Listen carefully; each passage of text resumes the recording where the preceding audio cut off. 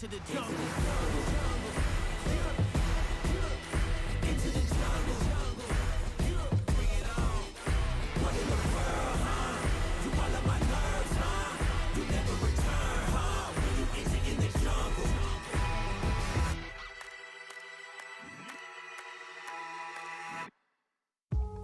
I go home when I win. I'm alone when the wind blows. And I won't lie. Oh, I'm hoping I get advances. This increases chances. My life is like a prom, but there ain't no dances. I'm standing in this hall getting funny glances. I was raised as a youth, but was missing parents. I was raised by my granny, shit, I miss my granny. Hardly raised by my daddy, but I miss my daddy. Wasn't raised by my mother, but I miss my mother. I ain't get to know my mother, but I actually loved her. Strange. I made the studio my home. Every time I touch a microphone, I'm at home. Every time I hear a metrodome, I get in the zone. Every time I get into the zone.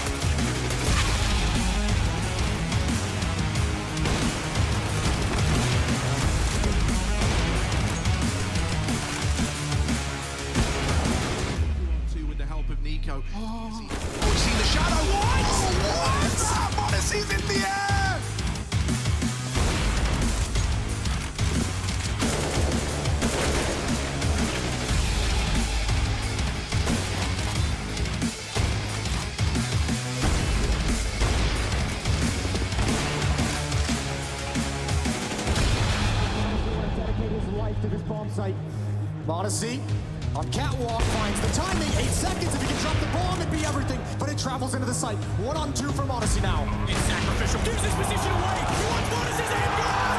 Look at this man. Oh, the Shepherd staff takes down the GOAT. And he takes Simple out of the round.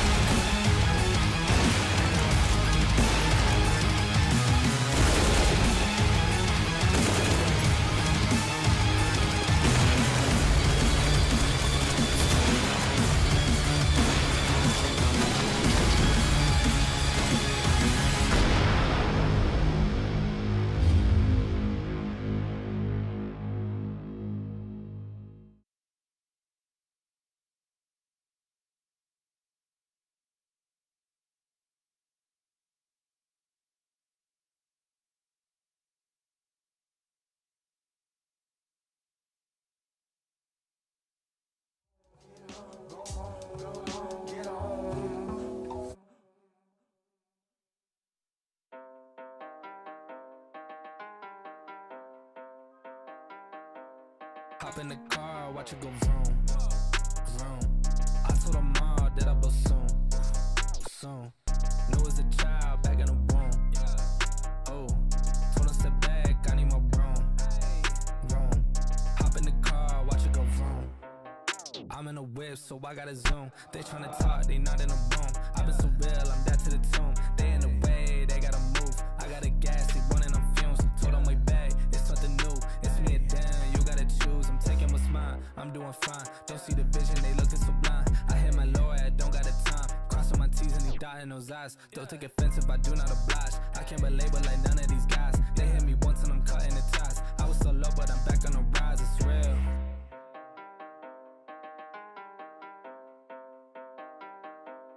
Hop in the car, watch it go vroom, vroom. I told her mom that I bust soon, soon. Knew as a child back in the womb. Oh, told her step back, I need my room, room. Hop in the car, watch it go vroom. I'm hopping now I gotta go. I'm looking back, they not even close. I had a 4, now I need a ghost. I got a wave like I'm on the coast. Same ones are down and I dare the show. So way that I'm ballin', they think I'm a pro. I'm getting sick by the money I gross. They saying whoa, I told them all what this is. I told them all I don't miss. Said it's my time. Look at this shit on my wrist. And when they shooting this breaks, I'm going in. In a new gear, gotta shift. I cannot stick to the script. I cannot wait. Watch how I get it and flip. It's just how I'm doing this shit and I'm gone. Just how I'm doing this shit and I'm gone. Hey, just how I'm doing this shit and I'm gone.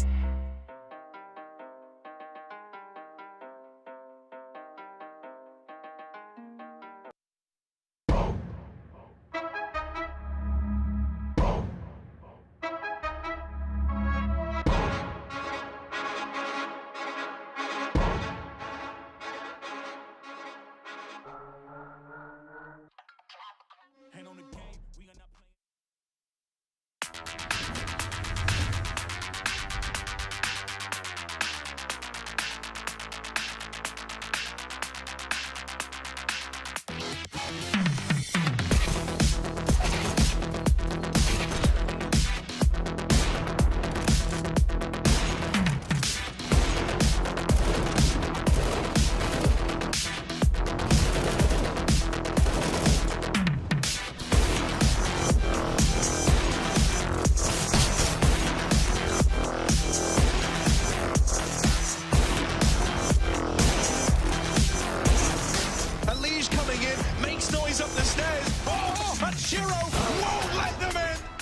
But Apex's flank does look like it's set for an ace. Yes, indeed, Apex. Shiro to come up clutch, and he's hitting everything as well. Shiro and Zywoo then, but 15 seconds of planting now. Zywoo closing the gap. Shiro, plucks his head.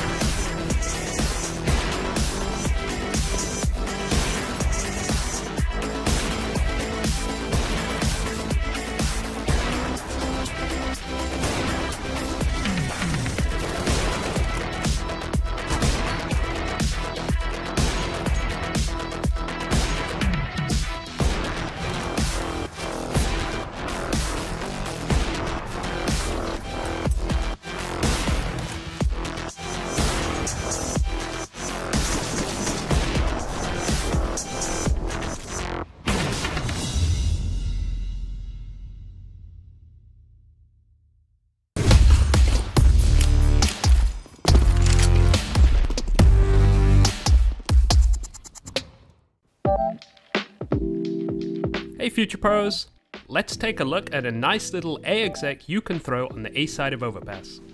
For this exec you will need 2 Future Pros, 2 smokes, 2 mollies and a couple of flashes. Future Pro number 1, you'll be throwing the bank smoke along with a molly for the truck. To throw your smoke, get into this back corner. Aim into the bricks and just to the right of this little brick. Then jump throw the smoke.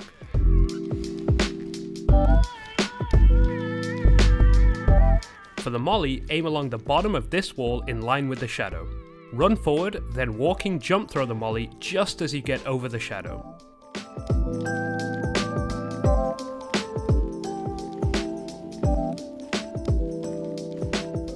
Then throw a basic flash behind your team to help them out. Future Pro number 2. You'll be throwing the stairs smoke along with a molly that lands next to the dice box. To throw the smoke, get in line with the right side of this beam and crouch down. Find the gap in the white spot and aim at this point and crouching jump throw the smoke. For your molly, aim just to the right of this brick and crouching jump throw also. Lastly, you'll throw the initial flash, which will help your team take space into the site. This is a nice execute and will make it hard for the CTs to play behind cover, also leading you to get the most out of your flashes.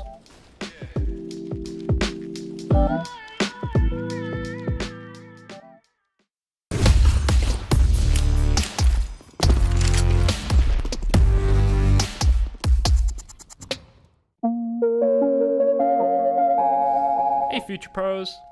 The act of boosting can lead to getting the jump on your opponent. However, not all boosts are equal. The 3 I will show you are ones where the bottom player is standing, leading to much faster boosts. Let's look at the classic short boost on Dust 2 first. Future Pro number 1, you are the booster, and to be a good one, jump up and stand on the corner of this box. Future Pro number 2, you are the boostee, run around the boxes and stand on the right side of this box. Crouch up onto it and quickly hop onto Future Pro 1's head, then up onto short. Nice, quick, and no fumbles. Now the overpass water boost.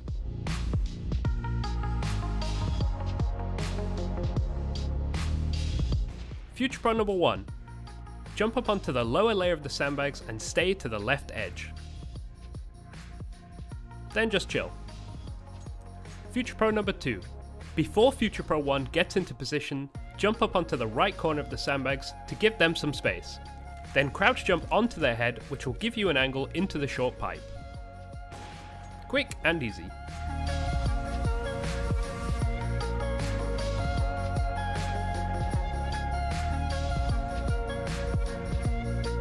Finally Vertigo, with the railing boost at the B stairs. Future Pro number 1, you will be the booster. You'll be standing on this railing, but wait for Future Pro 2 to get up there first.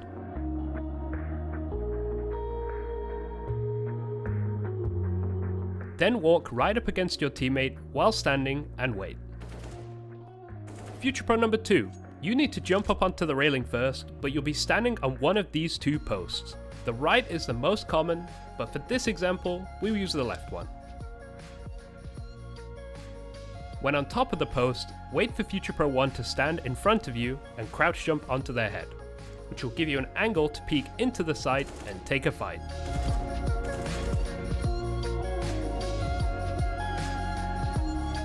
Good luck with these fast boosts, and I'm sure they will work as smooth as I've shown you here.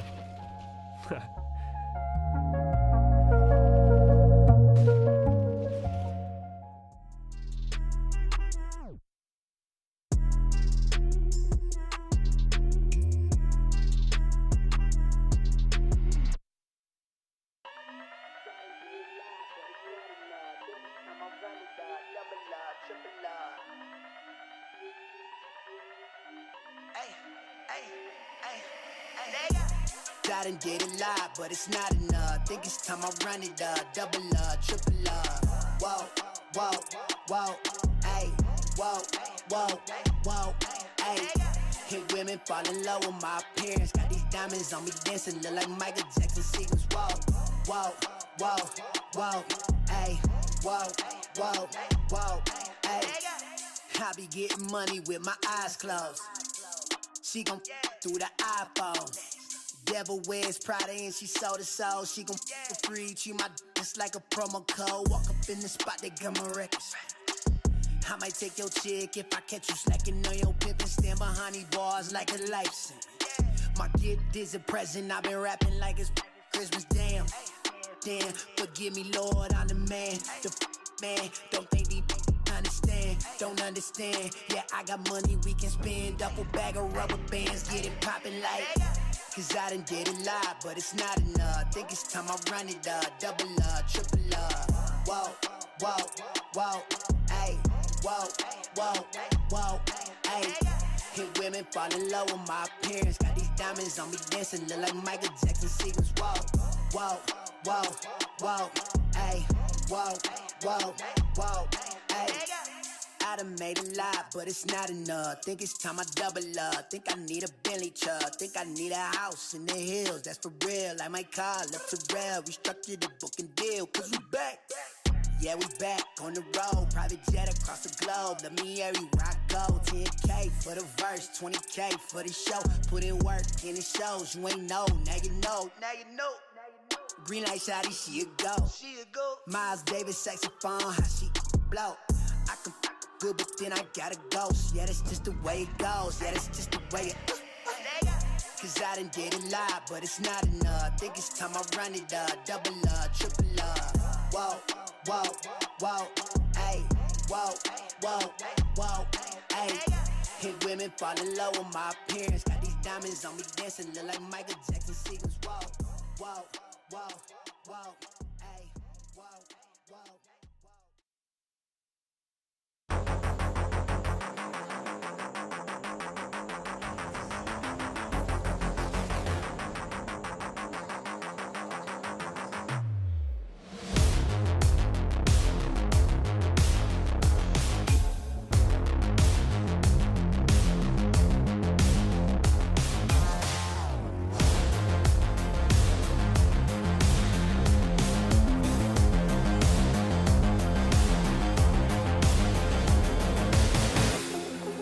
In one of the most legendary arenas that esports has ever created, delegates from around the world have met on this stage, on this common ground, with one goal and one mission.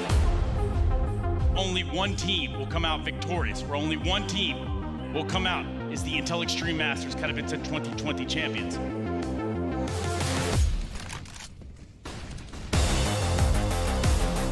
JW gonna go for more, and he's got it.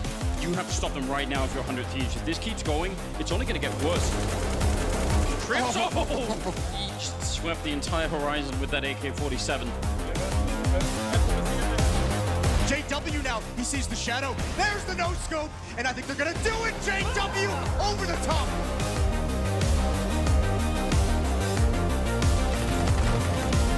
Lusher low on health, JKS. He's got the creep. He needs a bullet. There's a headshot to take him down. Nice triple for JKS. This should not be a winnable round for him. He's so low already. JKS on the other side. One bullet will... Oh! No way! 90 to 16 trims! A godlike clutch! This one is going to deliver. Let's get into the action. Na'Vi starting on the T side here.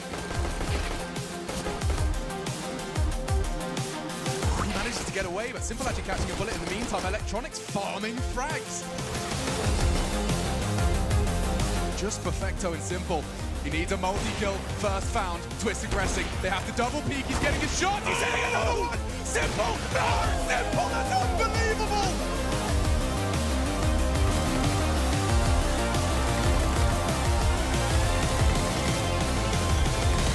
Na'Vi are up to the semi-finals and they smash the curse. Na'Vi have had the best player in the world for some time now, but they haven't had a team that he can believe, and that has definitely changed. This is their biggest test so far. Astralis are waiting. ESL Pro League is brought to you in part by Intel, Asus Republic of Gamers, DHL, US Air Force, 1xBet, Monster Energy, and Gaming Malta. Oh, Henry, you've done a really good job down there. Oh, thank you very much, sir. Dinko audio config now loaded into the system. And we'll just check that we're operating at 40 centimeters here. Oh, on the nose. It's meant to be 43, you twat. Right, sorry about that. There we go. I'm just working on the storyline. I think it's pretty good. It looks pretty good, actually. Permission to give some feedback on it, perhaps? Permission denied. Why don't you just sit and learn for once? You made quite a few blunders already. Yeah, that's fair enough. You are the young veteran after all. I'll leave you to it. Well, you know, I've been thinking, Henry. I think I need to lock in a new duo partner this year. Okay. Last year I was casting with so many different people like Yanko. And this year, I need to find someone that can give me expert color commentary. I need someone that can carry themselves in the big moment. And I think I've come up with the perfect person. I think you have as well. This sounds great. Jason. Oh. Hey, what's up, Dinko? Hey, what's up, man? Excuse me, bro. Hey, man. It's good to see you again. Yeah, you too. I'll make some room for you. No worries. You guys? Yeah. No? All right. Ooh, 43 inches. That's Yeah, great. perfect, That's right? absolutely Perfect. It's exactly what I want to work with. Yeah. What do you think of this storyline? Oh, this is great. You're doing Yeah. lovely. Yeah, this is going to be perfect setup for the day. This is going to be magnificent. Yeah.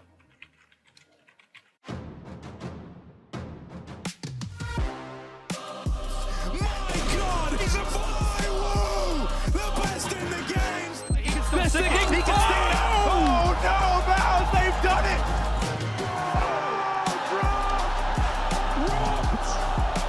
Absolutely rocked! Balls on steel!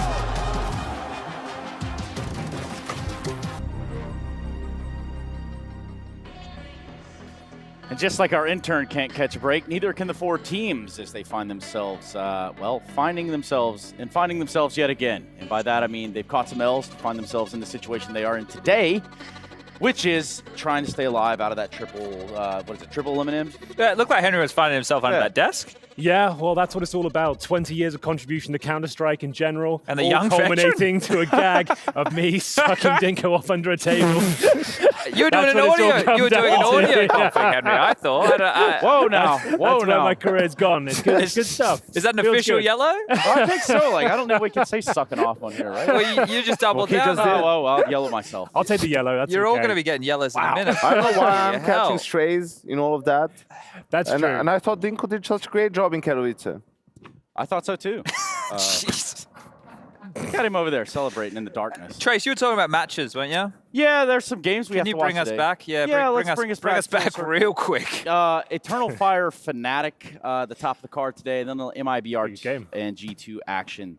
To round it all out, then there will be a post-show thing, as I'm told. I don't want to assume anything, but if not, I probably just signed us all up for it. So, but we hung around last time. It was good. Yeah, it was looked like like it was a day good one time. reflections. Yesterday was the first day of doing the 3 best of 3s, right? So Have you frost out on the desk as well? yeah, That it was a nice end of the day. We had the G2 lads. We had Nico and Hooksy with us there as well, right? So my favorite part was Yanko walking up, grabbing one, and just kind of walking over there and just, enjoying Hey, that. it was a long day. It was? I think I've learned that on day 1. Not so much on other days, but As it goes. Yeah, guys, it's Pro League. It's season 17. We're having a good time here. I'd like to say, Chad, would you agree? Yeah, I think there's lots going on, right? I think that's the key you know component. who's There's having a lot a going great on. time? Henry? Shiro is. With the way he's been playing, he's been having a yesterday, didn't he? yesterday against G2. He's having a great time. Also having a great time. Dinko, we got him in the casting chair. We got him finally finding an adequate partner in Jason, which is good stuff. I'm happy for both of them. Yeah. Good luck to them. Yeah. Same. Just so the They'll need turnaround Just time over another there dagger was in the back. I can take him. It's all good. Yeah, It'll be look, fine. Typical Jason, Yeah, bro. exactly. to Dinko we go. Dinko, you've got something sick cooked up. Am I wrong? Yes. Well, I've got ourselves the DHL drop coming up. We're going to be taking a look at that in between the first and the second game of the day. So we're going to be putting up NA Education versus the European schooling system. We've also got the champions of champions. We're going to take a look at that as well. What could go wrong? Yeah, nothing could go wrong, right? I'm looking forward to it. I think we've got some great teams coming in. Look, I think you just threw Dink. I feel like we're meant to be talking about something a little bit different, right? This section, Dink. I hope that bus is feeling.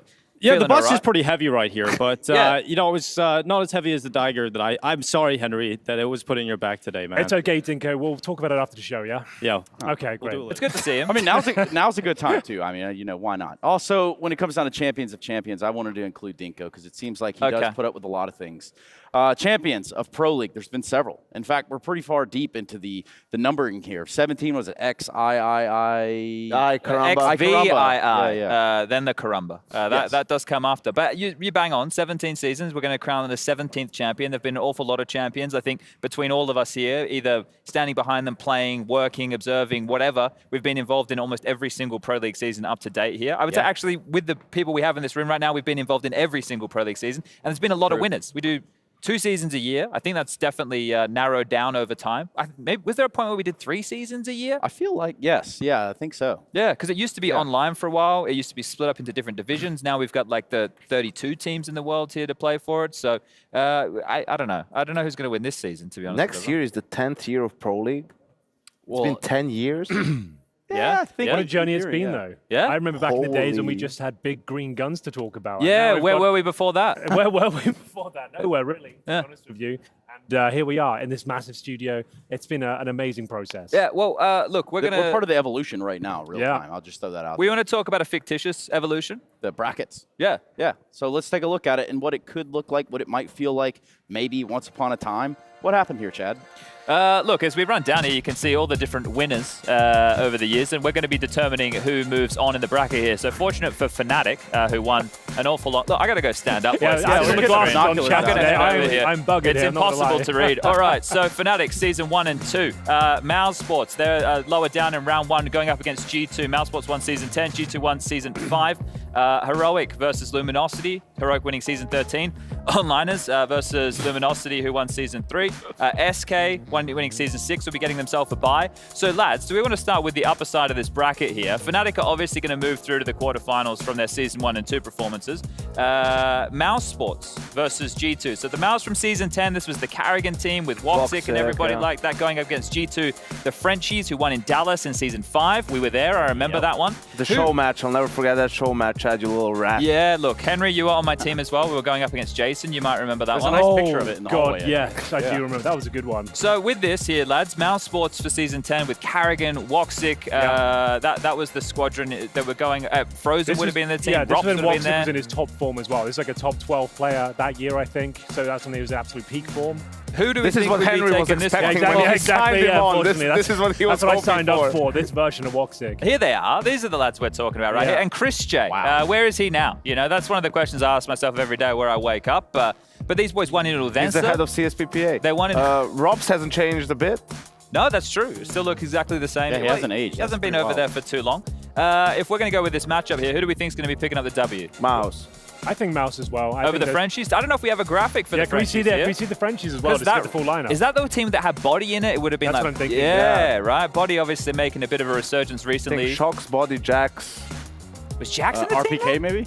Here we go. Apex, MBK, Shocks, Kenny S, and Body. This team is pretty interesting. This team could win the Paris They Major. were running double orb setups with Kenny and Shocks as well. They were really strong at this point, I think, at that stage. MBK, Kenny, and Body are on Falcons now, right?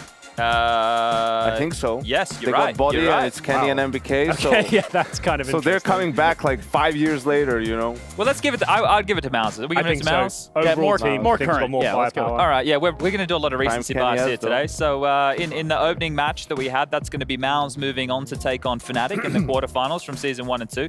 I'm a ghost right now. Am I coming back? Cool. Should I come back? You can if you'd like. Well, if we're doing more, I'm better stay here. Yeah, because- well, let's put. Can we pull the bracket back up and just take a look at some more of the games, right? Yeah, we're going to keep running through the bracket, Trace. You know, I've got the And conductor bang. right here. So I'm looking at the Lovely, Fnatic lovely. side, Chad. At the very tippity top. Yeah, well, they've made it through. They're going to be playing against Mouse, as we've decided here. Now we're going to go down to the next matchup. So, Heroic. Chad, wait. What happens to Fnatic up there? Can you just go through that one more time? Yeah. So they're in the quarterfinals. Oh, thanks to they're the gonna bye. play Mouse Sports, got it. Yeah, they're in a Okay, bye, all right? They're going to alright, play Mouse in the court. Okay, Heroic versus Luminosity. So the Heroic roster, this is the one that was online, right? This is... You've said all that needs to be said. Luminosity. Okay, Luminosity win this one. I don't even know if we need it. Can we just at least check? This is what the roster used to look like. A young refresh, Stown, Tessus, Cadian, and Shush. And then everything kind of went wrong. So yeah. Yeah, we got back to LAN. Well, yeah, but it's going right now. Okay, and then can we bring up the Luminosity roster? This one here, everybody should remember, right? Season A real 3. throwback, yeah. One of Henry's favorite teams. Absolutely. What can you say about this one? Multiple accomplished some things, championships, that's for sure. kings of LAN, and iconic players throughout. I feel like, yeah, Yanko's right. There's only Fat one choice. Coldzera, best Coldzera. Best Coldzera, absolutely. Every team needs a fat player to be the best. He might be in-game leading now, right? He might be doing a bit of in-game leading He now has that to, next time around. Yeah, because Taco won't be here. So we are going to be right. getting some Cold Yeah, Zero during sure. Pro League with 0-0 Nation. But these guys, right? I had to play against these guys back in the day. It wasn't fun. One of the key components to me retiring, I would say, getting 16-0'd by the Brazilians. Oh, bro, I forgot about Yeah. that. My condolences. Happened twice. Yeah. So yeah, we Doesn't don't feel good, does it? No, it doesn't. But I did hand out a couple of 16-0s in my time, and they felt pretty damn good. Well, they also sort of revolutionized the game a little bit with their era, the patience, the late clutches, and all of that And stuff. going further on that one, they And- also revolutionized NA Prac in a lot of ways that people aren't giving credit for. You know, behind the scenes, it was pulling teeth to get NA players to practice during the day. Provided me some of my most memorable commentary moments as well. Like when they were first on the scene, you didn't think there'd be that much of an exciting prospect, but every time you commentated them, electrifying gameplay every time, winning results that you wouldn't expect. So yeah, always a lot of fun memories with these guys. And the old Inferno there. So the old based Inferno off as of well. Source, right? Yeah, That absolutely. was not great. They've cleaned some things up with it now. But I think we're going to be landing on Luminosity winning this one, just thanks to the fact they won on think LAN. so. All right, Yeah. let's move forward. We can look at I this. mean, it was a legendary lineup Chad. as well. Yeah, look at that. Yeah, it was a legendary lineup, so we have to give them the W there. Are we going to do the bottom half of the bracket here? Luminosity Mr. Producer versus Riggs? SK. All right, Yeah. so the bottom half. Vitality, Season 16 winners. They won over Liquid. We all remember that. It was last season. They made it through. Na'Vi, Season 14 winners, going up against Team Liquid, Season 9 That was winners. Grand Slam Liquid, right? I believe so. I believe so. Which Na'Vi was the Season 14? It's not that long ago. Here it is on the screen. Perfecto Electronic Simple. Big Boom. Very strong team. Boobla. Yeah. No Boobla. M for Boobla. And Bit. And Bit, look This is at fitting. look how young Bit is. Little bit. Well, he's still young now. But this one's actually a hard one to call here, I think. Oh, prime Liquid. Well, if if that you is look the at case. Liquid during that 2-month stint when they were won the Grand Slam and they were on fire, that would have been actually pretty close. Can we just make sure we touch on the fact that Jason Moses O'Toole picked Stewie over Twists? I know he can't defend himself on the microphone right now, but Yeah, we will just let's make really that one hone in clear. on that. I actually kind of like where this is going now that he can't defend himself. That's not how it works. Isn't it? I'll save Jason. Oh, here he comes. That's a red card. That'll be 3 red cards. Carton Rouge. But this Liquid, boys, we spoke about this Liquid in their prime time, right? We discussed this team as, unfortunately they existed when Astralis, the best team of all time, was around. So, who's taking this one? Is it Liquid or is it Na'Vi? The thing is with this Liquid squad, they were on an absolute burner for 3 months? It wasn't until all the success came 62 through. days? 63 yeah, days? then they dropped off dramatically. I'm not sure if burdened by success after that, but They if got they're in in there, their got the prime job and they're in done. that spree, I feel like you give it to Liquid. I'm going with Na'Vi because this was the tournament where they won the Grand Slam as well. That was Na'Vi in 2021, second half, best team in the world. I think, we have Simple as well in that equation. I'm going with Na'Vi. And you're looking at some of these names, they are org abusers here, so... yes. Yeah. Yes. Yo, that awesome. doesn't matter as well. Which is a huge No, factor. Na'Vi. in this particular- I'm looking at Liquid. Na'Vi. Would they, I gotta be are we honest, talking Chad. about they'd be playing the game today in today's game mode or just back then? However you want to frame it, Okay, Henry, exactly. That's in this perfect. mythical All right. matchup that we have Okay. going on here. Understand. So what are the votes here? I'll Henry? go with Liquid, please. Na'Vi.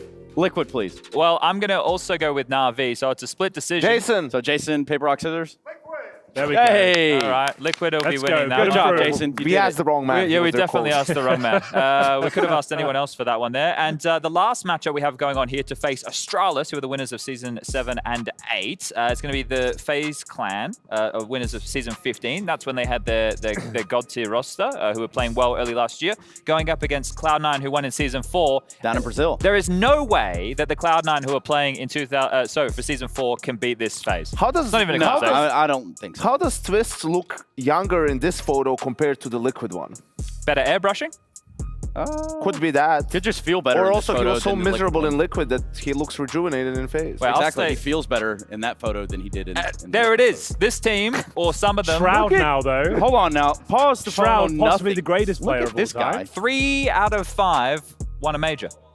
It's true. Yeah. Look Just at make that Penta. clear. You can't argue with it. Yeah, hold on. And This Shroud is won in maybe a tough major one. way, really. Yeah, Jordan absolutely. Nothing He's Gilbert. the real winner, to He's be doing honest. the flashbang dance. You know, Yeah, he's that's also a good point. He's got a music kit. making Definitely- enough money that he And doesn't need to 5 work out anymore. of the 5 FaZe guys won a major, so... That's true. What Well, there was no way Cloud9 were winning. I was just pandering. okay. Panda.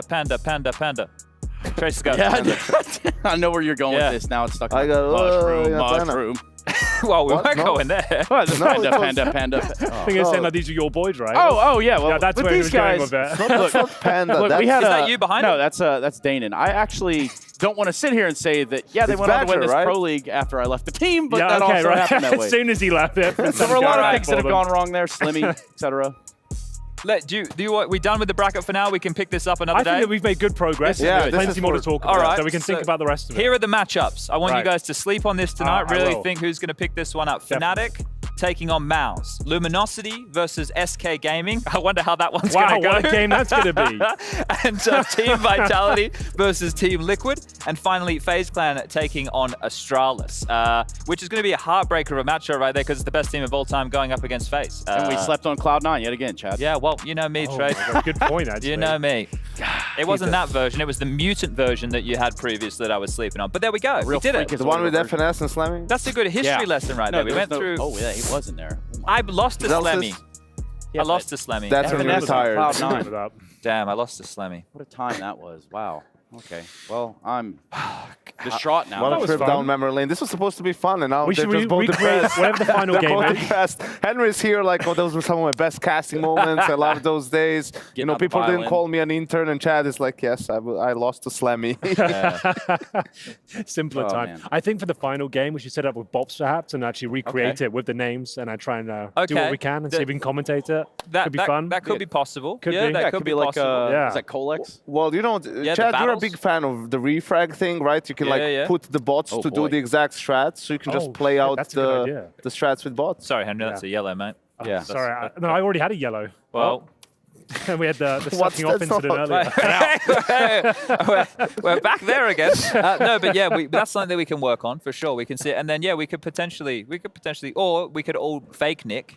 Right? Okay. We cosplay. Trace can be Skadoodle. You can go for a bit of Jordan, nothing Gilbert. Maybe get you as a Stewie 2K. Yeah. Like IRL, I got the mechanics. You can run through some smokes, you know? Exactly. I don't want to be Tracer. I want to be Shroud. And I can scream at my teammates. Yeah.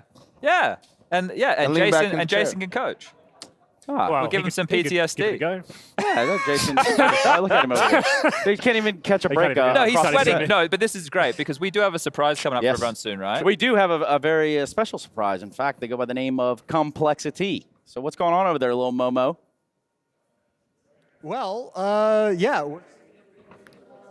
Well, I'm here on the DHL drop, Jason. I'm going to steal that one away for you for just a moment. Great to see everybody going down the trauma lane, but we'll be getting to Complexity in just a little bit. A little spoiler there, but another spoiler is that the DHL drop will be coming up a little bit later on. Just stay tuned in between the first game and the second game. That means the first match, second match for a competition. We've got a game show going on. We've got 2 teams, one from North America, one from Europe, and they're going to be competing alongside you guys for some prizes and the much coveted trophy of the golden chicken that DHL have put on the line. So looking forward to that one. Now it's time for Jason, Freya, and Complexity.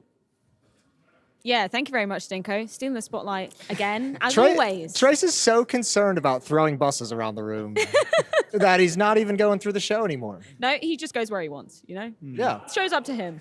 But we do have Complexity with us. Grim, TC, what's up, boys? Hello. How's everyone doing here? We're doing good. Sorry, yeah, you've come into absolute chaos, man. I appreciate you guys coming, because obviously you're not playing in Group A. You're in Group B next week. So can you tell us, when did you guys get here? What have you been up to since? We got here like 3 days ago, or 3 days ago? Yeah. So yeah, we've been resetting from the jet lag and just practicing a little bit, but practice has been a bit rough because of the jet lag. So we're just getting that out of the way before our group, and we should be good before the group.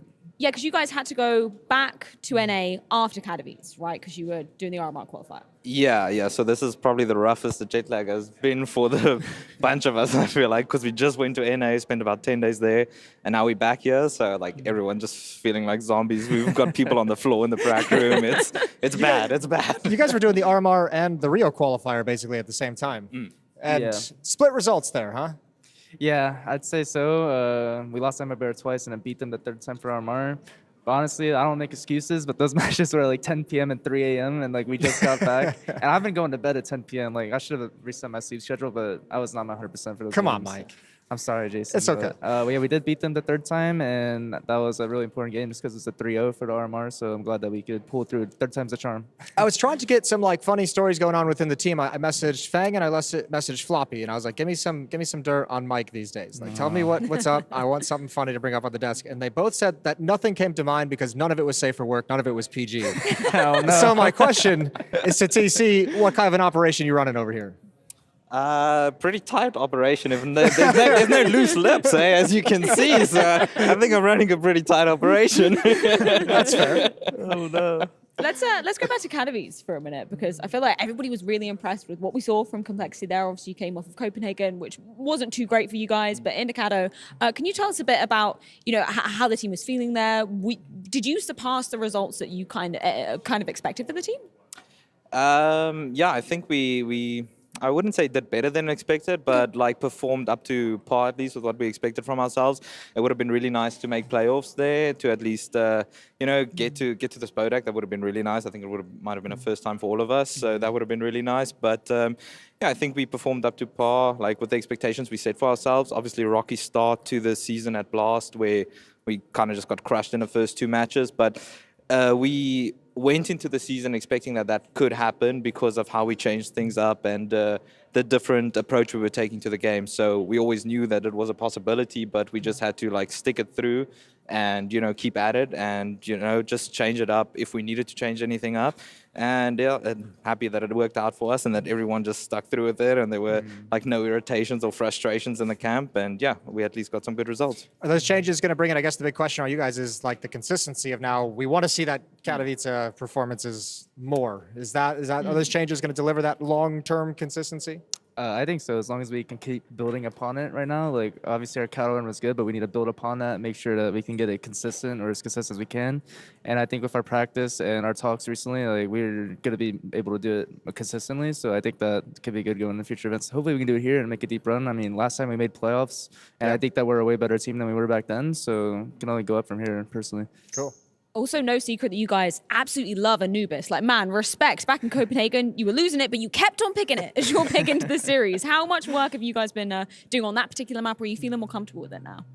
I mean, I think we Oh, would confidence. we would want to. we would definitely want to do more work on Anubis. We haven't really like completely fixed it, but we're working on it. It's a work in progress, and you know, you got to stick to your guns. Eh? It's like you got to go in with that confidence. When something doesn't work, just keep going back to exactly. it. You lost Exactly. single digits last time. We'll just pick it again. Like, let's go. Let's try. What's the worst that can happen? Also, no secret that Halzak is now Hella NA confirmed. Grim, have you been indoctrinating him to anything more North American? Is he taking any more traits? I'd say he doesn't really need to be taught too much of American style because he already is half the time being on the American style. But yeah, he's fitting really well, and we all joke about that content piece every now and then. Like when he gets like a sick 4K, we're like, drop him to Deagle instead. Like, he doesn't even need the op. So I mean, it's been going good in the camp for sure. Now, Group B. Obviously, we're in Group A at the moment. I'll get your thoughts on that in a bit. But any kind of standouts, maybe underdog teams that you're thinking coming in from your group? Obviously, you're facing up against Big Clan, first of all. Any thoughts on that? I mean, yeah, they coming in with a stand-in, or well, not really a stand-in. I mean, like Citizen just got replaced or benched himself. I'm not sure exactly what the situation is there, but I mean, we definitely can't underestimate Big. They're always a good team and a tough opponent. So I think like maybe that puts the expectation on us to be winning that game and to be performing there. So I think it's definitely it's still going to be a tough matchup. Like I said, they're always prepared, they're always ready, and they're always a tough opponent to face. So yeah, I think it's the first hurdle for us is just getting past them.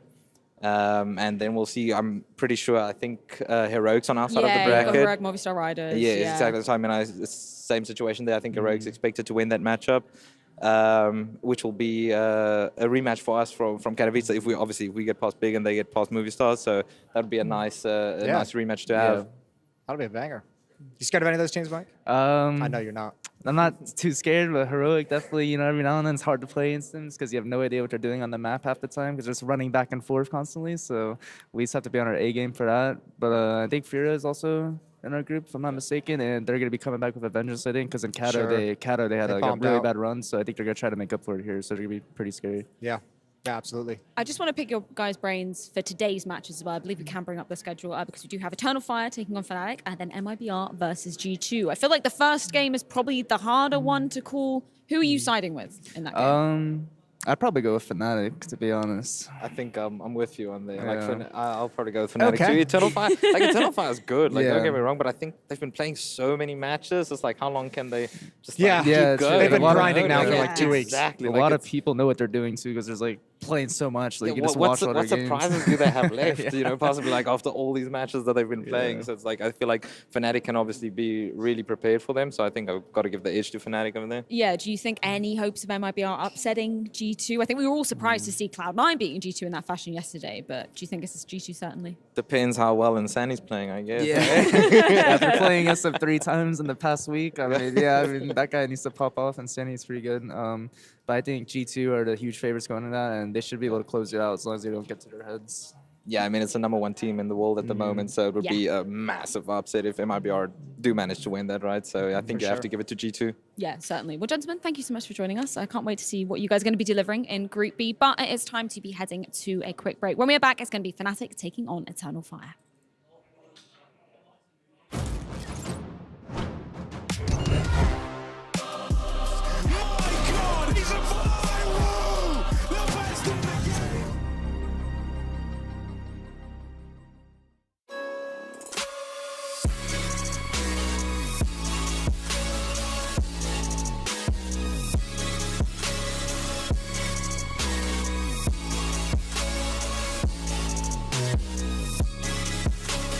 You love it, you wear it. What's your style? Get your merch at shop.eslgaming.com.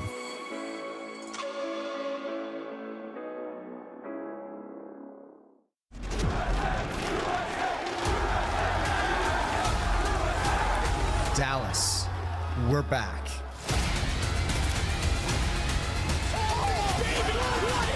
Counter-Strike is in our DNA. It always has been, and it always will be. And now we are once more returning to where it all began. Keep it brief like a black suitcase, and there ain't no time, hold up, it's too late. We ball hog no him, and I know where they feel, but we just do not care, and all y'all staring while we run amok, run amok. I run with some goons, they pulling up, looking for a problem, ooh, that's us. We get on the field and run amok, ayy, run amok, run amok. I run with some goons, they pulling up, looking for a problem, ooh, that's us. We get on the field and run amok, ayy.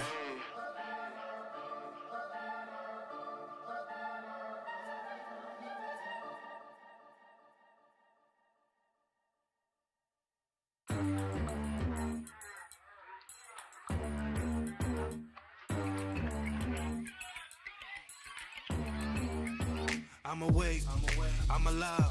I am the cake and the prize. I've been feeling energized. I ain't into telling lies. Got a jaw like Enterprise. I ain't tripping off of pride. I've been in my bag. I ain't really gotta brag. I was posting on the ad. See they getting mad. I be dripping with the swag. I be dripping with the sauce. I don't care what it costs. I might take a loss. That's the price of a boss. I might pull up like a horse. 911 on the Porsche. I've been bowling like a sport. I've been bowling like LeBron. With some women hella fine. I ain't into wasting time. I've been on my grind. I've been trying to shine. Hold up. Better don't stop. Better don't stop. Hold up. Better don't stop. Better don't stop. Hold up. Better don't stop. Better don't stop. Hold up. Better don't stop. Better don't stop. It's that real life Avengers. I be really in the trenches. I done came up off the benches. I be really getting splinters. I ain't tripping off an image. I be rocking something vintage. Pop up with the spinach. I ain't here to let you finish. In the booth, I'm a menace. I'm the truth and the chemist. I be pushing all the limits. I ain't never moving timid. I be really in my bag. I be dripping with the swag. I might pull up like a cab. Something where the birds chirp. I be on the moon. I might mess around the curve Earth. I be on the moon. I might mess around the curve Earth. I be on the moon. I might mess around the curve Earth. I be on the moon. I might mess around the curve Earth. I be on the moon, I might mess around the curve Earth. I be on the moon, I might mess around it. Hold up. Better don't stop. Better don't stop. Hold up. Better don't stop. Better don't stop. Hold up. Better don't stop. Better don't stop. Hold up. Better don't stop. Better don't stop. Hold up. Hold up. Hold up.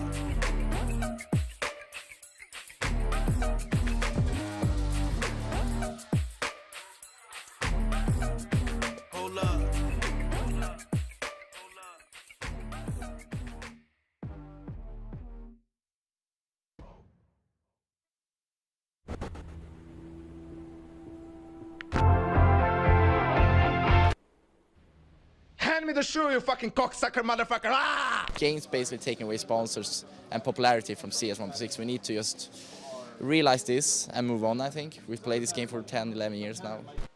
Major, pleasure to get to catch up with you ahead of this game versus Fnatic. First of all, you've got some sort of coffee there. What is your coffee of choice? I take it cappuccino. Cappuccino. Very classy. Obviously, you played EG, you beat them. G2, though, that was a really interesting game because we saw, obviously, Nuke actually getting quite close. You guys managed a pretty good comeback. Yeah, on that T side in particular as well in the second half. Can you tell me a little bit about that? What was that game like from your perspective? From my point of view, when I checked the demo, when I watched G2 on Nuke, I saw they have a play side on CT really aggressive. Like when they lost space, they really like to regain this space, really aggressive. And our plan as a team was to take space and just wait them pushing, like 20 seconds or whatever it takes. And I think it worked pretty well against them. On T side, we did really good jobs. But on CT side, I think we lost the match on CT side because we didn't adapt as fast as we needed. Like they play really well, mid-round situation. we was in the darkness in the mid-round. Like we was without information mid-round, and I think we lost because of that. And we will try to be better next time if we face them. Yeah, before we do touch upon your next opponent, obviously Fnatic, it's no secret that you guys have been playing a hell of a lot of CS recently, obviously just lifting the trophy in this very hotel as well. How do you guys actually pace yourself when you know you have this many games coming up?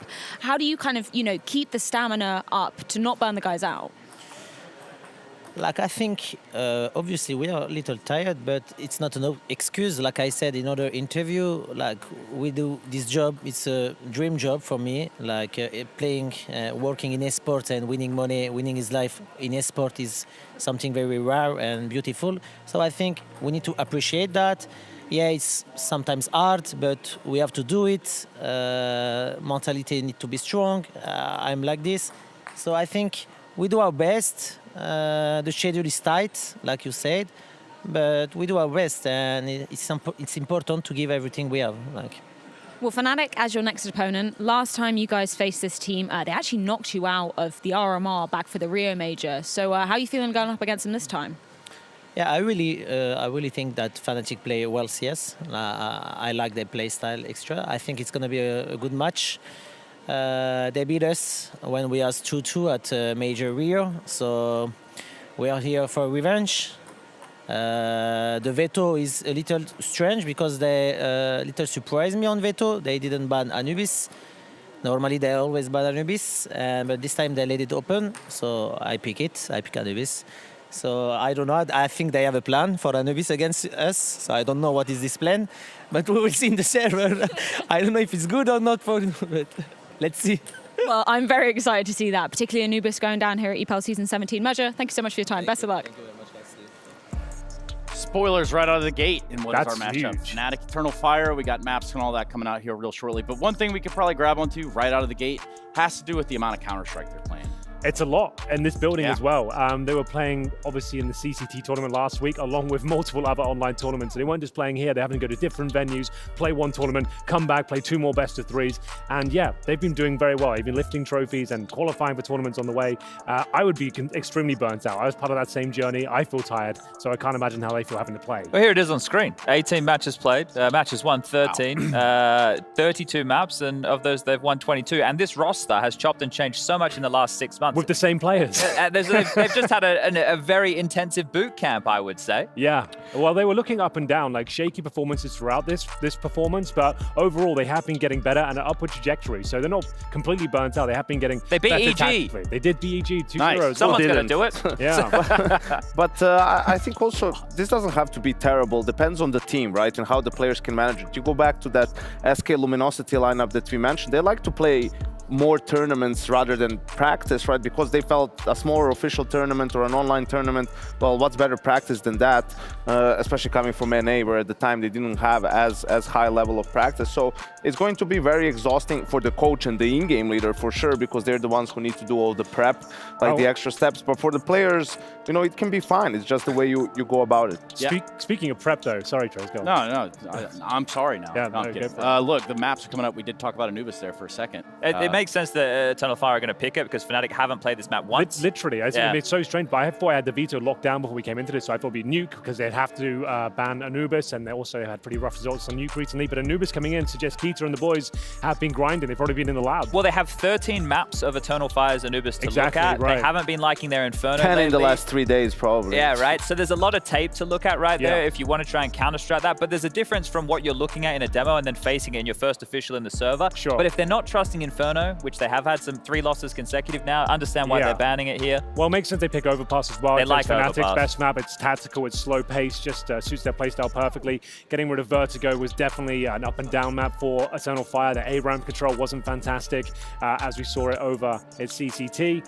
And it will be Nuke to close things out, which I still think is kind of interesting. I actually favor Eternal Fire. Feels like it might be the one. first 3-mapper we might get here in Pro League. Yeah, Anubis it might comes be. in. We haven't had a 3-mapper yet. Every series so far has been a 2-0. You had to say it. No, but sorry.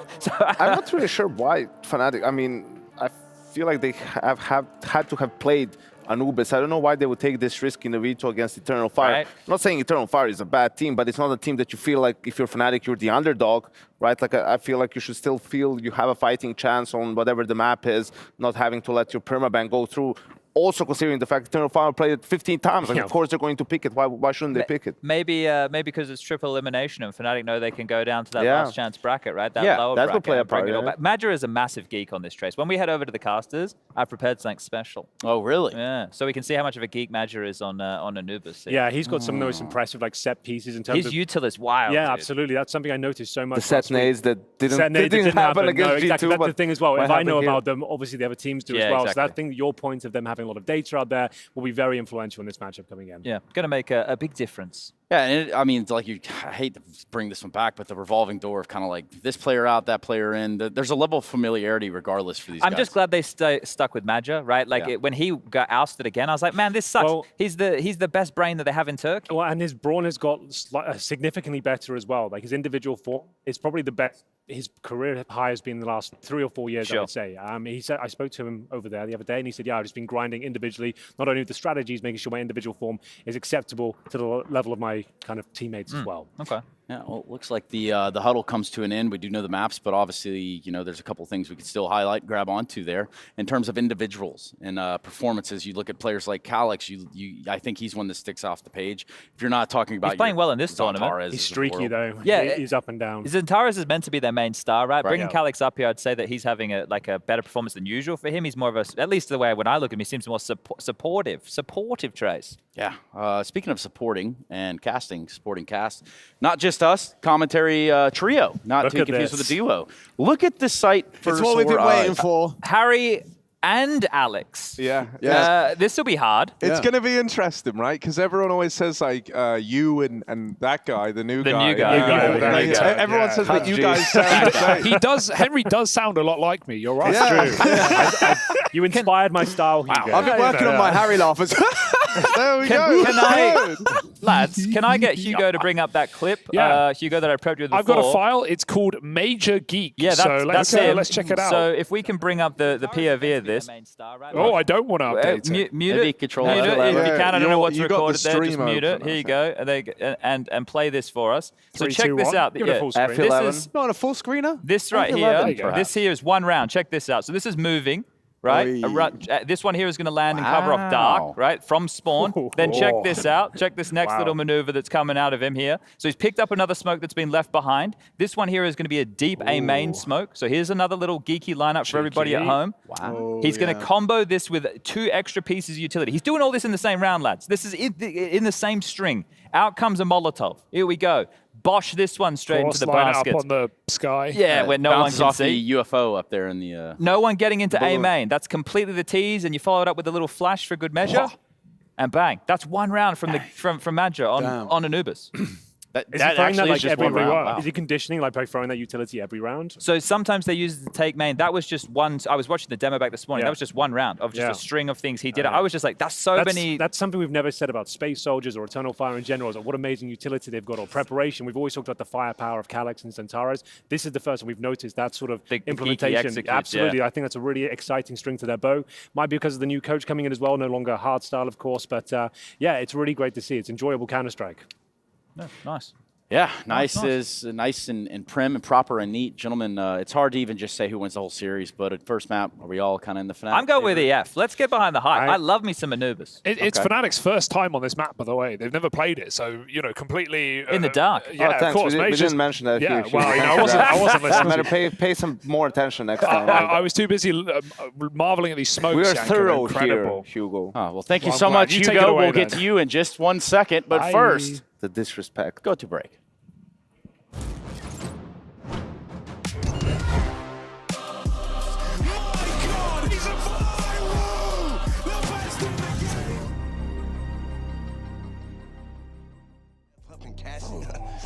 Like how I slid on out cause he was acting savage. Talking about, let's see how you star in films with action. Or I'll put cheese on your plate and let them wolves get active. You can't stop me in the paint, I got too many badges, boy. If you afraid to fight, then stop like matches. Put that heat up on your chest and colorize your passion. She in love with how my diamonds look, they gotta dance. You know I can't never lose, I'll put my team up in that man. Yeah. I've been going hard in the paint. I've I've been in the gym every day. Whole lot of wins on the way. Bossed up, feeling like I can't lose. Pulling up and don't hesitate. Gotta make a move, make a play. We don't fall off, levitate. Bossed up, feeling like I can't lose. I've been running up the play through the back door. Feel like Shaq when he snapping, broke the backboard. Work hard, play hard, yeah, we been there. I was down for a minute, got my leg back. Give me the game, I got penny, give me a wave. Triple the stakes, told him I don't never play. I mean, Roof Chris, told him we was too lit. Give me the toothpick, picking out the players, Told him I wasn't even levels, it was layers, I can tell the way you talk that you a hater. You ain't never made a play with the guys. I've been in my own lane, made a wave on a high tide. I've been going hard in the paint. I've been in the gym every day. Whole lot of wins on the way.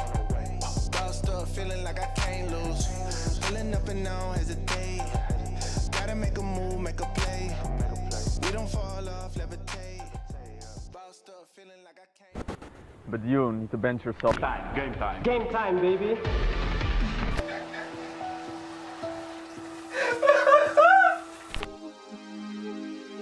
I think we can come to some sort of arrangement, if I'm honest. Yeah, I think we can come to some sort of arrangement. We rise from hell. Alrighty then, folks. Hi, I mean, we didn't talk about it. What did you No, that was good. I like that you just like really went with it. You know, like you just threw yourself into it. Verbal diarrhea. Yeah. You know, the man said go, and it just started coming out of my mouth. It just started happening. Yeah. No, I like it. Dude, we got a pretty sick game, don't we? Right? We got Fnatic taking on Eternal Fire. This is an Eternal Fire that are fired up. You know, that was kind of low hanging fruit, but like you know, get it out of the way, nice and early. It's like casting Annihilation. You're like, don't say it, don't say it, don't say it. Oh, he's annihilated. Where'd you come up with that one? What a good one. Great vocabulary. No, dude, though, this is sick because we have Eternal Fire, this kind of you know, Turkish dream team, really stepping up and looking good, having just picked up a win at CCT over the Bad News Eagles in that grand final. Right here in Malta. Yeah, kind of sick, right? They've already won a Malta before. Yeah, looking it's going to be so mad, guys. That was like their whole segment.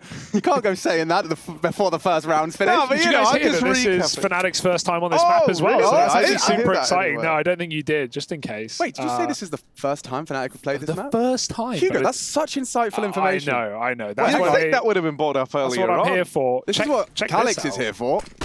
And knock it on the door for one. Okay, nearly two. The Julie's definitely connecting. Sketchy for Zantara's bomb is down. Things are awkward for the remaining two.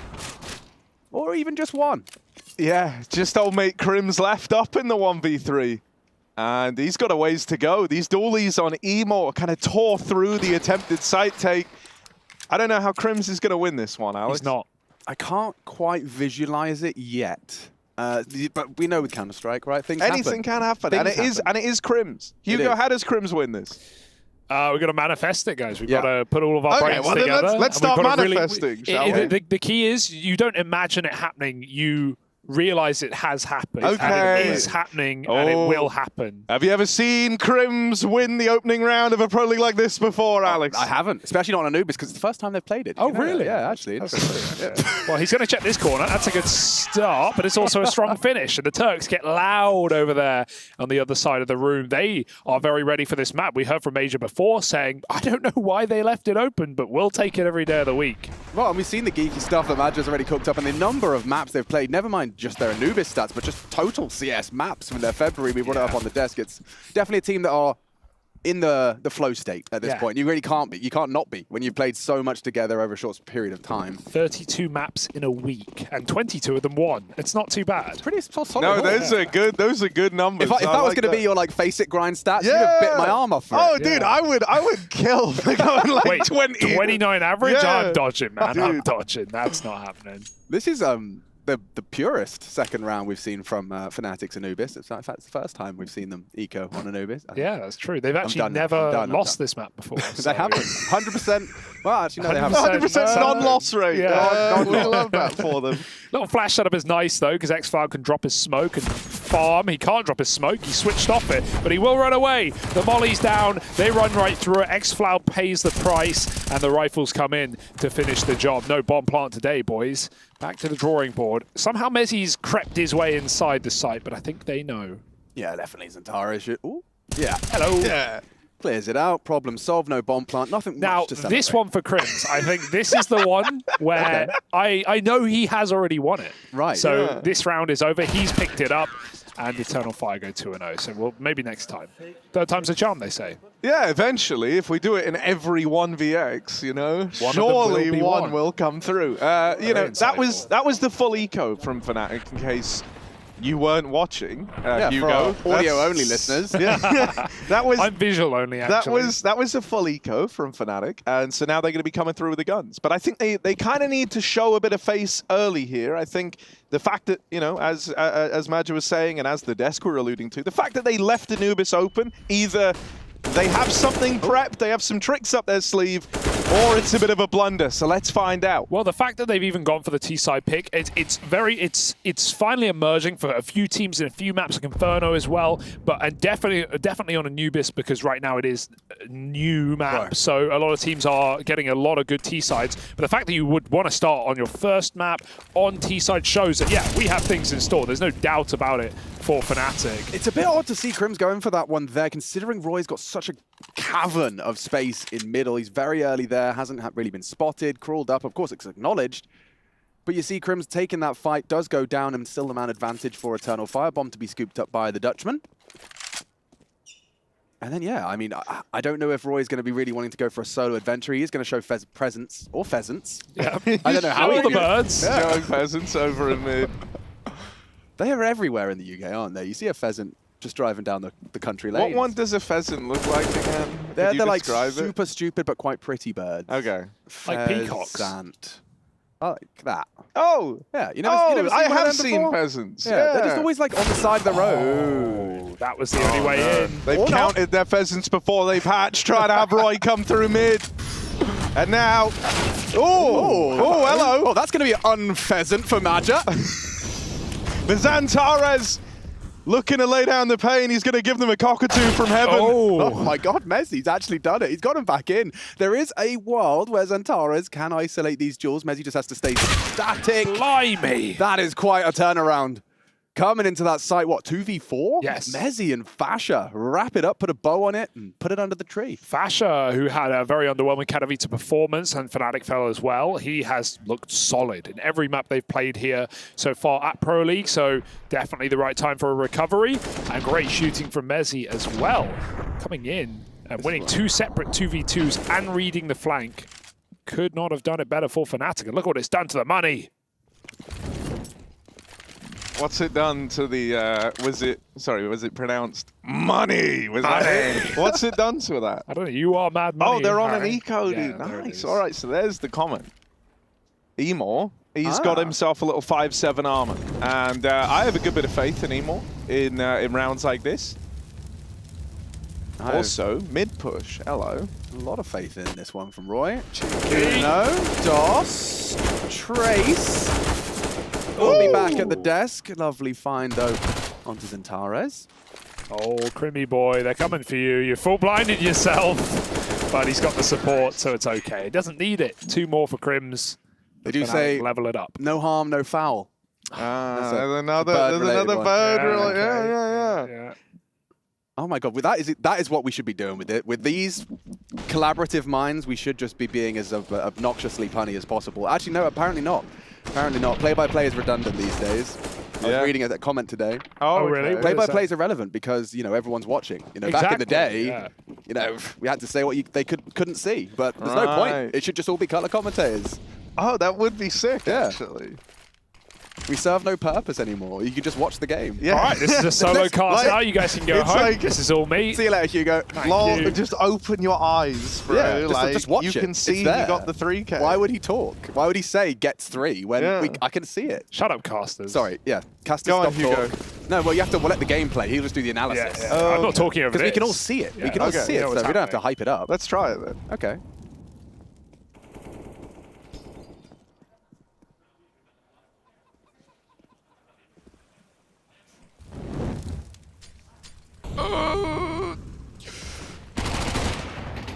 See, in this round that we just watched, Crims actually got a kill onto Major, who did push. See, color commentary is just play-by-play, but in the future, I'm talking about the past. That's what did happen in the round. That happened in the round. That's good. But maybe we should end this bit. I can see that. Yeah, it ended up being a really long round, so it's a long bit, isn't it? Right, Roy? Isn't worth it. He's influenced the rotations with that kill there, and now X-Cloud. Well, the B site has fallen, and that's good for Fnatic because they need the site, what with being on the T side. So they're going to move in and get that bomb down. Astute observation, Harry. Yeah. Apart from, you did say the B site has fallen. Did. Yeah, I meant you can't get it all right. You can't get it all right in the heat of the moment, right? Play-by-play casters, man. Yeah, oh, this was so exciting. I mean, Magic getting very aggressive on that one, as we could all see. Fnatic doing some very scrimmy, walk through A main, not even running, just sneaking through A main and getting entries with no utility right now. Eternal Fire going to need to watch out on their A setup. We saw some flash setups earlier, even with some missed nades, but they need to be very careful. Fnatic are going to keep doing this dry. Emo's a dead man. Sorry, buddy. But you're gone. Nothing survives. No AWP.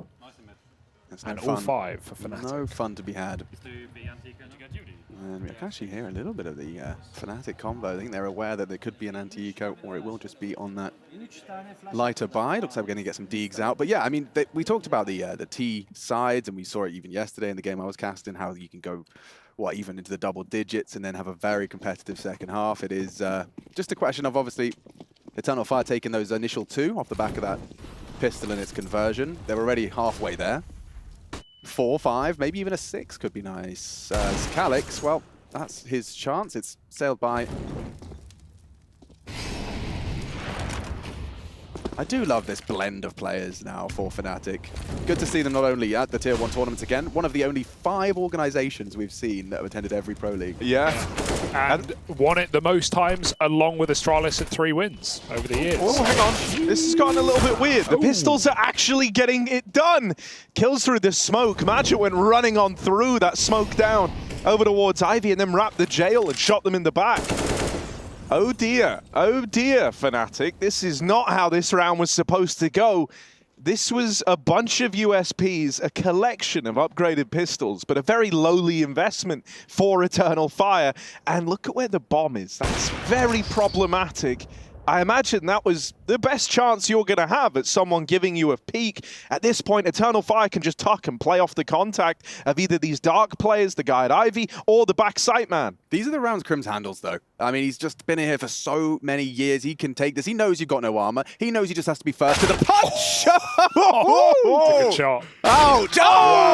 Jeez, what a finish. Calix with 3, Centaurus with a Scorcher, and that is 3-3. We were just talking about how valuable CT rounds are. With what? A collection of pistols, they collect a 3rd. Outrageous. And some weapons for free. Is that Imor just hoovering up that AWP as well? Nikodos is now contributing to the damage in the following round. This is the frag we may have missed. Madja with a love tap of sorts. Want to see this one? That was dirt.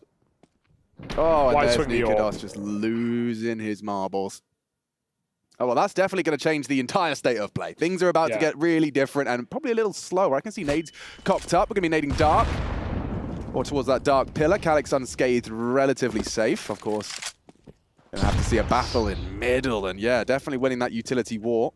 Round 7.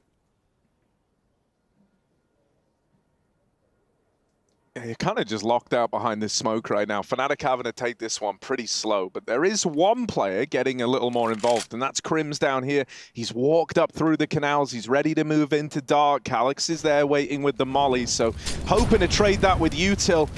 Roy has been good at finding this mid-space, and Match has done well to trade that back into a 4v4. At least keeps a bit of a ring on mid.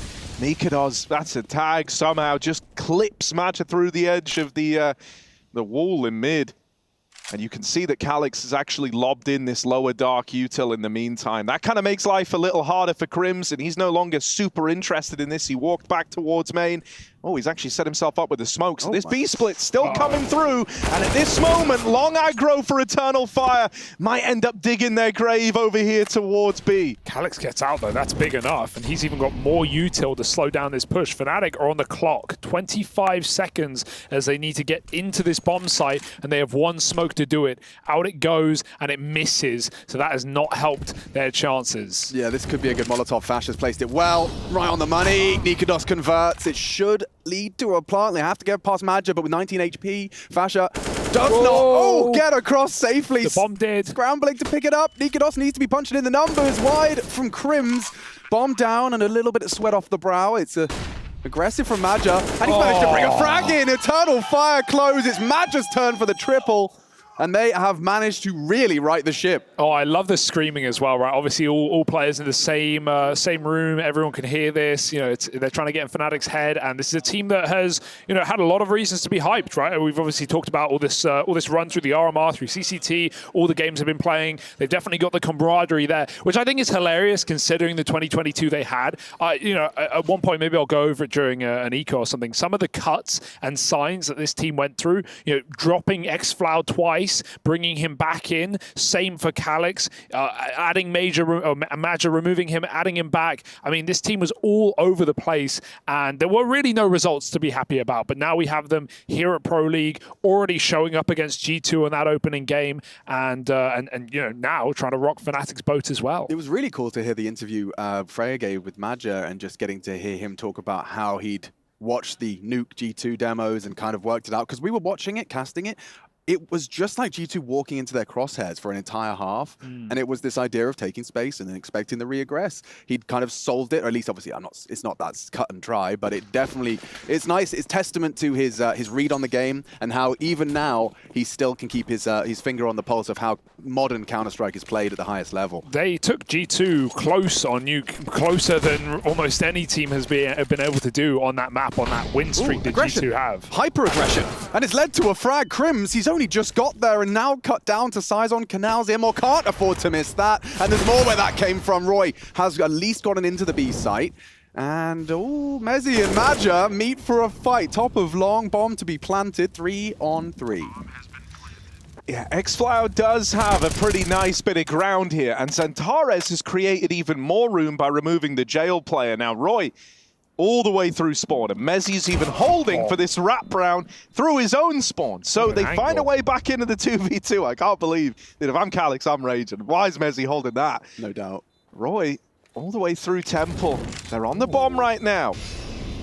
They're in position to tap it and try and force these fights, but with Mezzy pouncing early and Xantares never getting out of dark, it ends up being a round that goes the way of Fnatic. They even try to chase down that last man, and they will get him. Yeah, I just wanted to say as well, you talked about Eternal Fire on Nuke and how hard they were able to push G2. The only team who's been able to do that well versus G2 on Nuke in recent memory is FaZe Clan. They outdid the likes of Heroic, who managed to get 12 rounds versus them, and Na'Vi, who got 10. So that's a pretty impressive and exclusive club, and it's also the most T-side rounds anyone's put up versus G2 on that map. Damn, yeah, they did let it go on that their defense. I mean, that's what he acknowledged as well. And there's about to be early friction here. Imor with an AWP. And Fasher, he's... Oh! Never mind. That was so much threat, and now it's all gone. And Xantares trying to get the sticky fingers on the AWP. Nah. All right. You got nothing. One's great. Bombs out in A. He's trapped. Oh, he's made the right call. Yeah. Oh, hang on. They heard a footstep, but that's not seeming like the full intention. Fnatic have just hit the slow down button, right? They're like, okay, we know that AWP's in play. We saw it over towards mid. They're going to throw out a bit of a feeler with Roy creeping into this B side of the map. And based on the control he gets, I imagine that's going to influence how the round plays out. But Calyx could disrupt this whole damn game plan. He's definitely got a little bit of sellotape on his W key. Nothing worse than this. Pushing B, and then they find the alternative route to the site. Roy, in back-to-back rounds, has found cheeky lurk timings through the opposing team's spawn, and he's cleared out all of B. Fnatic, red carpet, rolled out, they've taken it, and Roy has now swapped sides of middle past the angle that X-Floud's holding. Eternal Fire could not be more in the dark than they are right now, and the penny drops as they realize off the plant they're going to walk into Crim's holding. They might even... Good check. But it's still going to be the round. There's nothing Eternal Fire can do about it. Yeah, Calyx is going to go and try and hoover up that rifle and see if they can maintain it for the next. It was just a singular AWP and the pistols around it.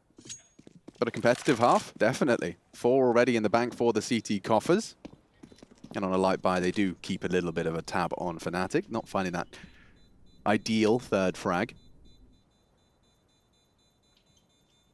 You know, I think one thing that's good for Fnatic to leave this map open, obviously presuming if Eternal Fire would have picked it, is Eternal Fire, one of the teams that played this map more than anyone since it's been added. It's their most played map in the last 3 months, 13 games logged, you know, varying degrees of success, a lot of close games, a lot of different tier of opponents, and in terms of being able to prep, if you're Fnatic here, you'll have a lot to look at, and a lot of work, I'm sure, has been done. Keto on your screens now, the coach of Fnatic, someone who's credited a lot with the prep that comes in for this team and the demo watching. So I'm sure that's something that that we expected from Fnatic. Even when he's back in Complexity alongside Blame F, that was the narrative. It was Blame F, it was Keita, and they would often get a lot done in demo reviews. Well, they've got plenty of options here up against Eternal Fire, and Fnatic are showing to be pretty fluid on this map so far. Oh, a bit of aggression over towards B, and the timing on this is quite nice for Eternal Fire, right? They're about to discover that no one's leaning over towards B. That might free up a player to look to rotate back around over here towards mid or A, or alternatively, they can have Calyx commit to this push again, and it looks like that's going to be the decision. Now, depending how fast he is, he might actually find... Oh, he runs it! Yeah. That is ballsy. I guess that's like the paranoia from the last round. Oh, man! Well... B's free, says Roy. He's given with the double. He's opened it up again. This time, it's not a weird timing. He just nails both opportunities that he gets. And Eternal Fire have already just kind of bunkered down over on that A side of the map. They're saving here. 3 rounds in a row, and it's all Roy, really.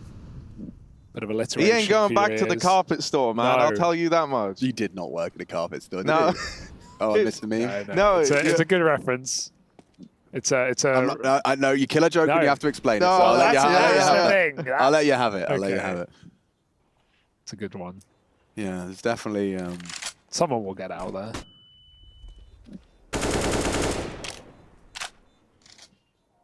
Yeah, damn good rounds of Fnatic. I mean, they've kept. Dude, right. Sorry. Let's talk about the Calyx run. Is that like trauma from how the last round he misses the time, and so this time he's like, okay, you know what? I'm gonna bring the heat. I've got all this space. They're not playing here. Normally there's someone kind of holding it from like spawn area, so I'm gonna go fast. It's you thinking it's the A play, but it's also your team have eyes on mid, and because Roy is tucked in that little corner, he's in the one position. They're like, mid's clear.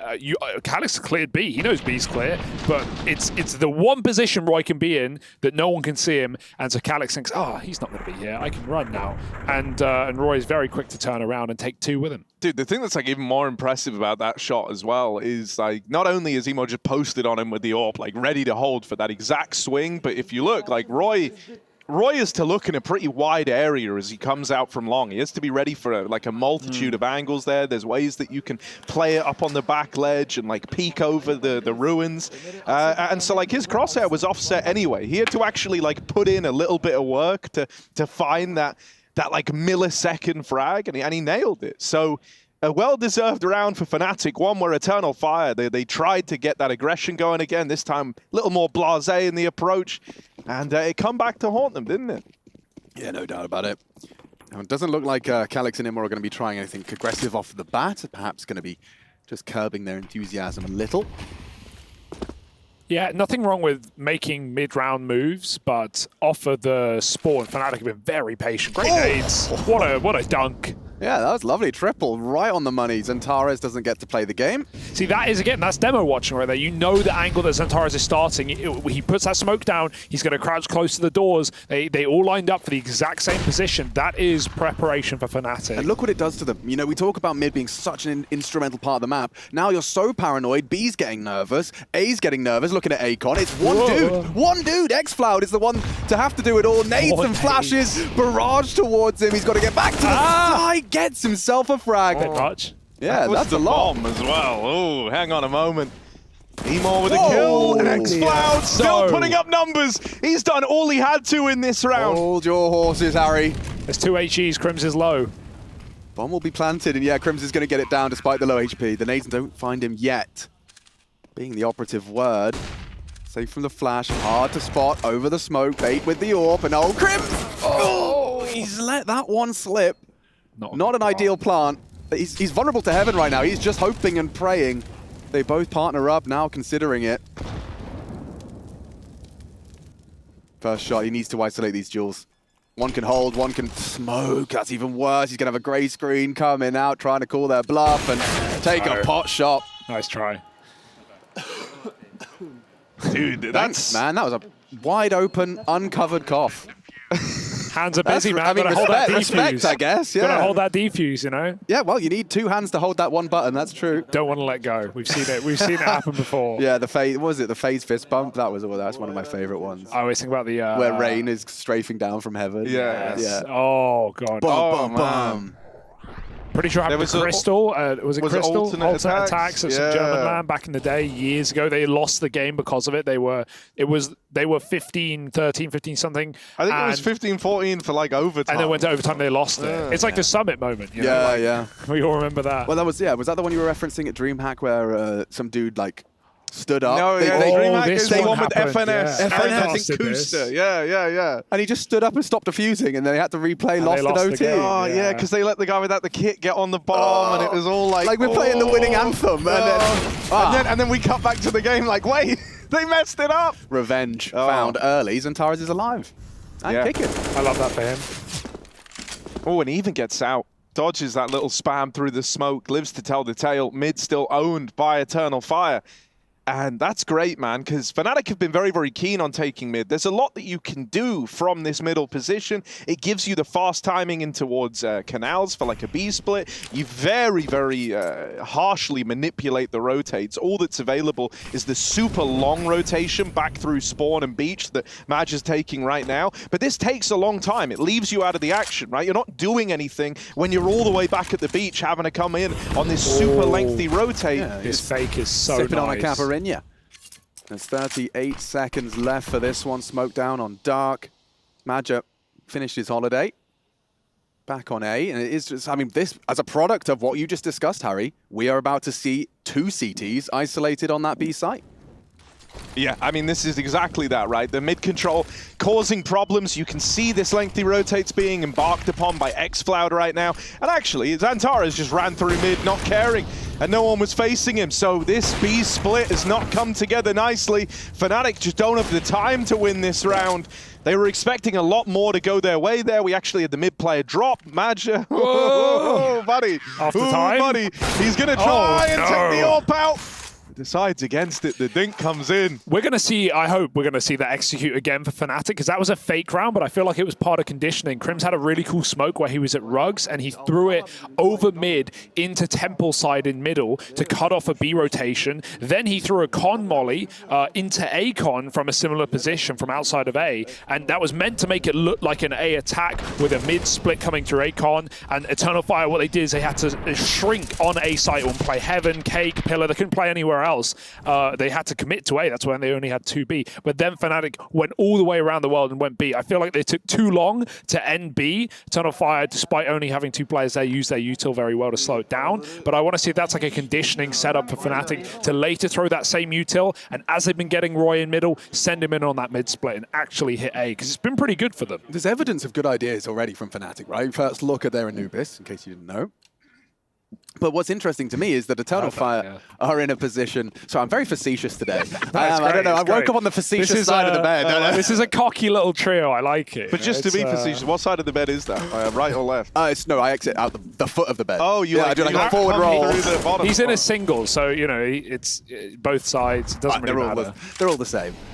And so is this, actually. We've seen this before. An opening kill for Fnatic, but very compromised in the buy department. Just those 2 saved rifles. Nikodos obviously very lucky to be bringing that all through after the dink on the hunt. Someone should get to Mezzi because he has a gun at his feet and he's only got 2 rifles in this round. So it'd be nice to see someone sneak their way over there and get armed. Fash has got armor, but no, nothing. A howl left on the ground, unused. Call it Rushley's because, my God.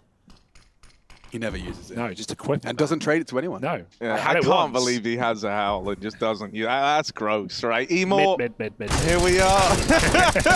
Get out, Ron. Get out with your cold takes. No, he was just commentating. Oh, okay. Because they're going mid. Fine, Rush. You want to talk? You want to commentate? Take this round. It looks like Nikodos here is creeping in Xantares with a dirty angle, but Nikodos takes him down. Activating Mezzi now. Madra in a lot of trouble on the site here. Oh, the spray doesn't look good. Dancing around Cake. And now he's been taken down. But Fasha, he's got the bomb. He might get taught. Fasha, he hears these players. He's in a risky spot now. Mezzi to save. What a shot. And now Calyx gets peeked from the top and the round is done. He can do both at the same time. That is insane. So like, impressive. Rush is the one that makes me most nervous for our job because there's a world where you just hire him to observe you can cut some real costs. I mean, you've all been, rising through the casting scene. We've all at one point had to observe and cast. We know how bloody impossible that is. I've done production and observing and casting at the same time. They gave us XSplit. I mean, not a flex, but not my best work either. But 3 for 1. Yeah, doing the lower thirds as you slide your chair back into frame. I know, Hugo. I remember last season's Pro League quite fondly. Oh, dear. I'll be in 2 places at once. Luckily, everyone here in Malta now. The vibes are nice. The vibes are very nice. They're only going to get better. Not for Emor, though. Smoke, Molly, and bullets. It's a deadly combo. And again, I could just dry walking. Arguably, he's kryptonite, right? Yeah, I'd rather have just the first 2. If I could choose. Well, it's Friday after all. It's Friday, my dudes. Cake gets hot, burnt. And now Madge's next on the naughty list. Quick spank, problem solved. 8 for Fnatic. So they've definitely kind of recovered this half. We were talking about aiming for 6 on those CT side. And Eternal Fire are going to be very happy with this. I reckon if they can especially muster 1 more to close, keeping it conservative for that final 15th of their defensive half.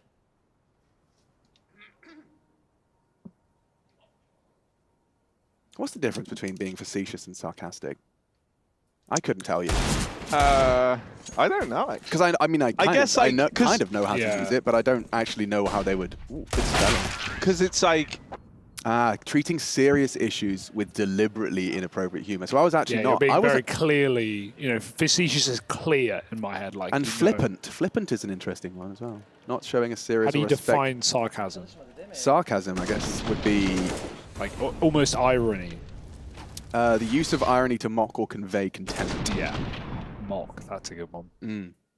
So what one were you being out of those 3? I was probably being sarcastic. Okay, right. There we go. And then you want to keep playing that game, envy and jealousy. This is a good one. We had this over dinner the other night. Yeah, well, we'll come back to that. In fact, we'll do it into the break. You guys can tell us what you think the differences are as Xantares is going aggressive with his partner in crime. Emor and Xantares across, flashing flies, and Calyx on the jiggle. Crims can probably safely call 2, if not 3B, with Fasha's information from that long push. Ouch. Yeah, that's the end of that. Nikodos' journey into dark is cut short. Floor laden with flame. Crims catching nades. Bomb loose towards the canals as Mezzi is having a poke and a prod. He's been getting a lot of A entries, but this position for xFloud is dirty. There's no way you're looking here. Oh, he forces it though. Thank God he still wins it. Eternal Fire need this round at the end of the half.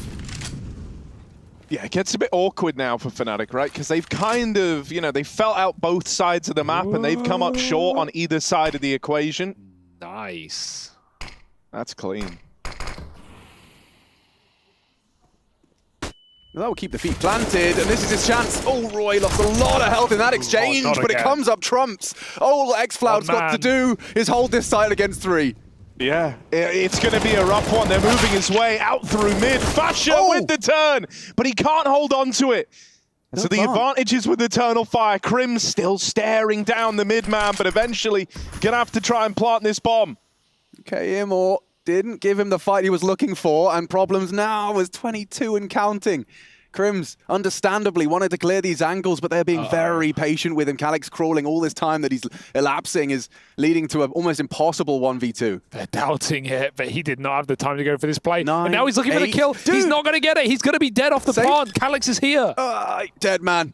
Bye. Sorted. 8-7, a 7th in the bank. This is looking good for Eternal Fire, picking up Anubis and trying to take the series the distance. We'll find out as we return after the break.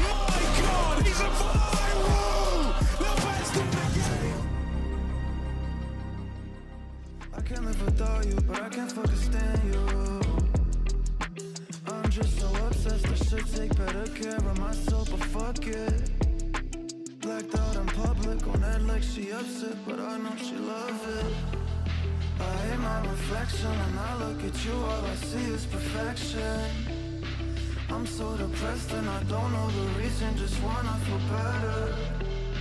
Hate my reflection, when I look at you all I see is perfection. I'm so depressed and I don't know the reason, just hope I feel better. Don't know the reason, just hope I feel better.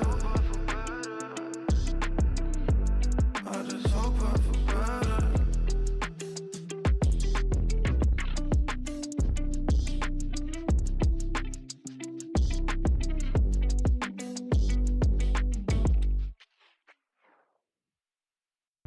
Dominate the game like we supposed to. Dodging all lanes like we supposed to. I just run the play like we supposed to. Gotta run it all like we supposed to. Hey, it's light work. Just looking at the wrist of the ice work. All this shit on me and it bust down. Shot come out the clutch and it bust down. She don't love me, she just want me for the team. I know. At the draw on the pick, I'm that one lotto. Got that rocket and that power auto. You want air break the draw, gotta stay on auto. Mad it, auto wins at it. Need a new patty. It's a time cost. Then the bag ain't free like it's MK. I got that new kick gang, got that sensei since day. Don't believe us, we just got it shown. Got a whole game prepped up, got them like it's loaded. Oh, they got it backwards like it's Yoda. On track, got speed, it's a locomotive. Hey. Dominate the game like we supposed to. Dodging all lanes like we supposed to. I just run the play like we supposed to. Gotta win it all like we supposed to. Dominate the game like we supposed to. Dodging all lanes like we supposed to. I just run the play like we supposed to. Gotta win it all like we supposed to. Dominate the game like we supposed to. I'm just staying in my lane and I'm supposed to. Be 100 ain't a thing, I ain't checking for no lames. Only gang with the dudes that I'm close to. I don't ride a wave, I just float through. Drawing up the plays like a coach do. Come against the team, better pray like the Pope do. Cause we'll turn your little beef into tofu. We tryna rise to the top. Real recognize you ain't squad, you the op. Drip on wall paint, feeling like the greats. Appetite jumping and you looking like a plate. Team on 3, no fail when we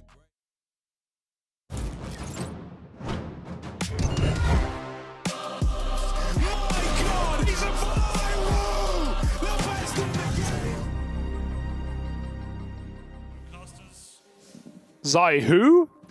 Zai Woo! The best in the game. I love Harry. that. There we go. Yeah. Hype What a as line, hell, man. That's one of those moments I don't think anyone's going to forget. No. Right? Yeah. Oh, we should do the names. He's Harry. That's Hugo. Hi. And you're Henry, and I'm, right? Yes, Machini TV. Machini TV.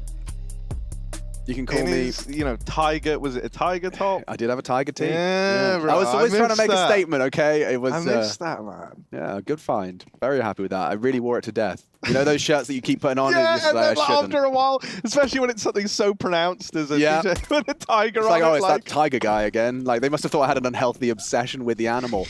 And, well, an unhealthy obsession with middle, because poor Nikodos and Mezzi, they are going to have to go forward to get out of trouble. Calyx, good for it. One from Nikodos, needs another. Multiple fronts. And a nasty end. Fasher quick on the flank. Madja might be good for the fight. And we do have a 3-on-3 established. No kit. Ooh, yeah, that's going to be a little rough for Fnatic. A lot waited on this first fight with Crims. Ooh, hello! And Emor doesn't want to offer himself up, so he's going to drop into the site.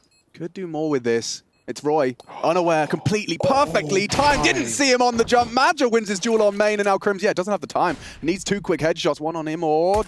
Inevitable. Ah, he lied. Emor's clean with it. Looking real nice, and that is double pistols for the Turkish squad. Damn. Yeah, you absolutely love that, man. Eternal Fire, that looked really, really pretty in the 3v3. They played it so well. Like, even though Crims wins that must-win fight over towards Heaven, for a moment, Fnatic are actually sat with the man advantage. There's a lot of ways that can go wrong very, very quickly, especially when you kind of elected not to trade that Heaven kill. You wanted to play the 2v3 out. But every single fight that comes their way past that point, they look super clean. And you know, you can see the experience of Eternal Fire on this map kind of raining out in that pistol round right there. Oh, no, more enhanced pistol round for our second. And Yes. there's the Util. He's already thrown 6 smokes, I think. The tutorial's out. What else he got for us? It's a team Molotov he's peeking behind. It's the last thing they expect. Luckily smoked out by his enemy. I think Xantares knows he's likely locked him in there, but Roy is safe. So long as he doesn't move a muscle. Yeah. Can't believe he can hide there. Still Fnatic through the same smoke, so Crims has stolen them right back. We see who found them first. But he won't let him in. They smoke both sides of Dark. Yeah, and they've still got 2 smokes left, so unless Eternal Fire somehow fanny around for 45 seconds, they're just going to walk into A. This gamble from Fnatic's not going to be rewarded. I like this mid push. There is a world in which they're going to have very fast flank from the 2 of them. But no one on A to report this early sound, and therefore Fnatic going to be a little late to the party. Browning the corner just as Madja is safe. Fasher on the hunt. Because of the sheer numbers here, I think you might give this a look in, right? You are quick on the flank, as you pointed out, but when you don't win that first fight there we go. There's the decision made. It was all based around how it went on that first engagement, and with Fnatic not finding anything, it just makes way more sense to have another go at this round with Pistol's armor in the next. Anyone want to hazard a guess as to why Fnatic were gambling? Could it be a blind gamble, or was there something that Eternal Fire... I mean, they threw the dark smoke. You know, we saw Madja throw that. But yeah, the whole squad just kind of vacating the mid and A premises. It's the idea of, especially in these second round forces, there's nothing worse than losing this and playing the full eco. And you know, 2 players are probably not going to trade effectively against a nice execute on this map. So 5 players in one place. If they come at you, you win. If they don't come at you, look what you do. You save, you get another force buy. So basically, you just get back-to-back rounds. Yeah, I also think on top of that, there's one thing that we've learned from watching Eternal Fire's like rise, and one thing that other like players have even said as well, and like guys on the desk, is that they have a lot of nice execs, right? And it's very, very common in that second round when you're up against the Pistols to just kind of have like a set piece call. So when they see that first, volley of Util coming over towards B, they decide, let's just kind of gamble over towards there. And then that even links back into what you were saying of like those 2 pistols on A, probably not going to trade favorably, especially if you're getting mollied out of position, flashed, smoked. So they just play the gamble game. A is such a hard site to stack. I feel like in this map, there's not actually that many positions considering where the mollies go. You're going to molly pillar or fountain, you're going to molly cake, you're going to molly bricks. Unmollied, unflashed, and unbothered. Xantares just walks on up and takes it, doesn't need any help. Unleashed maybe, but Mezzi, well, he'll put a bow tie right back on Xantares' neck. Makes him the bellboy. And takes his luggage back to the B-bomb site where we've got this little boost up. I like this one. Yeah, there's definitely a long laundry list of things you're clearing before you look in there. But around that 60-second mark, and yeah, Fnatic's Deagles, again, find themselves hedging their bets towards the second letter of the alphabet. And Paul Mezzi, admittedly, was a bit of a master of his craft on that A site on the T side. He's playing the Slither Gap here on main, but he knows Akon's on a timer. He's hearing mid-presence. He's seeing it unfold. This could be, I mean, we rarely see Temple to B. We Temple CT. It's wide open as it currently stands. We might get to see Maja poke his nose around. This is so strange because they have Emor in A main, so you'd feel like they're waiting the smoke to actually go A. That's a fake out, I hope, because, yeah, you may as well make use of your luck in this position. And back-to-back rounds, they find the gap. They find the site. There's undefended one man, and he hasn't got anything to do. It's 15 seconds, but that's enough for the stick. An Eternal Fire with a nice post-plant available. Thank you to Emor. We'll find double digits. And now Fnatic, yeah, you can save because you've got armor, but ultimately it doesn't matter if you die in the hunt for guns. What's brown and sticky? Chocolate. A stick. Damn it.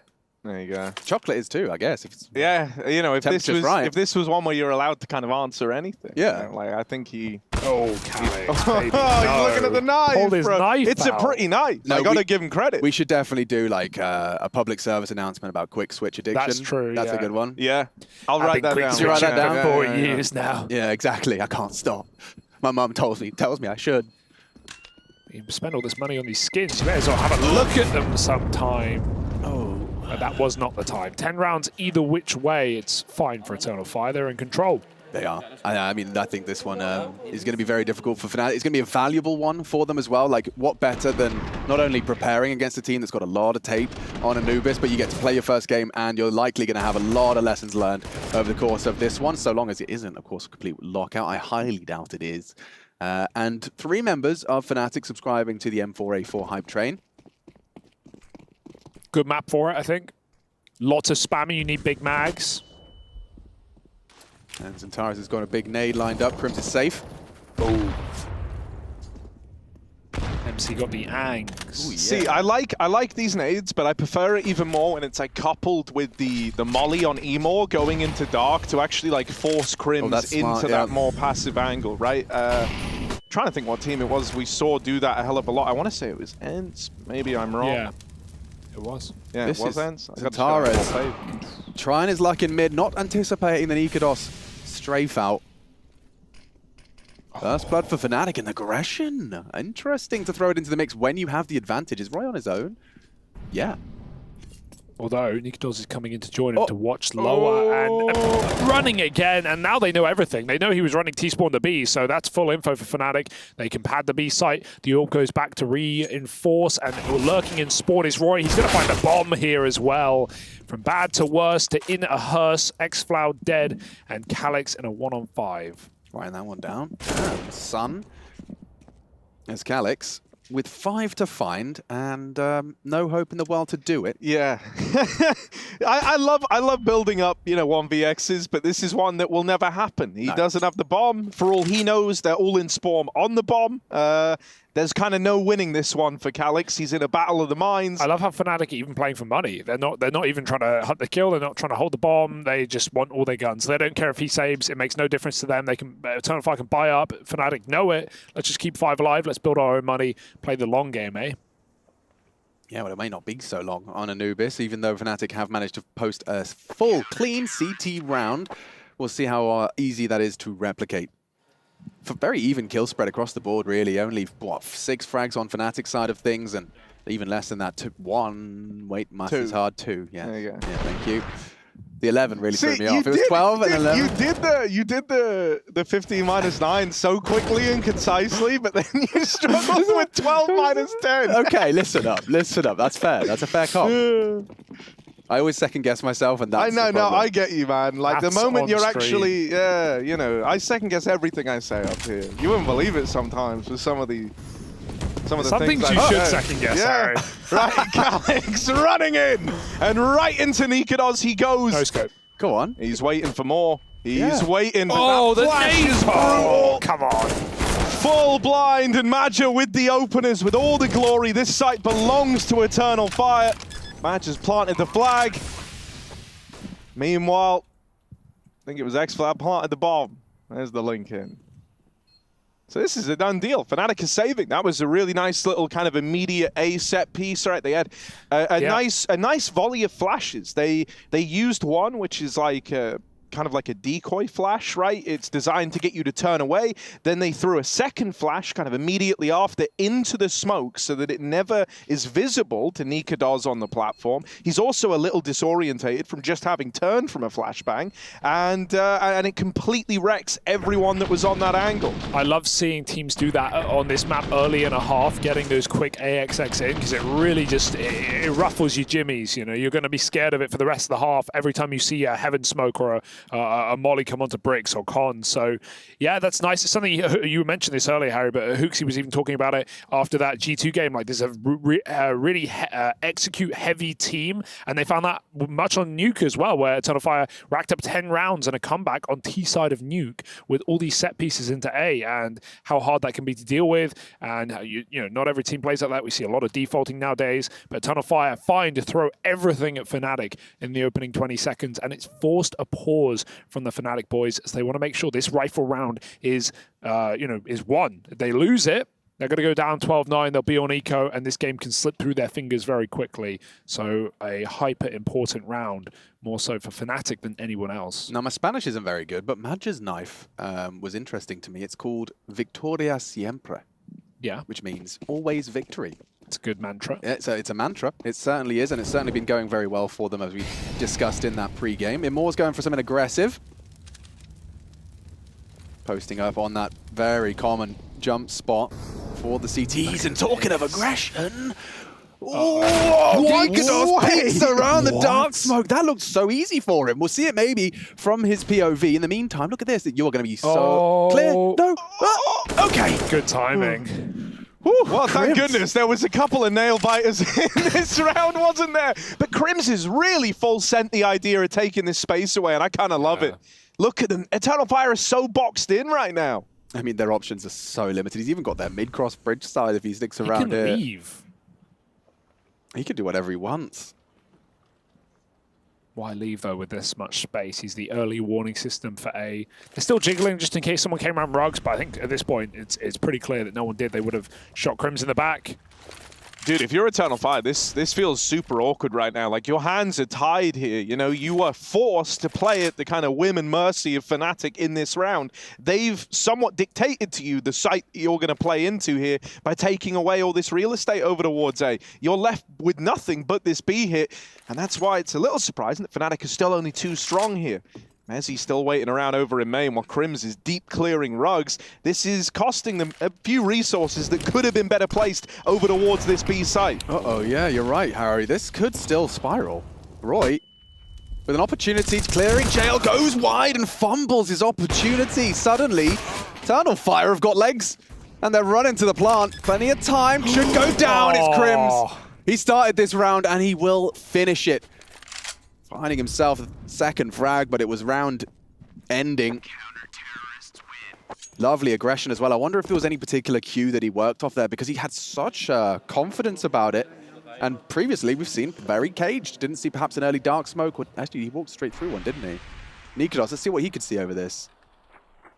Oh, loads. Yeah, loads. he could barely be seen. So there you go. There's an interesting counter to... Yeah, okay, perfect. Right, actually, yeah. I don't think Immor saw too much. Yeah, that's a frustrating way to die. But a nice read that there would just be a default round that Major would be holding on his own outside the A site. Crims gets so much space. And look at this. What a change-up for Eternal Fire. They are going to flash their way through. Crims is anti, but he's he's on a pistol. If only he wasn't fumbling with nades, he might have had a kill there. But Immor, he's used his frustration. He's doubled up into the B site, and that might just be the round.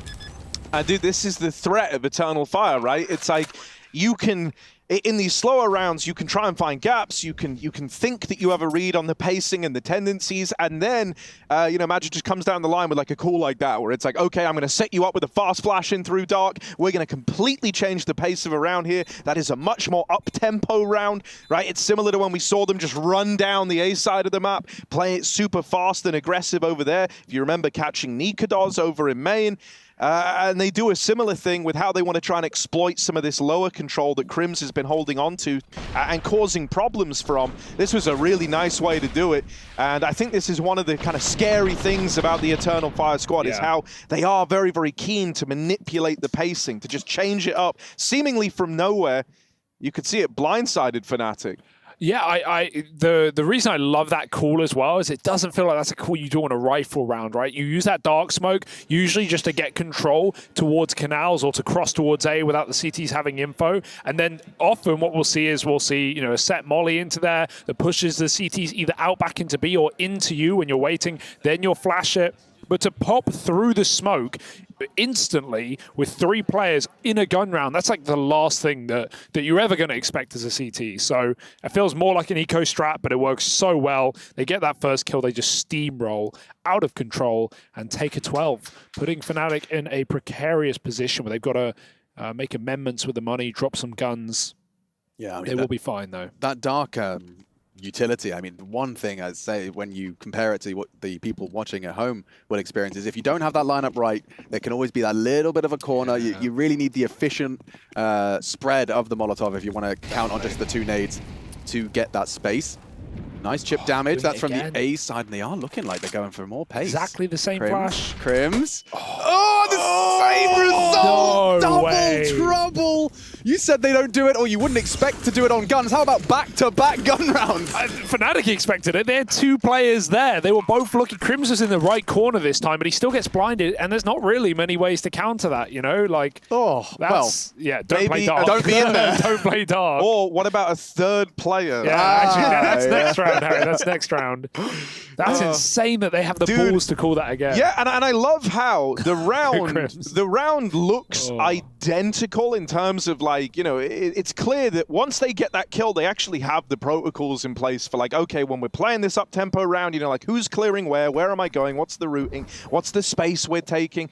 Emor followed the exact same trajectory and how he played that round. Once he gets the kill over towards Dark, he's immediately up on plat, clearing Glyph, taking space, applying that pressure, and just locking Fnatic out of it. Here's the mega brain now. Does Crims see that dark smoke and immediately go through because the pace is clear? I think they're running knife out at the start of that as well. So if he went through, that could be one way in, but I doubt they're going to do it a 3rd time. No one would possibly do it again. No, but this is Magic, right? Yeah, look at Crims. I mean, he's straight up. Okay, guys. Right. Now, that's a chat virtual right there. Mic up. Mic up. No word, no comment. You know what Mold happened. engaged. And now we do change it. Yeah, please don't. You can see that there is already a discussion in the Fnatic camp. Let's see their approach. I want to see what Fnatic are doing in dark right now, Rush, just to see how. Yeah, both looking into the wall. No one's got their eyes on it, and now Major just walks through. No, more of a standard dark take. Molly, Roy. Good Molly. Oh, Roy. Perfect Molly. Yeah. Yikes! He's lucky to get away with that. That is unnecessary regress that leads to a bit of a problem on the Fnatic camp. They can go wherever they want, and it does look like the body of the assault's heading on towards Mezzi's domain. Good luck, lad. Oh, all right. Good bit of damage on that spray and a lot of info from it. He just saw 3 bodies on that mid-peak, so you know that their intentions have kind of changed here. They're looking for real estate elsewhere, but oh, Magic, you sneaky, cheeky devil, you. Look at him. He's crept out of dark, and whoa, Crims gets his revenge. That's a blinder, considering Magic's so deep in the site. Yes. 3 on 3. Smoke Temple. Actually gives Crims a bit of something to work with. Look at that. That's definitely a miss smoke. Crims suddenly has a little bit of an opportunity. Otherwise, he would have been locked out. Can line up his util and communicate with his squad. He got Mezzi flanking. Maybe, but he's got to walk the entire way, and he's going to run out of time if he doesn't go right now. Centaurus still unknown about, but Mezzi should get this spot in a second. Free kill. Now you got to go. Action stations, in they go. Calyx will swing, he will fall. X-Floud needs a clutch, but I've got my money on him right now. One quick kill, low health on Crims, but he couldn't find that second shot. If he did, dancing behind the pillar, maybe there was hope, but not today. Fnatic, despite the disaster in dark in this half, they do pick up a round at the end. Yeah, that was another 3v5 there, was it? Yeah, it's actually super impressive that Fnatic just won that round, man. Like, Mezzi with this peak in mid, this was lovely. It did two things. It wasn't just the info gain, because like it pulled everyone over towards middle for his team to try and stop that. But even more so, it just completely deterred Eternal Fire from that original plan. It kind of forced Major to be the guy to take the space, take the room over towards B.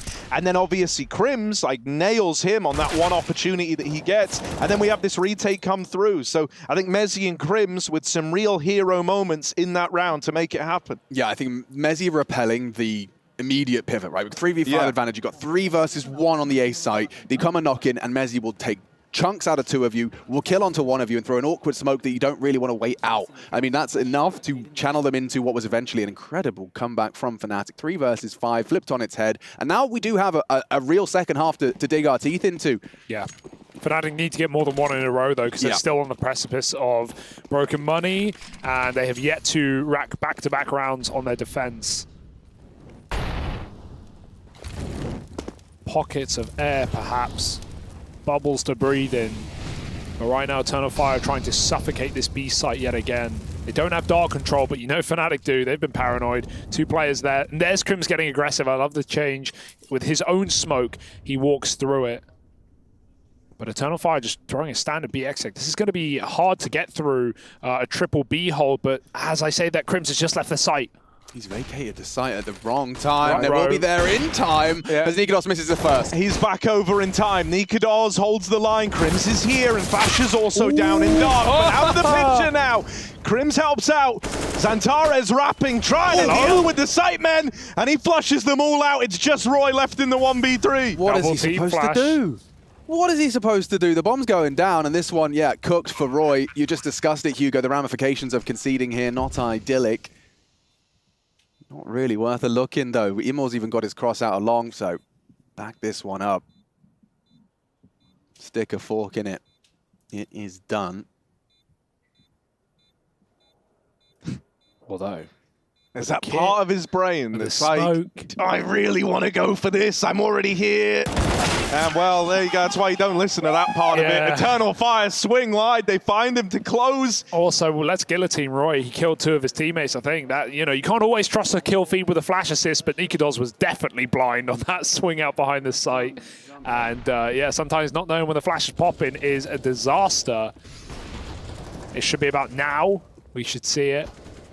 There it is. Yeah. Okay, no, well, actually, I'll forgive him. It wasn't that bad, but Nikodos was blind. No, he was like about to do the dance, but it was more of like a light dab. Yeah. You know, it was just, a light dab. Quick, cover your eyes. Yeah. But yeah, funnily enough, A stack here for Fnatic. We have not seen A since like that the 5th round of the half, where Eternal Fire bludgeon their way in with an execute, and now they've just been splitting B, doing this dark stuff, taking middle. So it's a cool stack for Fnatic, but I fear it may be fruitless. I think the one thing that is a little cool about having the A stack like this is they have the flash on Nikodos, so we can flash them through A main if there isn't contact after a while, right? And that's actually a pretty strong flash position. To have the pistols go and swarm. Usually it's one guy waiting there. Well, about that flash, yeah, Harry. The flash has been naded out of the round, which isn't a good thing. Here comes the whole squad. Oh, guys, you're setting up to do the flash play, but you're getting wrapped through middle. Yeah, they can just work their way back into main. Got still one on Heaven, and well found. Roy actually makes the 5-7 work, and just one more for that P250. Mezzi does some good damage, but it's up to 15. Just as I was saying, we've got a game on our hands. I maybe counted my chickens a little prematurely there, because immediately after that bit of a fumble on that B site take, we are up to 15. That eco swallowed, and now Fnatic need 4 consecutive on this defense. It feels like Madge is definitely calling a very good game. There's almost no hope for Fnatic in finding 4 consecutive rounds, bearing in mind, as Hugo outlined, they've only managed to find 1 in consecutive fashion so far this half. It's no evidence to work off. Is it even consecutive if it's 1? That's the philosophical question I'll leave you with. Unknown right now. We're getting all the definitions of words. Crims, again dead at dark, but took a deep peek.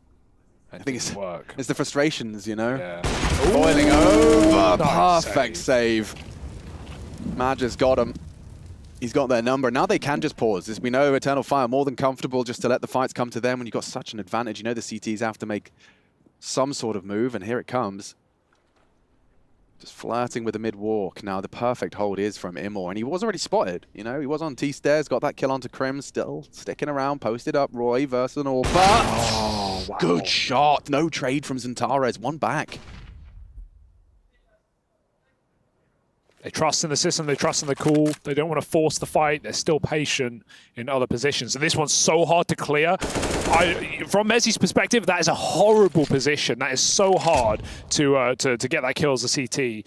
So nice patience for Eternal Fire. They wait some more, and all the kills come to them. Not that one. Now they may as well hit this B site, they know, and so does Nikodos, who's taken that kill and immediately rotated as Eternal Fire creep their way in to close this map, to take their pick in this series. Oh, but that's the bomb court crossing. Nikodos trying to give Fnatic a chance. Nade does good damage. Spread between both players. Roy is also flanking, coming in with the backstab. xFlow needs to win this. If he does, it removes a lot of the pressure here. Roy. Ooh, that's a double fumble. You don't fumble twice and get away with it when you're up against xFlow. Now it's just Nikodos.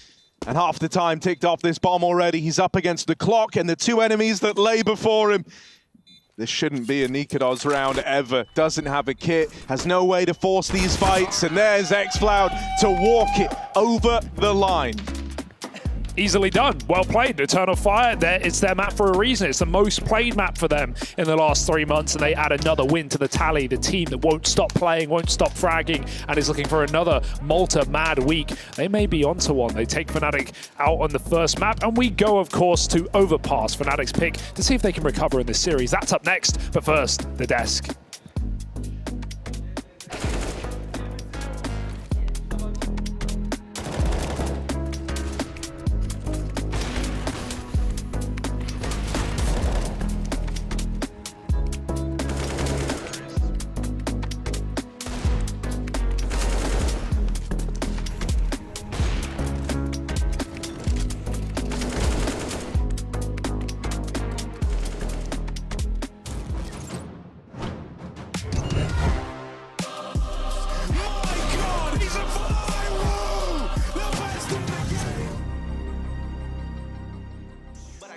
Brush and pin a pretty smile on myself. Mouth stay shut even when I need help. In too deep in the water, Mike Phelps. Swimming lessons. I still got many unanswered questions. Sick of the anger, sick of depression.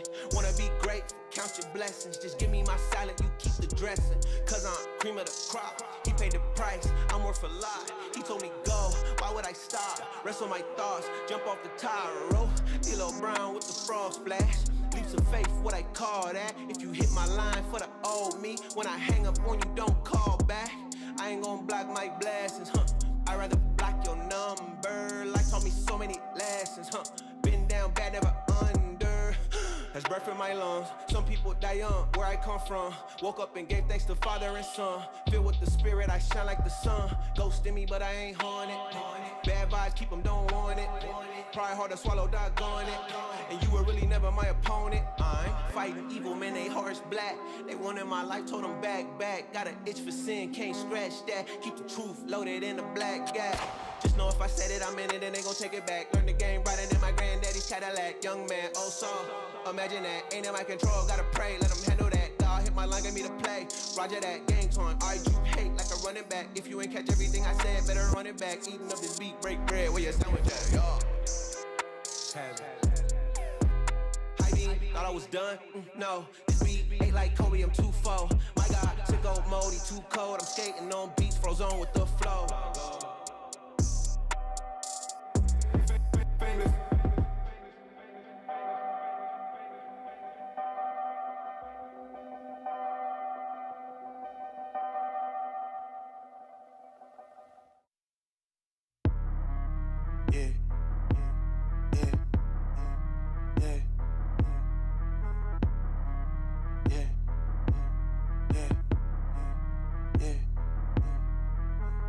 Wow, yeah, back at it again. Wow, I'm back in the gym.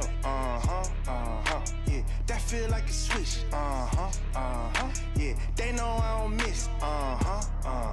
Whoa, brought my team with me. Yeah, they know we gon' eat. Who that with that heat? Oh, that's that RMG. Back with the team, right back. Crossover lean, Step back. My God, he's a viral! The best in the game. Everybody does love a little bit of Anubis, and for Eternal Fire, they actually love it so much they've decided to win it the first map of this series. Fnatic not really culminating all the rounds they need, which ultimately is 16, in case you were living under a rock. 16-11, the final score for Eternal Fire. Guys, welcome back. Pro League, 17 seasons deep. Yeah, Trace, it's great to be back. Happy to see you still around, kicking, alive, doing great. I think Fnatic, if the goal for like letting Anubis through was to, you know, let other people Prove that know you can play it. Yeah. that, you know, that's out there, and if you don't ban it against them, they will pick it or they will leave it. That was accomplished. If the goal was to win it, that was failed. Harry, what do you think? Did you see depth on Anubis from them, Harry? There was some nice ideas, right? I think there Give me was one like specific nice idea. I liked some of the stuff that like Roy and Crims were doing with their different layers of aggression on like the CT side of things, right? Like Roy would kind of frequently be willing to take a bit of space over towards mid. You had as well like Crims with that round where he pushes all the way through canals after dropping that smoke in dark. Gives him like that routing to get all the way up towards T stairs. There was some really nice ideas on the CT side, I think, right? Like in terms of how to slice and dice map control, take away key areas, but like I think it was clear that Eternal Fire just had more in their pocket, right? Like just a bigger depth overall, more ideas. They'd seen a lot of this util before. They know how to react. They're kind of, there were smokes that Major was throwing that Crims was also throwing on that T side. It was like a mirrored image of one another. And some of those like if statements that we always have with Eternal Fire like came true. Like they had actually a pretty good team distribution, like a whole team contribution in that game, which was nice to see. And I mean, one thing that we noticed with Fnatic, and it was even mentioned yesterday by Kyron before that Outsider series, is if you're watching them play, you know that aggression from guys like Roy, from Nikadas, that's going to be a big key to Fnatic, and that didn't have as much success as they would have liked. Well, Roy was on a tear in the first half. It seemed that, a lot of the T-side rounds came just from him entering and finding kills and whatnot. And yes, Eternal Fire did win both pistols. That helped them on this one, but it's just such a weird decision from Fnatic. I can only justify it with that, like showing that, oh yeah, we can play Anubis. Yeah.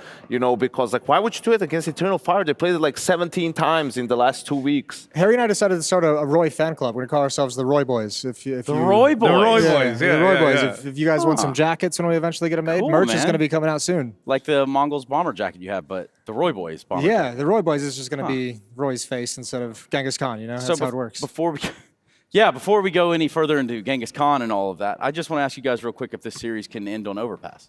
Harry, we'll look at you first. It's been a pretty good map for Eternal Fire, but like it's Fnatic's home map. I think like here we kind of have two teams on their strongest and most played maps in the pool, right? So it should be one. I have faith that Fnatic can answer back. I think that Roy was looking good. Fell off a bit in the second half, but I can let that slide. Yeah, I'm going to put some confidence in Fnatic's Overpass as well, with the way they move around very, very slow. They did a good job the other day of just like working it and working both sides, and I mean, that they're going to be a dangerous team. I have Fnatic winning the series, so I have them coming back in this. They have to. I want Major to let loose the dogs of war and let his players just run around and have fun and shoot headshots. Xantares was the lowest rated player for Eternal Fire in that win, and he's had a great tournament, great couple of weeks so far. So this is where you kind of let him, do whatever he wants. You win a couple of crucial rounds, maybe. Eternal Fire, catch fire, 2-0. Yeah, and it could be as simple as that. We do. Look I want at Fnatic Overpass to next, lose just but, because of that Anubis thing. Like, okay, fair. Yako's the most petty analysis we have. Just because of the veto. Hey guys, hold up phones just 1 second. Freya is around here somewhere. Probably has caught up with somebody. What's good, Freya? Yeah, we were a little bit confused as to why Fnatic didn't ban out Anubis. We've seen them doing that time and time again since the map had been added into the pool. And I caught up with Samuelson during the break to see exactly why they didn't ban it out. He was saying they've actually been practicing it a hell of a lot. Ever since it's been brought into the pool, they've been practicing it in those practice sessions, and it's been looking pretty good. They felt confident bringing it into this official today, or not banning it out, rather, letting Eternal Fire pick into this one, because they said the playstyle, they felt they matched up quite well. They didn't do it versus MIBR because they said the playstyle they weren't so confident facing up against. But interestingly, Samuelson also told me that he now regards the team as having a 7-map pool. He said that was very important heading into the upcoming Paris Major to have that in their arsenal. Obviously, not the result they wanted, but he said, you know, there's a lot to be working on, lots to be improving going forward. And he's confident we'll see Fnatic playing a lot more Anubis going forward. A 7-map pool, is it a dream state? It's that, you know, it's the promised land, Trace. It's being able to play every single map. You have no weaknesses. You're good at everything, right? Probably just getting a little bit ahead of yourself. And also, I mean, great PR from Samuelson. You know, like we've been playing hell a lot of Anubis. So, yeah, and you'll see it more from us definitely in all the important games. All the important games, which is exactly where we continue to find ourselves. Anubis, though, there is one guy that's real super keen about Anubis, Chad. Is it you? It's definitely me, and I've got two of my handsome colleagues alongside here. Now, one of them, who I asked to drop me a smoke in spawn all the time, is Hugo B. Byron here. Hello. That's true. Is there anything more annoying than that? No, I don't mind doing it, but I feel like maybe we should ask Harry to do it, because I actually know smokes on this map. Well, so I'll teach, maybe Harry should drop your smoke. I'll teach you this one, and maybe you can teach it to Harry. So when we want the dark smoke, boys, this is what I want here, right? I want you to come in this little, you spawned in, you come in this corner, you lob yourself in here, right, nice and tight. You get in it, you're all good. And then you see this little knobbly bit coming out here. Oh, yes. You want to be on the left side of this and where this like rooftop comes to its end. This is hard. I see why Rush doesn't have good naming when he does pro tips. So bang on here, you come up, you throw this little bad boy here, and she's going to sail through the sky like just nobody as a else. PSA, this probably won't work on matchmaking, right? Not on 64 tick. No. This will work on Okay. the 128 though. And Henry, you were asking about a smoke flash combo the other day. Yep. So I made sure I went home and I did my homework for you. Yep. So when you get down into Canal's control, you're going to come over towards the back here of the Major bridge, was throwing right? this. You're going to see this little hieroglyph right here. Okay. It's not a man bird, Hugo. Yeah, true. We radioed out for man birds. There was no man bird. So No you're going to man crouch. birds. Yeah. You're going to aim at the top of the hieroglyph here. Perfect. You're going to stand up. You're going to pull mouse 1, and you're going to hit your jump throw. Okay. And look at this. Look at this sailing through the sky. Nothing more magnificent than a smoke sailing through the sky, and it's going to block off the dark side for Very the nice. CTs, right? Now, if you want to combo that with the flash, you're going to stand in the same position you're at. You're going to aim at the bottom of the window just here, right? And you're going to take like a little 1-2 step, as Missy Elliott would say, a little bit of a 1-2 step. Popping through the and that's smoke, going to yeah. sail There we in, go. right? You can even see how good it was. I got team flash. It's going to sail in and blind you in the dark. And if you want to be extra thorough, when you're in this corner, Crim's had a lineup. You can have a lineup if you want. I call it the JT. He's been using it a lot. Yeah, I know. You know the lineup? Yeah. You aim a little to the right of it, and then you walk back into the corner. You take a step throw, and you don't have to step throw if you want them to be pushed into you. You step throw, and it goes deep. If you just throw it normally, it often pushes them back out. Okay, well with the deeper throw, you can use the flash and come in, and the other way, as you're mentioning, you can blindside them there. So those were a couple of the bits and bobs. Do the boys think you have them in your back pocket? Very effective. I think I pulled it off right now. Okay, and I want to quickly alt tab. I don't know how much more time we have. Here we go. Okay. So these are the naming of all the spots. Hugo's seen me going mental. I'm creating a bit of a handbook for our pugs. So as we can see, let's start here. We've got CT spawn, Ledge, which is over towards CT Cave. Cave's quite particular. Lane, because we have people call this long. We don't want to call this long as well. I call that area cave generally. This so whole area? Yeah, that's Yeah. why I've been letting myself down. So lane is much better. We've gone with Ivy. Now I initially had Shrub. People didn't like Shrub. I like Ivy. I think it's nice to have calls that transcend different maps. You know, we have Ivy on other maps. Let's use Ivy again. Shrub. I don't know. It's very. I don't know. It's a very Aussie word. I wouldn't use shrub myself. Okay, all right. And this is the G spot, Goblin Glizzy Glyph. Yeah, that's really as you can see Goblin's right excellent. here. That's Jail really nice. as well. What do you Jail. think? What do you boys think of? Let's have a look here. So I wanted to call this area here Pit, right? If you want the hard clear. Oh, okay. Well, yeah, we had something else for that, but no, Pit's nice. I think I'll give a shout out to Scrawny CG over here. There's a phone over here, yeah, and he likes to call that hotline. So, Hotline. You know, if you wanted a call for that, I don't think you need to. But Okay, if well, you wanted a call, I was doing Control and Alt because it was either side of mid here. Yeah, Control where's and delete? Alt. Well, yeah, we don't have that yet either. I need to call this a spot, right? So when you scale mid as a T yeah. and you can hide in yeah, this cubby, good it spot. feels like a rat spot. It's a rat hole for sure. We got Fishtail, right? We got it over here. Do you want to explain like that one? You can see the Well, it looks outline like of the a fish, right? Yeah, it's perfect. It's really cool. I like it. I actually heard we were listening to a comm segment with MIBR, and they were saying the word peixe, which means fish in Portuguese. So that was really cool. I laughed at that when we saw that content piece back at Cato. We called this one here Cringe, the little box on the outside. Yeah. So because it's such a cringe It spot. is. I hate that one. Yep. Rugs, Bode. This is the arch, canal, the bridge. We need to see. This is another nuanced position. I feel like we need to clarify dark as well because Chad, unfortunately, unfortunately, that call has been taken over by the community in terms of calling it con, and I think we all strongly disagree with the idea of calling that con. Yeah, we try to unite as talent, and well, we are, as Harry and I always say, we're the ones with the mics. Yeah, so but we're all calling it dark. I like dark. I don't like con. There's an A-con here. A-con, B-con. Exactly. Yeah, I like think dark. that's fair. Only question I have is the default kind of plant spot. This pillar. What would you call this? Well, it's an obelisk. Yeah. Okay, that's nice. Alex wanted to call it statue. Because I'm always saying I'm smoking to the left of default, as in like that's the default area, and I'll smoke like right Default's here. a spam spot, right? With that very thin. It's a default plant spot. But you're safe from dark. I feel this is the only pillar. This one right here is the only pillar. Because over towards A, it's fountain, right? And then here, I think I like this reverse. It's because people CTs play here quite often. Yeah, sure. But yeah, I think as Temple is one of the most important parts of the map, I would say. Yeah, that really works. And then all in all, this what are you boys giving this out of 10? I would say it's a good 8 out of 10. A couple of holes in terms of... Harry gives it a 10. He gave it a full 10. No changes required. Yeah.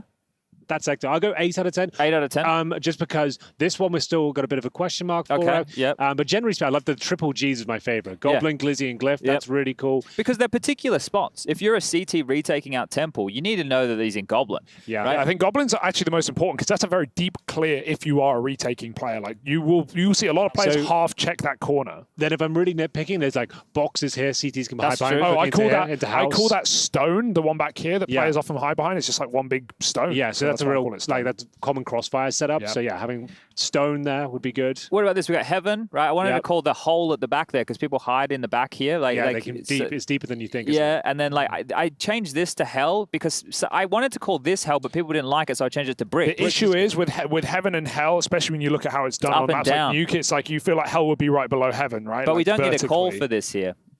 Well, often we call the site cake if someone's playing behind the site, right below heaven. We'll call that cake. What about hotcakes? Hotcakes. Look.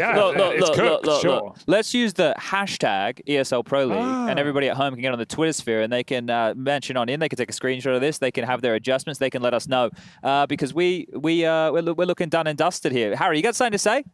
Yeah, I was wondering, how much time do you guys have? Could you show off your mid setup, your smokes? I was just about to throw to a break, Harry. Oh, that's such a shame. We can do the mid stuff. I've been learning so much from standing. Give him a cheeky one. We can do it. We can do it later. We can do the mid setup later. Let's go to a break. Let's come back and let's come back with map number 2, Overpass. We'll see everybody there. I'm down. Bye.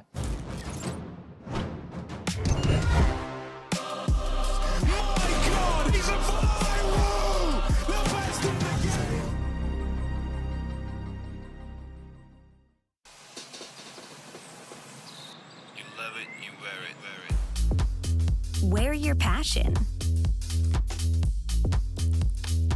Share your passion. Wherever, whenever. Gaming is a lifestyle. Get your merch at shop.eslgaming.com. The bell tolls for Cologne. This cathedral, a cathedral that is stacked from the earth to the heavens with the greatest of all the fans, the most passionate.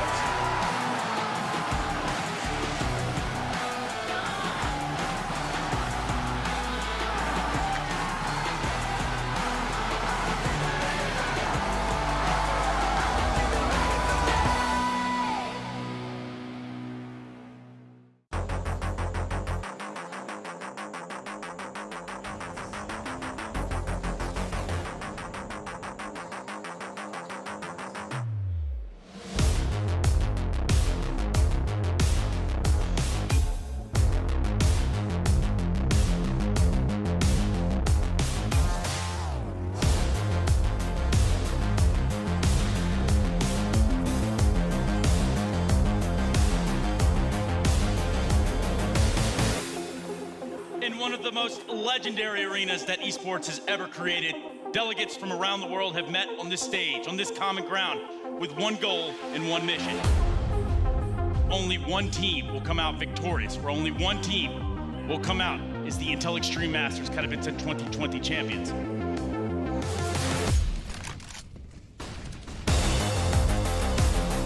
JW gonna go for more, and he's got it. You have to stop them right now if you're 100 Thieves. If this keeps going, it's only going to get worse. trips. Oh! He just swept the entire horizon with that AK-47.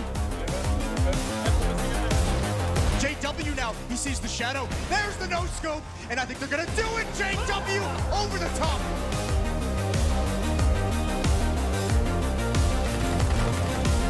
Flusher low on health, JKS. He's got the creek. He needs a bullet. There's a headshot to take him down. Nice triple for JKS. This should not be a winnable round for him. He's so low already. JKS on the other side. One bullet will... Oh! No way!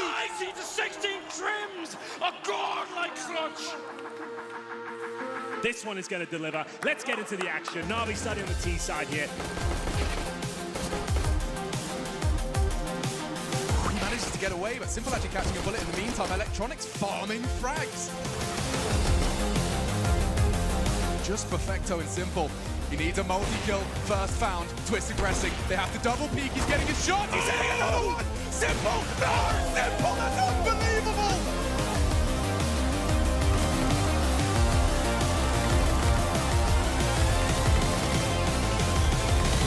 Na'Vi are up to the semi-finals and they smash the curse! Na'Vi have had the best player in the world for some time now, but they haven't had a team that he can believe, and that has definitely changed. This is their biggest test so far. Astralis are waiting.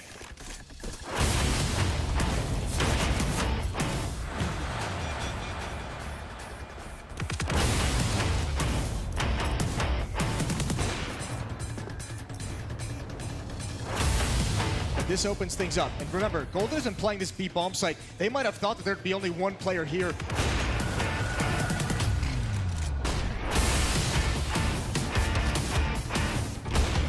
Unbelievable, and it just continues. Coming smoke. Oh no! How many does he have him in a round?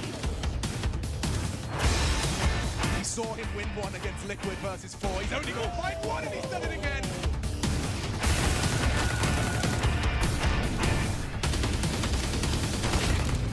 Now, can he get the bomb plant? Kenny's on the one side there. That Krieg, I don't know if it's enough to buy them this round. He's so low on health. If they knew how low he was, they'd just be using the pistols.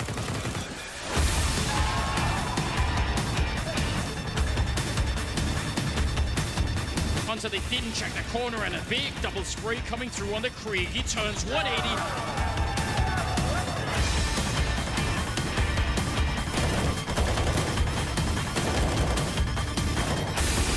Four Kriegs pulled out by the Astralis squad. Amy, ridiculous!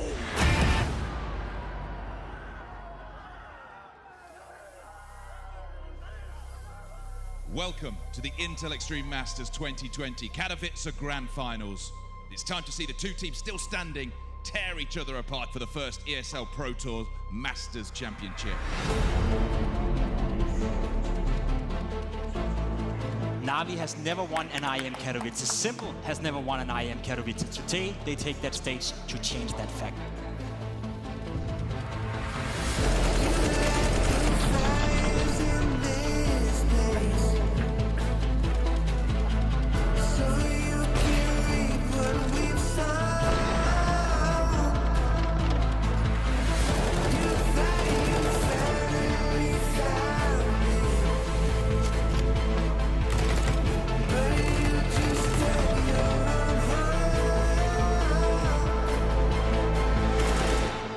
Next are turning. He needs 2 more headshots. There's the one. The follow-up, and he gets it. A great triple here for the captain of G2. Will buy them a 9th round.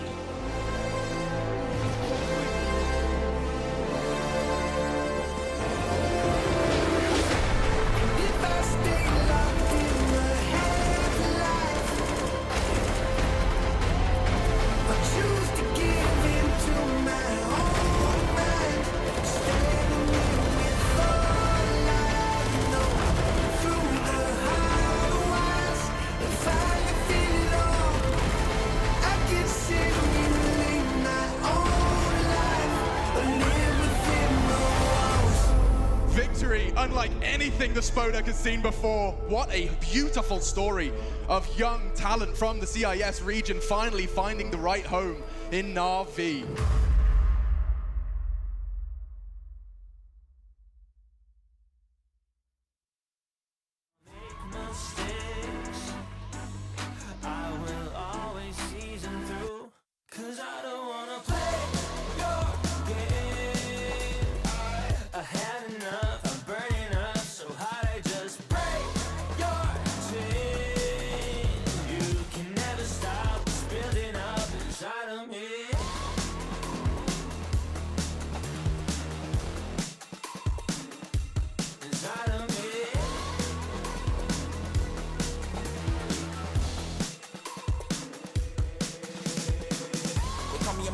I guess I don't fit in with the imposters. I'm taking the mask off, prepare your conscience, prepare for honest, cut off all the nonsense. I'm all in your shot, girl, wonder who shot you. Go call the doctor, boom like the chopper. Don't you get chopped up, I'm here to stop you. Whoever wants smoke like a roster, break you off proper. Things they say, they're never getting in my way. And even if I make mistakes, I will always see them through. What's that? 'Cause I don't wanna play your game. I had enough, I'm burning up so hot I just break your chain. You can never stop what's building up inside of me. Play your game. I had enough, I'm burning up so hot I just break your chain. You can never stop what's building up inside of me. They say that I'm such a weirdo, tattoos from my toes to my earlobe. Can never stop what's building up inside of me. They say that I'm such a weirdo, tattoos from my toes to my earlobe. Can never stop what's building up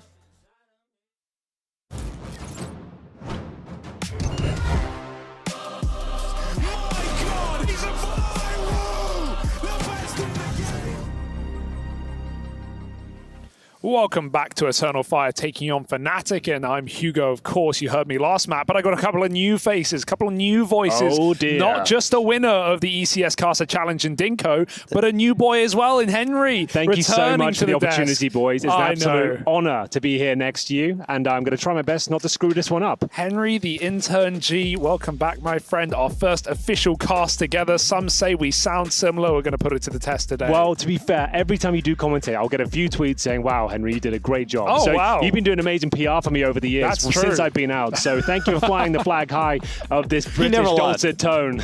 He never left, but it's going to be confusing, but I'm looking forward to this one. Fnatic versus Eternal Fire map 2. We've seen a lot of Eternal Fire recently, Henry. We have, and this is the pick of Fnatic, and they're the heavy favorites going into this one. I would say it's their best map categorically, and starting on the T side, they are going to have a couple of smokes or flashes and double HEs. Dinko. If you see those, there's going to be a set piece behind this or have some sort of read as to how Eternal Fire is set up. But for now, Zantares, the danger man, of course, working towards middle with Maja. Well, they're pushing quite quickly up into the playground. They've got a lot of control here already, Hugo. I think they've heard it. Although maybe You think not. so? No, I take that all back. No. Royce looked away. He was considering it for a second. But he's going to miss it. He's going to walk right past. They have slipped the net. Ships in the night. No light on. And this is going to be a weird round all of a sudden. The bomb's been spotted and dropped. And the flank is actually going to work out perfectly for the Eternal Fire boys. So they've got all this information. But do they go towards A now? You can see Roy's actually finding access towards the A bomb site. He's right by the flower bed. Major coming through the connector, and he will find contact here. He's behind them. Not again. Oh, no, he's missed it just about, and now Fnatic can just sprint towards A. I don't know how Fnatic have come up so good in this round, considering all the timings they've missed, but Eternal Fire don't want to risk it and go through the smoke. They'll wait for the big flank. They don't have a kit, however, and Fnatic should have that plant. They've had a lot of chances to get some flanks going here, Eternal Fire. Finally, one of them working out, and what a shot. What a shot from Major, but Calyx gets caught with his pants down, and Fasher will eventually clean that kill up. What an absolute stinger of a shot from Maja there. That is beautiful. 4 on 2, 30 seconds remaining. Surely this one is locked in. Zantares with another crispy one as that USP keeps connecting. Fasher remains, and that's very convincing from Eternal Fire. What a pistol to kick things off. Like you said, shipped in the night towards middle, but the flanks were strong. The information read was good, running that clock down, and it's a very promising pistol. And because of the lack of info Fnatic had, they never actually saw that monster play even come through. They didn't even take the A site when they had it. They got smoked down, and they never even planted. So all that opportunity wasted. Fnatic didn't know what the hell went on in that round. As you said, Dinka, coming into this one, we've commentated a lot of Eternal Fire the last couple of weeks, and you have to say, Amors, Julies, we're calling him the gunslinger because he connects a headshot every single time. It's kind of crazy. Yeah. Is he more of a spam player or is he more of a tap he's quite player? precise. He just gets one tap. Yeah. Joel Brothers. It's wild, but full eco for Fnatic by virtue of not planting the bomb, of course. Nothing invested whatsoever. So just trying to bait out some grenades. If they get a plant down, that's a success in its own right. Well, they're going towards B to try and get that plant down. And they're going to just have to walk contact through Monster. And unfortunately for them, xCloud should be melting them. Should be. Ooh, the timing of that. He's jumped right in. Okay, Still gets away with it, but he's going to run out of ammo. Well, luckily he has his teammate beside him here, Calix, and now they're running back into him more. Fnatic not getting anything out of this. Some more. Oh, he's got more. Yeah. There he is. Joel Brothers. Always a headshot with the Julies. That AWP will be coming out very soon now. Yeah, well, that was lovely. The MP9 ripping through them. No problem whatsoever, no frags found. And they do have a nice rifle setup as well. They've got enough firepower to make this round 3 work against the AK-47s. We'll see a couple of Galils for Fnatic, though, just to make sure they have all the utility for the final execution. Important round here, and more. He's pulled out the AWP, throws away an MP9. That's quite common. Certainly a bit of risk financially, but gives them a much more fighting chance here in round number 3. Shows they're very confident. I can't blame them after that last map. It was a bit of a beating in the second half from Eternal Fire. Expecting a lot more face from Fnatic, who surely must have considered that first map would not go their way. It's interesting to hear Freya, after she talked to Samuelson, talking about how, they were confident on this, despite Eternal Fire being such a frequent Anubis picking team. So Fnatic at least start this round off right, and they get a double kill as Roy opens up in mid as well. It's down to the AWP. Well, Amor is in a very difficult position, and he's going to miss the shot, but he's got the tool. He goes in for the fight. That's the play he decides to make, and the AWP goes down. That's a lot of money gone, and at least it was entertaining. It was a lot of fun, wasn't it? This is the clean sweep, though, for Fnatic. Not a single kill found, and that might continue here. xCloud probing outside the monster tunnel, but look who's waiting. In-game leader Mezzi executes him in the back, and that's going to be a very promising start here. Like we said, it's Fnatic's best map. We expect them to take this one. Good start for Eternal Fire, but now the financial woes hit after the investment of that AWP. Now, we look at Eternal Fire, and I think that play perfectly sums up what they do quite often. It's getting aggressive, sometimes a little impatient. With Fnatic's playstyle and overpass T side, Hugo, they are a team that like to slow it down. You're going to expect some Eternal Fire mistakes to come into this? Yeah, definitely. Especially on the T side, I like watching Fnatic because they do exactly what Roy did there. They love these contact walks towards A. They'll walk through the toilet smoke. They'll sneak all the way up happy about that, into the A site. And Emo was getting a bit frustrated last What map does he expect to happen? I don't know. He's like, oh, wow, I've been bullshitted there. Like, come on now. What were you hoping CSGO for? right there. Somehow he found another AWP in this round. He funded it, rather. Yeah, apparently so. Good point. So they do have 3 rifles, one of which is the AWP, and a couple of pistols to go with it, but still a lot of work to do. Nikodos with the salvaged AWP from the previous round as well, and as Hugo mentioned, slowing the pace right down here. You'd expect this time and time again for Fnatic as they gain territory on the map. Seems like they're leaning towards A, though. So just going to slowly dissect the bathroom area, and Amor's there once again. Here he goes again. No Julies, though, guys. He can't sit back on the site, this Amor player. He loves to get aggressive, and Santaras, he's one of the players that needs to stay up. He's got the rifle in his hands, and he has been tagged up by the AWP.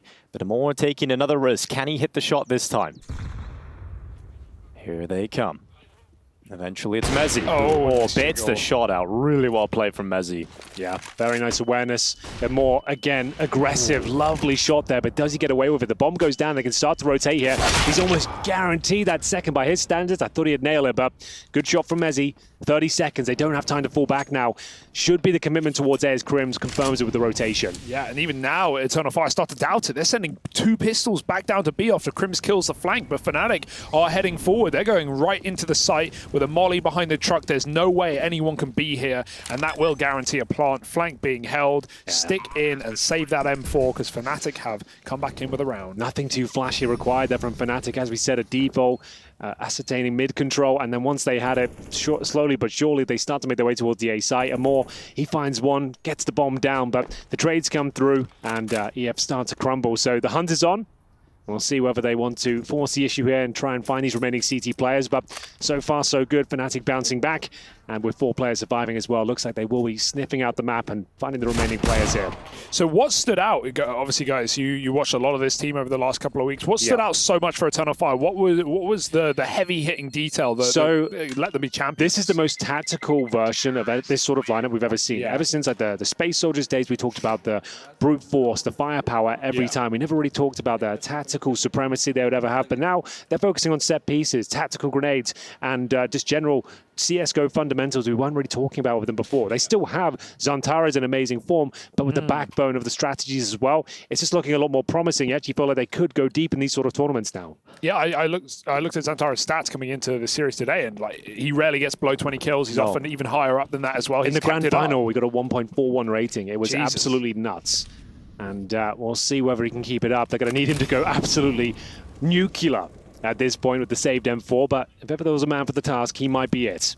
I think it's also the value of playing inside of a team of people from your country, of players that you've played with throughout years. We saw him in Big. He was really underwhelming in that team. Yeah, sure. I think it was the system that kind of limited him. In this team, yeah, sure, it's a little bit more tactical, but he still gets a lot of space to play with. He's allowed to make the pushes. I think they all kind of respect him to the point where also their clutch ability throughout the whole squad, MIBR and xFlow specifically, they win a lot of 1v1s, 1v2s, but for now, full execution in towards B. You can see it's a bit more of a contact play. They're waiting for CT reactions to come through. Is it a B stack? It's actually not. 2 players lying in wait here. One will be dealt with momentarily, but xFlow, nice opening kill.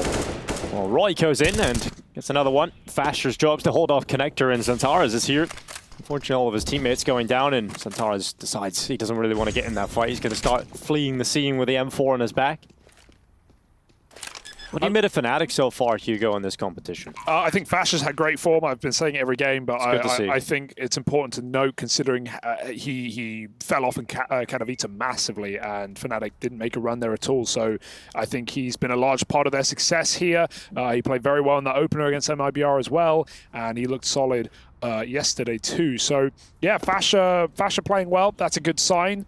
And he's had a bit of a rough run of it, hasn't he? Yeah. Last couple of months. It's one of my favorite players in terms of players I wasn't really aware of the last couple of years before he joined his team. I didn't really hear of him before, and he comes in and he's lights out. Really impressive rifler.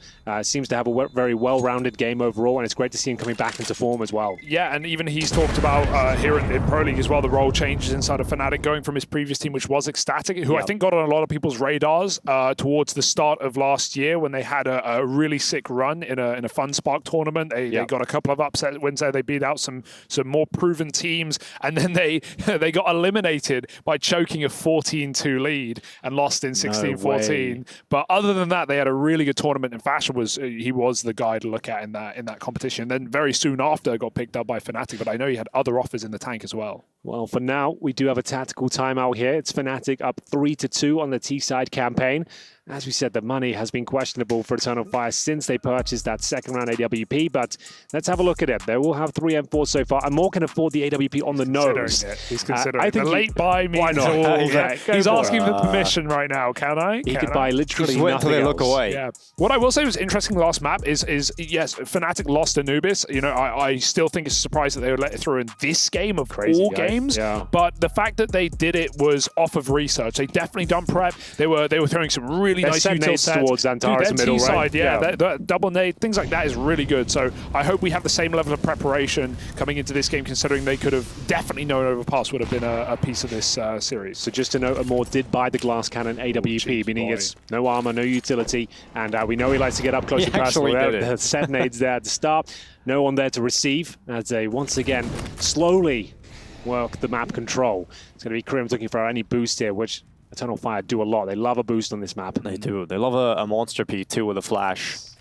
It looks like what they're setting up right now. Nico does towards party. No one overextending. Perhaps it's only a matter of time before Amor does decide to walk a little deeper in the bathrooms, but Fasher's coming up. What a great flash. And that's going to remove Xantares, and they immediately check Amor. They just know what they're doing. They see that position, they expect the setup, and they've seen Amor in toilets every single time. We also seen Eternal Fire rock that setup a few times in previous tournaments and previous times they played Overpass. What they're looking for there. Exactly. They come around the corner, they're so ready for it. Yeah, as soon as they get that first kill as well, Nico does beelines for that deep AWP angle. Favors him because he's far away. Major will hold on to the site, and the bomb can go back because notice Crims is still chilling outside of B, but there are 2 CTs here, and he hasn't heard them shuffle away yet, so Fnatic will just keep moving forward into this site, and it's a point of the round where Eternal Fire feel like they need to make a gamble towards lower. 30 seconds. Crims just trying to show a little bit of activity here towards B. He will go down, but not all is lost. A 3-on-3, and all the remaining CT players are towards the B side of the map here. Mezzi will slowly but surely confirm that A is open. Bombs be planted in the default spot. An advantage for Fnatic, but not all said and done. Problem is no kits, of course, but they do have a smoke and a flash. As the pincer maneuver comes through now, Nikodos more than ready for it. Oh, I love that head jump. He hits his head, so his model goes a little further than the AWP is ready for. And now they have a way back in. 2 players in the way. Nikodos needs this kill, and he gets it. Fash is on 4 health. It's really all on the AWP. Do or die, and Major shoots him in the back. Fash is too far away to stop this stick, but he is wrapping round the world, and that smoke might just decide it. Fasher can't do a thing about this round. It's Eternal Fire with a 10-second stick. He could get it! Not quite. Great cover. And were they getting it this loud last week as well? They've really been screaming down the house. I wish we knew. I'm sure they were. But, you know, it's looking like that was going to happen. I thought Fash was about to get it in the final second. Comes around, they start to line up. But great to see Eternal Fire getting back into it after the timeout. And the AWP is still out. It's got Kevlar this time, so the economy is actually recovering here for Eternal Fire, which was definitely a worrying point of the game. Nature's healing. It is. Major's team is healing. Well, here we go. Round 7, Eternal Fire bouncing back, tying things up. Full buy on either side, including the Nikodos AWP. Set nades coming in towards Boost once again. No one to receive once more. A little bit of damage towards Maja, but that's about it. But it just actually, even if it doesn't do damage, it just scares them into doing the boost at any point, right? Yeah. Here we go. And more, a bit of a different angle selected for the AWP, but it's worked out exactly because of that. Crazy place to play an AWP as well. Yeah, I mean, that's why he gets the kill, because he's not ready for the AWP to be there. Luckily, there was only one player there, so the spacing wasn't even a possibility. So, man advantage for Eternal Fire. Minutes on the clock. In terms of execution potential, still with a couple of smokes and a missed one towards the side. Very close towards Antares, but they are rotating back towards B potentially. Just juggling some utility around. We have got the bomb in towards T-Spawn on the back of Mezzi as he gets closer and closer towards Monster. So they will finish up towards this side of the map. Calyx haven't had to set his name too many times so far. B bomb site is pretty strong for them. A little bit of a splash there. All right, flash at the ready for Nikodos. Here comes the pack of players for Fnatic. Oh, Calyx gets caught, but luckily gets away. I thought he was dead to rights, but it's X-Flout's turn. He's now well reached the second player, but Fasher still fights and wins against him in that duel, and Roy manages to get away with a double. They're into the site, 25 seconds. Fnatic will start to put that bomb down. Yeah, they got a lot of space here. CT's on the retake with no utility to speak of. A re-smoke towards the heaven position from Roy. Easy shot. Never going to miss that one. That should be the round guaranteed here. Zantares has a kit. Brutal aim, but how does he even get out of this one? He can't.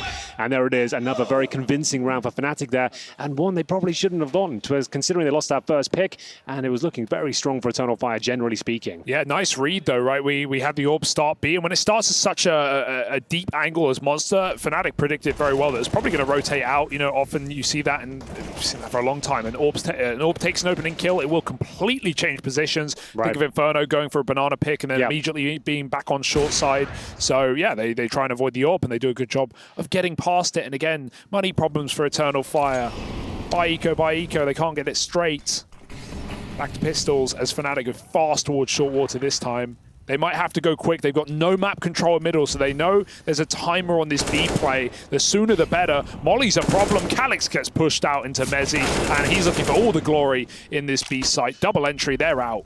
Yeah, that's very impressive from Mezzi and co. They've actually got full control of the B bombs, and now just Maja ready and waiting with the P250. I don't think he's long for this world, unfortunately. Yeah.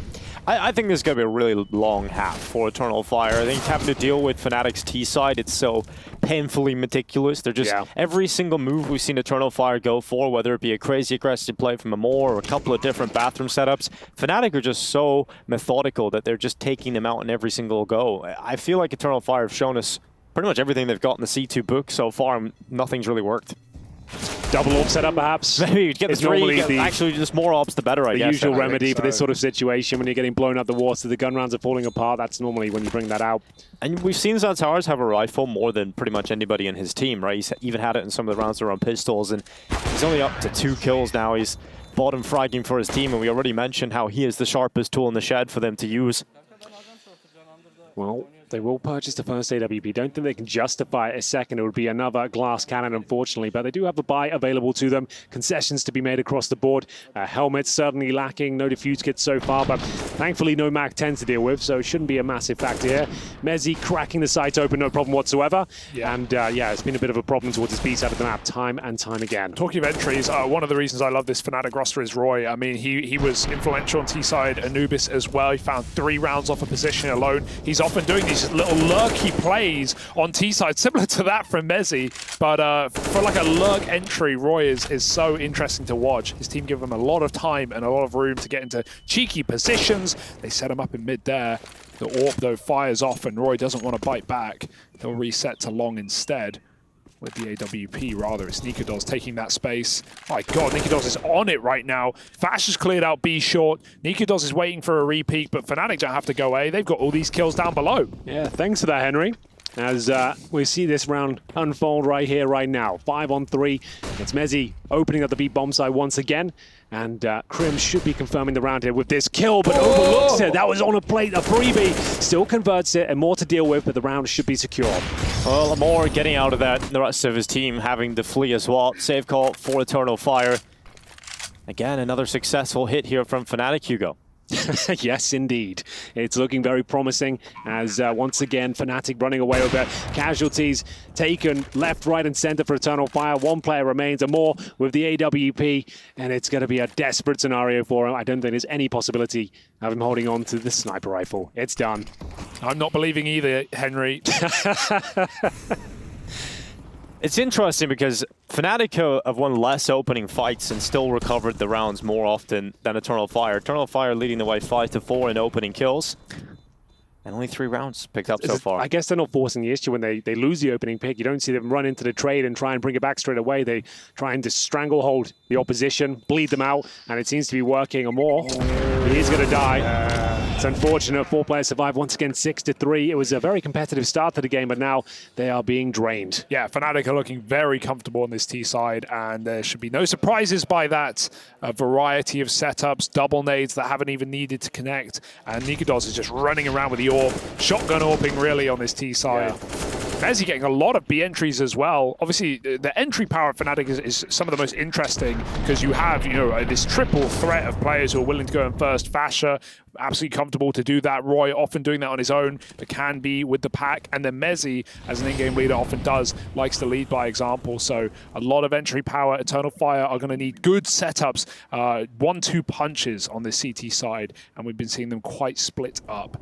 Close long player here in Emor, but he will get cleared. Surely no more than maybe one. Maybe gets 1, but Liar. not even that. Not even that. I said maybe gets 1, Hugo. I covered myself. Well, Zantares, he's got the sewing machine out, the MP9, hoping to stitch him up. That would be good. Yeah, that would be lovely. If you can stitch him up, Dinko, they're onto something, but he's in the worst possible position to do so, unfortunately, as looks like an A execution. Basic one, as we'll just see a couple of smokes thrown in. Molotov towards Optimus, and Calyx in a lot of trouble here.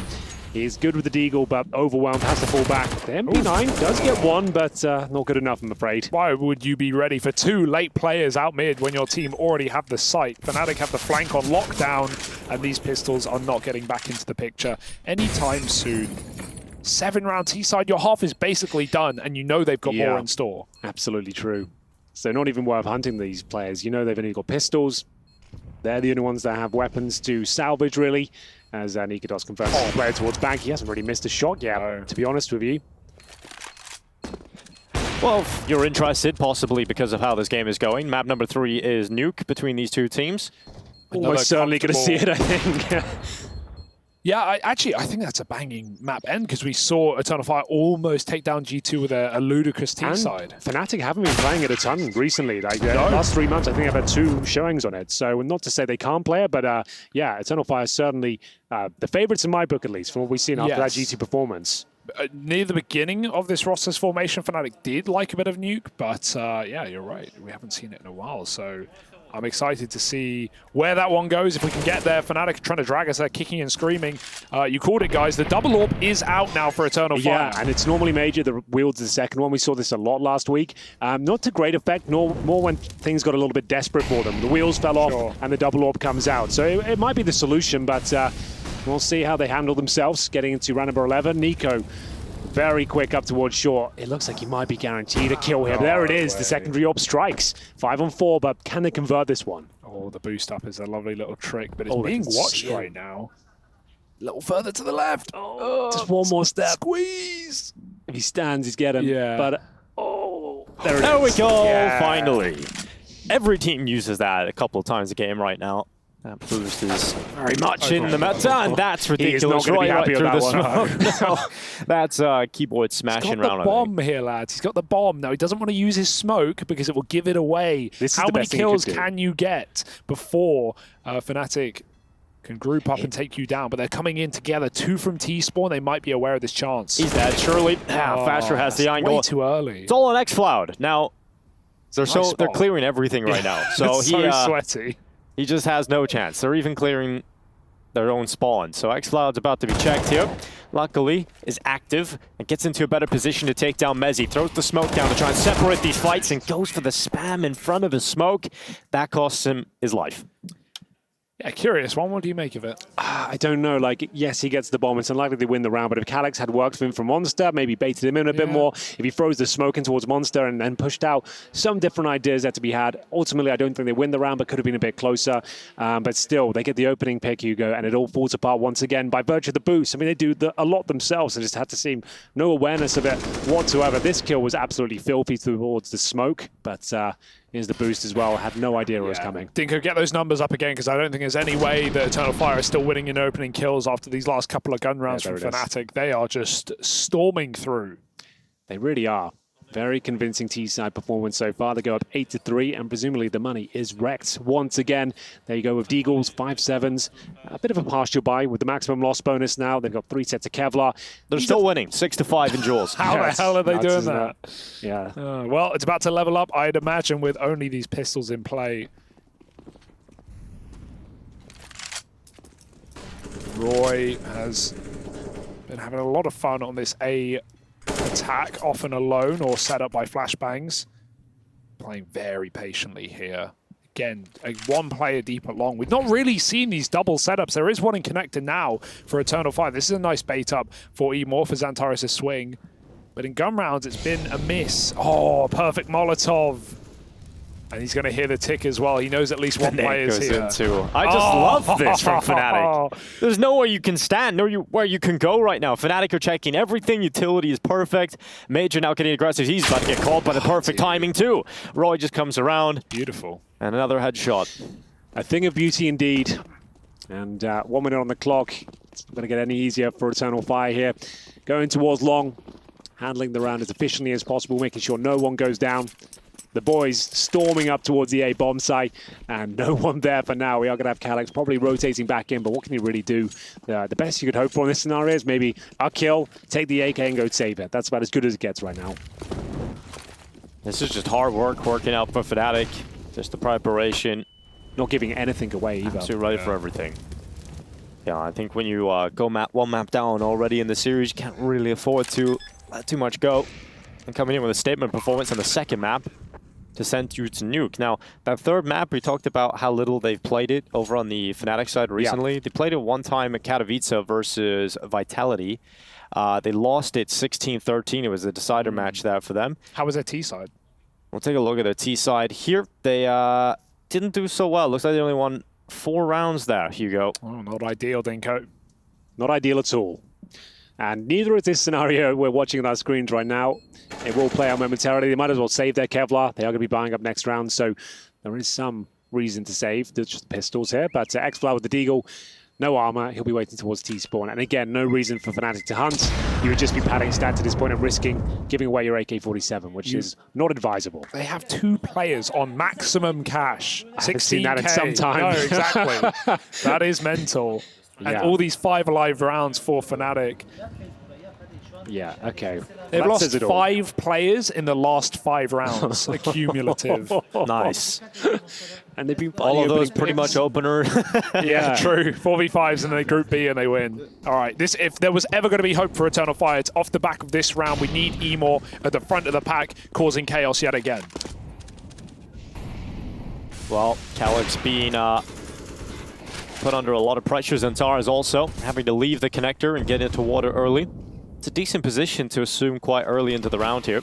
How many gaps have they found? Again, Messi just running along like he doesn't care. Like there's no one here. And guess what? He's right. Look how fast this is. He's just full sprinting. They have no idea because no one's even close to him. They will consider long, but they won't be ready for how close he is.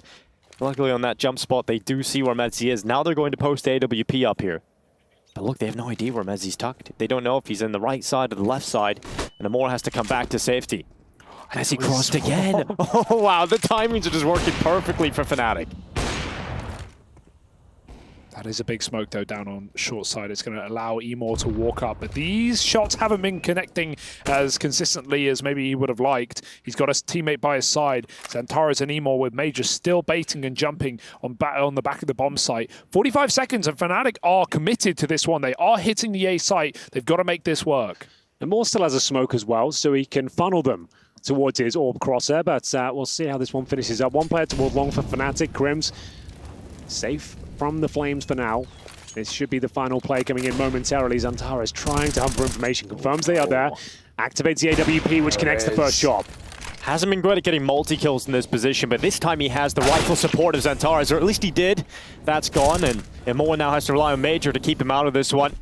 Emor is fully committed, and the no-scope goes in, nearly gets away with a second, but the rifle will eventually overrun him, and the clock is the most important factor here, but they've cleared out Major. They've got it down, just about, stays alive. Faster gets the bomb down.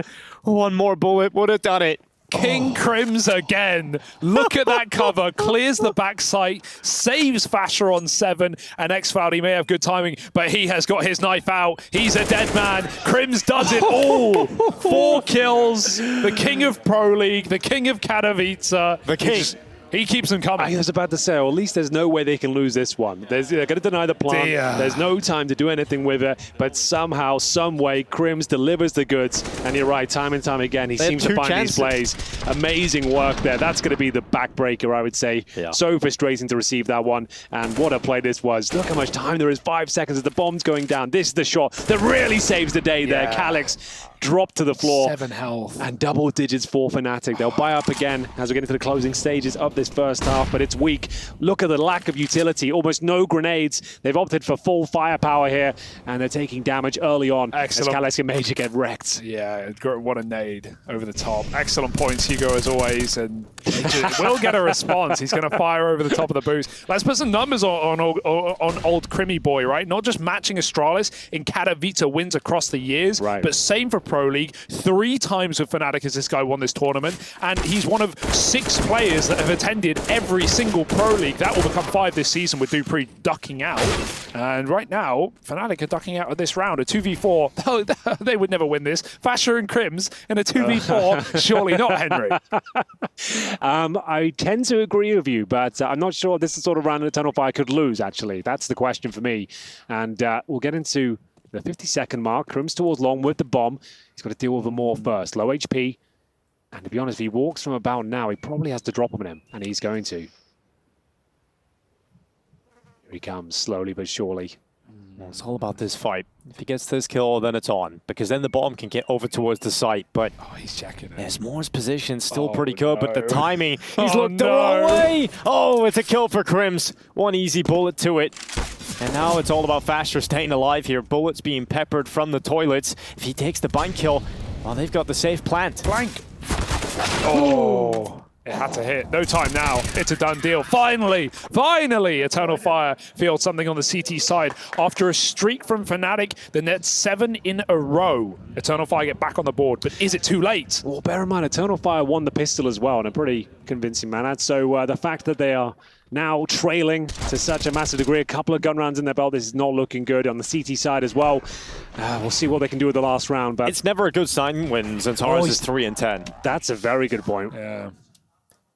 Well, 10-5 still a possibility, and given how they've been playing, actually might be quite beneficial, maybe a little bit overinflated. Yeah.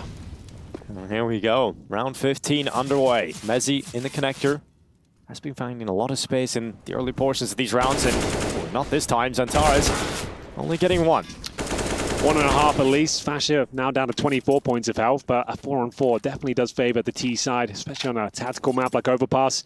Spread way too thin on the C2 side, and you can see more now reacting, trying to hunt for a bit of intel here. Locking down the connector, but doesn't look comfortable with it. I don't like the bomb being alone in middle. Neither does Nikadoz, who will be coming in to reunite. And that bomb drop may have been heard by Emor, who's down in connector. And we've already seen a lot of late mid takes for Fnatic, so he's going to keep his eyes on it. Oh, just misses that timing. But nades are being thrown out. Dilly-dallying. Emor, he's got the round in the palm of his hand. He needs to be patient, though, that bomb. Where's it going? Backstab to Roy. Just about recovers in time as a flash pops, and Nikadoz might have to go back down into the doldrums. Here comes Krims in towards B. Fasher quite the distance behind him. Krims has got so much space behind this smoke already. He'll clear the barrels first. Once he sees that's clear, it's all about Heaven, and Major gets the up on him. 2 versus 4 again, this time Nikadoz and Fasher. And the AWP of Fasher chimes in. They're 2 ups right now on the T side. This might work, That actually might work, because they're sending the bomb out long. Just got to stick it. Oh, this could be wild. Oh, Fasher, just keep making noise. Sell this one. He dies, it doesn't matter. This is it. This is what this round was made for. Nikadoz with the plant. He can go back to short side. He has a Molotov as well. Oh, dear, Henry. And they have kits, but a smoke, I think, is available for Xantares, so they can extinguish in that regard. They just used the Molotov already, though. Nikadoz threw it down towards the stairs early on.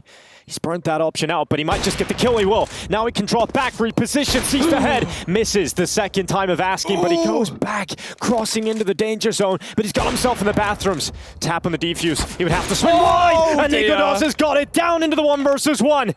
It's just Calyx left. He's got the kill, but what a shot from Calyx. Luckily saves that one.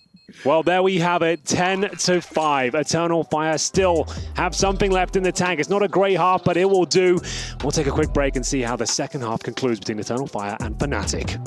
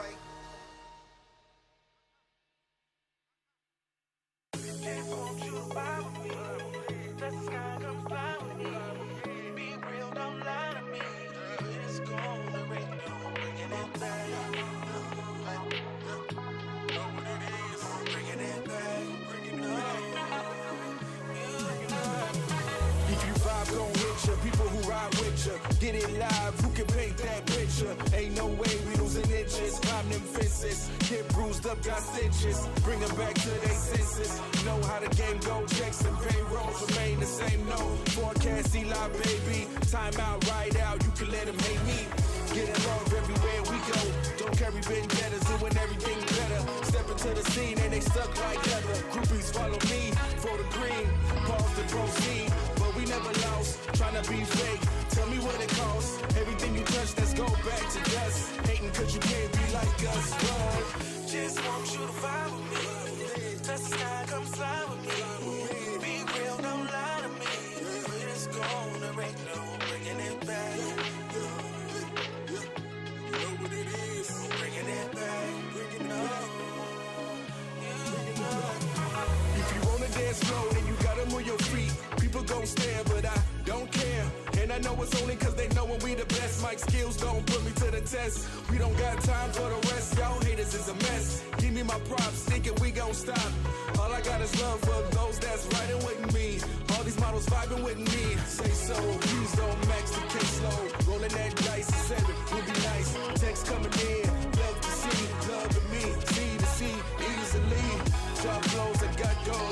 the word. Kicking haters to the curb. Catching up all the intrigue.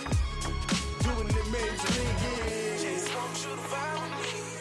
Touch the sky, come fly with me. Be real, don't lie to me. Where it's going, I'm bringing it back. No, bringing it back. No, you know.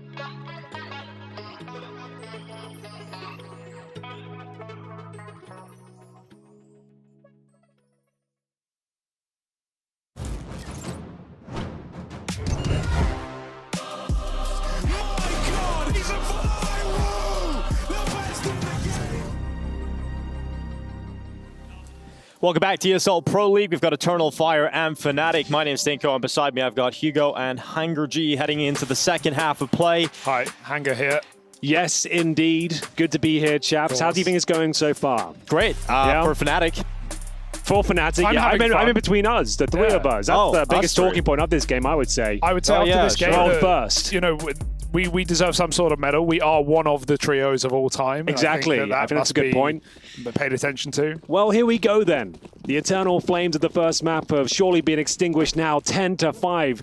They trail going into the second half on their T-side campaign. Crims is boosted, and he will be getting contact early on. The swing comes around to those Julies, and more handles their damage taken, but a 5-on-4 once again for the Turkish squad. They were ready for that. They pulled right back after the contact of the boosted player. Messi still has his, though. Bear in mind, Eternal Fire won the pistol in the first half as well. They can pull this one off. That's both pistols in the bag and a huge deficit to recover from. They've won both pistols back on the previous map as well, so... And Moore's got the Julies back, Hugo. Oh, okay. Here we go. There's always a chance here to turn this one fully in their favor. Antares gets up on the boost, gets spotted, dismounts pretty quickly. And still a minute to play with here. The gunslinger is still around. Certainly is. Can do a lot of damage with those two guns. They have a smoke, flash, and a Molotov. Everyone towards B for now, but not for long. Starting to shift their stance and lean towards the A side. I say lean, they're actually full sprint as they make their way up towards the bomb site. That's going to be Major trying to keep CT rotations away from the B bomb site here. Mezzi gets contact. A little bit of damage inflicted, but everyone holds their ground. Yeah, it's a seesaw trying to figure out which side is safer. Weigh their options up. Yeah, it will be A after all. Fnatic are fine to play retake here, but they don't have a kit. That's the problem. Swap out for Nikodos, trying to feign more players. Goes back to the USP and pushed out by the Molotov. There's 15 seconds, but that should be enough. There's no flank. Easy plant, easy post, easy kill, easy round. Yeah, great work from Eternal Fire. Fnatic held at bay for the time being.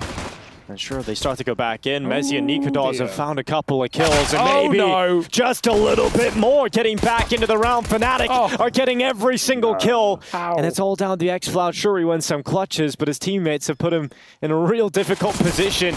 He'll swing out, he'll get one, nearly denies, but unfortunately, Fasher is just too much, and Eternal Fire, you can't afford to let that kind of round slip. Yeah, another early advantage. They get a completely open A bomb site as well. A 4-on-3 retake, and still it all collapses. Fnatic finding every single kill en route, and it wasn't even close towards the end. 3 players remain, and sure, X-Cloud gets one, but that's about it. Luckily, they get the bomb down at least. They can buy up into the second round with Galils and AK-47s, but still, I would be thinking Fnatic probably take it. Yeah, pretty desperate at this point, and that's finally the first pistol they've lost in the series, so very unfortunate timing for it to have happened.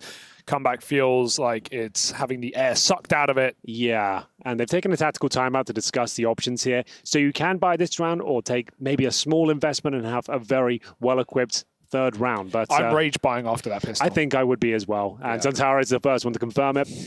He's gone with Glock armor, no weapon. Glock armor, all the util. No, he'll be dropped an AK-47, but we'll see what the Turkish Terminator can make of it. Hasn't found form yet, unfortunately, in Overpass. 4-12, but in my opinion, the most skilled player on the server. I'm sure he can cause a bit more damage before this one's over.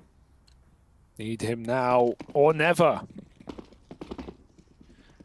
There won't be many more chances to get him involved on this map if you lose this one. He's been sent out solo towards B. There's the monster in. That's a pretty good monstrous nade. That was a nice bit of chip damage, I think some would say. But here we go. Damage. Chip going towards the mid area, Molotovs towards bathrooms, trying to flush out any CTs on the other side. Just 2 rifles for Fnatic. UMP making a rare appearance for Crims, keeping it old school as you might expect.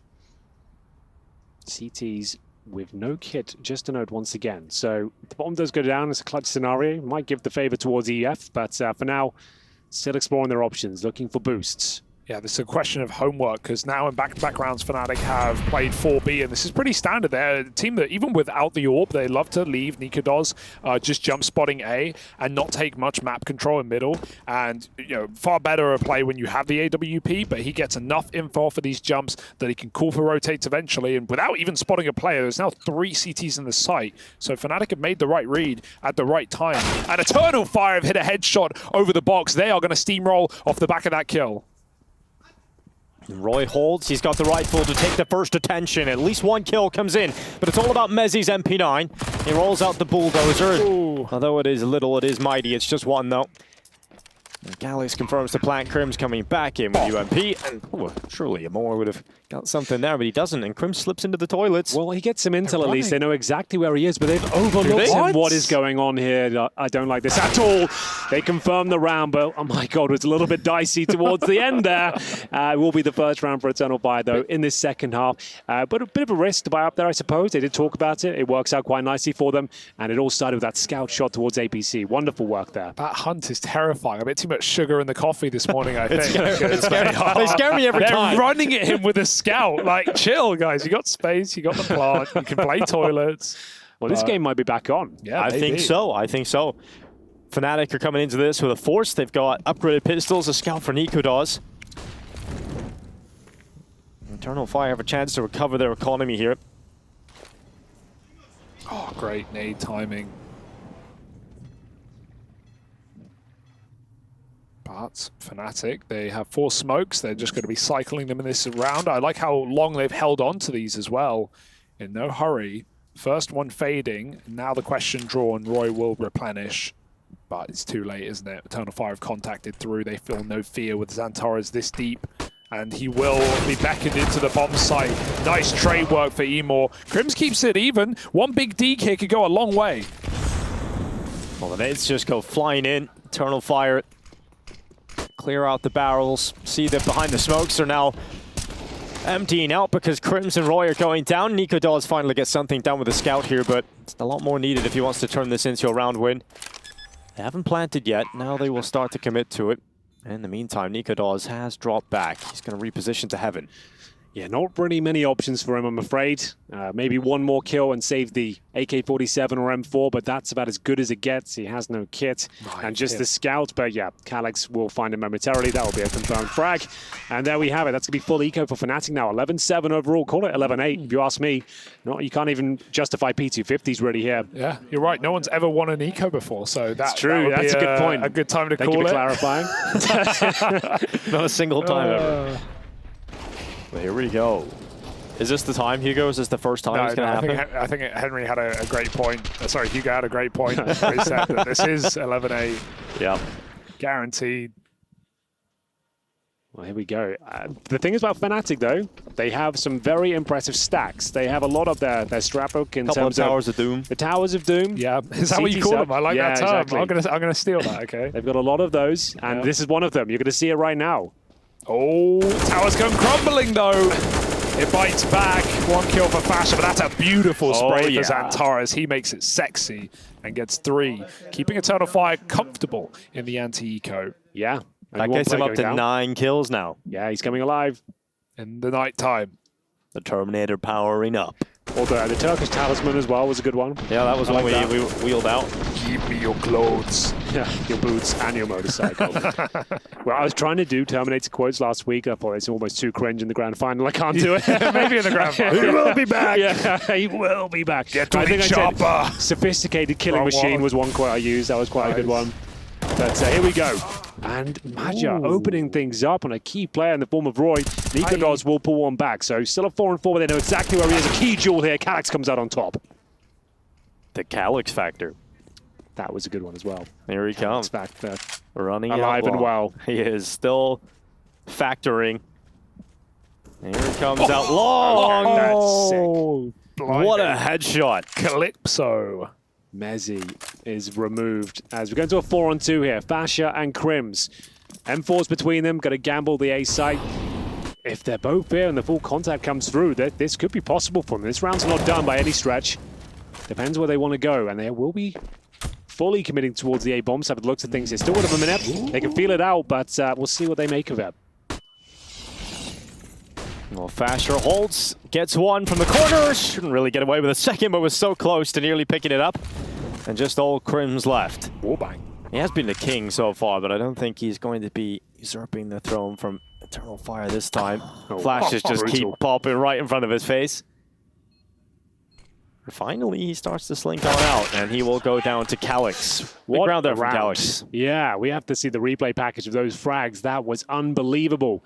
Incredibly sharp. Extra crispy, AK-47 bullets delivering that time and time again. Nothing too much in terms of the strategic depth. That was just raw headshots coming through. A bit of aggression with the CDs kick things off. MIBR taking down Roy. And then this was the shot from Calyx. What a showstopper that is.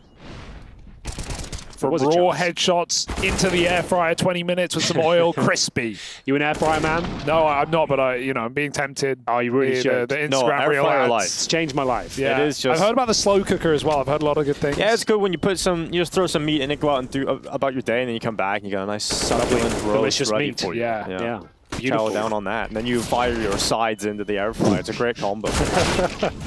Crims is gobbling up on the B side right now. He is. He's got a mouthful. 2 kills, no gun though, and he runs low of ammo. So it's a 3-on-2 and Eternal Fire are fine. They are, as they actually find double digits here. How is this happening? Yeah, like, how is this actually crazy. just transpiring in front of our eyes? 11 to 10 now.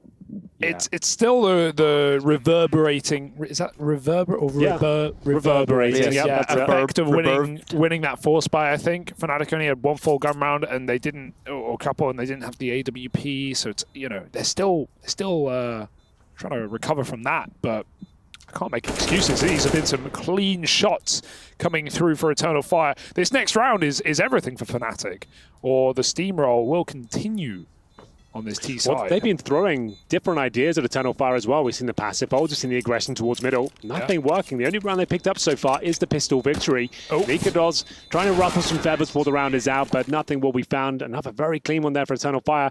Hugo, what's the cash situation right now? Can you report in as to what Eternal Fire have got in terms of, they got 16K yet? They're not quite there, but we got 10K, we got 10K, we got 8K, going to 9K, going to 2K, and sold. They've got a lot of money. They have got a lot of cash here. On the other side, though, only one available AWP if we want the full helmet and Kevlar. I'm sure they do. Well, High Rollers Eternal Fire will happily accept the first tactical timeout from Fnatic. Sign of the times here. The reverse sweep could be coming through. What a game that would be. And a 2-0 for Fnatic on the home map of Overpass as well. That would be a shocking result. After getting bullied in the first half as well, right? Xantares coming into the second half with 4 kills. Bear in mind, that will send you down to the final elimination bracket as well. This is already a loser's game going through. So yeah, that would be crazy for Fnatic, especially in this matchup. I don't think many had Eternal Fire winning this one, especially 2-0.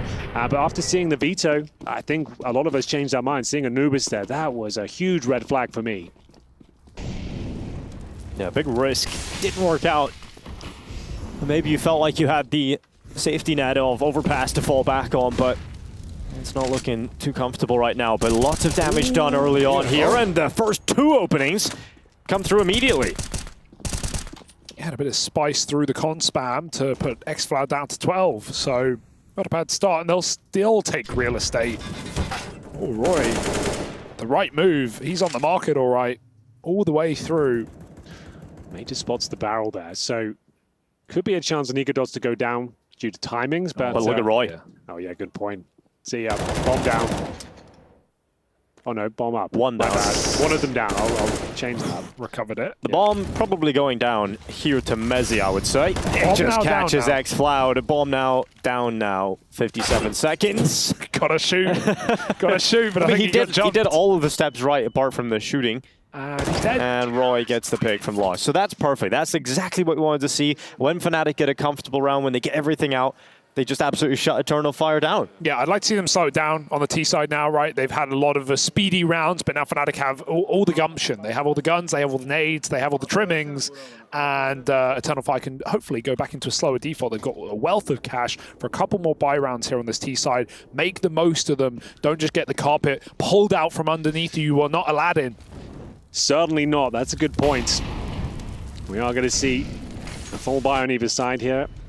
Fnatic, after winning the previous course, up against the fully equipped Turks because they had so much cash.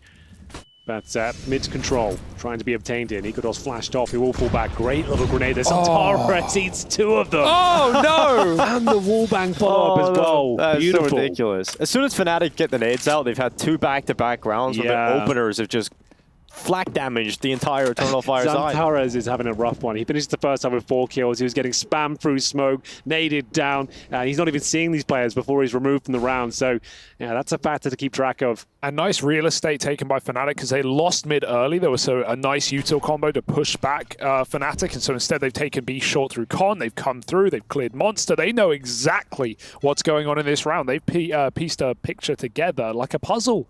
Tiny little pieces. You found a jigsaw, Hugo? Never completed one. A bit hard. I think I have either. No. I think I've really attempted one. What about the kids' ones? Like 8-piece puzzles? My favorite are one-piece puzzles where it's just a photo. Yeah, they not as much fun, but easy to complete. Yeah, for sure. Well, talking about completing, we have got an execution towards the A site and a big flank coming through, Dinko. Yeah, Fasher could complete this. He's coming around the backside. Messi trying to delay, and here comes Fasher. The Dutchman is flying towards them. Right behind them, tap, tap, tap. A1S out, but he only manages 1. It's a massacre. Everybody else takes them down. Yeah, there's enough players there. They had the full gamble, not even a gamble, the full read off the flank. So Eternal Fire walk into the gates of hell. And, well, it's pretty hot down there. Certainly is. And the coffer's starting to be drained as well. Even after having 10k on 2 players, it's going to be a bit of a rough one because it's 2 with $3,500. There is a buy there, but a tactical timeout certainly required here. Zantares can't believe it. It's just like, what is going on in my luck today? And, yeah, the CTs completely decimate them here. The flank was very powerful indeed. Basha had a bit of a shooting gallery there, but 13-10 comes through. Tactical timeout called. And I would say probably just do a partial buy here, lads. Like having 2 players not fully equipped is probably what you don't need that right now on the T side. Take a partial, you still can win it, and keep the money strong. It's a rough place to be in for Eternal Fire right now, because obviously you don't want to walk into the nades very early on into the round, but also you can't afford to really concede all of that map control early. So what's the decision here? It's to it's invest. A wacky one. Yeah. It's wacky, all right. They've gone for a Krieg. I mean, they've got enough for this. It's just yeah, like, but why? You've got enough for a Krieg a lot of the time, but you don't see that come out often. Well, maybe we'll eat our words, Dinko. Who knows? Here we Could be a specialist. Could be. Oh, team knife, and then he's so flash. good to handicapping him at the start of the round. Yeah, gotta make it a little bit easier for Fnatic. They just lost long entirely, but luckily they don't know. They don't know about Nikodos. Oh, the Kree's trained in. He can't swing. Oh, they line up. Why are they chasing the kill? They've got him locked in a corner, in a cage of his own making. And now Emor, yeah, he can get this kill all he wants, but his team aren't there to help him out, and he just has to allow it. Oh, that is unforgivable. Not like this. Yeah. Well, that sucked. Really, that was away as well. I hate that for them. Yeah. Oh dear. Well, it's going to be Amor and Zantares licking their wounds outside the B bomb site here. They do have the bomb, a couple of smokes, but almost no chance of converting this. It would have to take something remarkable from Zantares. He's certainly capable, but will he be given the opportunity? Well, luckily he hasn't been naded down to an inch within his life, so... True. He's been sat right back, waiting for the round to conclude. See if he can actually get stuck in at this point. And he's made pretty good ground. Bomb behind him. But they're playing retake setups here. Yeah, still plenty of utility, but he's gone so deep on the contact play. Here comes the smoke, but he's going to be peeked from heaven. And he loses his life. There goes the nade right into Amor's pocket. 2 more H's as well, plus the open orb in heaven. Emor's got to take space, take kills, and he's not got time to do this. He's been spotted. They know. Almost the transfer. We've seen Emor hit some nasty shots, but that will not be one of them. And I feel like Eternal Fire, that they're one of those teams that sometimes just need to take a deep breath. Because when they get the info, they're always running for the kills, aren't they? We saw it back in the first half when they knew Crim's a flank con and they're chasing him with a scout. Sometimes you can just wait. They had Nikodos trapped here. They had nades. They had a Krieg on his position. And 2 players go swinging through the wind and die. So it has to be a force buy here. They're going to have to go with pistols across the board. You would expect some form of set piece as they extinguish the initial flames. Nikodos more than happy to take the challenge here. As we'll watch Schwartz connected as well. Nice spam coming in from Mezzi. Bullets connecting, even more so for Maja. He'll collect the rifle. So an opening kill and a chance here. He'll give that over to Xantares, presumably. More for now. Make the most of this opportunity. And so they shall. You know what I have loved about Eternal Fire's T side on Overpass? Love is a strong word, but please tell me. Zero. It's quick. Okay, yeah, that's true. That's what you've chosen. Yeah. Actually, that is. I do love that as well. Yeah, it's exciting, even if not for the right reasons. Little run boosty. Now Nikodos, we've not seen much CT Orb this game. He looked solid on T side. He wasn't missing a beat. But how will he do against this tirade of T's coming around long corner? Maverick is going to do pretty well. He's prepared for this moment. He's got all the information he needs. And he goes swinging into the peak. And he gets one, sees a lot more, and now he's blinded under pressure. But repositions around the front side of the dice box. He's got old Mezzi to help him out. He's going to get one, but Nikodos still undetected. And I don't think they're ready for the AWP to be right here. So he'll start to wrap around. Fasher gets all 3. Oh, that is lovely. Oh, dear. Well, they got the bomb down at least. There's a buy going forward. They'll have maximum loss bonus, but that's about it. They're always the optimist. I have to find something at this stage, and it looks like overtime is still a possibility. With 5 T rounds in a row, Dinko, it certainly is. But they've lost 4 in a row now. I would say we're going to pack it up after this one, but you never know. Like, the fact they even got double digits after the first half is pretty impressive, to be honest with you. It was a competitive game still, and they've got Nuke, where I actually consider them the favourites. So just keeping the hands warm. I think I agree with that. Yeah, I think I agree. I think Fnatic aren't well drilled right now, Nuke, and they could be dealt a very heavy hand by a very aggressive team that even took G2 to their final straw and took them a more competitive game than Heroic did, than Na'Vi did, and made it a 30-rounder off of the back of a 10-round T-side. So, yeah, I think I'm glad we're going 3, if that's where we're going. And Fnatic trying to make sure that's a factor with another pause called. Well, the CTs want to close things out right now, and they're looking for the knockout punch if possible. And, of course, they'll have all the advantages you could ask for here after 4 successful rounds in a row. Eternal Fire do have the rifles, as you can see on your screens right now. A Galil for Xcloud, and Xantares up to 11 kills, but yeah, not looking too good overall. Some concessions to be made. Maja with barely any utility, same story for Calyx, but we get into round number 26. Is it where play stops? Time will tell.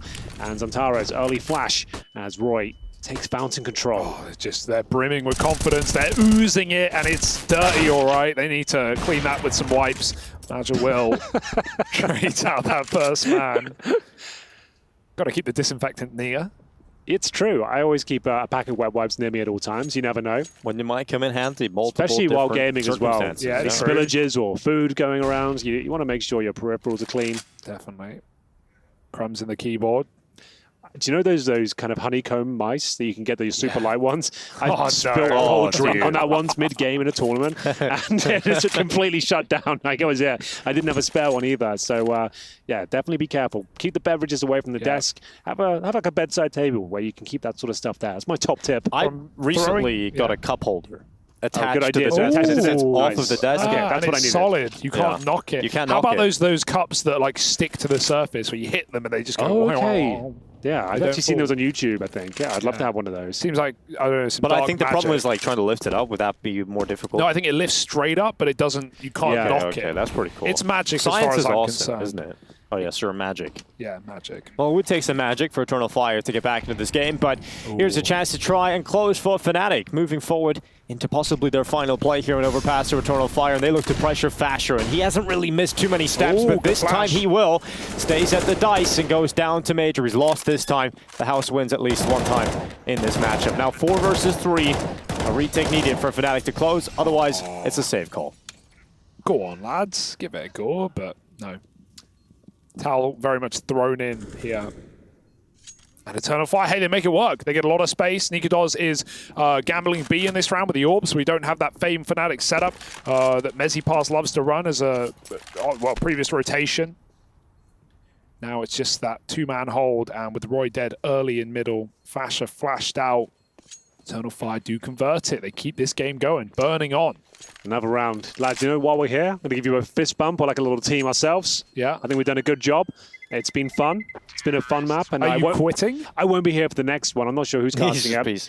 But I think we did a fantastic job. No one can be upset with this one, even though we do sound the same. It is the only trio. It was the only trio ever to be a duo. That's true. Yeah, okay, we have that. See, how do you know? How do the people know it's not just one person here doing 2 slightly different voices? There's no guarantee. You never know, Maybe we've got to talk over each other. Yeah, we might have to. Is this a tactical timeout? It is. It is. All right, then. Another chance. Another chance.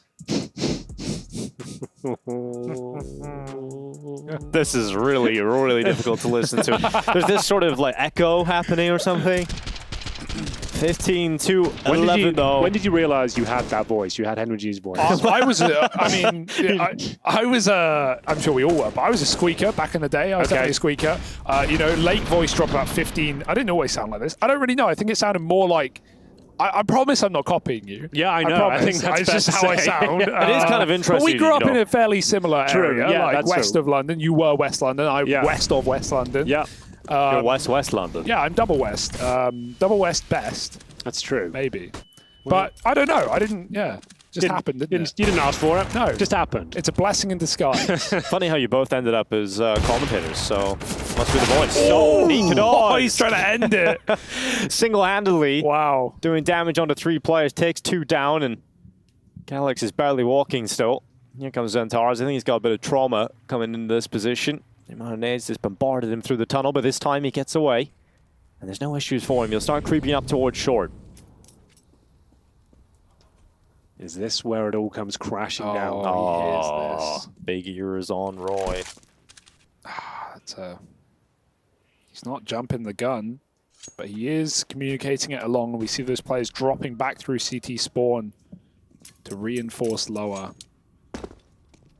Oh, look at the stack. 3. 3, and Calyx just left, trying to check if he was being flanked. It doesn't get worse. Poor Eternal Fire. They need these entries, and they need Xantares now. Well, luckily they have got Xantares, who hits the first one, but this is the flank coming in. Oh, Roy tapping away, finally gets the kill. He runs out of ammo, so he'll send the nade in instead, and that might get the job done. Calyx was low on health, but doesn't fall to it. In the meantime, Xantares is killing people on the B-bomb site, so Calyx has to think about turning on his heels and running away, but Roy catches the timing. The bomb is down, and it's just Xantares left. This would be an incredible 1 versus 2 to stay alive on this map. He's got the bomb in his hands again. He runs into the open, he'll go down, and Fasher will close. Fnatic forces to a 3rd map. The strong first half showing was too much to come back for Eternal Fire. We'll be back, though, after this break.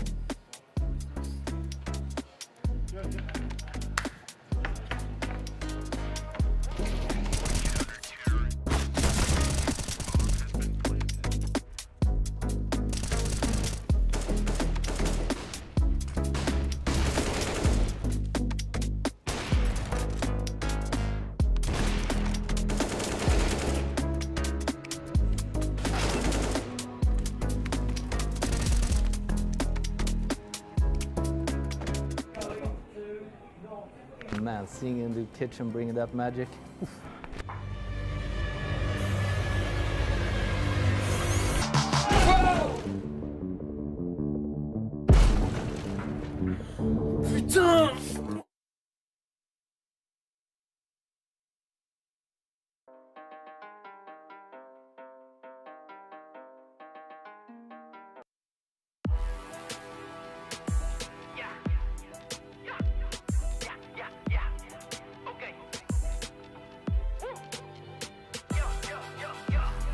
Yeah, I don't see no competition.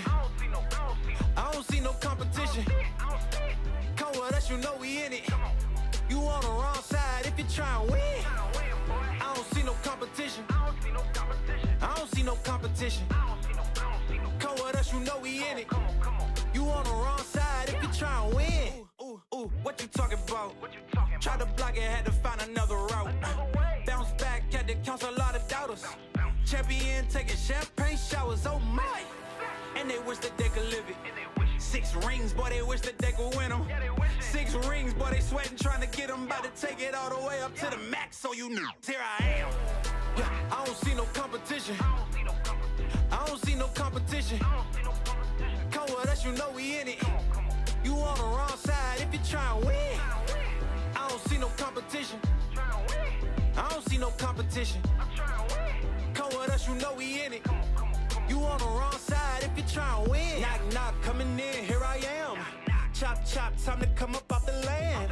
I don't think there's no more room up at the top, but we got plenty of room for you to watch. Beat you and I make it back home by dinner. Money cover more miles than a sprinter. Yeah, what you think I'm a beginner? Nah, I ain't no beginner. Ooh, that's what they be saying when I move. I don't really think that we can lose. Ain't nobody else up in my view. No, in my view. Yeah. I don't see no competition. I don't see no competition. Come with us, you know we in it. You on the wrong side if you try and win. I don't see no competition. I don't see no competition. Come with us, you know we in it. You on the wrong side if you try and win. You on the wrong side if you try and win. You on the wrong side if you try and win.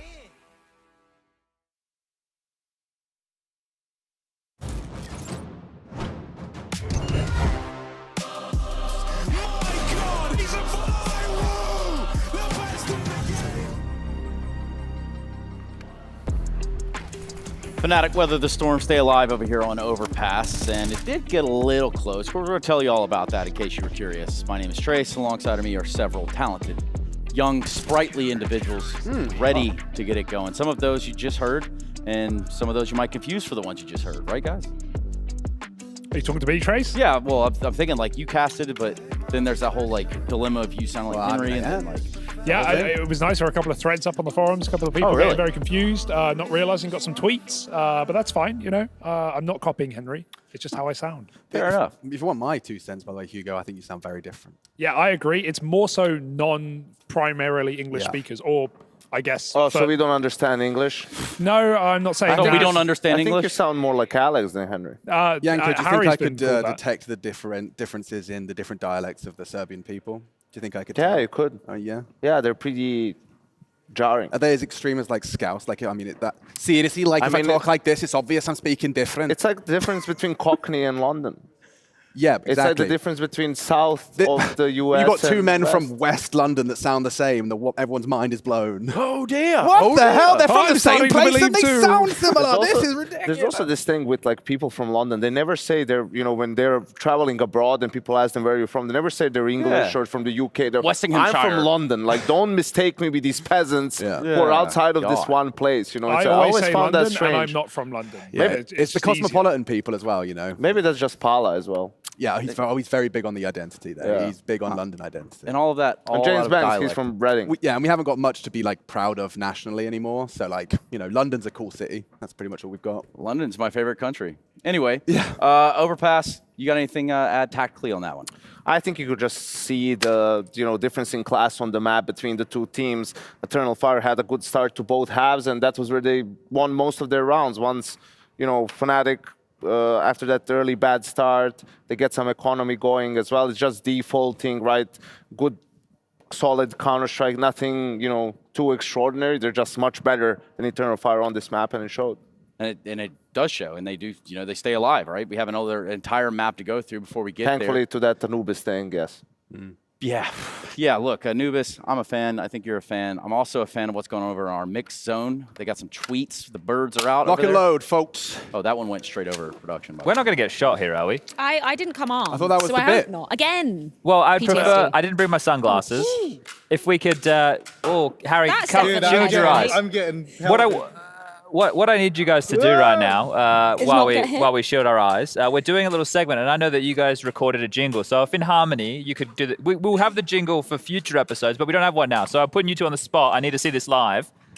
I'm going to count you in. With half the people? Yeah, with half the people. Come on now.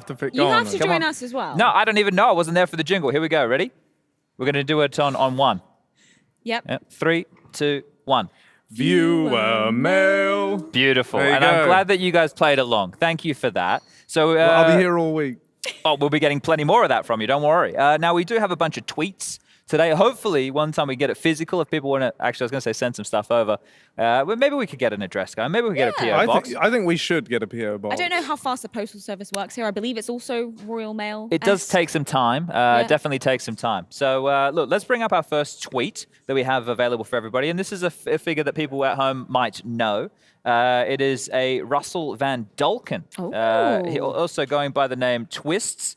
Don't you worry, it'll be with us soon, just like the Royal Mail. That one, see, Yanko's he's going to hit one. When Yanko hits another, he's really getting stuck into you. Dude, I know. Okay, all right, here's the tweet. Really enjoyed the way Pro League is looking. From production to the chill environment, CS has amazing personalities, and this helps show them more. I think CS was really missing an event like this. Hashtag ESL Pro League. So right now, we're just we're patting ourselves on the back with this one, I think. Twist, you have an amazing personality. He joined us on the desk in Katowice. I'm expecting him to do the same here. One phaser here. Week 3?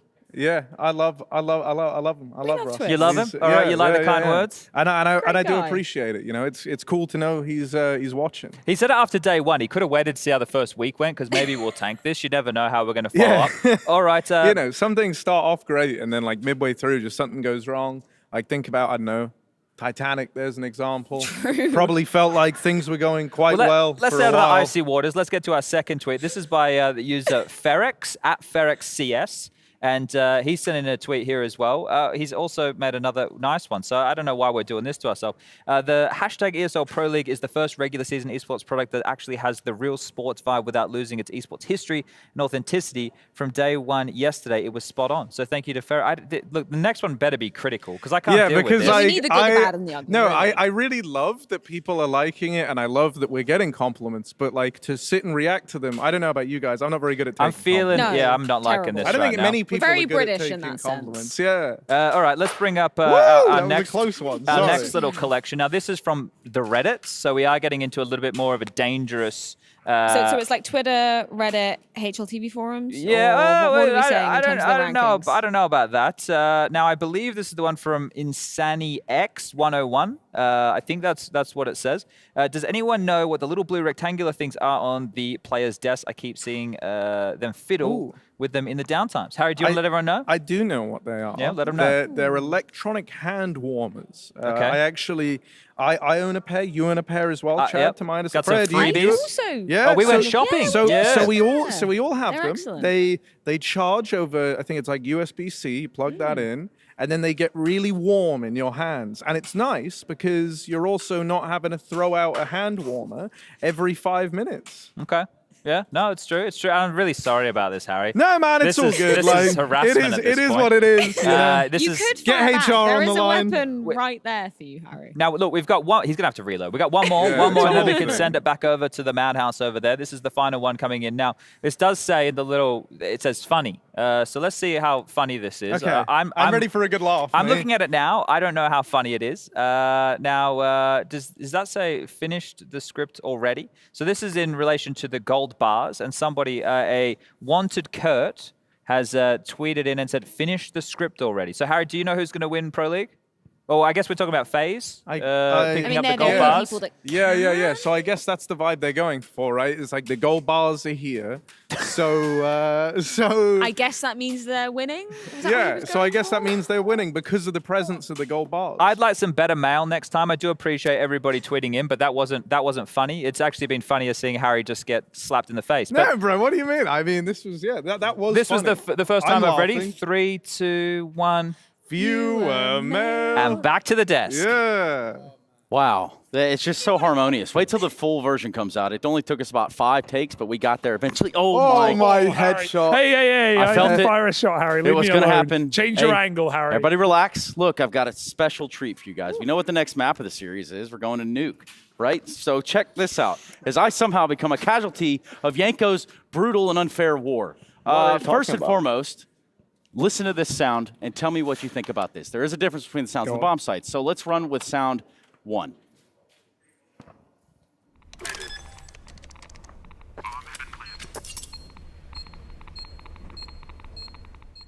Okay. And now sound 2. I'm planting the bomb.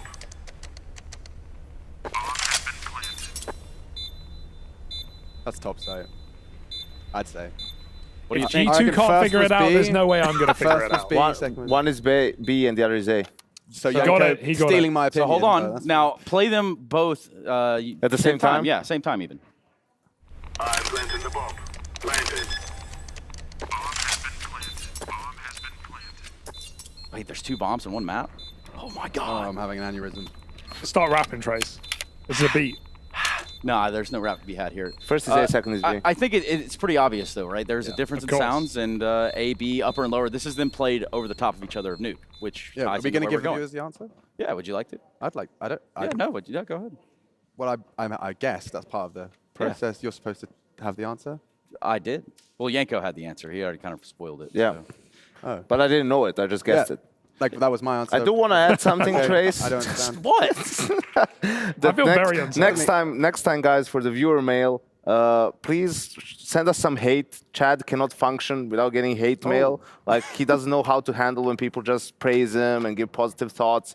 He's too hard on himself. So also, tell Chad he's doing an awful job just so that he feels better about himself. Also, if you wouldn't mind, that corner that they just did their fan mail thing in, I'm thinking about doing an agony aunt thing with Trace. So if you want any life advice, you got any questions, conundrums, things you're struggling to deal with and want someone else's advice, hit us up. Yanko, Trace, and I, agony aunts. We're working on it, and we need obviously someone to have some agony so we can be the aunts. Let us know if you've got anything you want answers, life advice, or anything in between. This is getting intimate. This is beautiful.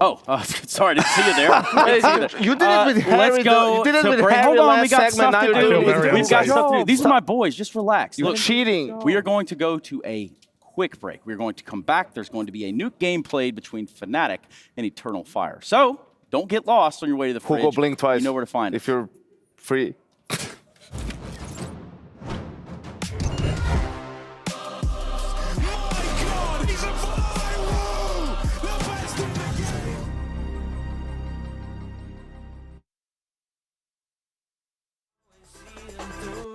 Cause I don't wanna play your game.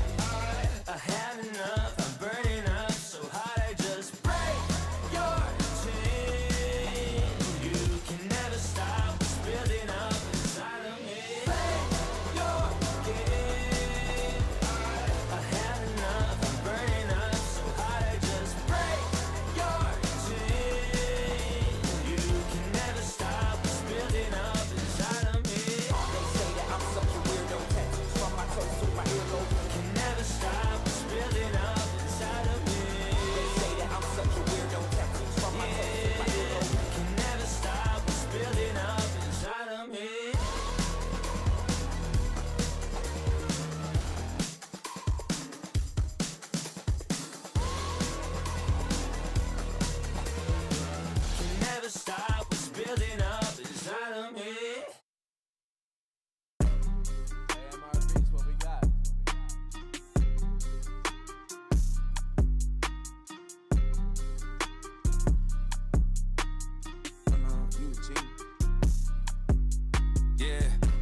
Close, I whittled them down, sticking to them by sticking around. A gang online, Iwo Jima got one flag and it's sticking the ground, setting up shop.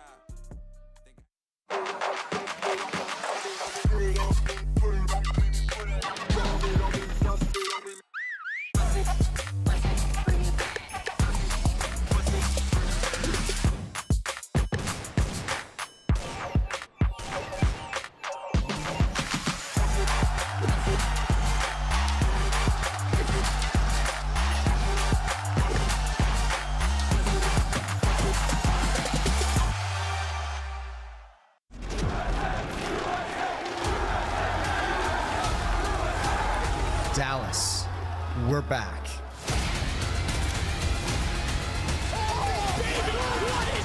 Counter-Strike is in our DNA. It always has been, and it always will be.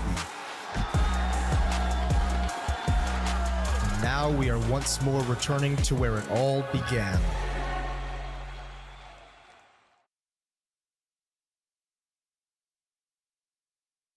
I think one of the key factors to not playing Danger Zone with Rush is that the guy just doesn't ever shut up. But, I like it more than meatballs. We're changing it all! Your strategies have gone! I do have one question though. Have you ever heard of the Mind Goblin? No. I don't Mind know Goblin on these nuts?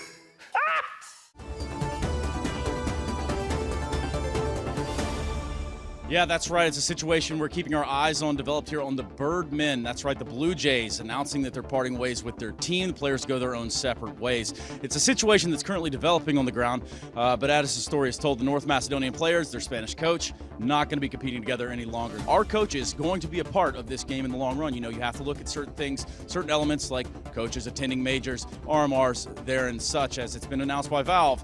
That, well, that's just not part of their plan anymore. Nonetheless, again, we keep our eyes focused, our attention tuned right there to the developing situation on the ground with the coaches in 2023.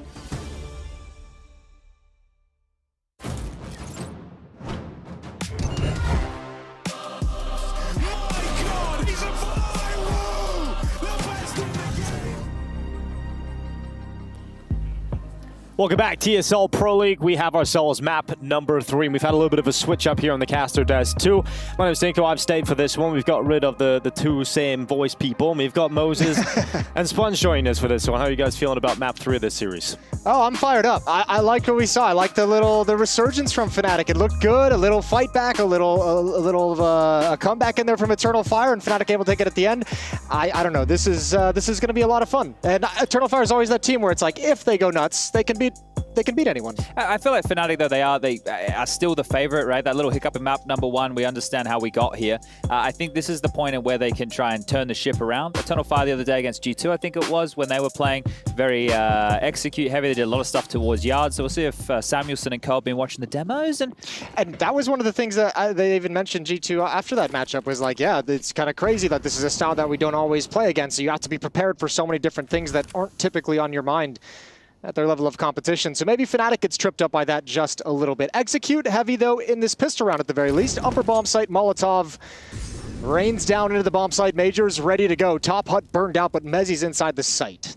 Down the vent here. Ooh. Yeah, lower side. Nobody home right now for Fnatic. Free. Bomb should go down, so this is likely to be a 5-on-5 retake.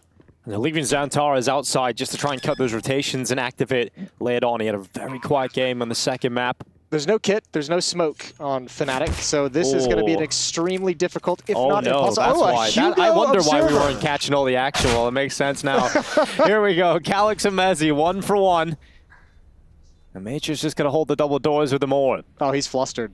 Hugo, that is. Yeah, I was going to say. Doors coming open with a flash here, I think.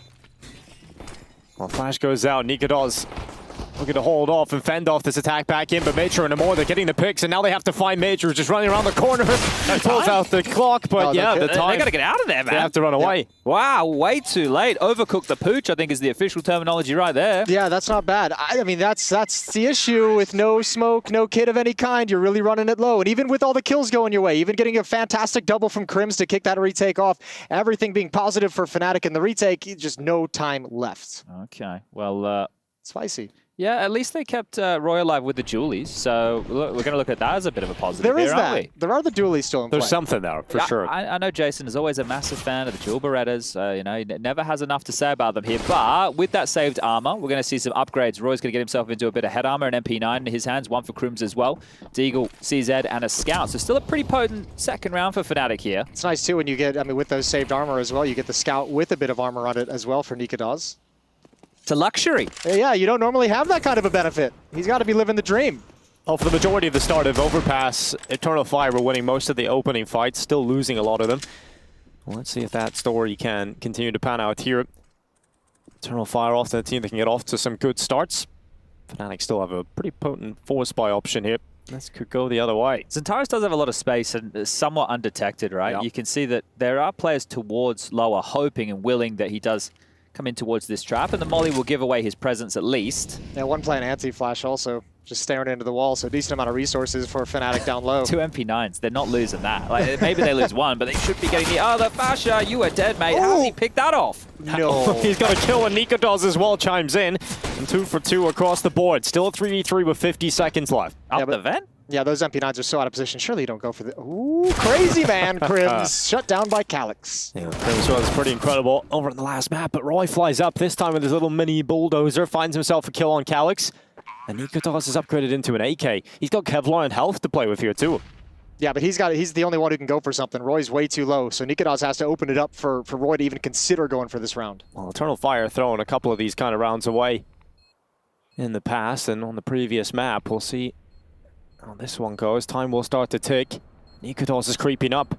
Xlot does see him before Nikodos turns to his position. Save. And that will be a save call indeed from Roy. Gets away with a Galil. I would love that AK, really, wouldn't they? But you can hear that yell. There's another one in mini, if Roy can actually make it, although the bomb radius is going to be a bit of a pain. And also, the Eternal Fire players also realizing that there's quite a few obstacles all along the way. Yeah, there's a valuable weapon that he could be going for, so they shut that down quick. On the bright side, the Julies are still in play. Beautiful. There we go, Chad. We're going to keep track of that one. Another round where they come through. Someone should get dropped them here, surely. Looks like Mezzi currently has them equipped here, but that was a round where there was a chance, right? That double stack towards lower didn't bear any fruit, right? They're coming up the vent as well. It's one of the least optimal ways to rotate back in towards that top site. And Xfly, that was the kill that mattered the most. Yeah, too many angles to check, right? Like, you have to take a risk somewhere, and clearing out that vent just gets caught. Story of my life. Yeah. Too many angles. Too many angles. Kurt. 90 degree. Obtuse. You've got them all. Acute. Do you know Kurt angle? A Kurt angle, no. But I know it. Sorry, dude, Kurt. He was a wrestler. Oh, okay. Yeah. That's fine. Wrestling kind of started to... I think WWE was like too expensive for me growing up or something. I think I went pay-per-view and I only had the action figures. Yeah, see, for us it was WWF, and they had to change name because they stole it from the animal activist group, right? Yeah. So, World Wildlife Foundation. And we got nice. We got the F here in Pro Nice. League as well, right? For fun. So, Foundation, fun. Go. Well, Mac-10 leading the way. Major's having fun, jumping around, clearing things out. There goes the rifle, save 5 Fnatic. And this one's pretty much done, but the Julies chime in. Oh, okay. The Julies have done something here. Maybe a little bit more up from Ezzy. They're still quite slow about this, aren't they? The flank's coming quite quickly. He could swing. He could deny this bomb plan. There's no way to trade it, so he just goes back behind the door again. And now comes Mezzi down the ramp. Boy, it's not like this. Oh, that is painful. That is a rough way to potentially lose a round, because Crims chimes in also. He drops the AK down the vent, picks up another one. Now they've got some weapons. This is horrible. Eternal Fire finally getting one kill back, but Mezzi's trying to shoot at range, and the Joe Barrett is, sure, acted as a distraction, but it's the rifle of Nikodos that gets everything done. That is a ridiculous round to lose if you're Eternal Fire. I chalk that up to the Dualies. One kill, a little bit of a distraction as well. 100%. Carried through from the pistol. So much impact. And, wow, can you believe it? Hooksy can't. He's sitting by. He's seen the eco come through. He's in disbelief. Look at it. He's cheering for his old Copenhagen Flames boys. Now, can we get the man who was observing that round on the camera when we can, Max? Because you're going to have to make up for everything he missed right there. Don't want to put him under the bus, but, you know, it is nuke. It is hard. Yeah, he has been thrown under the bus here. He picked a challenging map to go for it. Hugo, do you know how to use the mic, mate? Hello, can you hear me? There we go. Will you say you were happy with that last round? Look, the pistol was my low point, so it's all up from there. You know, I'm just trying to figure out what keys do what, but I'm gaining a whole new appreciation. How are you dealing with the observing. flashbangs? I'm not blinded yet. I have a light on for your viewing pleasure. Beautiful. But give me a few rounds. I'll warm up, I'm sure. I got Rush here, and MC telling me what to do. It could be worse. All right, Hugo, we'll leave you to it. Good luck. It's good to have so many interns in the building, isn't it? Yeah, trying a bunch of new things, seeing where they're going to fit into the company. Well, this is a late play towards Yard here, and with only one smoke in play for Imor, I feel like they're going to want to fight around towards Heaven, but the issue is Nikodos has this AWP. Oh, top split. Yeah, well, Faster's hearing that above him. He's calling to his teammates to try and hold. And Mezzi will do exactly that from Heaven. He gets a double. Crims chiming in. It's looking very good right now for Fnatic. Just Major left. He'll start to come back in. That looked dangerous for a moment for how clean it's turning out to be right now. Yeah. Ooh, I don't think that was spotted. Major sees him, and now he's giving away his position. Nothing for him to do. 35 seconds. Hit falls flat. Fnatic's going to tie things up, and they do it cleanly as well. 5 people alive, money builds up, looking good.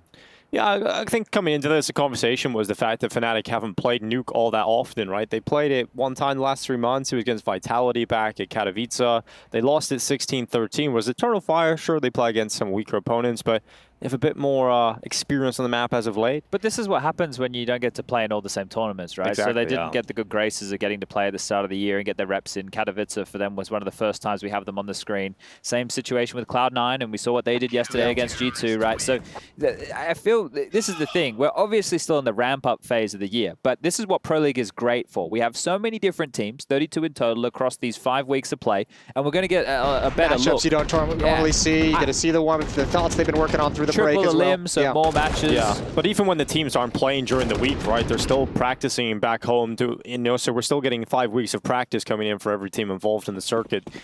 So it's definitely a good time to see some of the teams shape up in the season. I talked to Nafany in the elevator last night after I bet he was happy. their big win. No, he actually didn't look at it all. He was very stoic, and I even said, I was like, "That's a great win." He's like, "Yeah, just one win. No, like we have nothing." Good attitude. Yeah, he was very, very level-headed about it. He looked good individually yesterday as well in that G2 match. Yeah, he's doing very well in this tournament.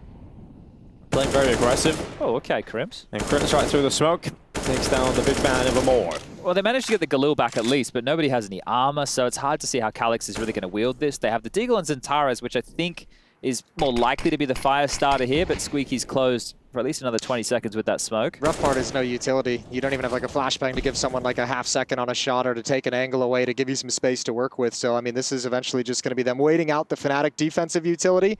And obviously, as we could see, re-aggressing towards ramp room. Look at this little whack-a-mole combo. Crims in the back box baiting for Roy, who's going to pop up. Might not need a bait. Go for the ace. Get it. Come on, Crims. Give him the sauce. There he goes. There's the chance. He's going to run. Don't give him... Yeah, Slav's just going to run away, isn't he? What a jerk. He man come back. Nah. Might be a bit of a knock and run on A. Nah, he's going to die to Fasher right here. Chad, when you're the last player alive and the guy you're going up against is on for the ace, you go the other direction, don't you? Great to hear a war cry coming in Who there. was that? Is that a wounded animal in the studio? I don't know. Sorry, guys, just left my mic open. He was happier with that round, Yeah. I guess. Then, all right. Well, poor Madger here is going to have to operate with just a Tech 9. Now, we have seen it work to some great efficiency if it's in the hands of Hunter or Electronic. Electronic was beasting with it in recent history. But Eternal Fire here not operating with full guns by any stretch of the imagination. So round number 6 is going to be still on the difficult side of things for them. Would love to see Xantares activate a bit more. 1 kill so far. Back-to-back rounds. Back-to-back rounds for Fnatic with 5 players alive also. That's nice. Yeah. Yep. Nothing behind this smoke wall. It's all a bit of a ruse here. So Xantares puffing up his chest. They're going to start to fade. He's going to have to get a real move on. And Nikodos might hear some steps here. He should be good for this. Keep walking down secret. AWP will let out a big rip. Surely he stays passive, right? He doesn't have any utility. Maybe... Ooh, here he goes. It's Xantares. He loves to get aggressive. And he'll walk right into the orb. But he has to. Think about they use 3 smokes, 2 mollies to get that space. If he doesn't force a rotation, or if he doesn't know if a rotation's come in, it's kind of useless. Him dying also seemed kind of useless. Well, I just remember the last time he got down there, he tries to throw that little bit of a fake. Good entrance provided from Calyx, and he's got a lot of room to work with in this upper bomb site. No one from Fnatic home, so it looks like another retake on the cards. So the information has paid off here to at least get them in towards A. Nice shot, and now a chance. Oh, this could be the play. That could be the winner, the late flank from Major. He does love a good late flank coming in for a while. His teammates need to hold for it to be effective. And more is gone for 1, but Crims is just on another level right now. Another double. Major coming up the ladder, and they turn back to check it. The defuse being stuck around the corner, and X-Log can do nothing about it. At least will get away with his life here. And that's unfortunate. 10-3 right now on Crims. Nice heads-up play from Mezzi to check for that flank just real quick, realizing that Major, someone might be popping up. Well, we might need to keep eco watch now that we've got 3 of us here more often than not. So Crims might be 10-3, but 4 of those were eco bashes against no armor. So actually, one of them was, I'll give him 7-3. Okay. He can have 7 and 3 kills off the scoreboard. Yeah, because of the full, and that'd be great if we could organize that. You know, have it filtered. Maybe we'll get Volvo on the line here. But this is guns.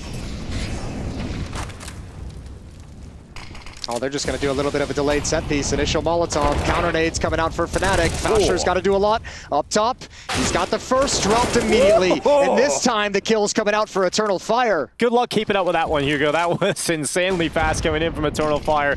Nico locked in at Heaven. A little bit of a gap on the edge of the smoke to play with, but it is going to give some time for Eternal Fire to get that bomb back. And with Kroom's play in the lobby being spotted out by xFloud, Nico has no shot. So he's going to drop back, let this one go.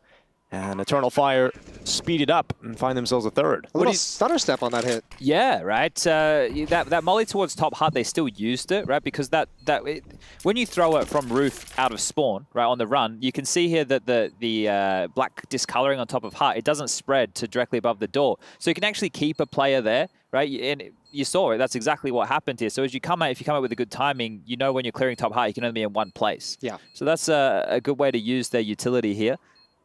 And Amor nearly gets a double because of that. It was just very unlucky not to take Fasher down. So it could have been even more convincing from them. Okay, third round on the board from Eternal Fire. That's quite nice. And a gun round. Yeah, and a gun round. Which I think is key here. But is it done in a sustainable style? Yeah, I mean, you can come back to that. You can't just rinse and repeat it every single round, but everyone's got an upper bust in their back pocket, and everyone's got an upper bust that has, you can mess with the timings a little bit the way they did as well. So I imagine we'll see that at least once or twice more in this half from Eternal Fire. I think that save as well, you knew that there was enough cash, right, for Fnatic to buy into the next because of the virtue of what you said, Jason. Yeah. 2 rounds in a row where 5 stay alive. Here's that molly. We can see it one more time. Fasher does get one, but, you know, doesn't have too many places to go and gets traded out. So good stuff there from Calyx. But Nico's holding on to the AWP. You know, that's an expensive gun. You know, fortunately, they didn't have to rebuy that because they're still making this purchase happen on the Fnatic side. A couple towards the bottom of the barrel already. Yeah, still got some money in the bank, though, with Nico's at 3K, Mezzy at 2K. You can work with that. 4-3. Full utility for Eternal Fire. Let's see what they got this time. That play Xanter's now twice towards Secret hasn't really panned out for them, hasn't got them a whole lot of results. We'll see if eventually he can have some impact. Let's see where Nico sends this off straight away towards the door. It's blown open.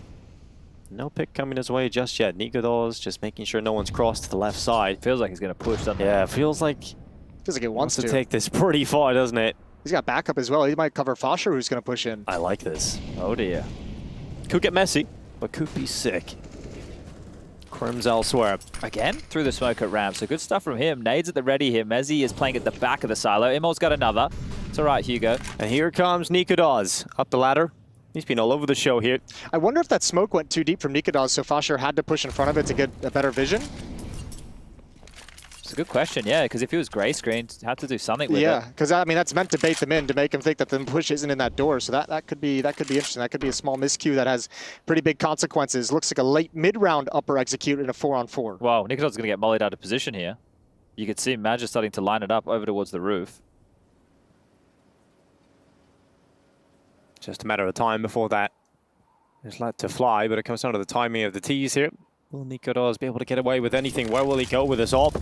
Here comes the Utop. Does get mollied a little further forward now. Oh, under so much pressure, and Xantar's and xFloud get away with 2 kills. It's just down to Crimson Roy. Should be a save. That should be it. There's no way to get back into this one. It's a great round from Eternal Fire. The Utop did the job there. Molly top heart as well as Molly backside. There was nothing they could do because I think Mezzy was top heart in that setup right there. So just the Utop really doing the work. Yeah, flushing him into the open to eat that flashbang. Nicolas had nothing to do. There was absolutely nothing he could have changed in that situation. 4-4, all tied up. Sounds like golf.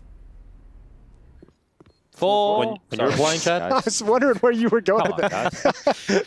So just so everyone understands the ramifications of this matchup right here, whoever wins will go on to play the winner of G2 MIBR, which is our second game on this Friday, and the loser will go down to a 6th, 7th place decider matchup, so that'll be against the loser of the G2 MIBR game. Yeah. Right, so we'll have the 2 losers of today's matches face off tomorrow night at 7:30.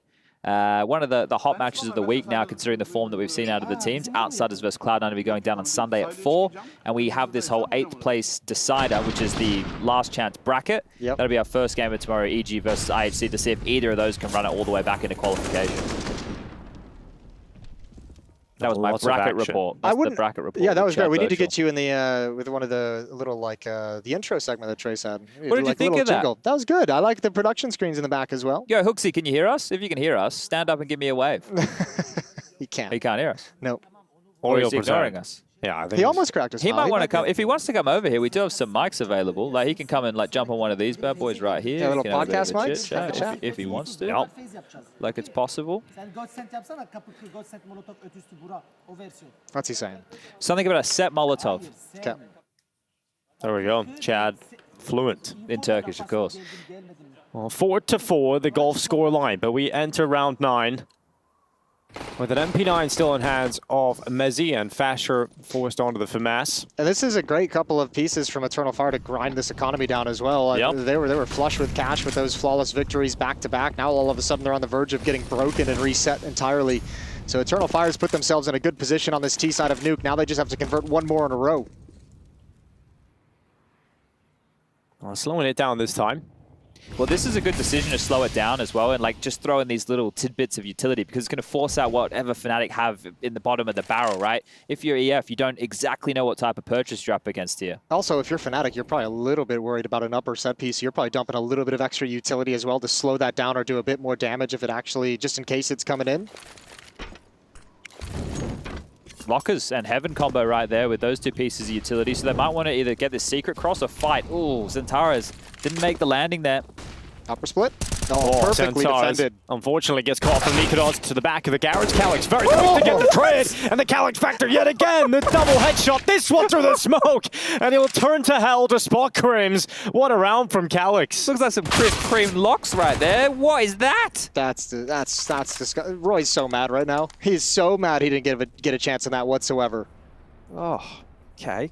Tinfoil hats just came out everywhere. Calyx has just got people molding with that one. That is just ridiculous.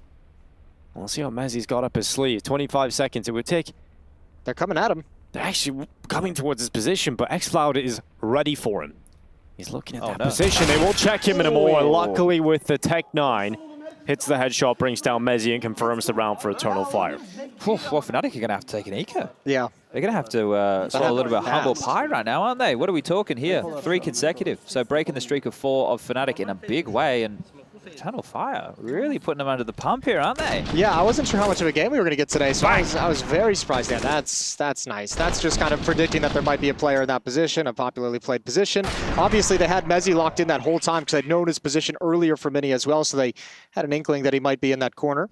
You can see Magic there as well, a bit more fired up with that one. He knows that they've broken the economy now, understanding that that round is worth 2, right? Yeah. And that's huge, right, in the context of a match like this. If you can keep the opponent, right, even if, you know, now we go into a EF round, they should be converting this. I know they lost one earlier to a pair of Julies. We can maybe forget about that. Yeah. But let's say they convert this one, get up to 6-4. Fnatic win a round back, but then EF break them again and don't let them save, you know, so you can see how many more rounds you can keep compounding on top of the washing machine. Well, let's see if Calyx has any more tricks up his sleeve. Round 2 Yeah, he's going to be I think. following up behind Zentaras, who's got the positioning towards Lockers, and he's going to take his time. Major with an opening kill. Nikodos just dodging bullets behind the smoke. That's going to clear soon. But they've got no position to really put any kind of a stop to this attack. How many more chances are we giving Hugo before we request Rush back? I give him the whole half. If he's going to stick around... You give him a whole half? I'm going to give him the whole half. Chase, it's not just us watching this, We're right? 2/3 of the way through. Let the man finish. All right. Let the man finish. Fair enough. I don't know why he'd pick his first map as Nuke. Yeah, that's kind of a wild thing to do. You know, maybe warm up on like an Inferno. He got offered Vertigo so far, and now he's actually selected Nuke. He's picked literally 2 of the worst maps. Is this Rush just torturing him, maybe? Probably. Rush is a little bit evil sometimes. Yeah, no, Rush is a great way to evil. This is a great way of Rush selling himself even further, right? It's like, hey, we'll throw Hugo out and show you how good I really am. Wow, okay, that's a strategy. He's just sold Hugo. They're going back to smoke walls outside here. Run boost in play, trying to get him more with the orb up on the box. And ooh, should be careful here. Roy, very close. We see the switch up from Fnatic often, I feel like, when their CT sides are struggling. It's like they choose to get more aggressive. This fake hasn't worked. Roy's still outside. Well highlighted here by MC, and they're back to ramp. Nikodos. Oh, and they're not back in ramp. They're just in lobby. Cancel that. Nikodos is forward at ramp, however. So which lets him bolster the upper bomb site with 3 rifles. Well, Nikodos, he's going to have to try and deal with this boost coming in. And, he's gone for the shot through just a little bit, poking around the corner, and he goes for the wall bind, takes down Towers' health down. And they've cancelled the boost, but very lucky not to have lost a player there. Now they're going to get a chance and more. it's faster, and Nico does a wild decision, Chad, to go for that. Well, look at this push. So Roy is going to get a lot of info here, but they can't respond to ramp. They are going to have to give it up. Yeah, but that push from Roy makes it feel even. It makes it feel even worse that Nicodon's went for that extra little peek at the end, right? Wasn't necessary. You just right? wanted to stay alive to keep them in position for Roy's flank. You're also the linchpin of that entire defense because your positioning allows the 3 rifles to stay in the upper bomb site. So this has gone all to hell. They're getting toyed with right now. So back and forth, just ping-ponging across the map here. If they... Oh, they're very diligent as well. They're so worried. Is there a world in which Eternal Fire fakes themselves out? I don't know. Down the vent might be scary. Here they come. Major is at the front of the pack. Now I'm starting to move in. Fasher swings out. Good positioning for him. Gets a double kill. Crims helps, and I don't know how. I don't know how they've done this. I don't know how they find their way back into this round, but they have. Zantares have no health. He's just got to run away. Overthinking things, perhaps. This is the duality of the way that they're approaching the game, right? So sometimes the KISS method is the better method. That's the keep it simple, stupid. But the way that they've been approaching the game, the util, they're finishing late together, it's been working. So now this time it comes and bites them on the ass, even with Fnatic giving up a couple of gimmies with the Nikodos peak and the Roy push getting caught by Major there. So yeah, this is a bit of a boo-boo. Yeah, I mean, if you're Fnatic, you gotta love it. Who throws this flashbang? Is that Fasher's Fasher, yeah. Yeah, that's an absolutely disgusting setup for yourself. Yeah, he's been good at getting multi-kills in this series so far. Good to see Fasher's performance elevate, considering he had a bit of a drop-off at Katowice, but he's coming back to his form. 6-5, Eternal Fire still got money in the bank, still got a very good buy. A run boost again here. Imora loves to just use his movement to get himself in these early positions with the AWP, trying to get a kill before the smokes pop, but hasn't managed to get it. Roy only 1 kill so far, and in playing an impactful role, if he steps up here, could make things awkward. Here goes Fasher. He's pushed into hot. I don't think we've seen Eternal Fire actually use these outside smokes outside of a fake, outside of just getting one player in position. They haven't actually brought numbers into secret. Yeah, that's true. So maybe it could be coming in later, but we're running out of rounds here. Round 12 already.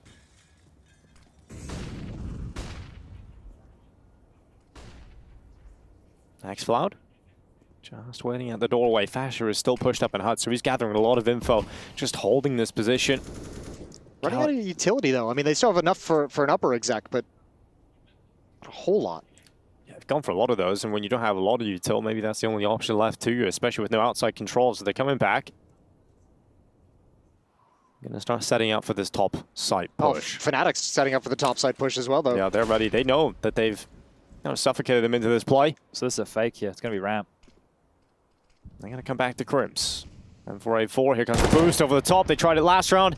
Didn't get a kill from it this time either, but some damage deployed. But it's all about the bed-in switch. Nico does in the corner, gets away with a double. Bomb is loose on the ground, and Crims will help close with Fasher. 6-6, all tied up. And an AWP brought over here to give to Nikodos. So he wouldn't have been able to get that other than a glass cannon. That's going to be quite a nice little feature to have here going into the last 3 rounds of the first half. That's a good read from Fnatic, though. But also, I mean, good job maintaining information outside. I mean, they know it's clear at a certain point. So you put a 3rd player in upper, you put a 2nd player in ramp room, and this defense is so strong everywhere that Eternal Fire could have gone. They really aren't worried about the secret cross at all, are they? That's why allowing sound cues. That's why I pointed that out. I thought, ooh, there he is. Oh, he's happy with that one. He was happy with that one. Oh, no, he's been evicted. Oh, okay. Rush has had enough. I'm sorry, Hugo. I wanted you to do all 15, but it's nice to have Rush back. Sorry about that, everyone. I'm really sorry. He just came over and he just kept saying stuff, and I believed him. What has he done to my chair? I don't know. What has he done to your chair? It's all like leaned back. You fix that. That's yeah, I think we'll be all right. We'll be all right. Anyway, what'd you do with your break? You had some food? You go to take a bathroom I did drink break? coffee. That's about it. Okay. So if you miss a single kill now, what happens? I'm wired. There's no way. There's no way. All right, let's go. All right, let's go, Rush. Back into it. Round 13. Goodbye for both teams. Eternal Fire feel like they probably should have squeezed a few out here. There's definitely been a lot of opportunities to get some more rounds on the board. They're still not doing anything with the outside wall again. It's kind of strange. They've used 4 smokes yard. I wonder if Fnatic just like know that from some Crims research. is on B. Yeah, fine. You'd expect something. But look at this walkthrough. Oh, Nikodos might be in trouble if he shifts over. You won't expect Major to be here. Nikodos goes forward, doesn't get a kill, and will start to drop back. So there is an opening down into the B bomb site now for Eternal Fire. Crims is down here on the site. He's used his position strongly for one. His teammates are all rotated down, and they all line up. Fnatic make the right rotation, the right call again. They're inside Eternal Fire's head at the moment. I feel as soon as they take Xantares down outside, knowing he's the individual to take the space, the reaction is, okay, well, that's probably it. And they were right. Now, you mentioned this earlier, Jason, when Dinko was asking about that top hit. Yeah, it might come into play a little bit later in the piece. We're getting into that territory here. So like a half buy with the util to do that top hit, the loss bonus, 2,900 into the next. Oh, okay. It's a late call at a spawn at a freeze time. They've bought those up late. But this is it. Like the way that Major is doing this is he is managing a lot of the team. So it's almost like herding cats. Yeah. Well, they've also just used all the utility they brought into the round, so you have to do something while these smokes are up. Yeah, that means absolutely nothing. Nobody's home. Oh dear. Okay. But at least this time it's only Crims in ramp room. Only. He has had a great game. Well, Fasher goes back into HUD.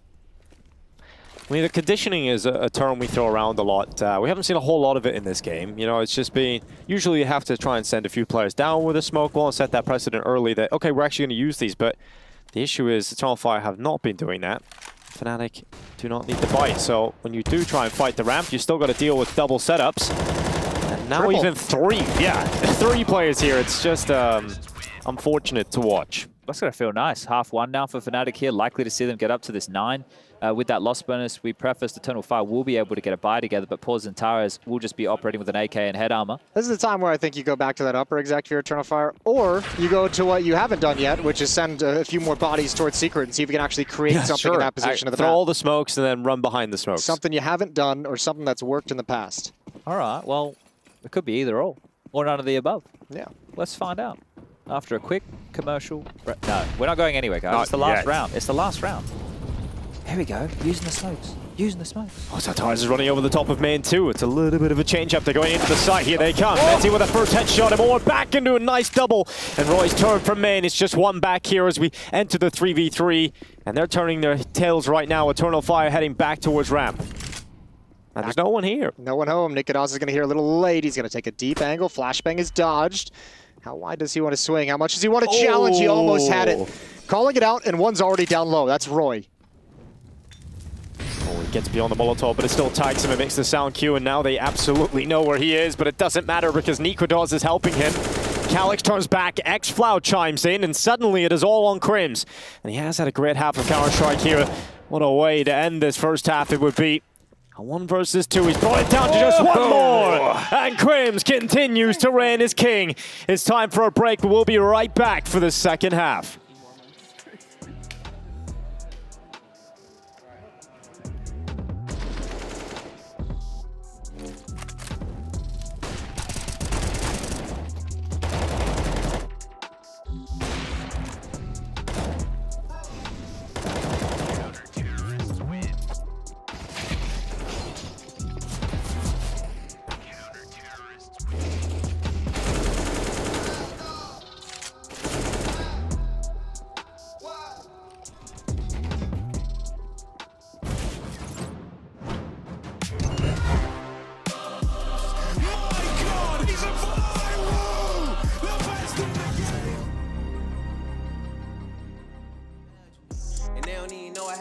Time judging myself, life gets ugly, but I got a paintbrush and paint a pretty smile on myself. Mouth stay shut even when I need help. In too deep in the water, Mike Phelps. Swimming lessons, I still got many unanswered questions. Sick of the anger, sick of depression. Wanna be grateful, count your blessings. Just give me my salad, you keep the dressing. Cause I'm cream of the crop. He paid the price, I'm worth a lot. He told me go, why would I stop? Rest on my thoughts, jump off the tire. Elo Brown with the frog splash. Leaps of faith, what I call that. If you hit my line for the old me, when I hang up on you, don't call back. I ain't gonna block my blessings, I'd rather block your number. Life taught me so many lessons, Been down bad, never under. There's breath in my lungs. Some people die young, where I come from. Woke up and gave thanks to Father and Son. Filled with the Spirit, I shine like the sun. Ghost in me, but I ain't haunted. Bad vibes, keep them, don't want it. Pride hard to swallow, doggone it. And you were really never my opponent. I'm fighting evil, man, they hearts black. They wanted my life, told them back. Got an itch for sin, can't scratch that. Keep the truth loaded in the black gap. Just know if I said it, I'm in it, and they gon' take it back. Learn the game brighter than my granddaddy's Cadillac. Young man, old song, imagine that. Ain't in my control, gotta pray, let them handle that. God hit my line, get me to play. Roger that, game time. Alright, you hate like a running back. If you ain't catch everything I said, better run it back. Eating up this beat, break bread. Where your sandwich at, y'all? Thought I was done? No. This beat ain't like Kobe, I'm 2-4. My God, sick old mode, he too cold. I'm skating on beats, frozen with the flow.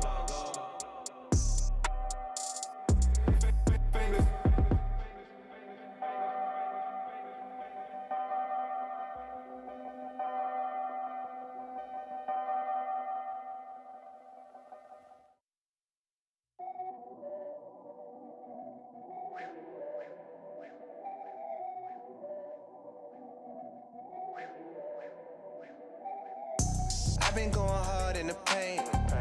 I've been in the gym every day. Whole lot of wins on the way. Bossed up, feeling like I can't lose. Pulling up and don't hesitate. Gotta make a move, make a play. We don't fall off, levitate. Bossed up, feeling like I can't lose. I can't lose. Higher power, make sure that couldn't happen. Flashing the way I flick the wrist, you think I broke it on the basket. Ask them, they'll tell you I sent that boy home on a match. Where? Pass it if you can't clutch. I rev up and catch it. Like how I slid on out cause he was acting savage. Talking about, let's see how you starring fails with action. Or I'll put cheese on your plate and let them wolves get active. You can't stop me in the paint, I got too many badges, boy. If you afraid of fire, then stop like matches. Put that heat up on your chest and colorize your passion. She in love with how my diamonds look, they gotta dance. No, I can't never lose, I'll put my team up in that man. Yeah. I've been going hard in the paint. I've been in the gym every day. Whole lot of wins on the way. Bossed up, feeling like I can't lose. Pulling up and don't hesitate. Gotta make a move, make a play. We don't fall off, levitate. Bossed up, feeling like I can't lose. I've been running up the play through the back door. Feel like shit when he snapping, broke the backboard. Work hard, play hard, yeah, we been there. I was down for a minute, get my lick back. Give me the game, I got plenty, give me a wave. Triple the stakes, told him I don't never play. I mean, Rude Chris, told him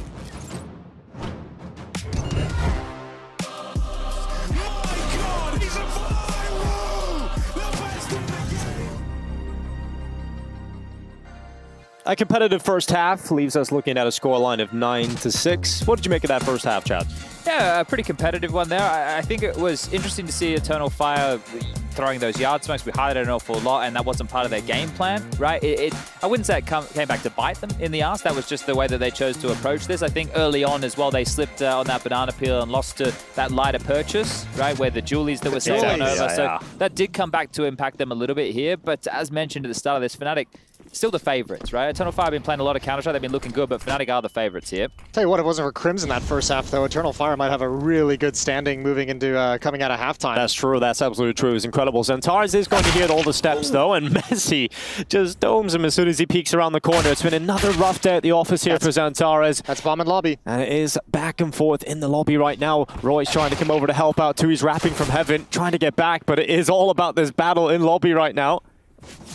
Fasher's starting to come back, realizing he has more help arriving. That's painful because the players are so low. Fasher's gushed 2 of them. Now the bomb's been recovered. Oh, this is dangerous, Major. I don't think he wants this fight. Split 1v1 duels at the moment. Into the bomb site and back in T-lobby. Yeah, the problem is for Eternal Fire, both of their remaining players are so low on health, so just one bullet from these Glocks to the chest should be able to bring them down. And right now, Major, he's just letting them slink back into the site. Find some time, allowing the reposition, but xCloud's going to be caught. And now Major comes through the doorway. Just a matter of time, it feels like, until this round goes to Fnatic, and we look at 10-6. Yeah, he slipped the net, but obviously no HP and no resources to actually stick this defuse in any meaningful way. Major going to try and find an escape route. Roy's waiting for him. Roy goes down, but you'll never expect this position. Fasher was the one he was fighting in lobby earlier, and now it's an easy kill right at the end, 10-6. That's one of the only rounds I've seen in a long time where Eternal Fire have him more on some Joe Berettas, and he doesn't manage to get a multi-kill out of it. So, but unfortunately, it looks like we've got some sort of issue here for Roy. Hopefully we get that one resolved as quickly as possible and get this one back on the road.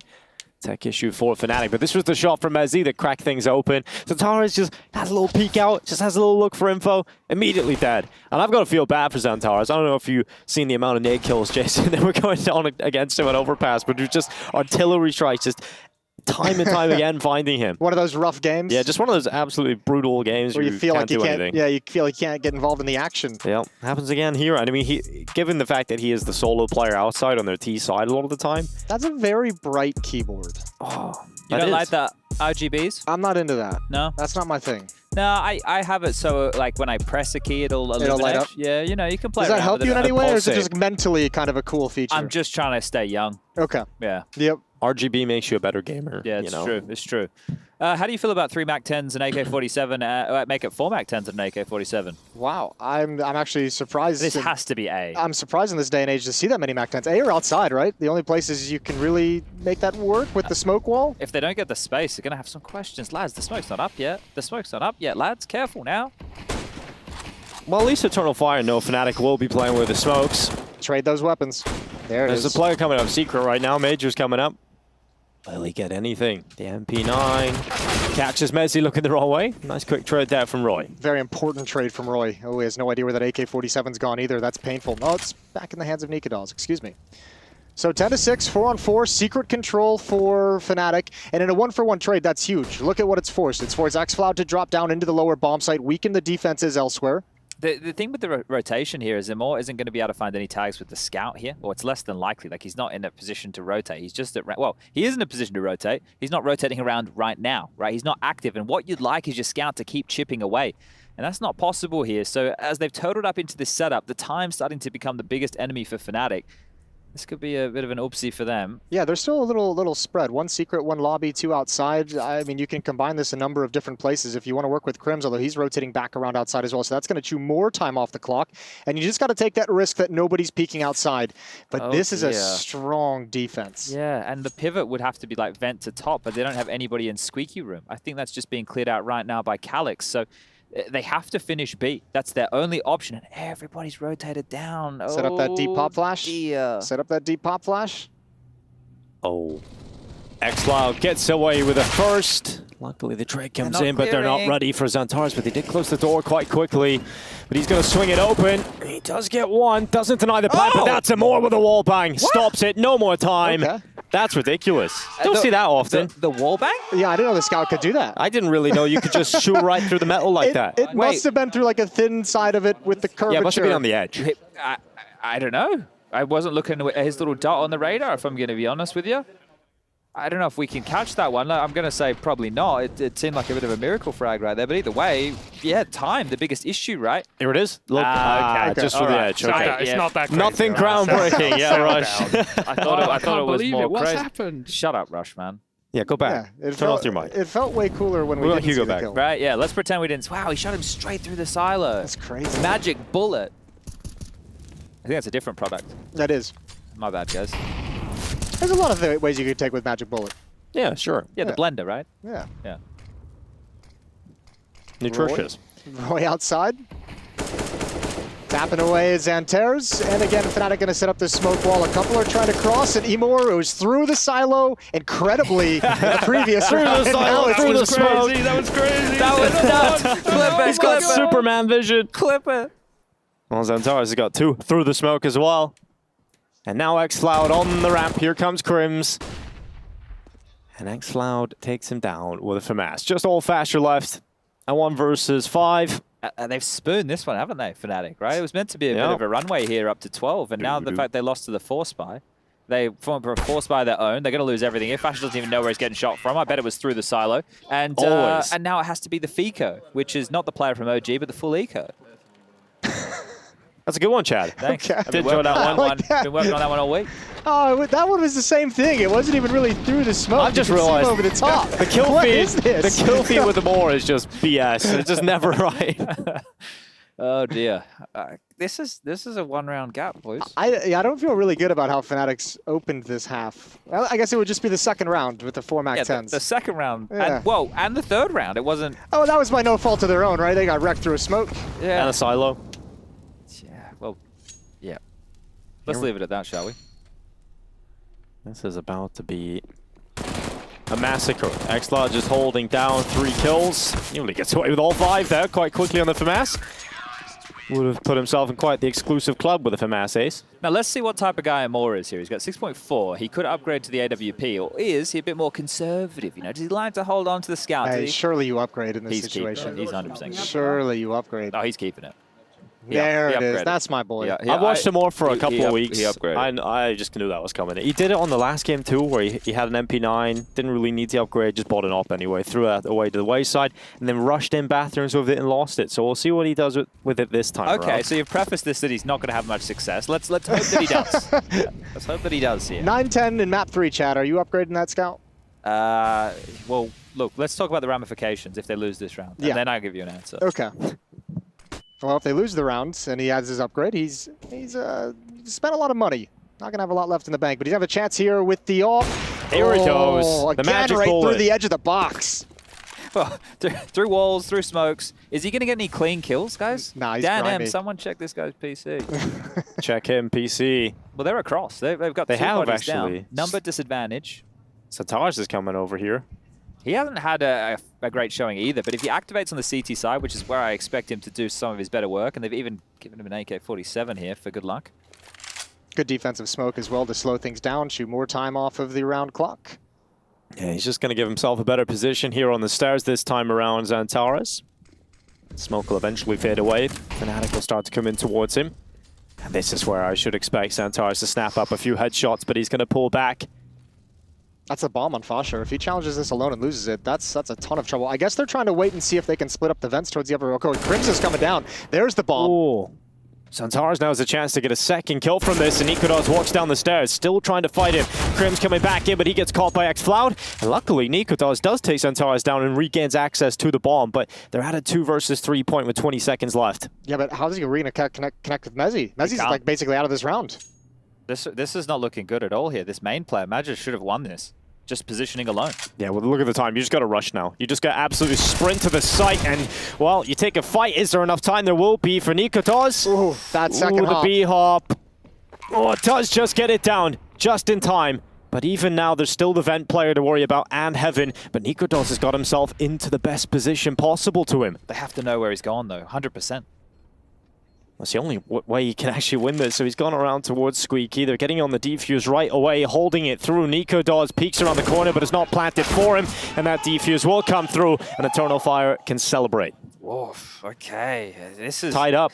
Yeah, and this is some of the Fnatic games I watch. It just feels like they do so much stuff alone, right? You highlighted the fact that Fasher was on his... If he doesn't get that kill, right, then they're in so much trouble. So the fact that they even got the bomb down, great. We might see another attempted buy or a half buy here. And we did see a more finding impact on the AWP. So, yeah, Jason, I would have upgraded the Scout into the AWP if it was me, actually. Perfect. Yeah. I like that. Yeah. They were able to recover it at the end of the day also, Xfloud. Well done. Well, this is the third timeout here for Fnatic, and there's probably a lot of conversations to be had because the second round of the game and now their first gun round have both looked a little bit rough around the edges, haven't they? Yeah. Haven't done much selling here as far as this T side is concerned just yet. I know it's early days, but it hasn't looked comprehensive, hasn't looked put together. Problem too, when you think about it as well, the guy who's kind of had the hot hand for Fnatic in the first half, it was Crims, but he obviously plays a way more passive role on their T sides. He kind of chills. He's not the guy who's instigating the action and taking the space. He's kind of the guy taking advantage of the space that's been gained, and so far hasn't been able to get involved in a way he'd like. So pistols, Mac 10, and a single AK-47 for Fnatic. Oh, Xantares looking to try and fight outside early on. Doesn't really get his opportunity. Fast cross to Secret. Roy's tagged down to 40. Fnatic going to walk with these smokes. They get the majority of their forces down here already. No one's rotated for Eternal Fire. They're like calling a bluff. I think one of the keys here, though, is Amor's AWP can drop down, so he can actually take some of these more longer range fights. But if they're not quick about this, and Tara's is addressing it, they can keep this two-man setup up towards, well, we'd call it Megaton, but ramp. A decon smoke.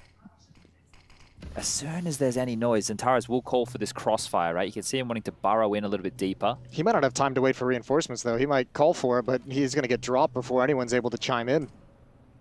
One flashbang, a single flashbang on Fnatic.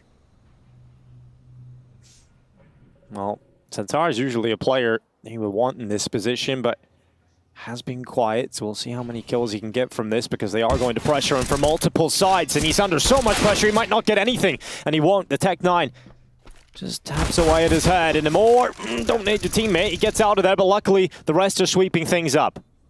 I can't believe how much space Fnatic just got that round for free. 2 quick kills back for Eternal Fire. Calyx chiming in, and no weapons recovered yet for Fnatic. Look at Crims coming around the back. Calyx has to turn, closes the door on him, but he has given Crims a weapon to play with. Doesn't even matter. And now they actually have to think about Crims and more turns. I thought that position was about to be massive for him. Major on the defuse, and Eternal Fire around, plucked away yet again from Fnatic. You could see where that one all went wrong. Crims opened the door to try and deal with the diffuse backside because that's what was calm, but Mezzi got that kill, so he swings open the door. The door's now wide open. They know exactly where he is. He runs out to, well, I've given up my position. I better do something. He dies. Round falls apart.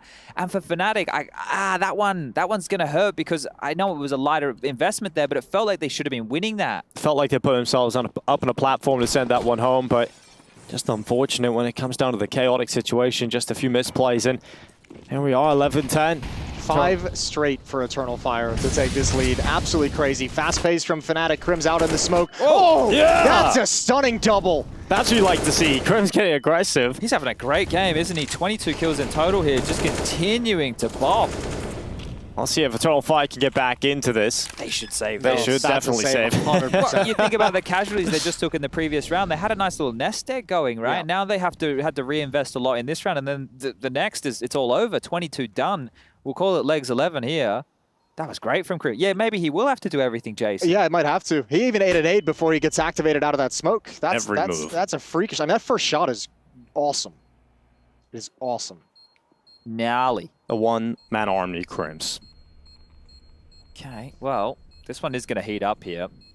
And it's surprising to see a more direct round come in like that when Nikodos had an AWP. I thought we'd see something a bit more default-centric, or they'd maybe try and set him up for a ramp pick with that boost that we traditionally see these days, but they just went straight into the top play. You know, they might have felt kind of similar to what we were saying, where those rounds where they're slow playing it and kind of progressing down secret feels grimy, so Mezzi's just like, you know, let's take some decision-making away. Let's just get a nice execute, let's get a nice set piece, let's just get one round on the board, and maybe we go back to it a little bit later, but let's just hit a bomb site where everyone knows what their specific role is. Curious if this is a point in the game where Eternal Fire want to take a timeout just to cool things down, because if they go into this one and they lose everything and they're not able to save, it's Fnatic's cue to get back into the game, and loss bonus for Eternal Fire going into the next is only 1900. So finances can become an issue in a big way very quickly. Yeah, those are going to be some big economic decisions down the stretch at 11-11. Look at this. Look at this. Shoot through a wall. This is the kind of move he loves to go for, but the barrel is long. Given the angle from Crims, he would see Amor if he continues to slow peek around here, so he's aware that he just has to hold this position, and Amor is going to get away with it. It's so cheeky, it right? is. Because Crims is dealing with Heart, but obviously he's not going to stand in the most common line, and now xFloud on his own here. Might need a double. He's just going to hold and nearly gets away with 2, but just the one for xFloud. Has to be B. Oh, and Moore runs right back down the vent, right into Roy, and suddenly the numbers are evened out. Somebody missed a detail somewhere. Moore he wasn't even considering the fact that someone could have been down secret.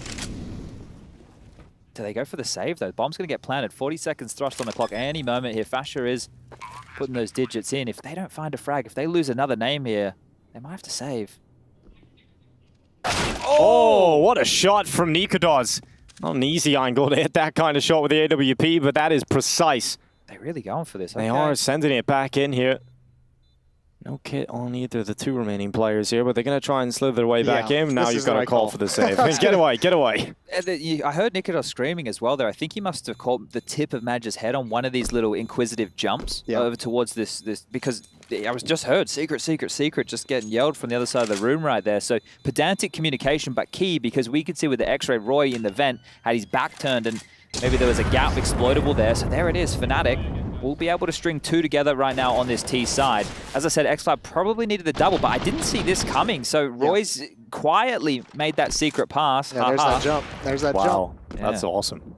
Nice little detail there. Well, I'll tell you what's even worse. I mean, saving those weapons is so important. Imor's going to be able to afford another AWP, but you're now in that point if you're Eternal Fire where if your economy gets broken at this stage of the game, it's real painful. You're really scrambling to even stay in the fight whatsoever. So timeout use, second one to talk things over and figure out how they can handle this attack. If he goes AWP Kevlar, he can only get a little bit of util and then he's out of cash, right? So it's going to be a rough one. As I mentioned, maybe the timeout in the previous round could have helped them out a bit more with how they wanted to handle that one, but regardless, this is the position they find themselves in. You can see the coaches both having a bit of a chit chat here. It's crazy. Like that kill from Roy, he only has 9, but that could be one of the more impactful kills when you put it in the context of this stretch to get the 16. Yeah, I would go back and maybe one after this and see where Eternal Fire was positioned for Amor to be. I don't know if it was just so confident or he just kind of lost focus for a second to think that that was impossible for someone to be in secret. Well, I think the thing for him is because he got the kill in Hut, the question is, how do you get out? Do I go back through main and Brave Yard? Do I drop down Ven or do I keep pushing? Well, none of the options were great, were they? Yeah. Late smoke wall Yard here. You can see Fasher and Mezzi still in spawn, well highlighted there. Oh, Zentaras, he sees this one coming. He's watching the silo for a peek, and he'll use the timing of the smokes to get himself towards the top of Secret. I do like this, so at least they're going to keep the information that nobody's down Secret. Yeah. It does force Calyx to pay attention towards midi. But this is the rounds that Fnatic had a harder time when they were a bit more spread. So I know we still have a minute and 15 at this juncture to go here, but they're not really getting up to an awful lot. They can still just fall back into an exec, right? Like they can still kind of back off all this. What they don't know, obviously, is that with this position from Xantares that they haven't seen yet, they don't realize the information that Eternal Fire have, that everything's cool outside. A little bit of a risk in this defense. No one's actually really watching for the wrap all the way around. Yeah, that will have some questions, but I suppose they're just going to call the bluff here. Getting active now is Calyx. Is he going to push or is he just going to take a passive stance? They will have to take some space, right? Because what you've just mentioned, the traditional protocol, if you lose Heaven, is start to creep in the lobby. Well, Amor is primed and ready. There's the first player to bid out the shot. Putting pressure now onto the ramp player. Amor will reluctantly fall back, but now Roy starts to activate. Does Xantares leave the position at the right time? Roy looked back towards Secret, catches him, and now this is the sign to go for Fnatic. They're starting to barrel into this upper bomb site, and Calyx looks to hold. It's one kill from top hut. Xflow chimes in too with an execution. The Fnatic battling back, but how is Calyx allowed to get away with more? Luckily, Fnatic stabilize. That one again. So just happy to let the seeds of doubt start to stew in that Eternal Fire camp. Zentaras thinks he has the better timing on that. Looking somewhat dejected there as Amor because they've just had that realization that they're out of cash money. So Fnatic should be getting themselves up to 14 here with somewhat ease. Yeah, this is 2 huge individual kills that Roy's had in the past 2 rounds as well. The one on Amor rotating through vents, and now this one onto Xantares coming from Secret to try and get involved in towards mini. Not a bad defense in the upper bomb set, all things considered, for Eternal Fire. Look how quick this outside smoke play is. They're running straight down Secret with everything. Yeah, I want to avoid getting tagged up by scouts. Oh, okay. Well, it worked. It did work. Didn't have to. It doesn't matter how you get there, just as long as you get there. Or that other, yeah, that someone missed the call because there was all the smoke set up for a wall except for that one. All good. Yeah. They made it down. Yeah. Nobody has to get in trouble yet. Or maybe they're like, nah, we wanted to peek over the flames of the Molotov. Yeah, perhaps.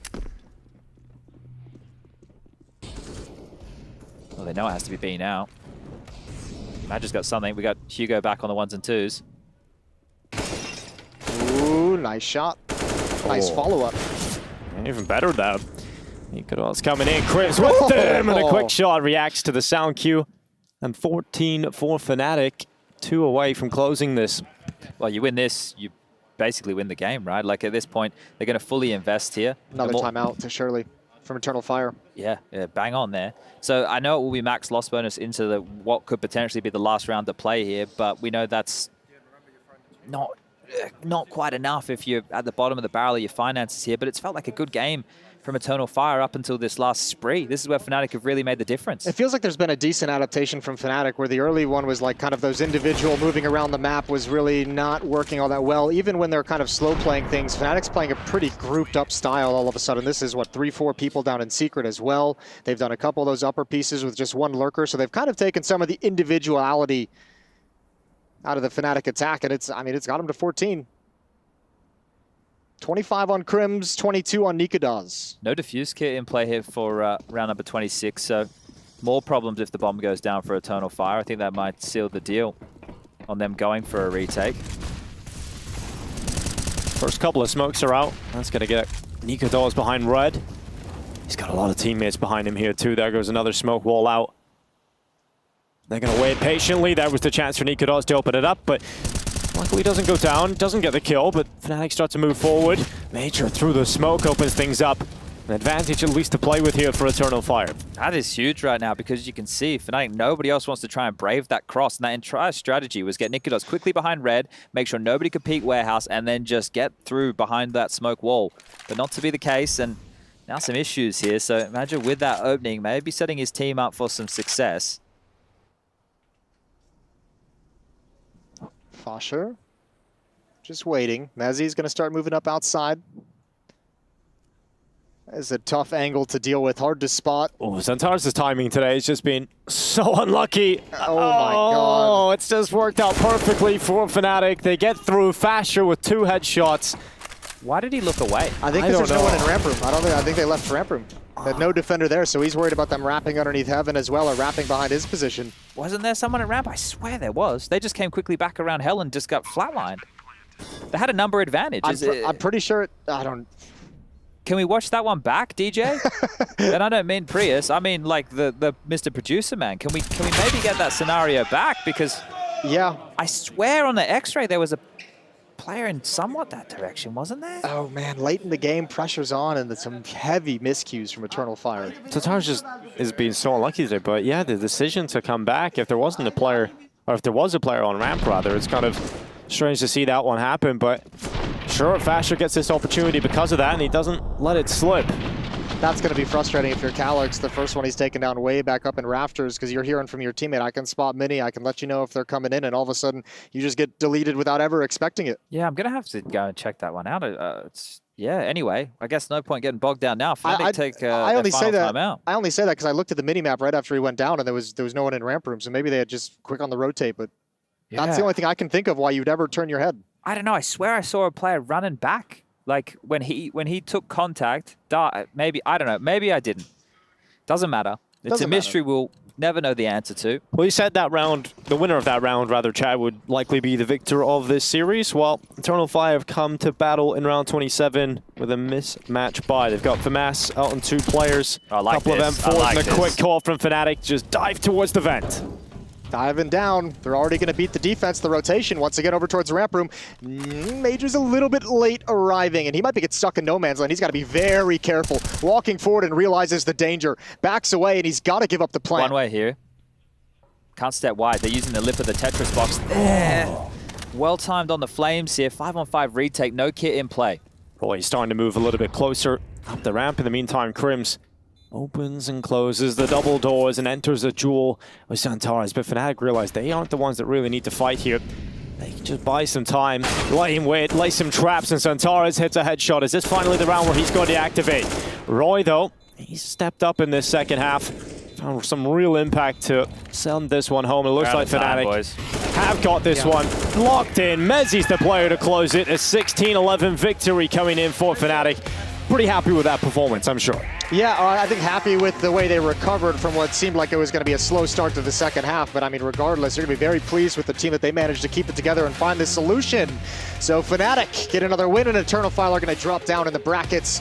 And we'll be right back with ESL Pro League. I think we're getting an interview on Jason. Are we? Yeah, we're going to get an interview Oh, yeah, here. we do go. We got the Death standing by. We got Stunner, Hugo, and of course, Yanko. Yes, Jason, as much as you'd like to not hear our voice, that is simply not the case today, my friend. Yes. Does anyone know the correct throws in this show? Not me, so don't ask me. What I can tell you is that we do have a victor in the series. Isn't that right, Hugo? That is true. Fnatic come through, a little bit of an Anubis slip up, but they recover, they take it, and they go 2-1 in the series, Trace. Yeah, they absolutely do. So in a game that was already down towards that lower bracket, right? I mean, the loser here goes to that last chance thing. Just something to think about, Yanko. 3 chances, 3 strikes, you're out. Yeah, absolutely, Trace. And, I think that was pretty disappointing for Eternal Fire in the second half. I think they had their chances. Also, the round against the full eco in the first half. They had their own in the second one. But yeah, I think a couple of rounds where maybe there was a breakdown in communication, something that we're all too familiar with, Trace, when we play CS. Yeah, I don't know why. I mean, look, when I queue with the 4 Serbians and myself, it's just, I don't know. I can't understand anything usually. Well, all you need to know is to drop guns and we'll carry your ass. But similar what Crims did for his team. I don't know if we're getting him for an interview. We asked for him. There is bound to be somebody heading up here eventually. But all things considered for Fnatic, this is probably a little bit of a sigh of relief. you don't want to have your last lifeline. Listen, you know? it was like 16-11 in the end, but there were definitely moments in there for Eternal Fire where they could have, taken the game away. Even in the first half, right, on T side, there was that round when they were in a 5v4 situation. Fnatic sort of gambles A, Eternal Fire comes A, and loses that round. That would have forced Fnatic on another eco, and so on and so forth. So a couple of moments there where really, Fnatic got away with a close one. Yeah, I think you've got to give some credit to the prep behind that game for Fnatic. Even though Anubis fell through, they definitely had an idea of how Eternal Fire set up. And then going into Nuke, you could definitely see it on CT side as well. They were very ready for the T side that Eternal Fire brought against G2, which netted them 10 rounds. They had all these upper XX. Fnatic had a lot of nice setups. They had a lot of nice 1-2 punches between Fasha and Mezzi. Nikidoz's AWP was always quick to rotate Heaven. They actually did a good job of stopping those A hits that G2 were having such a problem with in that 16-14 win the other day. Yeah, and I mean, you look at the stat leaders to the side of Fnatic, Crims, as expected. This is another one of those players that's been around for a while. And then you also at some point have to kind of question, like, what is the longevity of a player? We've had this discussion several times over the course of the years. We looked at the VP lineups of old, and we were like, how do you quantify such a thing? Crims, he's holding his own. Well, yeah, he definitely is, and we've seen guys like Forrest potentially being put in that in that group of players, but he's moved on to streaming. It feels like more so. I think guys like Simple, guys like Nico will be the ones, the ones who are really honing their craft, like who are putting in a lot of hours ever since they came onto the scene and throughout their playing year. So I think they will really push the envelope when we talk about playing Tier 1 Counter-Strike, right? I mean, Taz is still playing with Honoris, got close to qualifying for IEM Rio, right, and so on. But I think, this is a different caliber of a player. A different kettle of fish, as some wise man once said. Hey, it's Hunter. Oh, okay, it's Hunter. Hey, so what we'll do right now, check out our Air Force Aim High. It's not a head-to-head. It is just one featured player. So let's go ahead and load that in, lock it in. We did have our eyes set on sides of Eternal Fire, but let's see how it all pans out. Yes, Emor, Aim High, player of the match. Thoughts, questions, comments, concerns, Hugo? Yeah, he looked really good on Overpass. He was like the only guy doing anything really for Eternal Fire on that CT side. Sorry, but ultimately it's not Eternal Fire we're celebrating today. It's the British boy. It's Mezzi. It's Fnatic. Yeah, it absolutely is. No spoilers around here. Things did get a little messy, but then we got little Mezzi over here on the sofa with us. What's Mezzi, up, man? what can you tell us about Emor and like playing against him? What is your feel for him? He's crazy. All right. Yeah. There you go. That's pretty much In a it. good way, All right. Super skilled though, but crazy.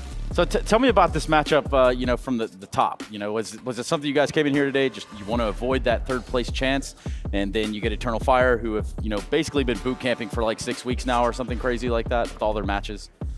Yeah, I mean, I think they're always tough to play as well. Like, I mean, in previous lineups we played them quite a bit, and then coming to this, like, they're definitely match ready because they've had so many officials, but it's also like at some point they're going to get a bit tired, and like it's obviously a bigger tournament than what they've played in the previous, so it maybe gives them that extra boost, but I think it's like really tough when you got this many officials and on the road for this long. It's like super hard for them to keep the energy high, and I think that's Mezzi. Tell me about the Anubis thing, all right? Couldn't wait long. And be honest, I have 2 guns here, not 1. So be careful and carefully choose your words now. Yeah, I mean... A lot of hours being put in Anubis, right? Just didn't pan out? Yeah, of course. I mean, we're always looking to expand our map pool anyway. And yeah, I mean, today we felt like pulling it out, and obviously it didn't work out, but I mean, we're not afraid. legs, though. Happens Yeah, sometimes. I mean, Samuelson said to Freya that you guys weren't feeling confident to float that map against MIBR, but the style of play for Eternal Fire was better for you. Can you expand on that? Why Eternal Fire over MIBR, considering the wealth of maps played? Or is that part of the reason you have all this prep data on Eternal Fire's previous games? I mean, obviously there's a lot more preparation for Eternal Fire. They've played it like, I think 13, 14 times, whatever it was before us. So there's obviously all that data there, but then I think coming into it, it's like, I think in terms of the map pool, when we played against MIBR, it was like we felt more comfortable just playing the other maps that were going to be left in there compared to today. I think we kind of thought it might be the time to pull it out, and I was, like I said, it didn't work out, but I think we're still confident to play, and we had some good rounds, and I think it's just about getting that match experience. Like I said, they've played it plenty of times, and for us it's our first time. It's just I think it's a good time for us to get the experience on it. Yeah, you look like you were walking into A-Site whenever you wanted as well. That seems like it kind of suits you. Yeah, I mean, I don't know. I think at some point I got a bit too overzealous. Yeah, I mean, I think it happened on like on overpass as well. I think we get a few rounds, and I was like, Feeling yourself. yeah, I was feeling it a bit too much and kind of trying to walk in too much. But yeah, I mean, I think the overall jaws as a T on that map is kind of feels pretty nice to walk in places, especially towards the A and like mid area. It's like super nice, like kind of like a puggy style. That was that crazy round where you were like in a disadvantage. You were solo A and there were 3 mid, and you managed to get the kill through a smoke and send them all into your stack. It must have, yeah. It seems like it plays nicely. Yeah, I think, like I said, I think it's definitely, at least for me, nicer than Dust 2. I think that was a bit stale and stuff. So I think it's good to play a new map and a lot more options and always learning new stuff. So I think it's good to get a new map in anyway. And you might get that opportunity to play MIBR again, provided you know how the next game goes with G2 on the cusp. Tell me a little bit about that. You get the rematch the same team within the confine of a few days. Does that how does that affect what you guys do to get ready? I think it very much depends on the team. Like for us, if it was like a rematch again against like outsiders or something, it's like the worst thing because Would you rather play G2 at this point than outsiders? Yes, yeah, 100%. I thought so. Yeah, No hesitation. Well, listen, I'm real curious.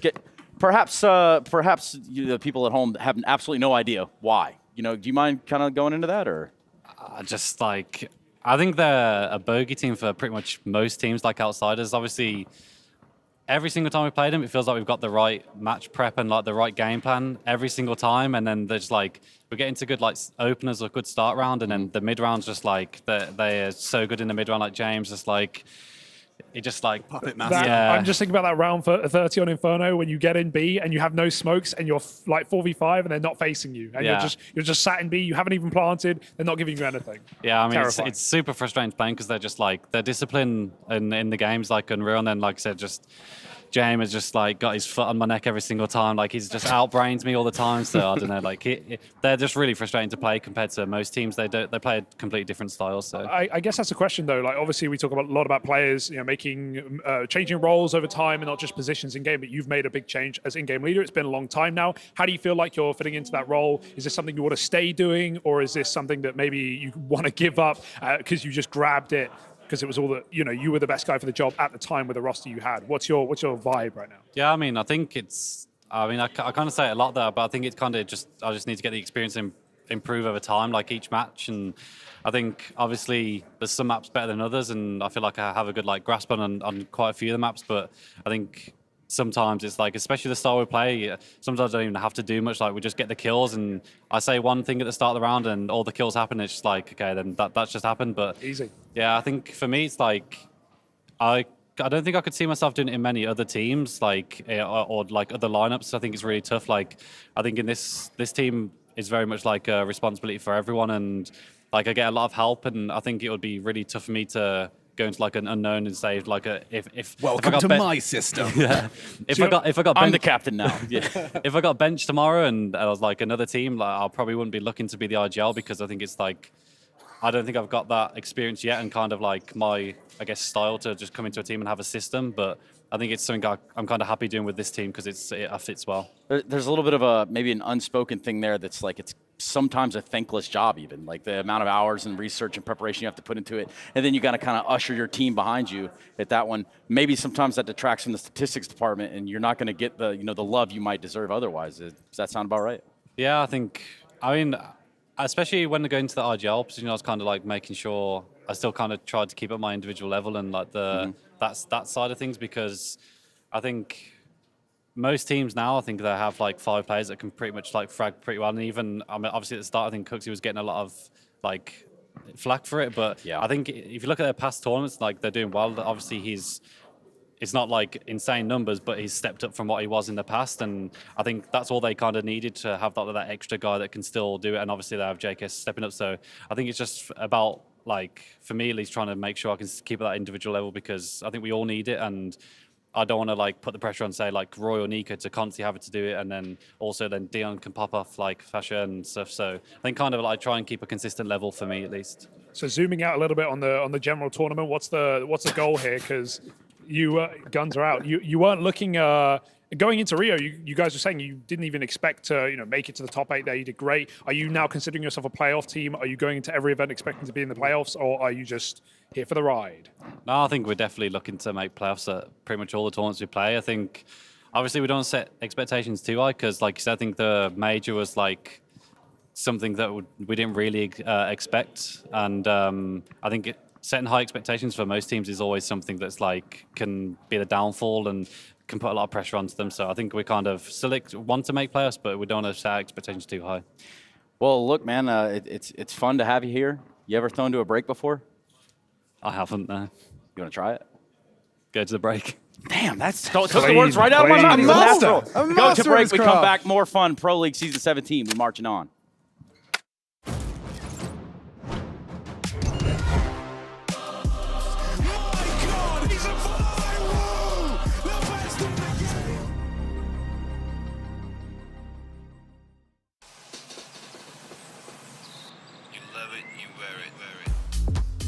Wear your passion.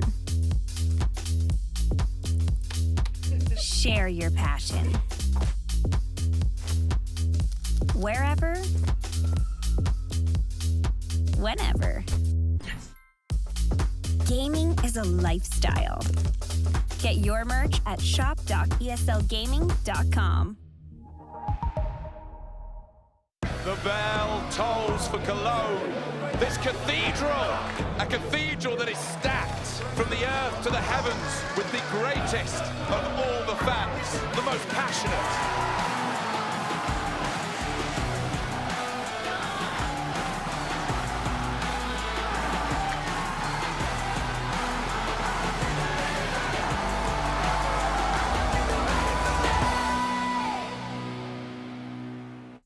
Sticking around, the gang online. Iwo Jima got one flag and it's sticking the ground, setting up shop.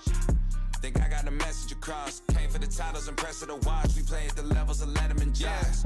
Shout out to Steve, the boy getting love from the harsh critics. Strauss hit me bi-weekly to tell me keep taking it further. You aren't finished and I gotta listen. Any son of believing and see that I'm actually breathing and doing it real time. Love to pull an idea out thin air, act on it and profit in real life. If we not aligned, don't present me a dotted line. Yeah, I'm a QB, but I ain't handing on nothing for someone to monetize. And it goes to the birds too. Can't give it a time if a dollar's a cut of eyes. They get X'd out for they had the potential to be my ex. I know how to plays, I'm a seasoned vet. Yeah.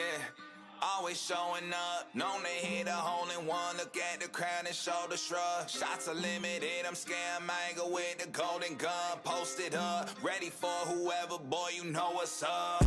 Time's close, I whittled them down. Stick it to them by sticking around. The gang online, Iwo Jima got one flag and it's sticking the ground. Setting up shop. Think I got the message across. Came for the titles and press of the watch. We played the levels of Letterman jocks. Time's close, I whittled them down. Stick it to them by sticking around. The gang online, Iwo Jima got one flag. Yeah.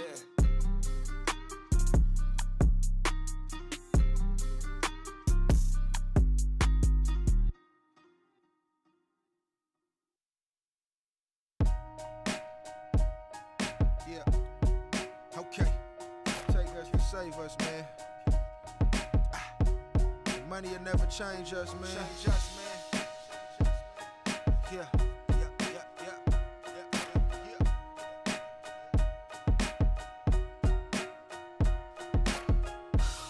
Nobody can save you but you. Believe in them schemes if you want to. Self-motivation is a virtue, and the lack of that can truly hurt you. I just want to give you the tools to thrive in a world so cold against you. And I ain't perfect, nowhere near it, but I will share what was shared with me when I didn't want to hear it. Law of attraction, yeah, thoughts become things. So monitor what you think about it does bring good and bad vibes to fruition. I can lead you the truth, but I can't make you listen. No. It takes us to save us. The money will never change us. We gon' do we major. Gotta grind till it take all your pain away. It takes us to save us. The money will never change us. We gon' do we major. Yeah. Gotta grind till it take all the pain away. And that's all facts, that's raw rap. Pushing buckets, still trying to find my way to the lab. Pushing my pen, still trying to get rich off rap. Pissed off at the oversaturation of that. Passionate about the craft, throwing away the trash. Tunnel vision with this. this, hoping that I don't crash. Planning for my success, only thing keep me stressed. Gotta do it the best, nothing more, nothing less. Never with the fugazi, try to play me, I'm cool. Fool me once, shame on you. Fool me twice, I'm a fool. Calculating my moves, execute with precision. Separating myself, gotta keep it consistent. Nothing too heavy to lift, no mountain too high to climb. Exceed expectations every time I write a rhyme. You see it, this what hard work look like. We don't know failure, out of mind, out of sight. Like it takes us to save us. The money will never change us. We gon' do, we major. Gotta grind till it take all the pain away. It takes us to save us. The money will never change us. We gon' do, we major. Gotta grind till it take all the pain away.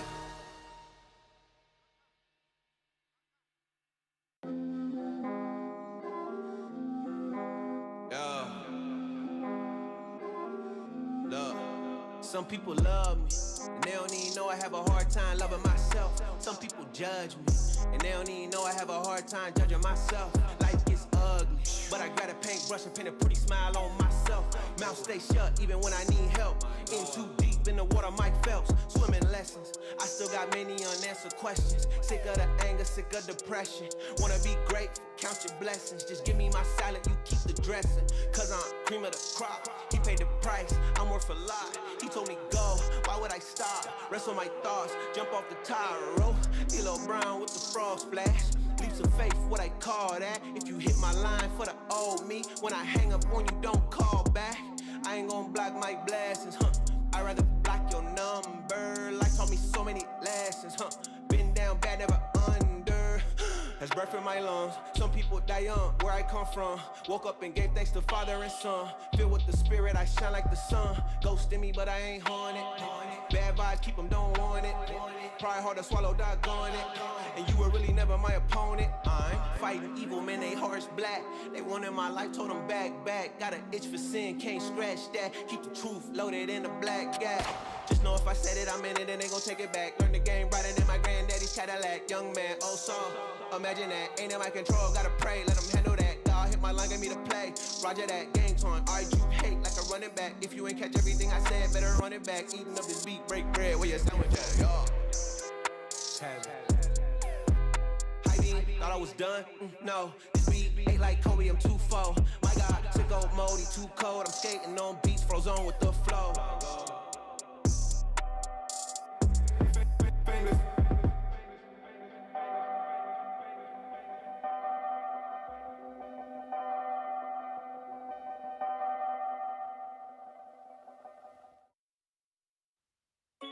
Tell the waitress, start another round. Millie on my wrist, I bust it down. King in my city, wear the crown. Got a check, need another now. I can never get enough. Woo! Yeah, that's right. I can never get enough. Come on. Woo! I can never get enough. Your friend get money, need a new set. Try to go against session, need a new bet. Been here 10 summers, boy, and I ain't lose yet. Cause I can never get enough. Jordan from my team, I'm LeBron in my city. Way ahead of these man, I could pop a Willie. Gunna need 7 figures if we gon' sign a dilly. Red, white, yellow, brown, I got them by the plenty. Woo! It's the definition of success. Did it back to back, that's repetition with the steps. Pushing up the work, I could do 100 reps. 5-star general, I'm about to pull up in the vet. Had a couple zeros, had to add another 4. Started with the product, turned that into a store. My 15 minutes turned into an encore. Got an in, but I ain't stopping till I go get me some more. Woo! Tell the waitress, start another round. Millie on my wrist, I bust it down. King in my city, wear the crown. Got a check, need another now. I can never get enough. Woo! Yeah, that's right. I can never get enough. Come on. Woo! I can never get enough. Your friend get money, need a new set. Try to go against session, need a new bet. Been here 10 summers, boy, and I ain't lose yet. Cause I can never get enough. Yeah, we been going up on a Tuesday. I'm Bruce Lee, turn your ego into souffle. Feel new, that pop bottles a Douce. With my real new, that's down south like Bousse. Turn the VIP into the projects. Don't pay attention to the ghosts that y'all set. I'm out in Bali, girl from Somali. Put her in a ring and I'ma hit her with the ollie. Started up the business, turned that into a car.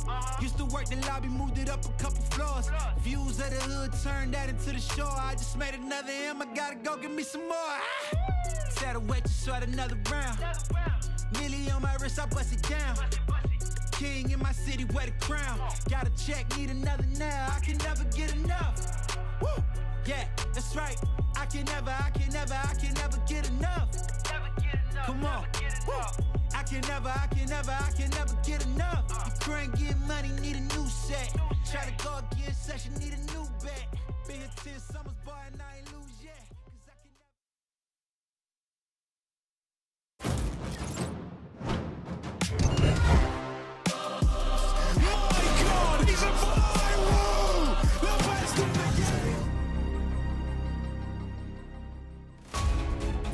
Welcome to the DHL Drop. This is time for the quiz, the weekly quiz. We're going to be seeing two teams go up against each other. And this week, it's all about trivia. We've got two teams, of course, playing here, but you at home can certainly get involved in the chat. We've got three people up here on stage. We've got Freya beside me. She's going to be our host. And we've got Henry with one of the most important roles, which is keeping track of all the scores. Absolutely. As you can see, no expenses were spared in the scoring system here. We'll be keeping track of both teams. 10 points for correct answer. 5 points if you get it on the second guess, and then -5 for getting one incorrect in. And what are the cards for? The cards are, of course, for keeping track of the rules. We know there's no swearing on this broadcast, and any bad play or cheating will result in -5 points and a yellow card. Okay, Freya, why don't you talk us through almost the first yellow over there. Yeah. Why don't you talk us through the rules for this one? Yeah, this is a non-contact sport, first of all, so I'm hoping people are putting away the guns. But yeah, basically the premise is I'm going to ask a question. The teams can buzz in if they think they know the answer straight off the bat. They'll be awarded 10 points for a correct answer, but the challenge comes if they get an incorrect answer, because then it's going to flip over to the other team, who will then get 4 multiple choice options, and as Henry correctly said, obviously 5 points awarded if they do manage to get the correct answer there. Of course, everybody at home can get involved as well. Put !DHL drop, followed by A, B, C, or D if they think they know the correct answer to this one. So pretty simple, but the pressure is certainly on. Oh, and we also have lifelines, I believe, as well. Yeah, we've got a lot of things going on. We've got phone Rushley, phone the couch, 50-50. So a lot of chances to achieve points here. Absolutely. Well, it is time to put our two teams up against each other and introduce the players that are coming through. We've got Team NA versus Team EU. Before we introduce them, Freya, are you going with Team EU in this one, just right from the get-go? I think I kind of have to, don't I? Yeah, we've already kind of betrayed them, but well, let's introduce Team EU right away then. We've got Team High Nation. Way! Congratulations, good luck, boys, good luck. Wish you all the best. Great to see you guys up here. You know, looking at your opponents, you don't know, obviously they haven't come on yet, so you absolutely don't know who they're going to be, but you've got to be feeling quietly confident about your chances just from how much intelligence you've already got here, Yanko. I think we're just going to be focused on playing our own game. I think the map veto went well for us, and yeah, we're feeling confident we're here to win. Harry? Yeah, this is going to be a real test for Yanko and his abilities. I'm kind of moral support, we'll say, sports psychology. Sure, well, you've got to one more time. You know the rules as well. No swearing, no foul play, no cheating. I don't want to have to use these cards, but I will if I have to, okay? Okay. Everyone understand that? Yeah. Good stuff, guys. Well, they have got an opponent. It is going to be the North American side of things. You've got United 2.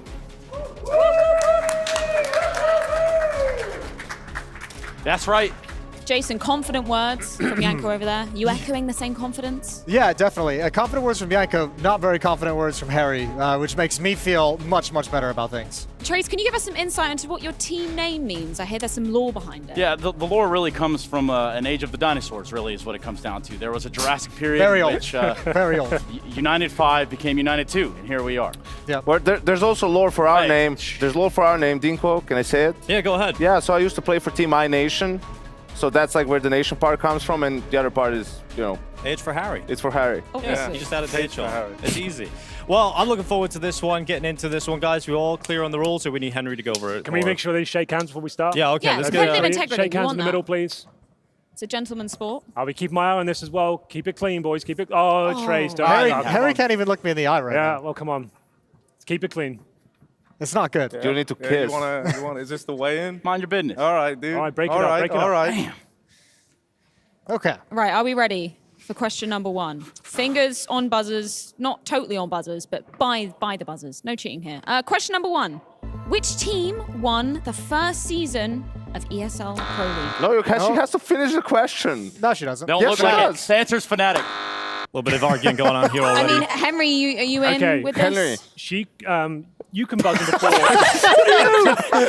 you can buzz in before she finishes the question. Yeah, I think that's okay. That's like an important rule. The answer is Fnatic. We already heard the correct all right, music. let's so go. You Quiet have down, got please. a point. Can you give us any, why did that come to you so quickly? Why was that answer right at the forefront of that cranium? Well, I was there. I've got a rather large cranium, but I can tell you it was one of the hottest summers of all time. And the tank tops did come out, and Fnatic, they were just a little hotter. So Yeah, because they beat Cloud9 in the grand final, right? They beat you, Trace. You lost. Me personally, I personally lost that game. Not sure how, but yeah, me personally. Look great in the tank top, though. Never gonna get me in those. No. Well, scores on the doors. Henry, are you putting the 10 points the 10? in. Locked in. Very good start. 10 points for Great Hufflepuff. start. Okay, I believe we can move on to question number 2. NIP had the longest winning streak in CSGO history. 87-0.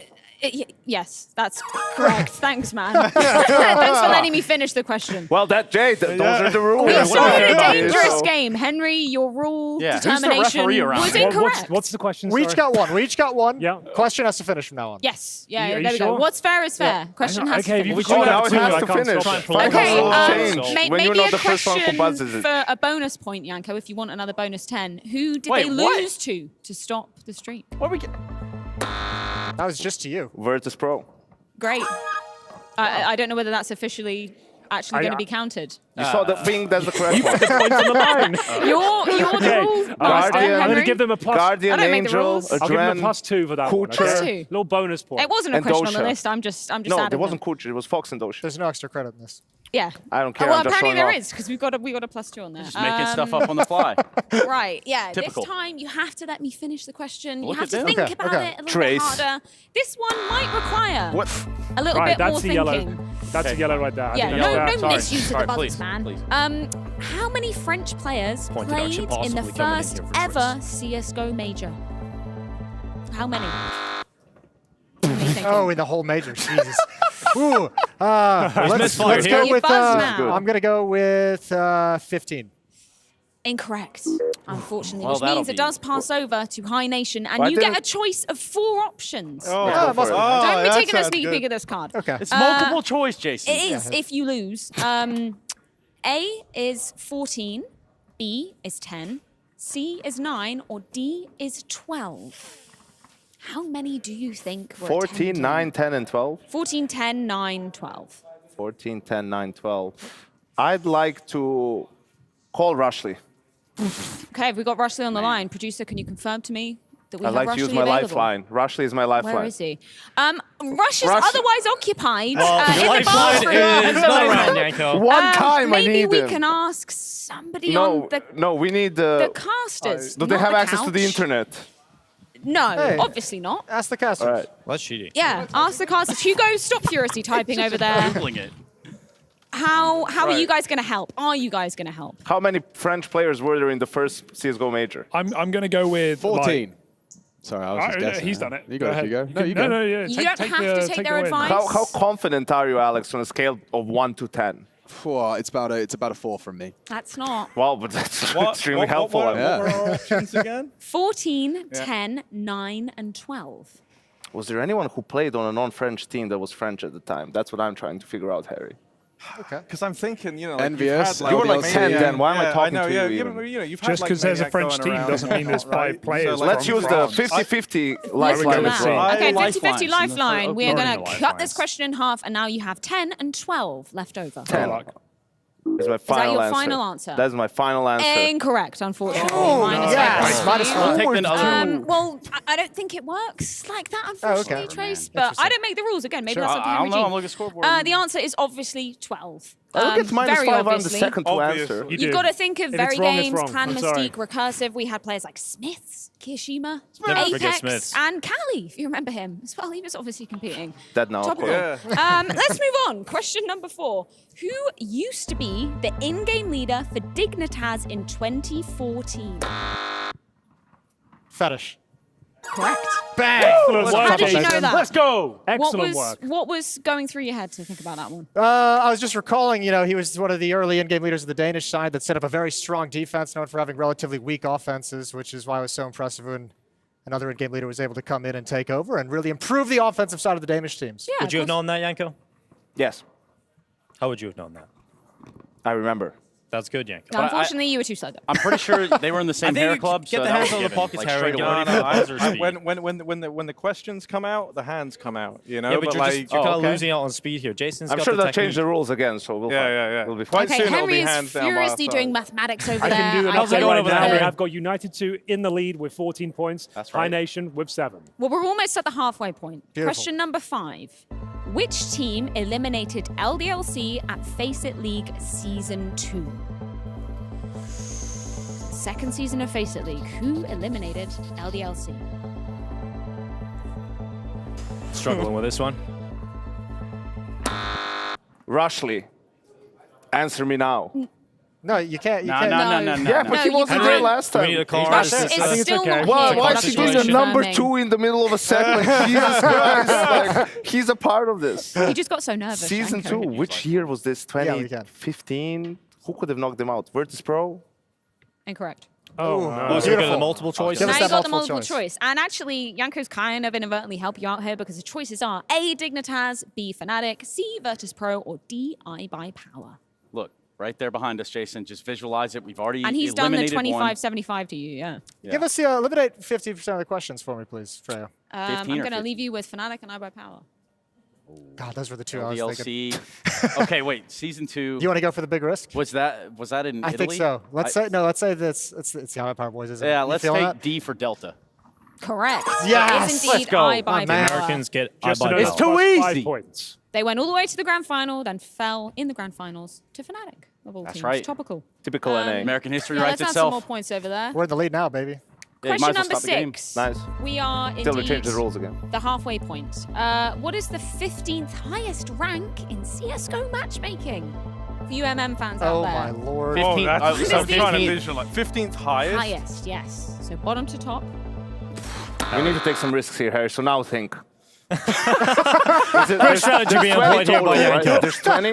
There's 20. There should be 20. There's 20 overall. Global That makes it Elite way is- easy. Global. Supreme is at below? LEM, LE, DM. Wait. It's Global Elite. Global then Elite, it's Supreme. LEM, LE, DMG.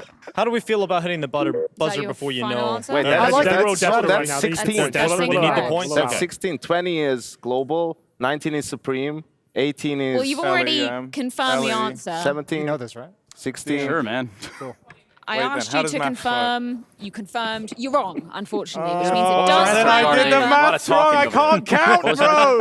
I know all the ranks. Yanko set you One up. of He the gave you ranks, the you know? easiest way to do it. Not as the well, right Harry. one. We get the multiple choice though, Trace. It's all right. No, put a you lot can of only use it once. That's it. You get a one time. can't just use them Yeah, every have single you ever day. watched Who Look, Wants look. to Be a Millionaire? No, we I've get the just gotta multiple kinda choice. step no, over we here. said we get the multiple choice. Obviously.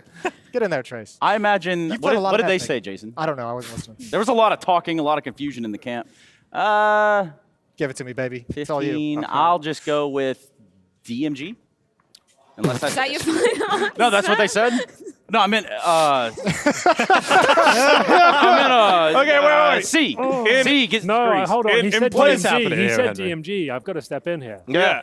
In I'm place. gonna ask now you he wants to do confirmation. something. Harry Just didn't, saying, we I'm didn't just say saying. this is our hang on final then. answer. In People I said asked that. you. In You place, know in this? place of that blunder, can I guess again? Oh, you guys Yeah, bought enough let's time, just didn't you? reset. Yeah, Honestly, come on. let's well, just reset. Can This we? is too much Can I chaos. go one more? Henry, Guess you're again not doing for a no very point. good Harry, job if you of miss this, it's referencing. I'm gonna step in if I have to. Yeah. That's gonna be. We're taking that as the final answer. We're gonna move on. They're getting -5. That's it. Oh, that's it. No more minus five. chances. Yes, Go Harry, again. answer. Just answer. And you sorry. will Still never gonna win. know what the answer is to that bad boy unless Need you to steal take my more cards initiative, later. bro. I've got baby. confirmation that this is actually going to be the last question. Okay. We're So this going is for to everything. Yeah, it's stop over a then. little bit. Just before we go When- into this, Henry, what are the scores? When we were just we're about to playing- catch up, there's no more questions. United 2 with How 19 convenient. points, and we have -3 for High Nation, unfortunately. See you in the lobby, That's losers. So everything to play for in this final round. then. Wait. How many points? I didn't hear. 19 Enough. versus -3. So So United should 2. we just say winner takes all with this one? Yeah, No. hell yeah. Let's do that. I couldn't fit I mean, it. Question number 7, the final question out of 10.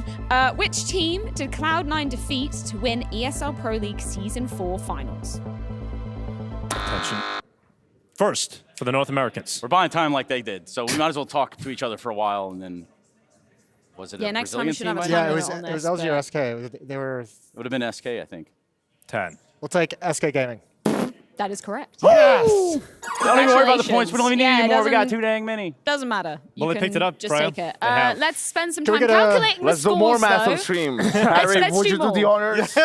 Would you like to see the final scores now? Yeah, present it loud and proud, Henry. With United 2, 24 points. Oh, beautiful. High Nation, representing Europe, -3 points. Yeah, true to our name. Which does make our champions for the first week of the we love to see DHL it. drop. Let's have a whole trophy lift moment. S United Right 2. here, buddy, right here. Okay, gentlemen, congratulations. And look down the camera, please, for the trophy lift. And maybe get the commentators in to announce them. DHL Drop Week 1 winners, United 2. That's Congratulations, United 2. Trace. Wow. First of all, what was your preparation like for this very event? You know, honestly, didn't really come in here prepared at all. And I started to question my own life questions this morning. But then I woke up and I realized I was going to have some chicken either on my plate or in a trophy form. And that's what we got at the end of the day, Jason. And you're going to get that on your plate later tonight as well. Winner, winner, It's chicken over there dinner. in catering. It's Yeah. good. How are you going to share the Thanks for trophy between you clarifying. two? Because you don't live together. No, that's all good. Well, who's taking yeah. it I mean, home? come on now. You're good. Yeah, well, yeah, we'll figure it out. You know, But no one can take that it's from beautiful. us, right? Yeah, no one can take the moment from us. Is actually Yeah, the key. a moment of glory, not the indeed. truth. We're going to be having one every week, though, so Yeah.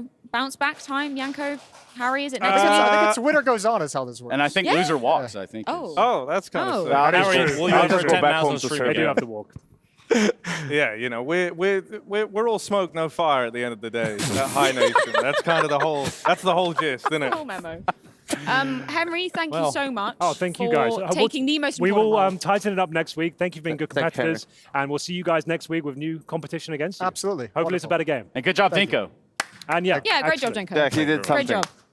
Do you want I to did take us to something. break, Dinko? Yeah, sure. We'll go to break. We've got this one. The DHL Drop will return next week, and we have plenty more action coming your way next week. So make sure we'll see some different teams, more rules on the buzzers, I'm sure, and we'll see if the North Americans will continue Okay. for another win next week.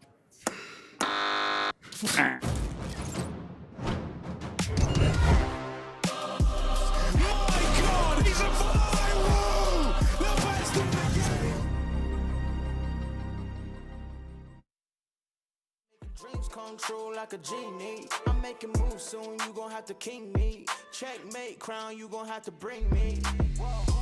Ain't no other way. Up next, then I'm putting you away. Yeah, maybe another day. Give me a trophy, I'ma put it on display. Hope you ready for the comeback. Steve Nash, I'm about to bring the sun back. Forecast looking bright for the comeback. Can't ignore it, promise you can never sun that. I pray for it, get ready for the comeback. Yeah, yeah. I think it's time for the comeback. I hope you're ready for the.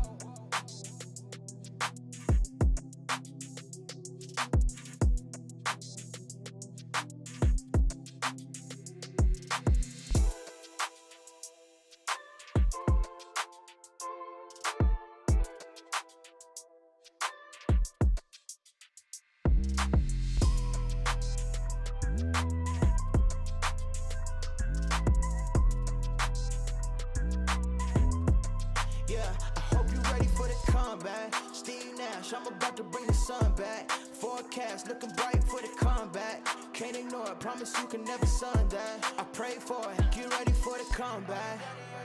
Yeah, yeah. I think it's time for the comeback. Yeah, I hope you're ready for the comeback. I think it's time for the comeback.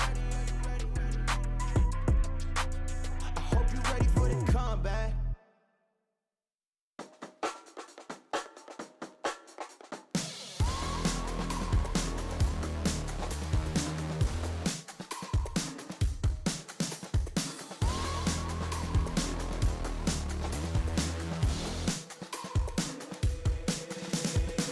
They say that I'm such a weirdo. Tattoos from my toes to my earlobe. Was a role model, I never had a hero. I learned how to live through the stereo. Coming from where I come from, the inferior. Everything you see ain't what it appears though. Everything that I built made that from zero, then added a zero. I am my hero. You couldn't imagine what it's like in my mind. It's beauty and catastrophe at the same time. Remember they laughed at me when it was game time. Now I know that they mad at me. I'm what you can't find. I'm not from the day. I come alive at night. I'm not what you used to. Couldn't recognize. They all on the ground while I'm taking flight. Yeah, you're welcome to join me. I promise I won't bite. Things they say, they're never getting in my way.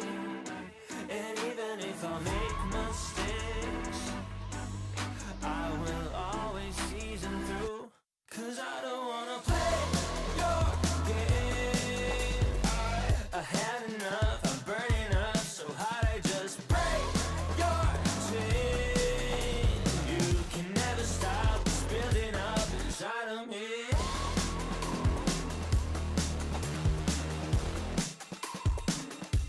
Inside of me.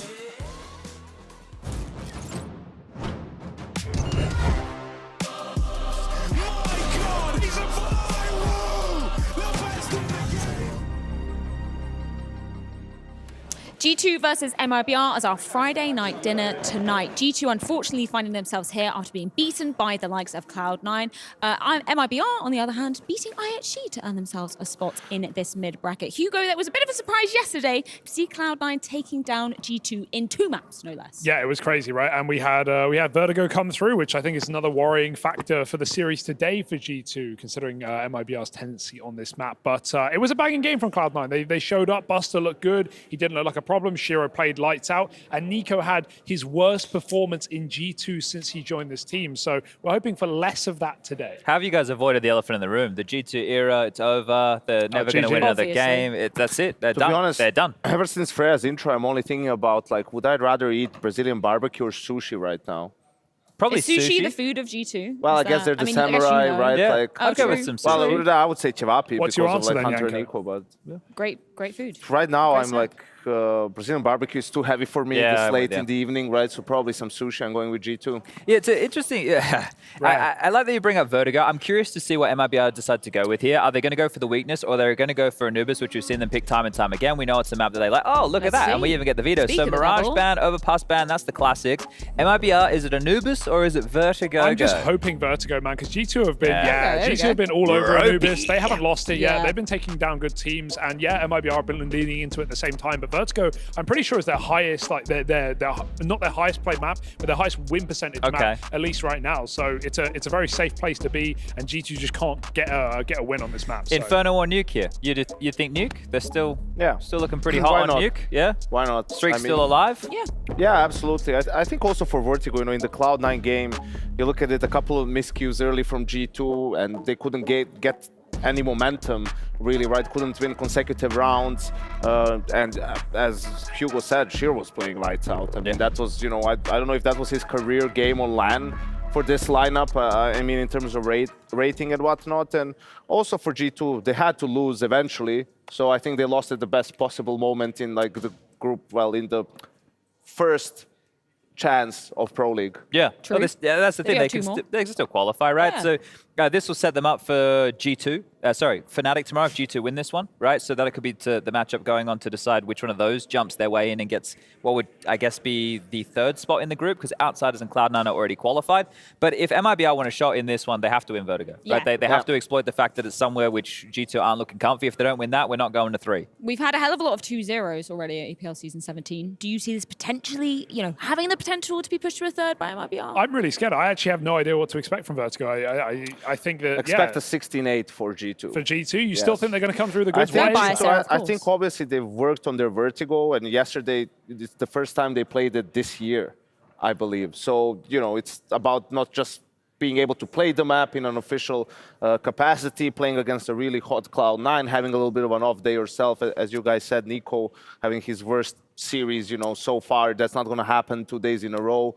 And yeah, all those things combined is going to be a tough day in the office for MIBR, I feel like. I think that's the thing. We were talking about it yesterday. Obviously, Nico, having his basically career worst performance that we've seen on LAN. But it was the fact that the whole supporting cast as well, basically nobody was stepping up throughout that series. And that isn't going to happen twice for G2. No, I guess the more I think about it, the more I'm resting faithful that even if G2 were to lose Vertigo, that they're winning unlikely, Nuke, they're going right? to win the map Yeah. series. Like, it's not going to be a question there. So what was the third map? I did miss that. Ancient. Yeah. So G2 2-1 or 2-0. Yeah, that's the thing. It's hard to look past them here. Look, MIBR, with what we saw yesterday, it was much better performance, but someone who didn't have a great performance was poor Insani, right? He was getting constantly isolated, especially on Anubis. He had 2 average maps. I don't know if that's going to happen 2 days in a row either, because no, he's new and he's young. And well, speaking of young, hopefully it was jet lag only. Right, You know, yeah. we didn't have to deal with that before, but yeah, another youngster on the other side of things. He's been looking hot. Ilya. Yeah. Well, maps cemented, teams are ready, and I believe we do have a Wild Trace ready to take us through this series. Red beans and ravioli. Left it at home, everybody. Sorry. Nah, man, it doesn't happen often, but Trace on the mic always leaves us with an iconic line or two. I'll tell you what, he's having quite a sequence right now. He's just become the DHL drop champion along with myself, if I can't just toot my own horn. And now you're here. I'm only a champion because you're a champion too. My man, team champion. You had the mindset. You did have the mindset. It's too easy, man. Anyway. So Insani was the end of their conversation, and it's the start of mine. Because, yeah, if I randomly scream Dalmatian, I can't seem to unmute him. That might happen. But he is starting on the T side. MIBR the same, as Chad has stated. They believe it has to happen here on Vertigo. MIBR's pick if they want to see go the distance up against G2. We're off to the races. Well, they got a little bit of a clinic yesterday, right, against Cloud9 on this map of how to beat G2, and the answer was having Shiro on your team. So it's going to be tough to match that, I think. Yep. And we're back at A-Site Simulator. Yeah, well, a lot of nades. Ton of them. Yeah. We'll see what execute they come out with. Nico with this little boost up, going to try and get... Ooh, he spots it! What a response from Turtle. Yeah, peace. Perfect start. 1xBet favors G2. No surprises there. And still Monacy and Hunter actually with a reaggress off the flash. Nothing to report up short. Actually trading places. And a good shot back. Hunter double, nearly 3 runs light on the ammo, 3 on 2, and blood is still being shed. Bomb is on the site, and JKS handed a very manageable 1v3. Yeah, Exit's on 1 health. If he can just grab that one clean. Now Exit should be the bait. The spacing is everything. He's got Insanity first. Surely he gets this last one. It's at 1 HP. Exit would do something miraculous to save this round. It's JKS, cool as a cucumber, fresh out the fridge. Yeah, man, that was it was kind of lined up for him there. Set up for him at the very end. You really can't ask for much more than them to be low. You get the first one, 1v1, bada boom, bada bing. Trace. Fanny's your aunt. Question. Fanny is my aunt, actually. Oh, really? No, Barbara. Barbara. But I wanted to ask, was it the griddy? Am I down with the kid? Is that what you were doing? Is that what that was? Well, it's because right when we walked up there, I already knew we won. So it was like, yeah, I got to walk out with the walkout song. A little swagger, a little confidence. Normally it's like Timmy Trumpet, you know, we get that going like the Mets did. But yeah, it worked out. Oh, he's heard that. Nico's going to be moving his mouth a lot, letting him know. A lot of steps towards the ramp and a lot of nades and spray even connecting already. Yeah, I think he was just waiting to see where he was going to deploy that Molotov, where exactly the footsteps were going to be leading them, and it's a slaughter. Monacy with another one. Nico pushing down his drop, but this is well handled, well managed, and even this little wraparound from Turtle might not get anything done, and Monacy on point. 5-1 early. Yeah, he's out to a great start. Bodes well, but obviously around like that, not designed for the side of MIBR to win. But also G2 on their weakest map. You know, I think they were obviously MIBR inspired, but as you discussed, look at that spray lineup. That's gross. Monacy is just the ultimate, you know, young gun who's also a geek. He's just got all of everything drilled to a T. He's a huge nerd, isn't he, about the game of Counter-Strike, which is cool to see. And I mean, you can just see it in his gameplay as well. He's had a phenomenal start to the year. Also, I mean, the guy's been absolutely disgusting. Disgustingly good. Flashbang over the top is going to blind Nico just a little bit, but he sticks around. It's a nice kill on Insanity. Backs away. Monacy here in support at Sandbags, but Reno has found a gap. Ooh! Oh, man, that was almost free. Almost. Hunter comes away with the FAMAS kill. And, well, not really what you wanted for MIBR. They actually just looked away at the wrong time. Hooksy's back turned as Gap is being... and Trap is being sprung. Ooh, Hooksy good to get the info off the initial spray. Turtle running him down. Reaction from G2 required. He gets his smoke down. Oh, and Henny's just lost the bomb in the middle of nowhere. Gonna just tone it down a little bit there. Yeah. Didn't clear his corners. And admittedly, there is a retrieval viable if they can get through JKS. And Hunter's already closing, locking that door behind him. And he's calmed that too. It's a long time that G2 gets to move around the map, but that's a wonderful kill from Turtle. And now Monacy's flank, the timing of it, that nade is almost perfect, but through the smoke, bounces off the wall. Hunter now going to try and hold on to the bomb site. Bomb's going to get dropped once again. Monacy doesn't let it get away, and now Exit has to spring into action. Oh, just over the edge of the smoke. Yeah. Bang. Well, almost recovered for MIBR. That's not bad, because that looked extremely grim. At least they gave themselves a puncher's chance at the end of the day. Yeah, that timing for Henny to walk out with the bomb just really wasn't for him, was it? No sirree. All right, well, we're going to have I was going to say a quick one, but all of these have been quick. It seems like MIBR's main intention at the start of these rounds is let's go ramp within the first 10, 15 seconds. You know, it turns out you don't have to immediately be fighting short. You don't have to do it if you don't want to. But they will. Here they come again. You're right. Straight across the bridge, this time a little bit more silently. And I wonder, because, I mean, yesterday, Cloud9 was kind of not this aggressive, obviously, than MIBR, but Nafany was finding a lot of success coming through smokes, a lot of success challenging up towards the top of A ramp. So I wonder if MIBR saw that and has kind of tried to really emphasize that in their game here in the early going, and obviously not to any crazy kind of success. Well, with the little pistols, not sure exactly how they're going to get past all of this utility, but nonetheless, this G2's round to lose with the guns, that is. Yeah, but they're in a good position. Nico, confident in the corner. Oh my lord. That hurts, and it could continue to hurt. In fact, twisting the knife is Breno! Okay, nearly 2.5. Frags found. Breno delivers more than you would have expected. Another deagle headshot. We could be on for something as Turtle and Henny catching flak from Hooksy's spray. Doesn't find the lethality, but it's coming. A little belated, but there, and exit with the recovered AK, making things even more scary. JKS to have to pull out another clutch. You already had 1-1v3. Again, it's one player with health, one player with very little health for JKS to go up against, and he's going to be patient with it, wait for hearing the bomb plant. Kit right in front of him as well that he can pick up on his entrance into the site if he needs to. And so, does he immediately... Oh, that's perfect. It's going to be a 1v1. How does he head away with that, Henny? He's got some good hops on him, just about covers himself. And that's an MIBR round on a light buy, no less. And Nico going looking kind of the start of that house of cards collapsing. Told you it was theirs to lose. Nailed it. Somehow, some way, there it is. You knew it. This didn't necessarily help either, right? Like, it took a little longer there for Hooksy to get the kill. And then, I guess by that point, grenades, CSGO, don't need I say anymore. A little bit earlier on that nade, obviously, I think would have really netted him that kill. But you have to say, great cover from exit. That's 2 instantaneous headshots to protect the planter and able to actually win out that round from MIBR. So unlikely first round for MIBR to win. And now back to pistols quickly for G2. Yeah.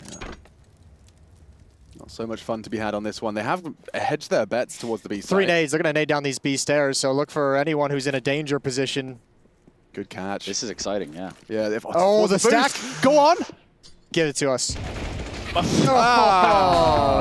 MIBR did just that. They come in, they wipe up G2, and that was a cool idea. Exactly what we wanted. Yeah. You asked for it, you got it. Ooh, okay. Double pistol kill there from Hooksy. Both USPs, but really it's just light work for Insani to round the round out itself. That was almost so awesome. Those rarely work out quite that well, like quite that well positioned, and I wanted it. The most frustrating is when the timing is just a little shy or a little early. Yep. You could see the intention was there. They were even going for the boost, but they actually threw out their T-nades themselves as Turtle boosted up early. It also, I mean, it seemed like, I don't know what the plan was, but it seemed like G2 wanted to get behind the board, so with the nades, they could kind of hop over and take the fights at the same position. The nades are blowing up as well, and maybe just completely clear that out, and unfortunately, they walk right into the danger. Talking of danger, Hunter really just not feeling any of it as he takes early mid-aggression and doesn't get too much information, but no information is information in itself.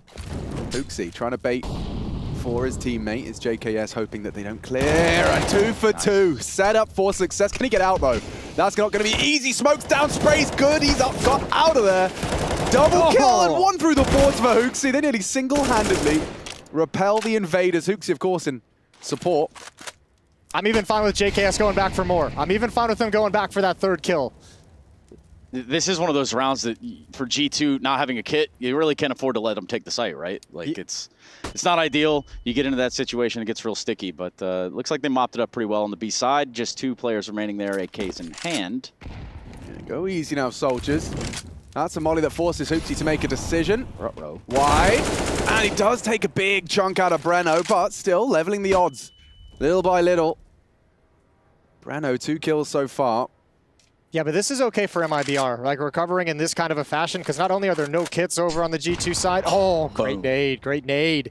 Not only are there no kits, but there's not a lot of money, so every kill matters here in this round. This is actually, that extra kill on a Hooksy was fantastic. One more is all you could really ask for in this situation, and what was a 2v5 at one point.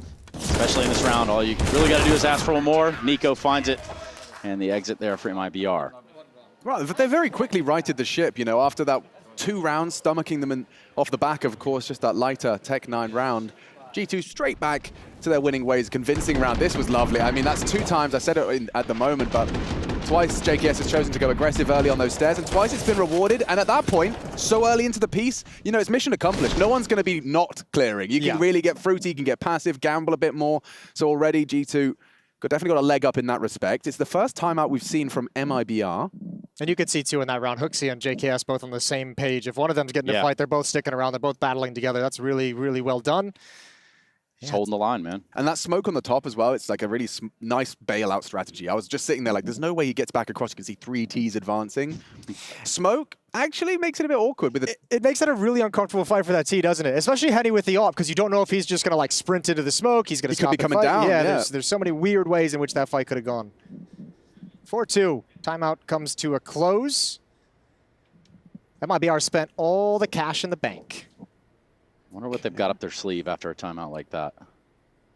I mean, NiKo's got the best spawn in the universe. Let's see if he wants to go for anything aggressive. It seems like G2 have been doing some aggressive maneuvers. Eyes in the sky for the short smoke, and he has a molly in his hand to contain Yellow. Going straight through. Safe from the spray in a power position adopted early from Nikola Kovac. Supported by m0NESY. This is a dastardly duo. They sit next to each other for a reason. Imagine trying to break a crossfire of m0NESY and NiKo. On a good day, no thank you. On a bad day, no thank you. They have given it up. By giving it up, I mean turn tail for a moment. One way though, and a profitable one as the cousin comes in to do the dirty work. You didn't even mention Hunter. No. Oh, look at the angle from JKS here. That is not an easy clear, and a free frag straight to the belly for Turtle. Nice trade from Exit, but it cost him a great deal. His limbs are hanging off. And Henny, the only healthy one yet to frag, having a little inquisition of his own towards the B site. Flash looks good for it. Hooksy. Oh, this could be it. Head to head, and now the B site defender dead. Exit will join him. He's got the bomb on his back. Hunter's already here. NiKo with the eye on middle. Little does he know there's nobody there. Now Hunter trying to inflict the damage just to stop the plant. The Molotov does go out. Plenty of time to wait it out, though. Henny with a second kill in the round. Looking for a third. Nope. Hunter will be there to shut him down. Just 8 HP for Exit. This is a big problem. Yeah, you'd have to get real lucky with timings on some of these peaks to win this 1v2. He's going to give it a good shot, though, up over the top. m0NESY's there. And I was going to say, you could say one of the positives MIBR has in these first, 7 rounds that have been completed and played, you can take from this what you will. m0NESY hasn't had the AWP out yet. Like, they've at least they've gotten to avoid having to deal with one of the best AWPers in the world, but you're still kind of sitting at a 3-round deficit with that being the case, which doesn't make it feel as nice. Yeah, they've died twice to this as well. There's that crane or sandbag, whatever you want to describe it as. One way you can throw it from an assortment of different locations, but you know, m0NESY's probably got every lineup in the book. Of course. And speaking of, this was m0NESY just on that 8 HP close. G2 looking very comfortable. I mean, getting the reps in on a map that we don't often get to see the full G2 force. That's a dead man walking. I lied to you all. It did look like it was going to hit that box and drop in the corner. He went for over the top. Tapping away, looking for anyone trying to peer over the smoke. NiKo's going to remain aggressive. They still haven't really been able to neutralize the aggression all that much. I think NiKo's about to do something real sick right here. Oof. Like get owned. that. Like get banged. That's Breno again. Just owned, yeah. And then you're like, well, m0NESY's still there, and so is Hunter. We really don't fancy our chances. That's twice now he's got the better of NiKo on this in this position from earlier underneath scaffolding. There's m0NESY, adding another one on top of it, and nothing left to do but swing and take a fight with these pistols. Hunter loves that. He'll take it all day. Yeah, last time MIBR run that eco, you think they're coming up this ramp, you know, you want to try to get it a little fast, aggressive, well, 6 games going on, like, it's just not there, that sense of maybe control. Yeah, I definitely think that they could, they'd be well informed to just, I mean, keep it a little less immediate contact on A. Force that 3-man A setup, which we've become aware of as of MIBR through lethality, like Hunter, m0NESY, NiKo. Let's have one of them with their knife out running somewhere else before we round that corner next time. I think that would be really nice. Otherwise, things are going to go one way and one way quickly. 11-2 so far for m0NESY, and as you've highlighted, he hasn't even got his signature weapon now. He hasn't needed to. He'll have it this round for sure. Okay, nice. Yeah, nice. he dropped the AK-47 over. He's got plenty of money, so yeah, he's going to pick that bad boy up. Op in the hands of m0NESY. Nothing in the hands of, well, no op in the hands of Henny. He's got an AK-47, and we'll see what MIBR can bring to the table. A second timeout being used by the Brazilian side. Actually, no. Sorry to be a pedant, but that was a G2 timeout. That was a G2 timeout. Surprisingly. Okay. Yeah. Maybe I misread it, but I thought it said counter-terrorist. I assumed it was MIBR. Yeah, I had the mini-map assumption. open. I was didn't see it, but it's always peculiar when teams have, you know, been looking comfortable and good and what's the word? Like a momentum breaker Momentum, almost. precisely. They break their own momentum. m0NESY, though, has a great spawn, and the AWP is out. So we'll see if MIBR continue to bang their head against this wall or mirror or whatever have you. It's just a smoke down. Bang! Oh my goodness. Well, you know, no problems with Breno this round. That's been made certain. Yeah, Nico's like, thank you. Thank you for that one. Appreciate you, bro. That's all I needed. So quick with it. They're going to try to boost up over here at B again. And that's a perfectly timed molly. JKS handles it. He's heard that. And a duel for Turtle. Oof, lost his head in the process. MIBR just getting picked apart in these duels. Yeah, this is G2 like really challenging at just the initial step of map control, right? Like challenging down ramp, challenging at the stairs. We've seen it a number of times. And they're saying, you know what, maybe if you guys are comfortable and get everything you want, you can execute something pretty dangerous, but why would we ever let you get there? That's clearly the memo. Yeah. Maybe even that timeout just reminding everyone, like, don't be dissuaded. It's a little bit of a course correction, even if you did win, right? They've really, look how hesitant they are for this boost now. It's pre-aimed by JKS, supported by a second player, it's Hooksy. These are always the rounds where you can feel like a team might get a little bit lost because you're just sitting here and you're just like, well, what's the good option? Like, where are we supposed to go to try and recover this? The fleur-de-lis of Molotovs coming to the B site. Hooksy and JKS will be the first to respond. And JKS does not pass the test. Hooksy reveals himself off the flash. It should be 2, and it is. Eventually, Henny with the bomb, 30 seconds, and absolutely no hope whatsoever. Turns the flash and catches lead. It's 3 from Hooksy. Makes them dead. MIBR, just 2 meager rounds to celebrate so far on their map pick. Even without getting a kill, JKS provides so much. That just gives Hooksy the exact timing of when that push is going to come. Same with the support flash from Hunter. Like, it just sets it up so nicely. That is quick. Very quick, yeah. And Breno's been the most threatening player on that A round. But as you were saying, you know, the G2 are consciously bringing these fights to them. You can see how this would leave MIBR at the end of the half, kind of feeling like they didn't get to play the game. You just end up getting held at the first contact, such as that. Hootsy's so blind, though. Does well to get 1. And that is a rifle that could be retrieved. Certainly not the easiest. It's out in limbo, out in mid. Yeah, but Hunter's already rotated over and gotten a pretty deep angle, and he's going to keep clearing it, and he's going to say, yeah, they attacked mid, but they're not here at the moment. And Breno, on the other hand, is taking that little bit of space that was provided. JKS to get clearing. Nico confirms the rifle has not fallen into enemy hands. And actually, Hunter, yeah, he is going to take a proactive stance on this. I think they take down Hooksy in middle. They start to look at B a little bit more intense. Oh, that smoke's going to be late. JKS not distracted. And sprays 1 down. Nico good for the cross as well.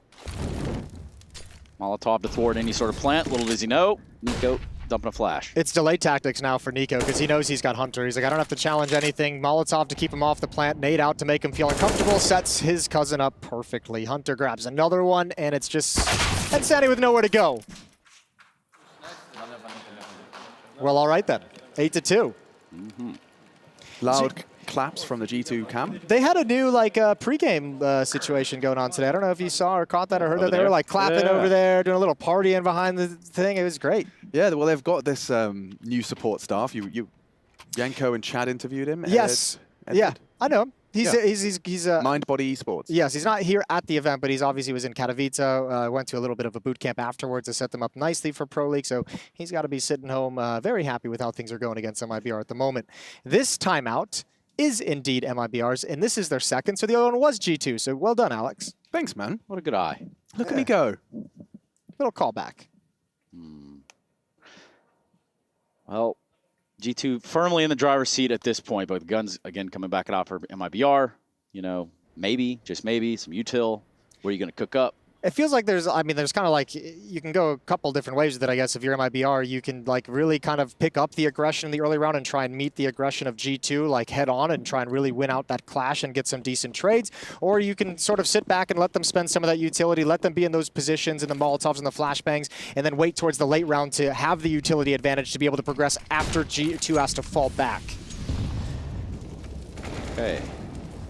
m0NESY dumps a nade off on B site, then tucks tail straight back off. JKS, Nico, though, with the first frag in the round. Yeah, interesting mix-up as well. They're actually just using m0NESY as that float player and dispatching HooXi towards the A site trio. Just trying to confuse the position of the AWP for the later round, so MIBR can't get a read of it. I'm surprised Hunter's sticking around. That smoke is fading, and no immediate support. HooXi working towards short. m0NESY even arriving just in the nick of time. That will be a re-smoke ramp. And an AWP at the party. And a swung, perfect, flashed Breno. Nothing he can do. The one-way established. And ramp is still theirs. That's a great catch from Insani. But he's trapped. m0NESY's got him boxed in, safe from the flash, and actually does. Hit it on the cross back, straight through the concrete. They do have 3 Molotovs. If they fall back to the B bomb site, they can. We saw them previously do that 3-on-5 like set piece towards this B bomb site. They almost got them in. They would have a Molotov for JKS position, default boxes as well. So that could be a bit spicy, but JKS does have a smoke to deploy if he does get burned out, so there's some options available. However, Nico is weak, but all this time has allowed Hunter to get over. Yeah, Nico's going to deploy a smoke, trying to bait and switch. Now they're aware. And that's the first frag from Turtle. We'll be able to build upon it. Nico, perfect, playing around the precipice of the smoke. A clean frag from him on the low HP as a 1v1 emerges. Can he get the bomb down? m0NESY can stop him. Fake, ballsy, m0NESY, you cheeky boy! Oh my god, that's so smart. Making the steps. It's undeniable he's coming. And then just turning tail. Yeah, really well done right there for sure for that side. My god. Yeah, m0NESY, that's a clever little clutch to bust out. He's, for such a young player, even out of his rookie season last year, he had some magnificent clutches. So, guys just built for. Did you see he just hit #1 in the in EU for Face It? Oh, did he? He's #1. Oh, and he's #1 in the world for a professional team, #1 in Face It for EU. So he's having a good year. Yeah, it's not too shabby. It's a good start. It's been a couple good years. Situational awareness through the roof. Yeah, like it's obvious.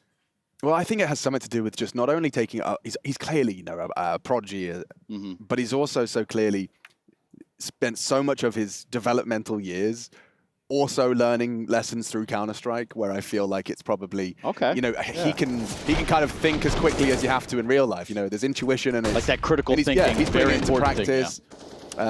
Thing, they're not really pixels to him anymore. You know, he's just this is real advanced to a different level. It helps when you have a phenomenal team around you as well. As such a young player too. So he's not only got a lot of people who can teach him things, but also a lot of people that make his life much, much easier. And I'll go along is to say, like, you know, locker room vibe has got to be pretty good for G2, right? Not only do you have the, you know, the psychological component over there of you know, sort of a sports psychologist, but really when you're winning, things feel good, and that goes without saying. Things do feel good when you're winning.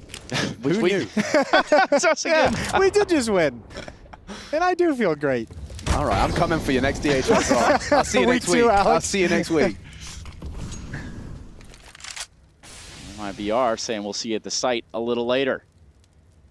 We kind of thwarted off from going any further with that util, but they do have HooXi out of the picture.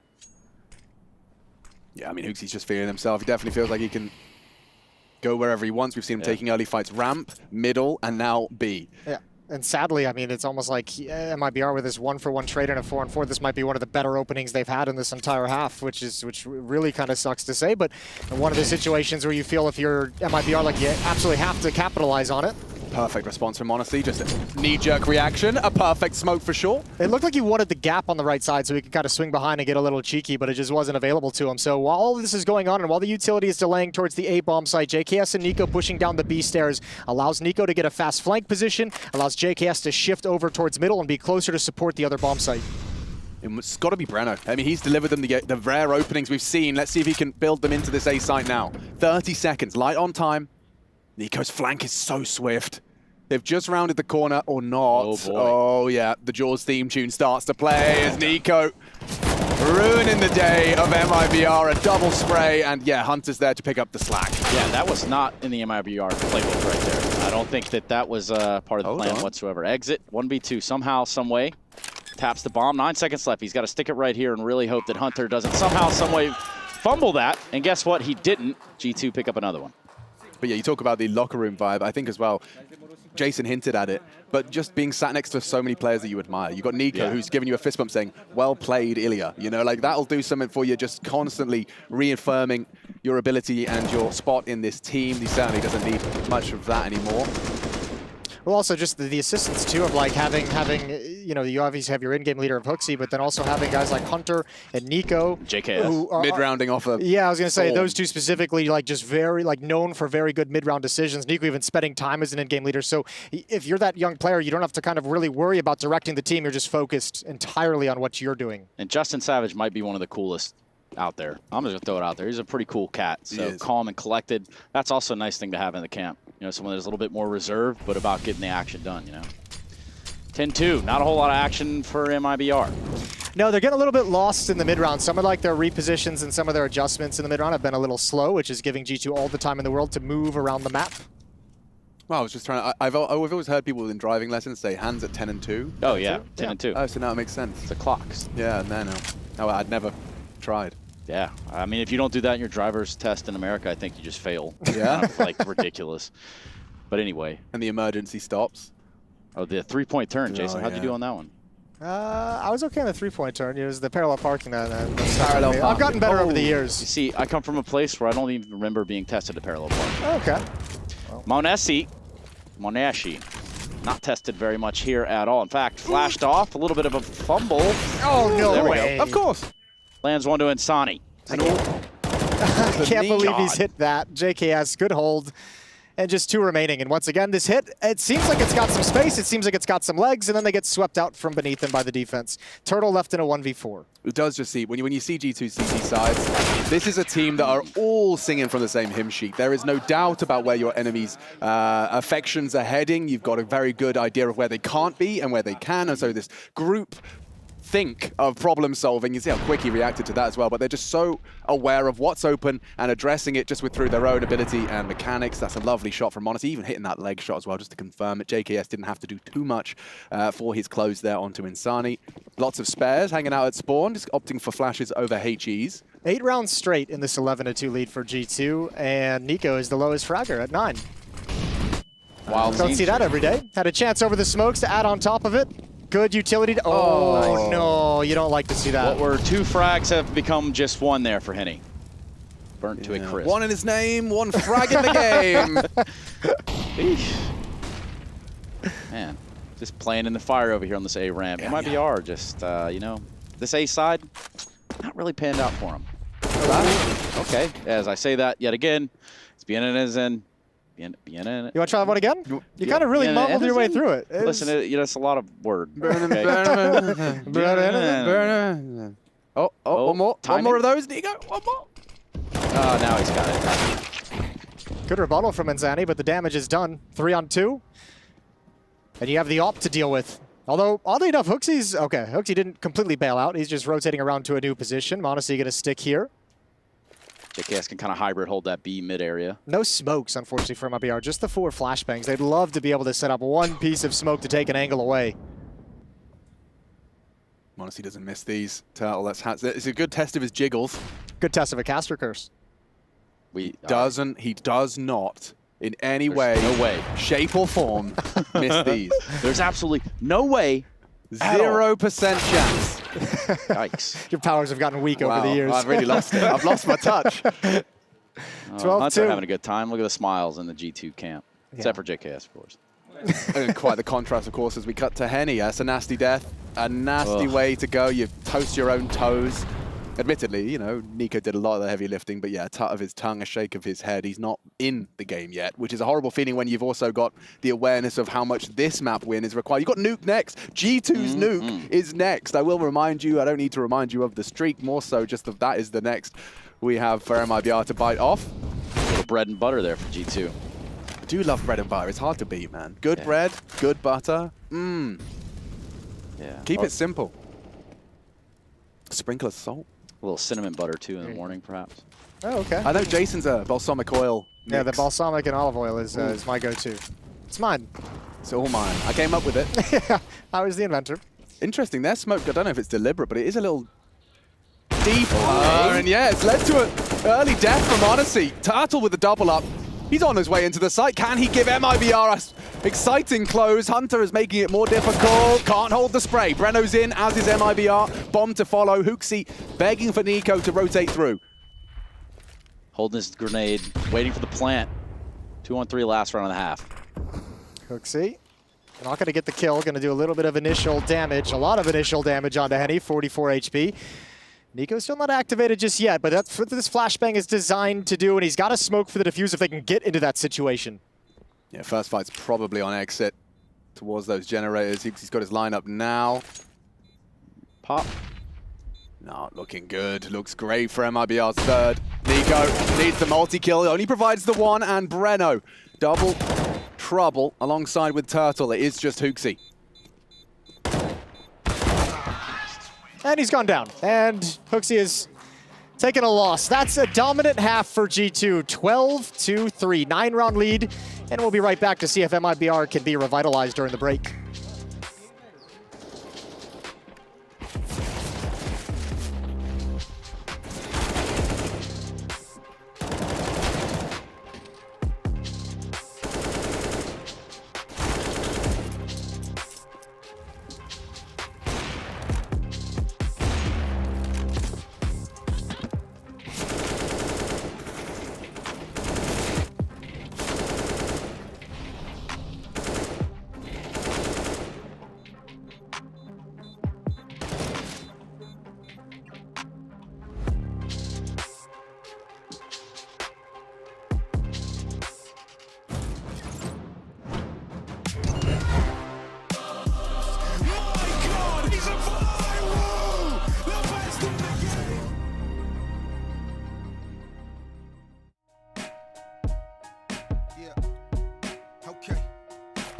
Save us, man. Money will never change us, man. Yeah.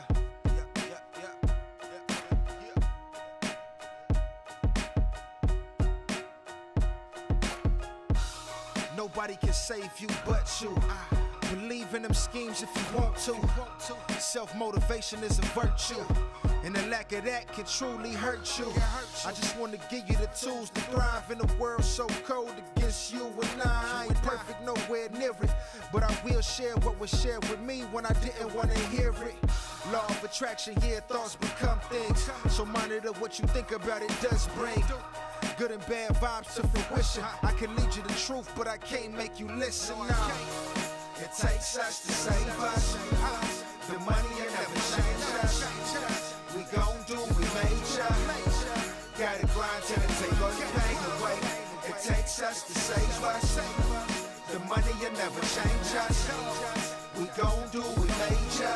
Yeah, gotta grind till it take all the pain away. And that's all facts, that's raw rap. Pushing buckets, still trying to find my way to the lag. Pushing my pen, still trying to get rich off rap. Pissed off at the oversaturation of that. Passionate about the craft, throwing away the trash. Tunnel vision with this, hoping that I don't crash. Planning for my success, only thing keep me stressed. Gotta do it the best, nothing more, nothing less. Never with the fugazi, try to play me, I'm cool. Fool me once, shame on you. Fool me twice, I'm a fool. Calculating my moves, execute with precision. Separating myself, gotta keep it consistent. Nothing too heavy to lift, no mountain too high to climb. Exceed expectations every time I ride a rhyme. You see it, this what hard work look like. We don't know failure, out of mind, out of sight. Like it takes us to save us. The money will never change us. We gon' do what we major. Gotta grind till it take all the pain away. It takes us to save us. The money will never change us. We gon' do what we major. Gotta grind till it take all the pain away.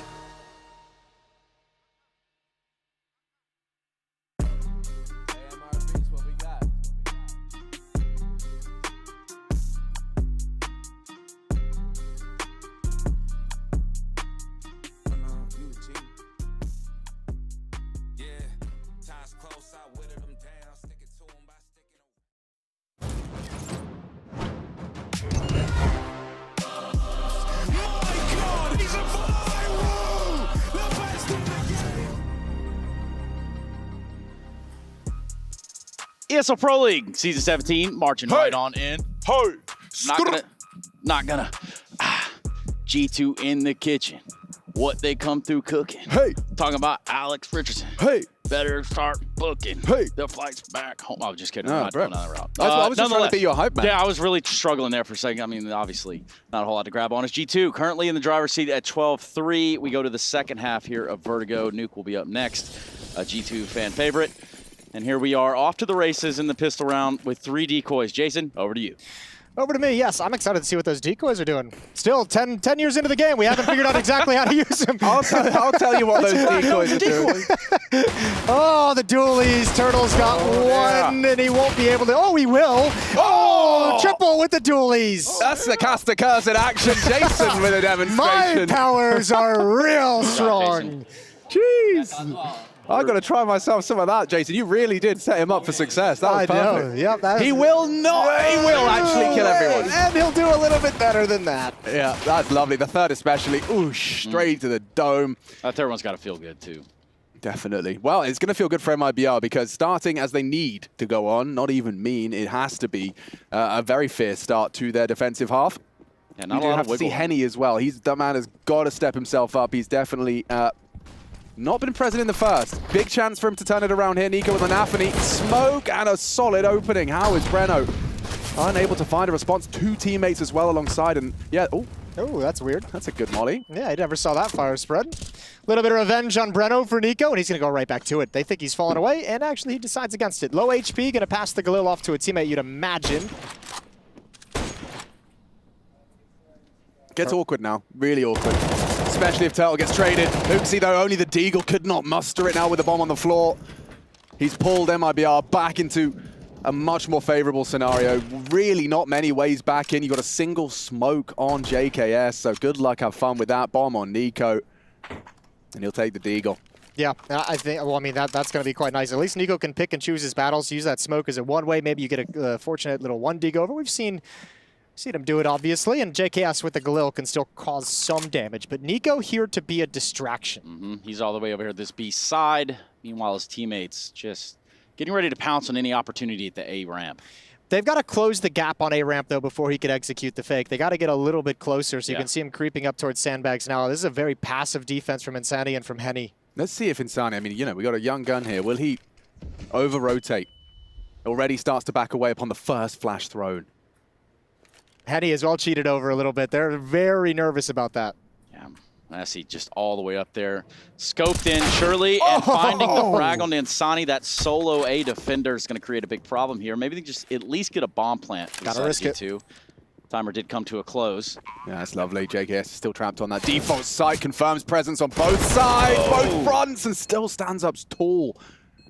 Pulls his shoulders back, takes down exit. Now support from Monacy Scout, not going to be easy. Wow, JKS, how does he do so much damage? He's made it easier for Monacy for that one-shot potential. Nico, the same as it's Turtle. It's all Turtle. Could be acing to finish and find 5. And Henny steals it away. A necessary close. MIBR up to 5 and saved by Turtle. Yeah, that's a nice shot from Henny at the end. There were no kits. Nico kind of got a little bit tricky. And Monacy just gets caught. He doesn't think they're going to swing wide whatsoever. He's trying to find out where that railing is that he can jump up on top of to confuse the angle. But man, JKS does some work in this round to bring G2 into a plant and almost nearly win it. Yeah, I don't think they knew where Nico was going to be coming from either, obviously, because you could tell a little bit of hesitation. Maybe he's coming through middle. He was just over on the B side dumping flashes. So either way, for MIBR, they lasso it back in. What?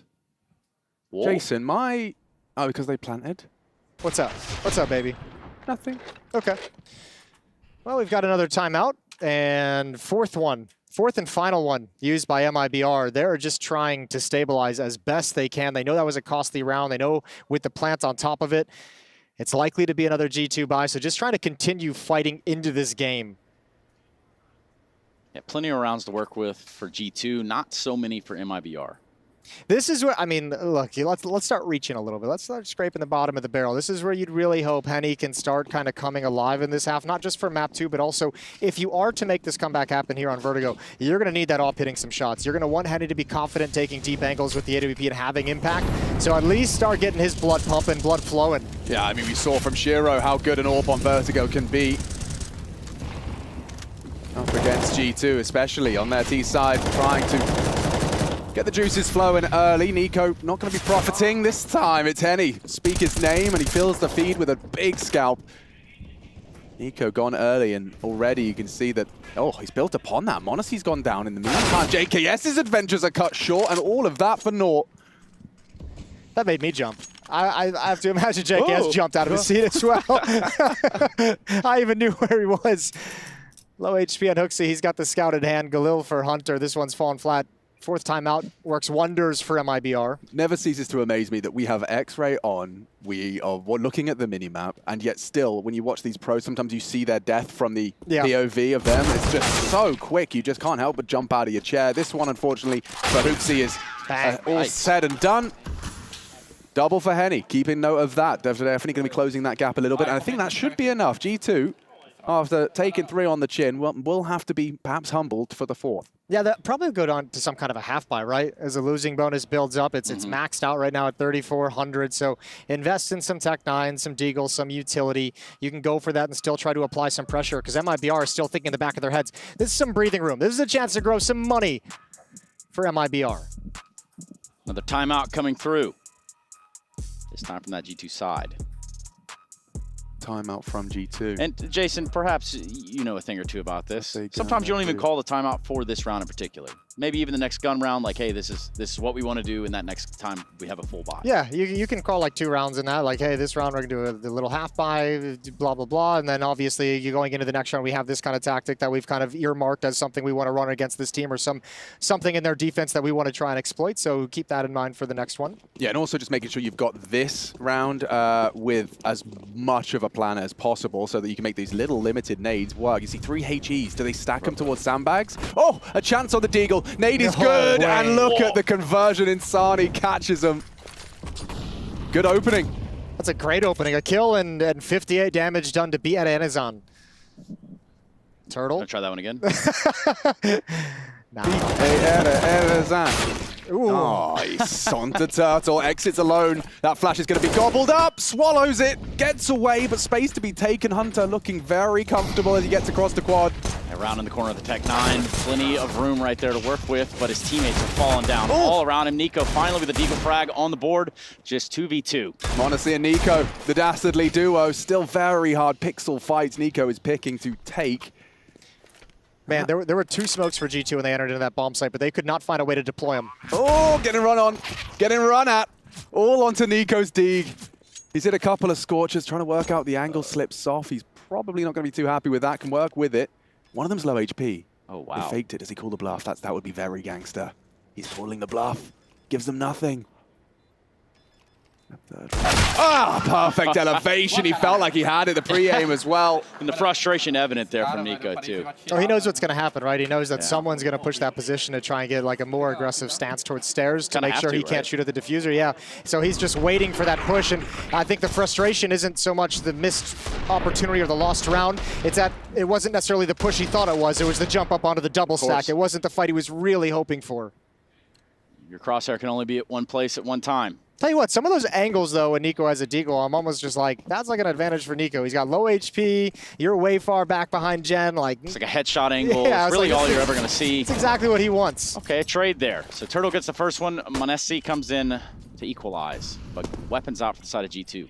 Hops out for Henny as well. This is another test to see if he's going to be impactful with the weapon down a ramp. Yeah, you can see he's not working much, waiting for the fade. Meanwhile, 2 members of this 4-man wolf pack are heading towards middle. That smoke is going to be limiting Breno's options, and the whole util set's actually a bit skew-if.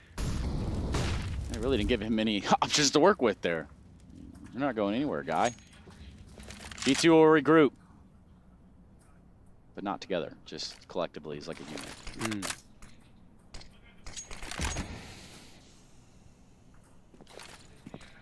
All right, utility spent so that MIBR can start clearing out positions. Yeah, they are flying blind at this point. They're just waiting for Henny to call for any backup.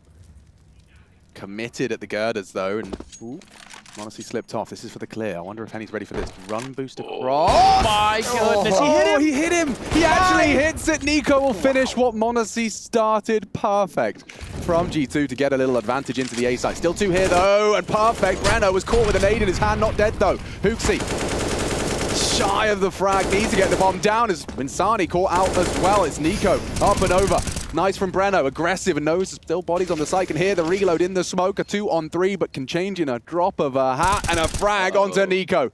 Breno from the academy, but playing above his years. It's JKS on the flank onto exit. Now, unfortunately, Head has to be on a very uncomfortable swivel. Had no chance for a save either. Like, you're either winning this round or you're done. He's looking for the peak. Nade comes out. No idea where to look. Hooksy shuts him down. 6-round lead for G2. Really well done right there on their. I mean, you could tell at a certain point they had no idea. There was no expectation of the MIBR player. Bruno, I think they're calling him. Yeah. Slipping past through the net. That was a cool run boost. That's a cool run boost. I can't believe he got the tag. He even did like a stutter step when he landed as well. He like landed and went right back, really confusing the flick of Henny as well. A couple little tricks up his sleeve. Oh yeah. Got it all worked out, and we might be seeing this one worked out quite quick. You can see it is a save out of the majority. MIBR, though, equipping Breno with something a little more spicy, hoping he can disrupt with his extra cash. By virtue of his extra frags, he's keeping up. It's Turtle of 23, though. My goodness. Yeah, Turtle's really up there, isn't he? Yeah, he's been doing it. Good shift in the first half, for sure.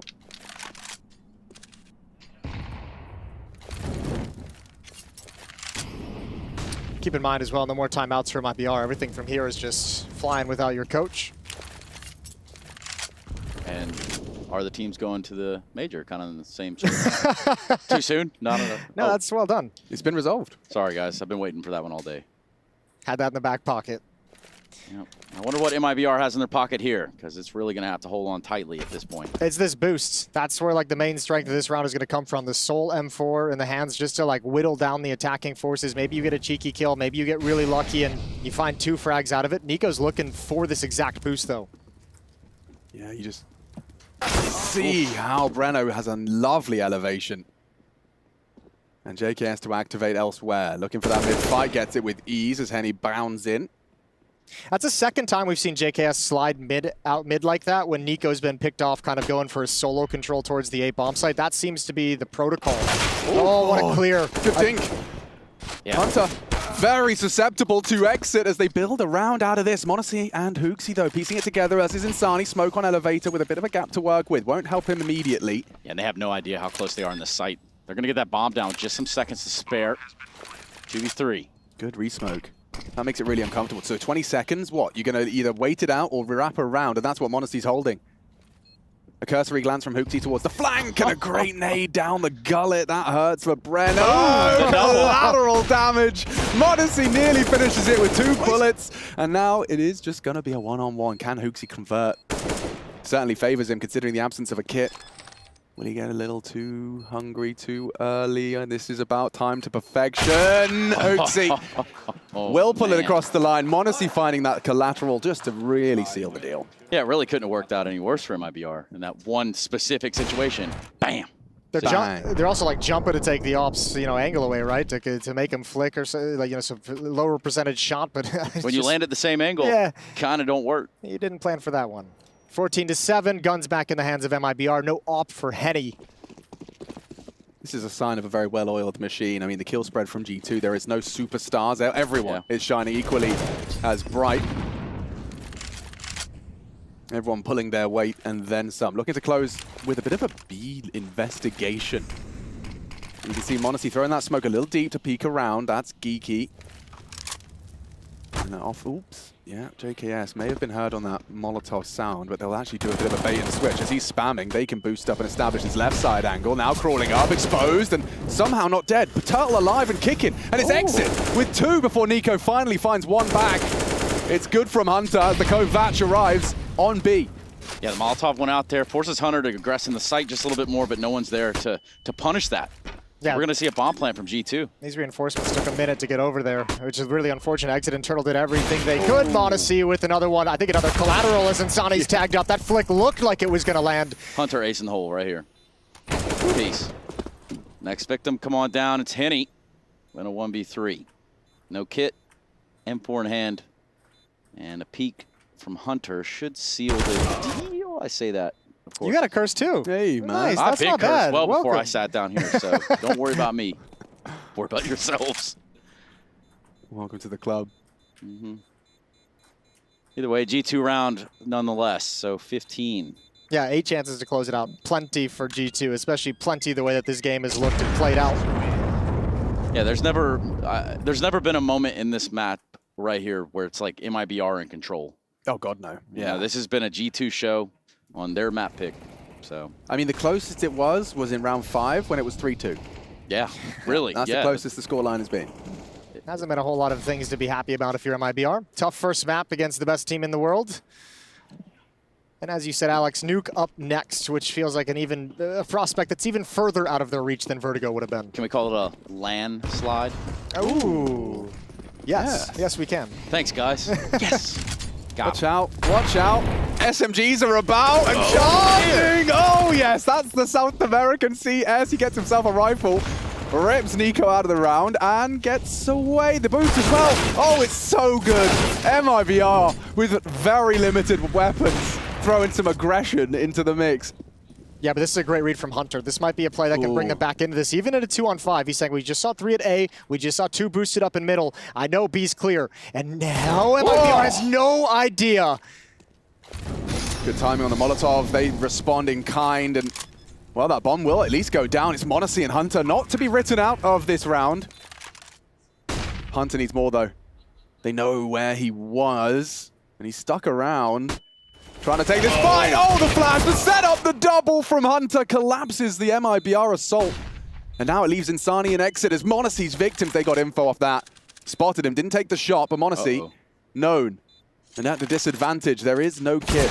Oh, and no problem for m0NESY on the first. Wow. That was quite a shot just over the top.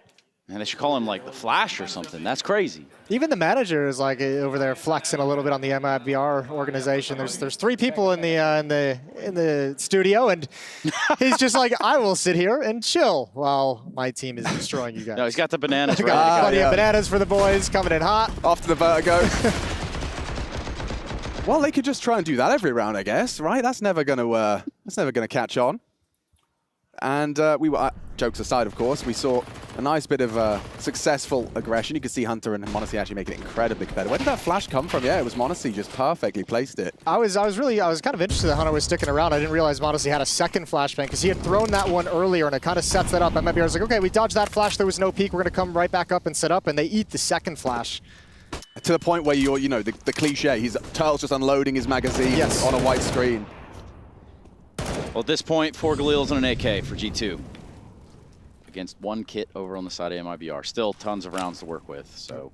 Does Turtle want to get aggressive? Yeah, he does. Actually, he might as well. Going to flash him. Wow, what a good flash! And a good frag as well. Catches Hunter on the aggress. The boost now redundant, but there is still someone slipping through. Oh, JKS. Loud, proud, with a quick find as well off the m0NESY flash. We've seen that. We've said that many a time. They ran this exact strat just a few rounds back. A boost up towards boards, a boost up on the other side of stairs, and both of them start pushing forward. Obviously, one gets picked off. Brano, 2 kills. It's doable. Hooksy shuts him down. And now it's all on Henny for the map. 1v2. So far, it hasn't been his map to take. A couple smokes in his way. The dilemma is, bomb is starting to tick. There's no saving here. And he just holding the line. And really, not going to be given much room to jump into the action here. So smoke's going to fade out. Henny's got 1 shot at this, maybe 2 if he gets lucky. And he gets neither of them. G2 pick up the first map in this series. It's 16-8 Vertigo going their way, and we're going to Vertigo go to a break.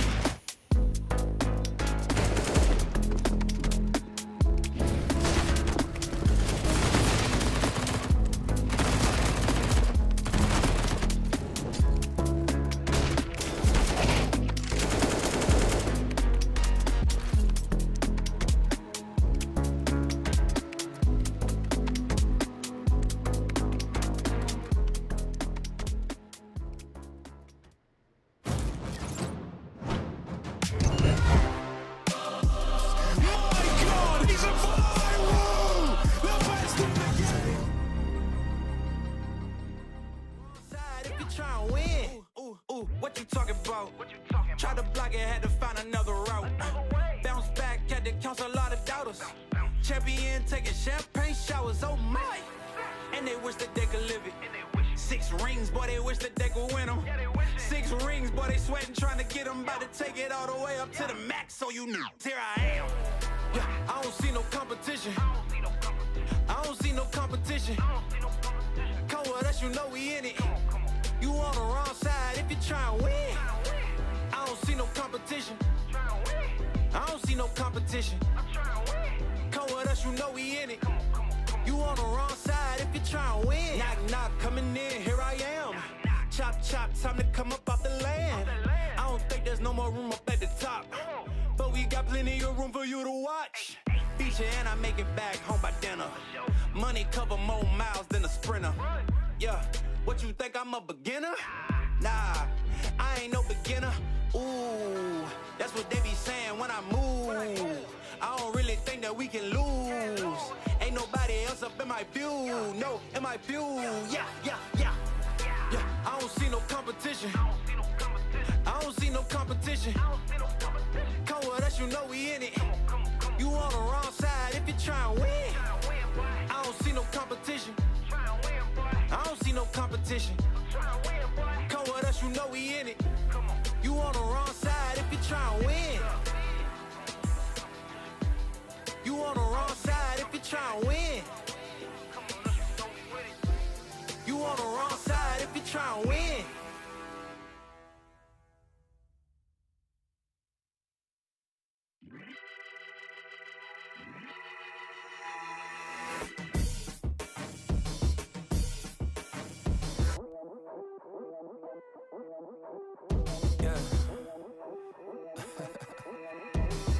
Look in my eyes, you seeing victory. We ain't taking L's, death to our enemies. You see the drip on me, you cannot get with me, you cannot stop me. Sit back and watch me, straight to the top. When we drop, you better join us. Boy, we hot, money in the bank, yo, we ain't playing. You should've listened when we said we staying. We ain't going nowhere, we ain't got no fear. Sit back and take notes, cause homie, we get hit. Let's get ready for the rumble.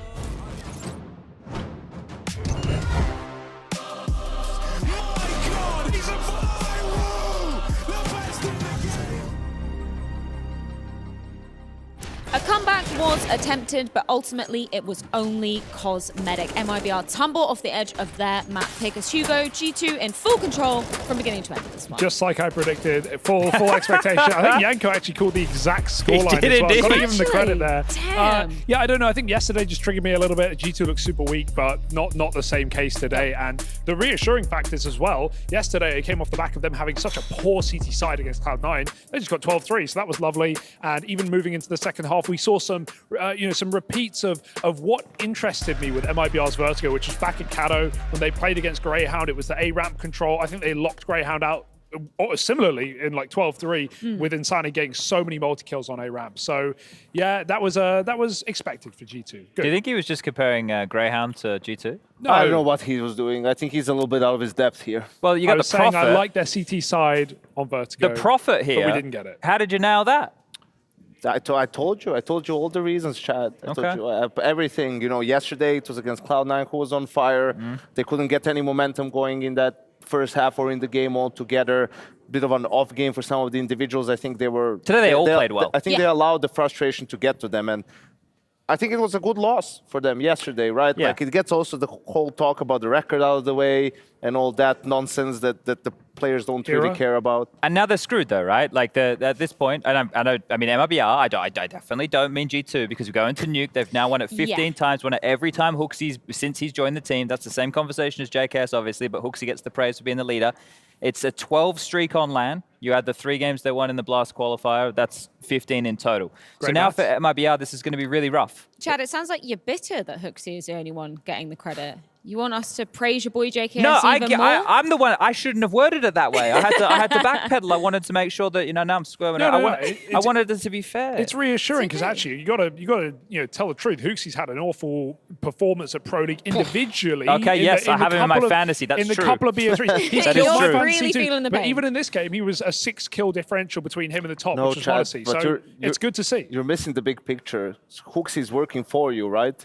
they lost to Cloud9, meaning they have to play extra More games. games. Which means you get more points. So now he's stepping up and you're getting more points. Hopefully. Or maybe they can just lose again here, then you get even more points because there's 3 chances to lose or to qualify. No, no, no. Well, now, You don't want that? Freya, G2 fans know well. relax. I would prefer. I think Fnatic versus G2 sounds like a tasty morsel tomorrow. Yeah, that would be very nice. Obviously, we're prefacing Nuke coming into things. We're just talking about, the streak for G2. I don't feel like MIBR are going to be the ones. Eternal to win Fire that. got kind of close on Nuke, right? They did, So that second half, if yeah. you want some hope, that's it. Well, I think it's because I'm looking forward to seeing G2 CT side on the map because Major was spot on. Like the Eternal Fire's plan on T side was to take map control, right, and then wait for the re-aggress from G2 and punish them. And they were doing a great job of that throughout the half. G2 just managed to eke out the win 16-14, right? So let's see if G2 switches that up against MIBR or if even MIBR has the same idea like Eternal Fire had. Even just putting the conversation of individuals aside, for me, it's like how well drilled are they on the T side, that being MIBR, because in that Eternal Fire G2 game, it was really nice AXX. We kind of saw the same idea today from Eternal Fire in their game against Fnatic. They had some really nice T side rounds in there, but I don't know, even with the individuals aside, which is incomparable, I don't think MIBR are up for the job, Chad. It's a 2-0. Well, Nuke will be on the cards very shortly indeed. But hold on, is that Dara O'Brien over there? A very obscure reference that probably no one is going to get outside of your home country. Welcome to Deleted Scenes, a nice little game show where everybody wins and things are going to get a little bit weird. So what's going to happen is I'm going to introduce this scenario to our 4 absolutely lovely contestants standing up by the microphone, and they're going to say the very first thing that comes to mind. It's very freewheeling. They get to do it whenever they think of something funny. So, contestants, your first scenario. Things the commentators would never say when casting FaZe. Holy moly, red beans and ravioli. FaZe lift the Intel Grand Slam trophy. That's not bad. It's an old meme. It's an inside joke. Ladies and gentlemen, your E-League Boston Major champions, it's FaZe! Oh, he's got a lot of points early.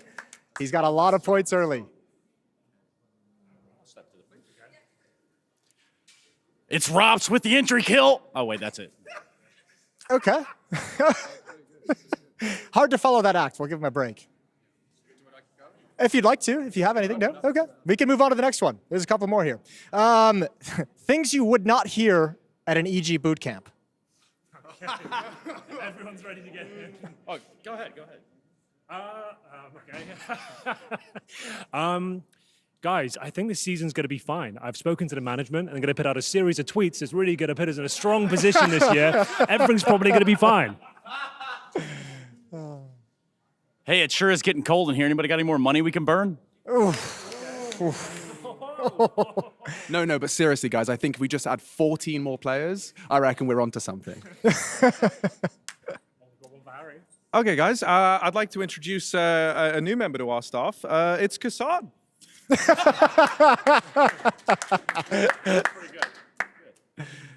Anything else? Oh, here he is, back again. Good news, Wiz. We went over it, and you're getting a raise. Jesus. Congratulations, everybody. We won a match. Oh. Okay, blow the bell. Okay, we're going to move on. Come on, man. We've taken away red cards and yellow cards in this segment. Last one. Things you'd never hear in outsiders' comms. Okay. Okay, this is going to be hard. Okay. Guys, I know what we're losing. I didn't manage to get my wrist exercises in before the game. Rush B, блядь.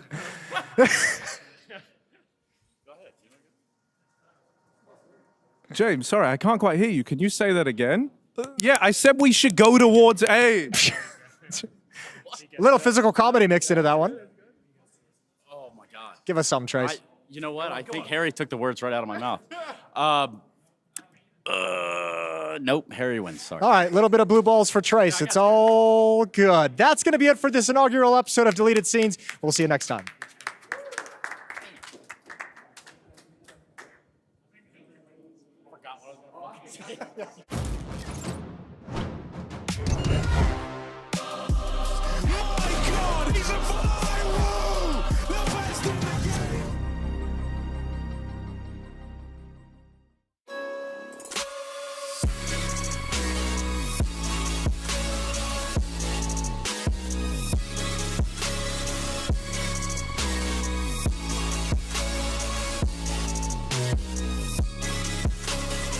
love it, you wear it.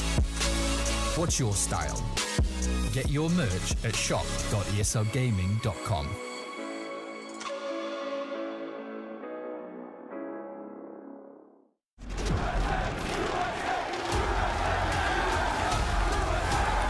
Dallas, we're back.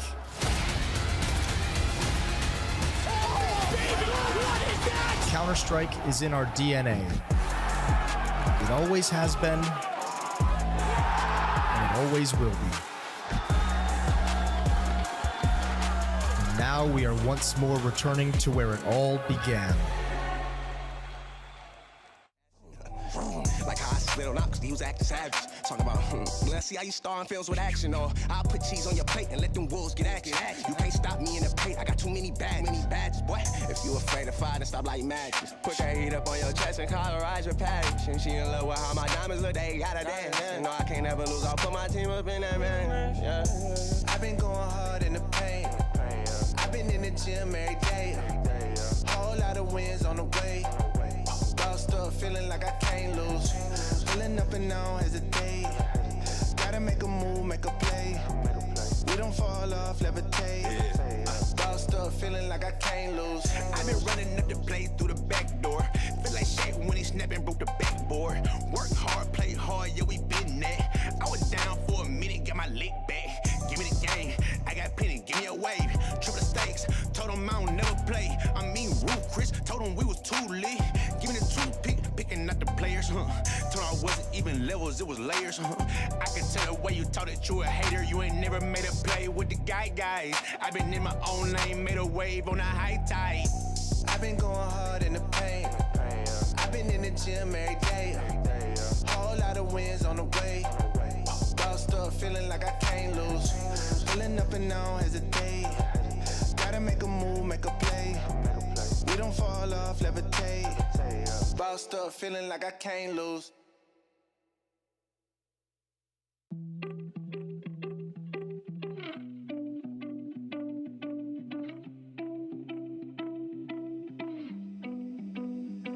She said that she hate me, I hate me too. I can always tell when you're lying, girl, you're see-through. All these miles away, yeah, I just wanna see you. Baby, give me good face, she hit me like seafood. Remember when I saw you, hi, it's nice to meet you. Know my old girl salty, she just wanna be you. I'm a dog, no Maltese, I don't wanna leave you. Once you're right here, I just don't wanna mistreat you, no.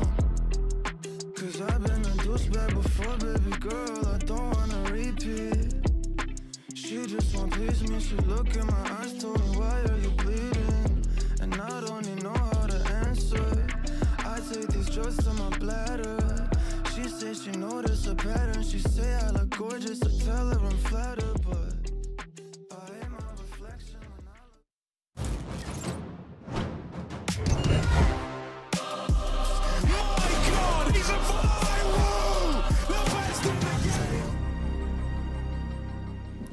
Welcome back to ESL Pro League. MIBR versus G2 continues as we head into map number 2. My name is Dinko, joined by Yanko and Sponge for the second map of play. It's Nuke. How are you feeling about this one, Yanko? I'm feeling, thank you. Oh, that's good. How are you feeling, Chad? Well, we were just doing a desk segment about this one, so I think both of us think this is going to be a 2-0. We're going to need to see quite the fight from MIBR on their CT side if they do want to take this the distance. It will be Ancient as the third if we need to get there. But honestly, Dinko, I think just because of the way G2 looked on what we are considering their weakness at the moment, or one thereof because of the loss to Cloud9, they look much better today. All the individuals were playing well. It wasn't like there was anybody who was missing in the server. And we have to talk about the 15 in a row on Nuke. 12 of those are on LAN. How are you meant to break through this? You're not. You're not. It's going to take a lot of things to go your way. Guts. Yeah, the problem is with the G2, you know, when you look at their T side as well, there's a lot of variety. So there's not this some tendency that you could necessarily expose. You need to get the correct reads at the correct times, right? Basically, and one of the main reasons why their T side is so good is because they call fearlessly as well, right? Like they call what they feel is best. They condition their opponents. And it's not a face-it pistol this time around, Chad. No, nade from Honesty for the squeaky door. That's off. Actually, maybe it is. They're heading ramp. This is similar. Oh, it is. They just had extra nades for it.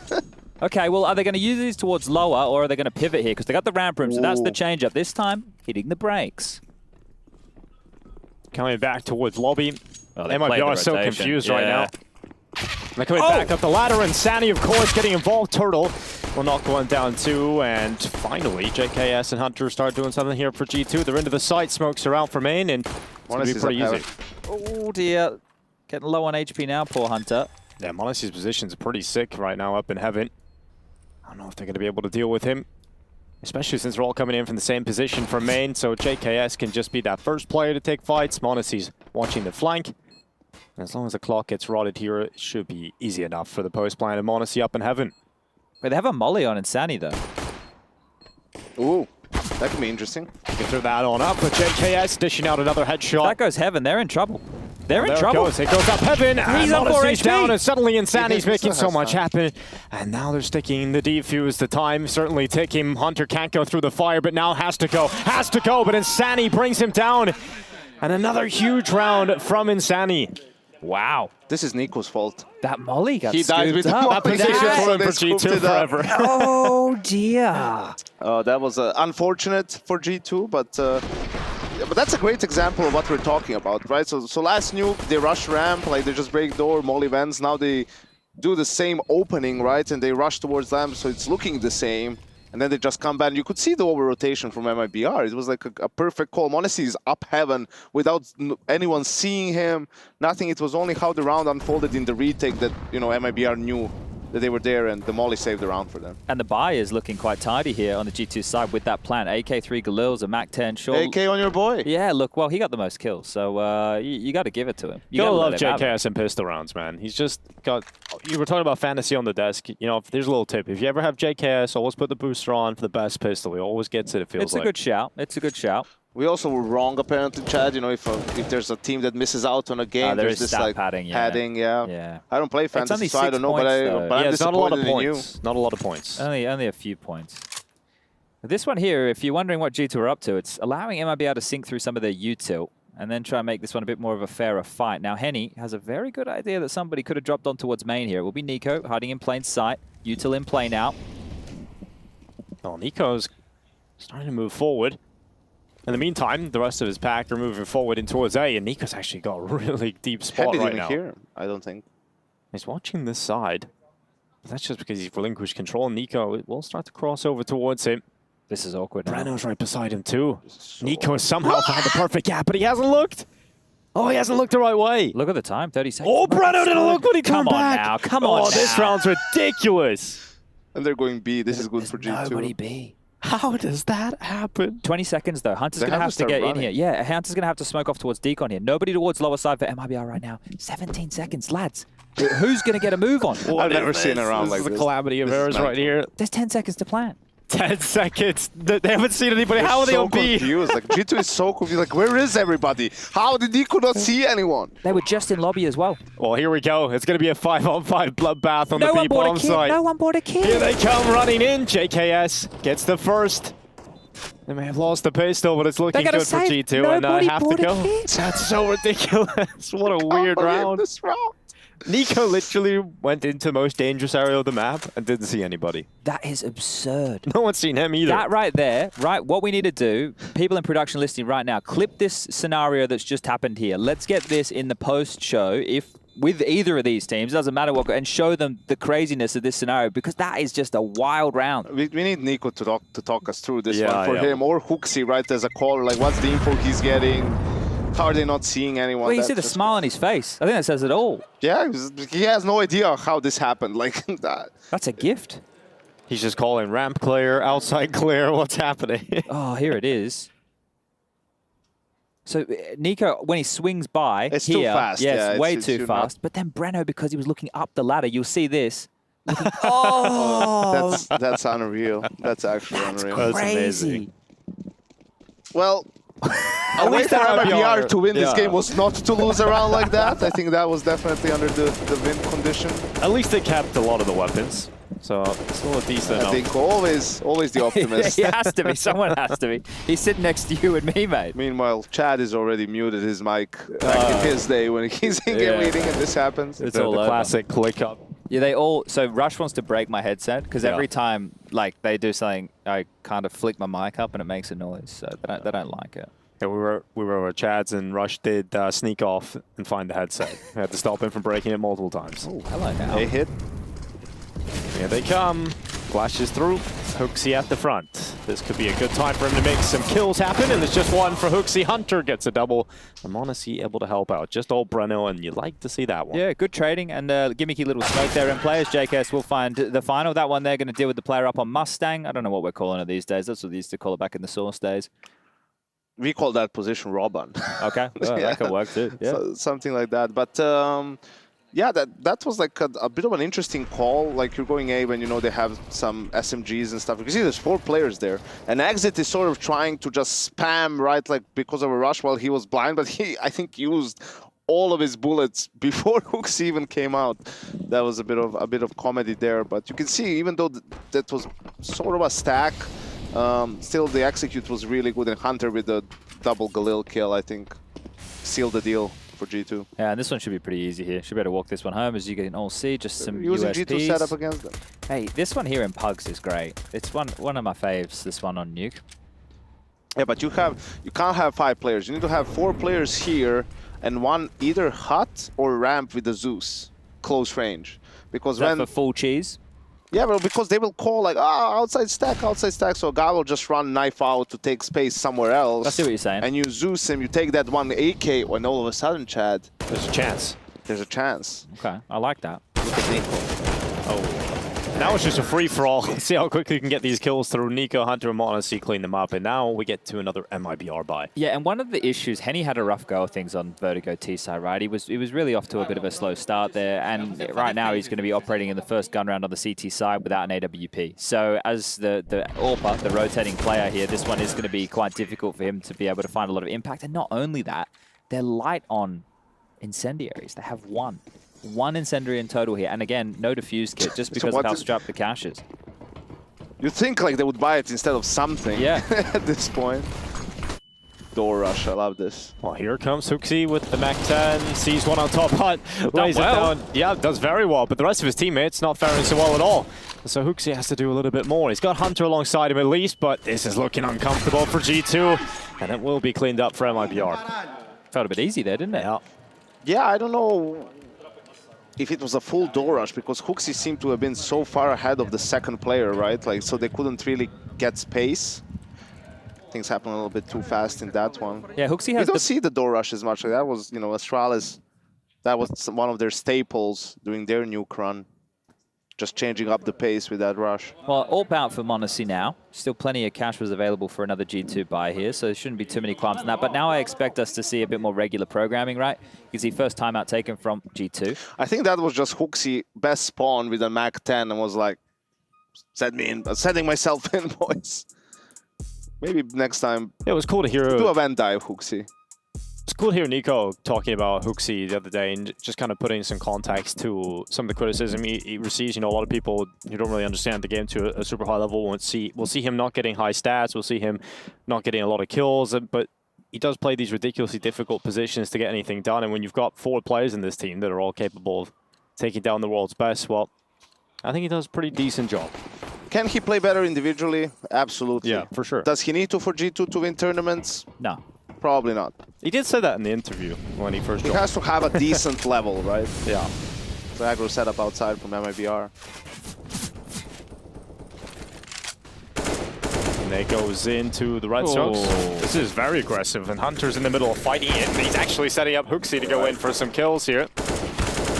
And Hunter will help, so Hooksy, at the end of this game, should take himself on the lowest rated player of the tournament, a little higher up the leaderboard. Calling that one early, aren't you, mate? I believe in it. All right, fair enough. Because right beside him is 3 Evil Geniuses players. Well, they play tomorrow against IHC in the first game of the day, and I think that could be a bit of a rough one. For EG? Well, who do you think, man? Definitely. IHC, the best team from Asia. You can't mess with them. Now, it is going to be a stack towards the lower side of things here. Check the radar top left. EG's team is not even the best in their org, so. Damn, they just copped it from everybody right there during that last segment, right? Here it's just about, you know, G2 anticipating a stack, and now they're sending JKS is a scout here, so if he has contact, they would go ramp, most likely. And Hooks is doing the same. Like, Nuke is a little bit different than other maps because of the top-down. structure, but Hooksy sees someone here, JKS won't, they'll just go out there. But something that's interesting to me here is, you see the thought process for MIBR. They stop an A rush, so they can, okay, they're going to play default, so let's go 3 outside. That's a good call. It is right? a good call, yeah. And that's why double calling exists in Counter-Strike on T side. That's something we utilized a lot with a good amount of success. In phase is like, okay, they just stopped you heavy, what are they going to do? So imagine if they did a door rush again. It would have been very open. It would have been like free. probably a very, very good post-plan situation for G2. You feel like a 3v4 worst case, you know? So that's an interesting dynamic that you have with something. I know Nexa likes a little bit of a double call himself in that sort of a situation. And it also shows you that even though you're playing against the setup yard, if you're strong in your default, and I mean, Hooksy got a bit of a wild kill there while running, you know, that's a strong opening, but still, if you cover your bases, you could see they sniffed it out, the aggressive play. There were the HEs coming in, right, like Hunter really being careful on top of Silo, and the round just pretty much done and dusted at the very start. Now, this is one of these interesting scenarios here, right, where you do have 2 saved rifles, but you have 2,400 loss bonus into the next. So Insani could get himself like a Famous, right? Breno could drop something across as well, and they could try and scrap something together here. But in this scenario, you got 2 choices. You could go for the all-in and have a suboptimal buy and try and defend against a full purchase, or try and use these 2 rifles, get yourself a couple more picks and see what you can find, right? So sure, it doesn't look like the meatiest, but it comes down to how they set up Henny. Oh, never mind. Oh, here we go. Hunter just running in. The rest of his team coming with him. And a quick call from G2. They're not really going to meet too much resistance at all. It's one way to avoid the rifles. Yeah. Just run in. Hope that they gamble incorrectly, and that's what's going on here. So they know where Henny is. They might want to... Oh, come on. That's the reverse JKS. That is just ridiculous. All right. Well, that's a bit nasty there. A bit nasty indeed. And Monacy's having a great time as well. Look at this. The smiles are back on the dials. It's great to see. I think actually losing a game, you guys can add to this, of course, but... Losing sucks, Dinko. Yeah, of course it does, but you got to learn how to do it, right? And G2 have been... they're used to losing, of course, last year, but this huge streak, you know, you've only really seen wins over the last few months, especially coming into this year or so. Do you think taking a loss to Cloud9 early in the tournament's actually beneficial? I think so. Also, the whole streak nonsense gets out of the conversation, and they were bound to lose at some point, so this is the best time. Another aggressive play. Yeah, real quick. This time, Henny trying to put a stop to it. They've got better weapons, but Hooksy has come out swinging. He's got Hunter as always alongside him for these fights, but Exit really needs to hold here for MIBR. They're suddenly up a player. MIBR in a better position for the time being, but Nico starts to hunt them down, and Monacy's alongside them, so... This is all down to the AWP now, and Monacy's hit the flick. Just one more player left. It's Henny. Up in heaven, Monacy goes for the more dangerous plant position. He reads a main play, but Henny's tracking him, and Henny has the kill. Oh, I had to just hold my breath there for a second. Henny's missed a couple in recent times that he should be hitting. Definitely there. has. So that one there, I just was for a moment, I thought maybe, just maybe, but that's a great close from Henny there. I don't know if Petsa is watching this game right now. I guess he is. I don't know if he's in the player lounge. Like, I want to ask him, is his team in a rush to like catch a bus or something? A bus? In Malta, mate? I don't know, man. Like, because this pace is like they're just rushing every round. Like, what's the rush? I took a bus in Malta once, Chad. I actually think walking was faster. Yeah, that's why the traffic can get a little bit crazy. It's an at expression. times. Well, if you said they were trying to catch a flight, that would have been Then bigger. I understand. There's multiple buses, though. Yeah, there's no trains here. Yeah. I don't think there's trains here. A ship. Yeah, that's possible too. That's a top rush again. Come on, boys, come on now. Here we go. I love it. Hunter out again. It's top rush. They missed the main Simulator. Here he goes. Hunter in. Hooksy's even killed his teammate, but he's made up for it quite quickly. And Sani trying to do his best, but MIBR just aren't handling the pace right now. And they're going to have to save again here. So the bomb should be going down momentarily. What, you think they give this one a crack? They look like they want to... Yes, exactly. Put the rod in the water. Well, I think with that Molotov and no one really pushing in anymore. Think that's a good term? Gone fishing? Go fishing? Yeah. It's a great term. Might bring that one in. You should. Yeah, they have to save. How demoralizing is this for MIBR right now? Like, you're sitting there and you're like, and you can't even blame the upper guys. Like, you need to understand, you can't, it's very hard to hold this rush with 2 guys. But one protocol that you should always do, I feel like the way you stop a hot rush is 2 HEs. You throw 2 HEs in there, that's it. And that's something G2 does, I think. Like, that's their opening almost every single round on A, and you can't rush hot with that because you probably will just die from the nades, but at least you'll get so slowed down where, you know, it ruins the timings for the flashes coming over, and then it's not as strong, right? So essentially you need a utility set to stop them bullying you at the beginning of the round. well, yeah, and you need probably an extra person there. That's the problem. Like, you know, MIBR is doing the correct thing. MIBR is doing the correct thing. They're you know, expecting G2 to do something different than Rush A, but G2 is just keeps doing the same thing. Do they do it again? Well, right now, this is when MIBR are in that like washing machine, right? It's really difficult for them to get out of this. If you win one and then go back to losing one again at 2,400, it's not a good spot to be. I think you were here, Chad. We were talking about this, right? Or I was talking about this in the last G2 game. It's like, what's the fastest way to lose a round on Nuke at CT? The top rush. Exactly. Yeah. So, like, if you have to pick something, right? Like, play for that early. And if they're doing, you know, what ruins you if they go like a secret rush with the fast smokes, you know, and you're out of position if they go down. But still, you can rotate the ramp player. You can, you know, the Heaven guy can go down there as well. Like, you can figure it out. So you're turtling up a bit more, right? So I would say, like, after the first 2 times they've done it, I would probably switch to let's just play heavy A all the time, and then we'll adjust in the mid round, you know? Now it's too late, probably, right? It seems like it's going to be 7 for G2. Oh, they just threw the stack nades to the top of the site silo here. Didn't do a whole lot. This aggressive hut maneuver from Henny, though. This could find some action. Well, he realizes he has to make that AWP sing because it's one of the only pieces they have to play with, and it's worked out. They've taken JKS out of the equation early. Yeah, tra-la-la-la-la. Breno, his turn. Oh, very snappy. The 2 weapons that MIBR have to play with, well, they've come to play. 3 players down for G2. And 2 versus 5 on their hands. So much for G2's 7th round. Still a chance, Yanko. I'm going to say it. Minute 10 seconds. No. If it was JKS and Hunter, I would actually give them like a 60% chance to win a 2v5. But the Monacy Hooksy combo not really doing it for you? Yeah, I don't think they've, you know, I don't know if they were in this situation once. Oof. No, but JKS and Hunter have won so many rounds in Katowice, 2vx. It was actually insane.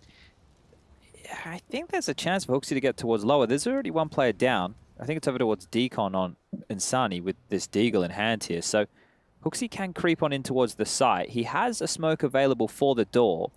Monacy coming down secret as well here, 35 seconds. This is bad from MIBR. In a 5v2, you're letting go of all of secret and all of ramp. It's now a post plant. Monacy's coming down secret. He's got himself a real chance here because Hooksy isn't really being pressured. The timing on this is everything for Monacy. Spots 1, flick out to the left. Now ready for a second. Monacy starting to pull it back. And once again, that 7th round for G2 is once more on the table. 1 bullet. Monacy has to reload, but he's smart to keep the information flow coming. He jiggles into it. Turtle goes down. And Monacy's just killing everyone. Hooksy steps up. The rifle sends it home. And just like that, G2 have the round. Okay, yeah, that's what you like to see. It wasn't Hunter. It wasn't JKS. It was the little pocket rocket on the AWP right there. And that one, it was all down to that timing, right? He could have got caught off in so many different awkward ways with that first vent fight. But as soon as he gets the first, they just keep coming. Don't go there, Chad. It wasn't timing. It was bad positioning in a 5v2. Why are you giving them so much space? Why are you letting them plant the bomb and you have no info where they are in a 5v2? How are you doing this? Send the USP there just to shoulder pick, just to get you some... Let him run up secret. Let him do something. Like, in 5v2, it's better to be in a 3v2 with all the info than in a 5v2 with no info. Like, if you have 3 guys with no armor and USPs. You'd be thinking G2 was losing if you heard Yanko going off like this. No, this is giving me PTSD, like, to somehow... Because you are... Like, information is more important almost than numbers advantage. Especially in that scenario. It's very situational, right? But you can't have this false sense of security because you have the numbers. You can't give them all control, like... How many gun runs have they had defuse kits? I need to ask myself that as well. Like, I know the cash isn't there, right? Especially when they're letting them plant. For most of the gun rounds, it feels like there's no point. They just lose the round pretty much as soon as it gets going. All right, Hooksy, full 30 into that. And of course, they won the 7th round. Here they go, splitting into the site again. Nico and Hunter combined, and that's the site whole gone.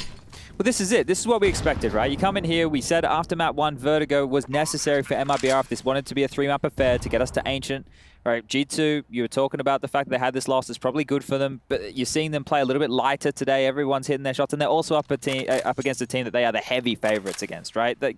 15 in a row on Nuke. You can just keep painting the picture, and we're seeing it unfold right here. It's exactly, maybe not in terms of how crazy the game started. We did have a couple of weird ones for this game to start, right? But other than that, G2 they've been stubborn with the plays that they're going for. But now that you're in the back half of the half, you can just go into standard defaults, the smoke walls like we just saw. You can exploit everything now. Well, now you've probably frustrated them so much that, yes, you know, the frags are going to come to you a good amount. Like, this is also why they don't have an op. You're chasing with an op, you're giving it to them potentially. They didn't pick it up in the end, but so this is just quite cocky, they're oozing confidence right now.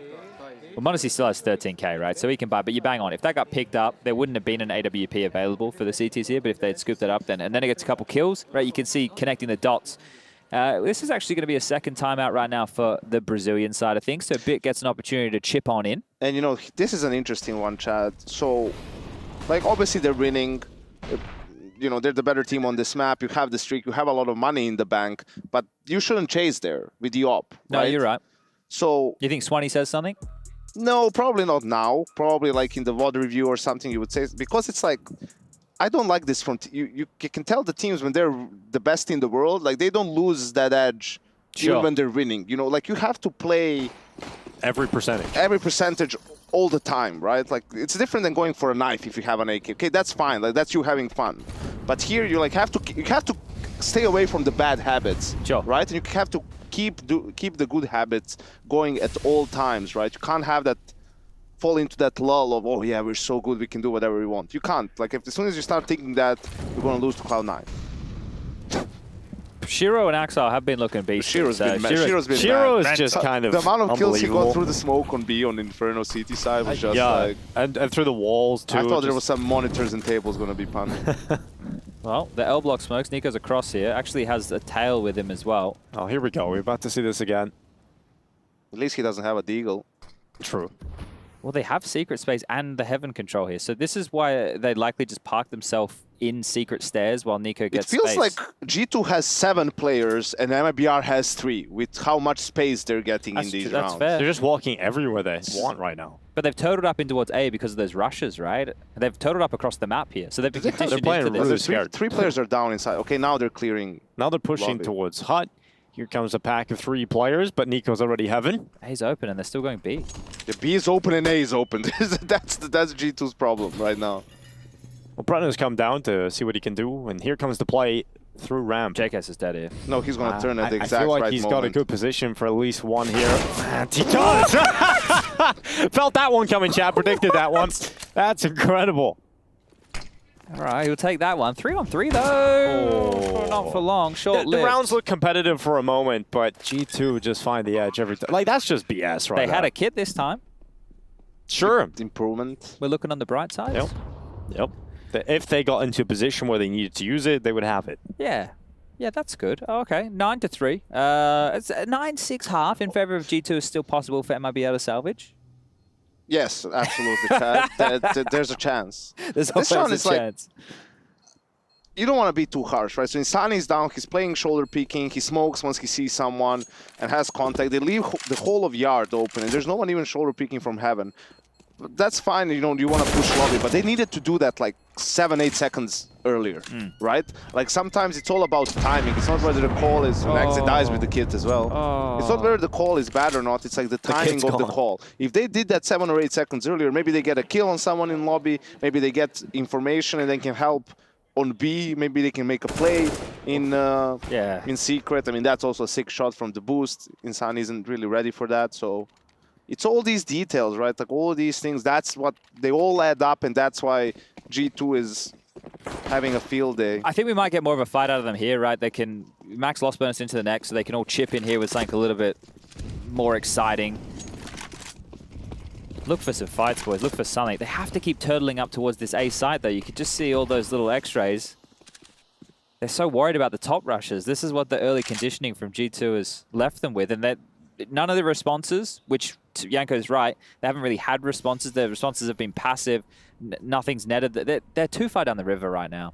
No paddle. If you're on Hooksy's seat right now, how much you love in this game, calling? Yeah, well, the fact that you were able to be stubborn and do those top rushes, there's that shadow. Like, you shouldn't get away with that. The fact that he did, it's kind of just opened up the half for him. He didn't check it all the way. Well, Insani knows there's a player above him, but can't really do too much about that. Insani can't do anything right now. If he swings out, he's dead. Maybe Turtle could be the player to get something done here, but he hasn't really been having the best of games. 3-11.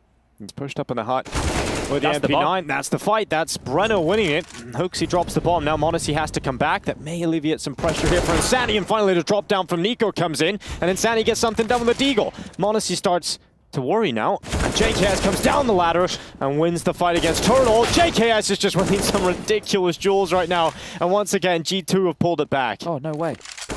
And so the smoke, Monacy just goes in. Daylight robbery, grabs the bomb, runs away. And somehow he's getting back behind some cover. And Breno hits the shot. Hunter from heaven taps. And unfortunately, unable to pick it up. The only weakness in that entire situation, and I was going to mention it, but I didn't, was Hooksy standing up top secret with the bomb. Right? And he was in a pretty passive position, right? It wasn't like he was committed or anything, but as soon as that gets dropped, the whole round falls apart. The fact that JKS gets anything back, especially on the ladder, that's very lucky, I would say. So this round should have been an even bigger win for MIBR. Fortunate, very fortunate. That's the Henry G. Was that the Henry G line that the other day? Okay. Alex. Alex Machine Richardson. Okay, well, that 9-6, if they can get this one, a possibility now. G2 won't be completely out of cash money, but they will be towards the bottom on a couple of players like Monacy, for example. Hunter's going to be just able to get out of Galil. And this is one of the first type of rounds where MIBR feel like they get to play a bit more standard, I would imagine. They still had a strong A opening, right? Like, again, that's the conditioning you pointed out. So now G2 playing a slower default. Wall of Smokes is going to come out now. And we'll see, their reaction can't be push lobby, because that's what G2 wants. This is what G2 is doing. Now they're denying them vision to bait that reaction. They're waiting for it to punish them. It's just Breno at ramp here. Had a good round last round, needs some more impact now. Silence them full, that might be his biggest issue. I don't know if he's getting away with much here, but he at least gets one, lines up, gets a second, he sticks around. Huge. Wow, that's incredible from Breno. Absolutely should have just got one and fell away or get traded, but he steps up with 3. I think that's him going, hey, if they get in towards the lower side, maybe I don't have a whole lot of trust in my teammates getting this round done. Yeah. Well, here goes Nico. Trying to pull this one back. Tap is good on the first, but just Monacy. When I say just Monacy, he has pulled off a ridiculous comeback into a round already in this half, but with 18 seconds left and now being taken down low. It's a 5th round for MIBR, and like Yanko said, a 9-6 half is now possible. Monacy doesn't have X-ray on, right? I think we turned it on for him because he's under 18. So if you're under 18, it's like stabilizers, right? When you're riding a bike. Like he's so aware, he's so ready. It's great. That was a great round by Breno. 95% of ramp holders, as you pointed out, Dinko, would get that first and full. The fact that he stuck around for 3, that's yeah. But at this point, it's like. But like the 3rd kill, you think he's out of ammo to really make something of it, but he still is so composed that he gets the headshot. Well, looks like MIBR want to secure this 6th round going into the halftime break. Bit has called their 3rd timeout, so they only have 1 to work with on their T side here. To be honest, I think this is a bit of a mistake. It's like the last round, you know. Yeah. You need a lot of rounds on T side. You know, if the game gets close somehow, you could probably use that towards the tail end of the game, but I guess he's valuing the 6 rounds in total, right? See if they can get that. It's going to be heartbreaking if they don't. Just the visually, Chad, you know, if it's 9-6 and they win the pistol, then it's 9-9, and all of a sudden it's, you know, it's back on. It looks way better than 10-8. It's back on. Well, they have managed to juggle a Mac-10, sorry, into the hands of Hooksy. Honestly, into a Galil, the rest with AKs. Smoke wall a little bit faster this time. Ahead of it will be Insani and getting spammed on down. Turtle just chipped away at ever so slightly. Yeah, you know what Hooksy wants to do, don't you? I think we finish it with a top hut. That's just the way to do it. After this first half, let's just go quick into this top site. Here comes the utility. Henny blinded, has to come off the angle, and here he goes. Hooksy with the Mac-10. Just gets 1 Hunter, steps up and allows the 2nd kill for G2. MIBR doing a good job of keeping it even, but finally Nico has arrived and they've got the site. That was the kill. If Nico doesn't get that, round probably doesn't go their way here. Monacy still here on the side, and he will, in fact, make that Galil sing. Just Henny, last round of the half, has to go for something. But it's not very likely to see him even get into a position where he gets away with 1 kill here. The post plant setup is good. They've got a read of where Henny will likely come from. Just mere moments away from G2 closing this one. Nice shot down from Henny. That's Nico gone first. Hunter quickly repositioning up to heaven to assist m0NESY, who's at CT vent. And he starts to think about it, goes for the wall bang, and the swing comes out. m0NESY closes, and G2 with 10 rounds heading into the second.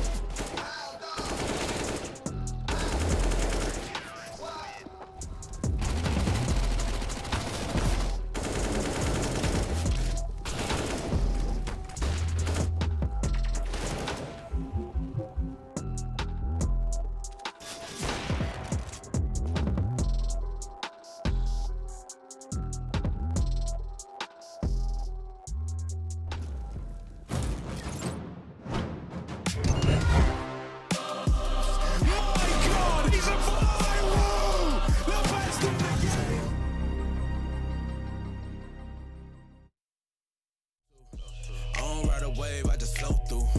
Drawing up the plays like a coach do. Come against the team, better pray like the Pope do. Cause we'll turn your little beef into tofu. We tryna rise to the top. Real recognize you ain't squad, you the op. Drip on wall paint, feeling like the greats. Appetite jumping and you looking like a plate. Team on 3, no fail when we break. Lombardi is the only L's that we take. Tap the pylon, then we all celebrate. Then it's back to the huddle, time to cook another play. Dominate the game like we supposed to. Dodging all lanes like we supposed to. I just run the play like we supposed to. Gotta win it all like we supposed to. Dominate the game like we supposed to. Dodging all lanes like we supposed to. I just run the play like we supposed to. Gotta win it all like we supposed to. Dominate the game like we supposed to. Dodging all lanes like we supposed to. I just run the play like we supposed to. Gotta win it all like we supposed to.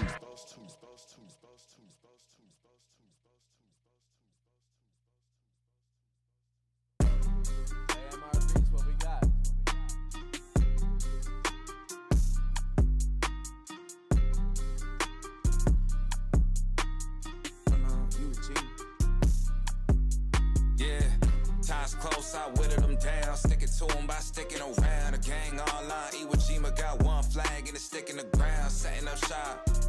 Think I got the message across. Came for the titles, impressed with the watch. We play at the levels of Letterman jocks.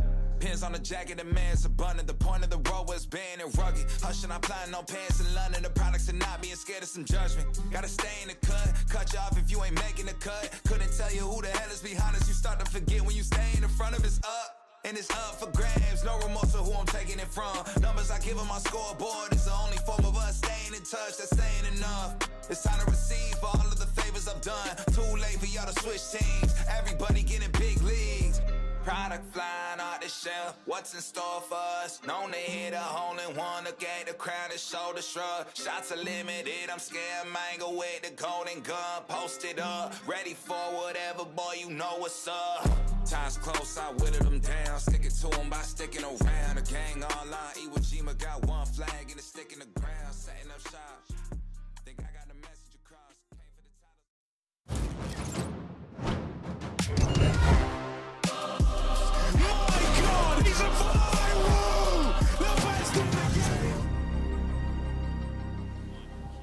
The first half is a story of G2 dominance, at least in the first portion, but MIBR find a few extra rounds towards the end to secure 5, but a long road ahead of them as they now switch to the attacking side of Nuke. Both teams had a couple of oopsie daisies, right? The pistol round where Insani picked up that molly and was able to clutch that one out in what felt like a done and dusted round. Then the follow-up only one, well, the whole timing with Nico and Breno over a crazy round. Hell. But yeah, G2 were definitely more dominant here. I think Hooksy and m0NESY winning that 5-on-2 situation definitely says a lot. Well, let's see if my theory of JKS's pistol prowess is going to pan out here.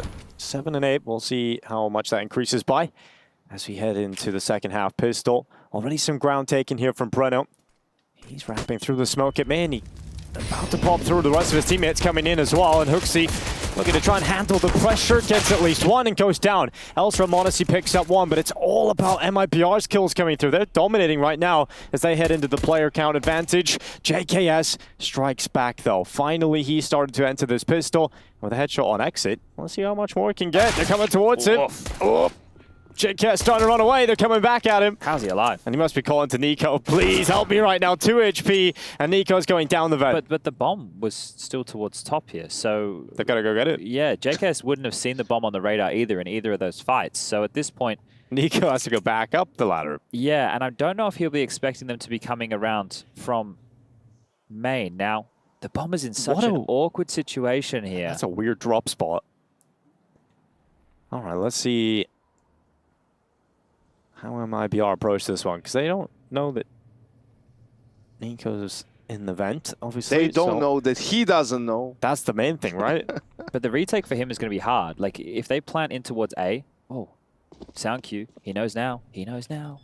Let's see how he decides to play this one. He gives up the vent right away. He's not checking behind him, but they have no idea. And he's got himself a chance, but just at the last second, Henny protects his teammate. That is both pistol rounds in this map so far for MIBR, and Sunny having some impact in both of them here.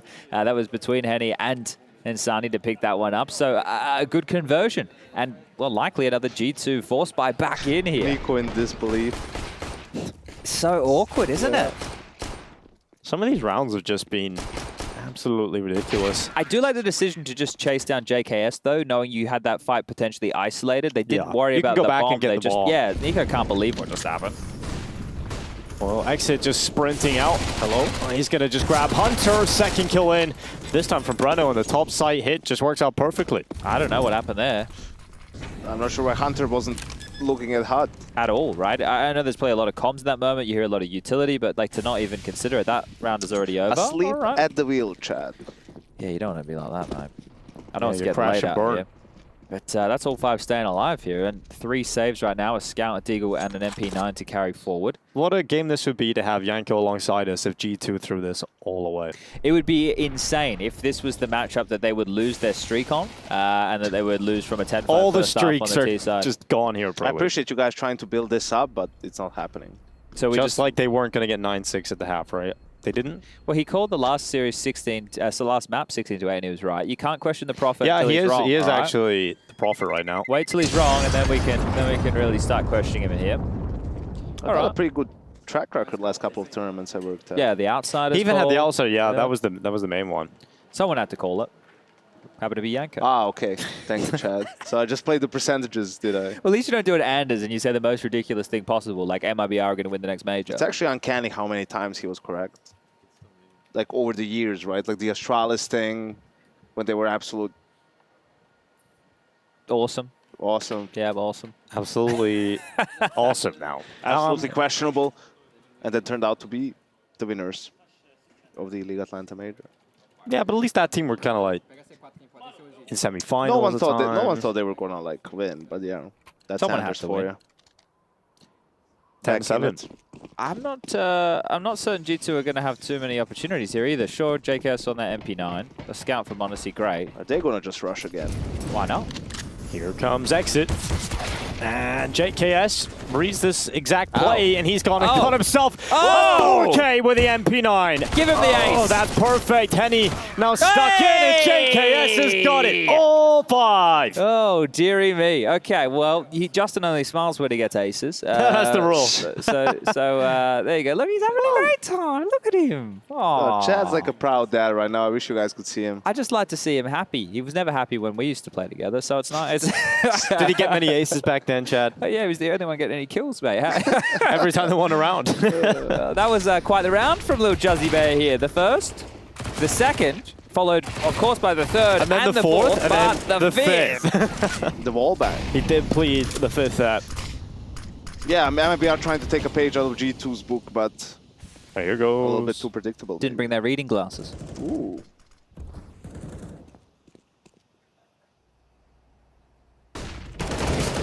How do you call this spot, Chad? Did you just get a name for this? The other day. Yeah, you guys had. Did you agree on orange? Well, I don't know. What do you call it, Dinko? Well, unfortunately, I think I just call this secret, but... Yeah, exactly. It needs a name. It could be Shelf. Rat Corner. Oh, we can start. Rat's starting to appear and everything here. Well, they got a re-aggress on outside. m0NESY with the AWP starting to appear. Hunter on the cusp of the smoke. The reposition back in towards lobby as Insani's been holding on, entrenched here. They just have one flash and the Molotov to work with against 4 G2 members who still have a very good hold and understanding of the scenario. m0NESY has dipped into more of a passive stance. JKS still at ramp. HooXi and Hunter over towards A here. So battening down the hatches to close this one down and get the 12th. The lack of nades makes this really difficult. Going backyard is probably one of the better calls and just trying to, you know, hope you have some good timing. That would have been heard, so they know that Hunter's around Hut. This could be a freebie for Insani. Yeah, because on the jiggles, didn't see him. They know the HooXi is what? Guys! Okay, HooXi didn't even seem ready for that at all. Insani with another one. And now suddenly MIBR once again with a shot at winning this round. m0NESY and JKS alive, though. That's a twosome that I feel like could win this round. JKS is the one with the flash, and he's going to be coming from lobby here, so I don't know how he sets this up. If he's coming from main, he could flash towards the back of the site. Well, possible if he comes through Squeaky here, but so many options available. They do both have kits. JKS starts to come out of Squeaky. Eventually, they've got to activate this flash being set up, but Exit just peeks, and as soon as he does, Lordy, it's an instant kill to come through, and MIBR pick it up. I think G2 might need a technical timeout to sort out Hunter and HooXi's headsets on that A side. Yeah, I don't know what that was. It was very strange. I mean, even, okay, miscommunication, maybe timing for Hunter, but then HooXi, like, you'd imagine Hunter's yelling out, they're close, right? Like, he seemed caught Where else could he have died by from? how quickly they're coming silo and coming to the site. Because Insani did hear Hunter fall off the box, so he had a good idea that he was in that area, right? It was fortunate that he caught him still behind Tetris, but that one's a bit of a stinker. Also, what's HooXi holding if Hunter's... Well, HooXi jiggled, but he didn't jiggle wide enough to see the Squeaky push. Yeah. So... Still the op on m0NESY, so... Maybe he can make something happen in this round. Same setup on Yard from them, it feels like. m0NESY a bit more aggressive here, so they want to take back the space. I think Nico might creep up red. So if they don't find Breno, then they're going to have a very good idea that it should either be a top or a ramp left course. Oh, they're going to leave m0NESY here, so keep the rifle. Ooh. Here it goes. m0NESY has a bit of a gap and knows that he has to get aggressive, and he will come out on top of that fight. An opening kill for G2 to play with. Going ramp here with the bomb Insani quite fast on his own at the moment. Here goes JKS. Look at this position. Surely he's going to get away with at least one, but Insani has just hit an absolutely ridiculous shot. m0NESY is also being burnt out of position single-handedly by Insani. But look at the rotation. Right now, Hunter and Nico are ahead of this. And we'll see the M4 of Nico is definitely the prime weapon in this position. Hunter may be able to assist, though, but that smoke, Nico's going to use it. Oh! He's whiffed a few. Hunter's locked. He has to stand. Oh, he's trying to find the only safe gap where there isn't fire, and he's managed to get into that corner, and the bomb plant nearly denied, but m0NESY, he's the player that really has to win this one. He has no idea what's happening. Turtle comes up, just takes him away. And another round that looked good for G2, but all just fell away. And now they're going to find themselves in eco territory. We're going to be at 10-11. Yeah. And MIBR starting to realize that now that they're back in this game. I'm sure throughout that first half, they probably felt like they were not in it at all. But coming into the second, now you've started to build something up. You're starting to get into this game. You start to believe you can maybe make something happen to this. This should be a timeout for G2. You know, they need to take a breather. Nico seems to be having a really bit frustrated. of a bit of a nightmare of a tournament, actually. You know, like, I mean, that's a kill he gets, I don't know, 9 times out of 10, right? Like, the shots that just don't seem to be connecting for him at the moment. He had a couple of close ones like that already, you know. Yeah, at this stage, right, like that kill is probably the difference between the round or not, because they were ahead of that rotation and he had the rifle. If he gets that kill, then it might set Hunter up for a bit more damage. To be honest, also the push as well is a little bit questionable, right? Like someone from MIBR should hold that. He had pre-aimed the right exit, right? So he can just spam that through the smoke. Yeah. That's a good enough bait as well. He'd probably get the kill on the low HP player. Of course, that's hindsight, but just to see how you can have impact, you know, like against a better team, someone's holding that until it pops and, you know, for someone to push through. These nades are destined for Breno here. Oh, good night, Breno. Boa noite. Keota. Well, now that they know that there were 4 players there, they can try and take some space elsewhere on the map here. Turtle's done exactly that. All this ramp control has been taken, signaling that with a bottle of flames of his own. Outside, they want to grab this gun, and they will. So Nico has a chance to redeem it. Hey, hey, hey! That would be a redemption round. Well, something would be really off if he did give the AK away. Oh, nice boost. If they go B, Monacy's screwed here. Yeah, he's about to maybe get a dink at most. In the meantime, Turtle has gone up heaven. Nico is coming down the vent. Oh, they're coming back here towards the A side as well. With that move, watching heaven. From that move of Turtle, that nade's going to send. Oh, surely Hooksy to the grave, but he gets away from it. But Nico's out of position with the AK. And there's a problem. Henny now coming in from heaven. Turtle with him. 17 flashes. All the flashes.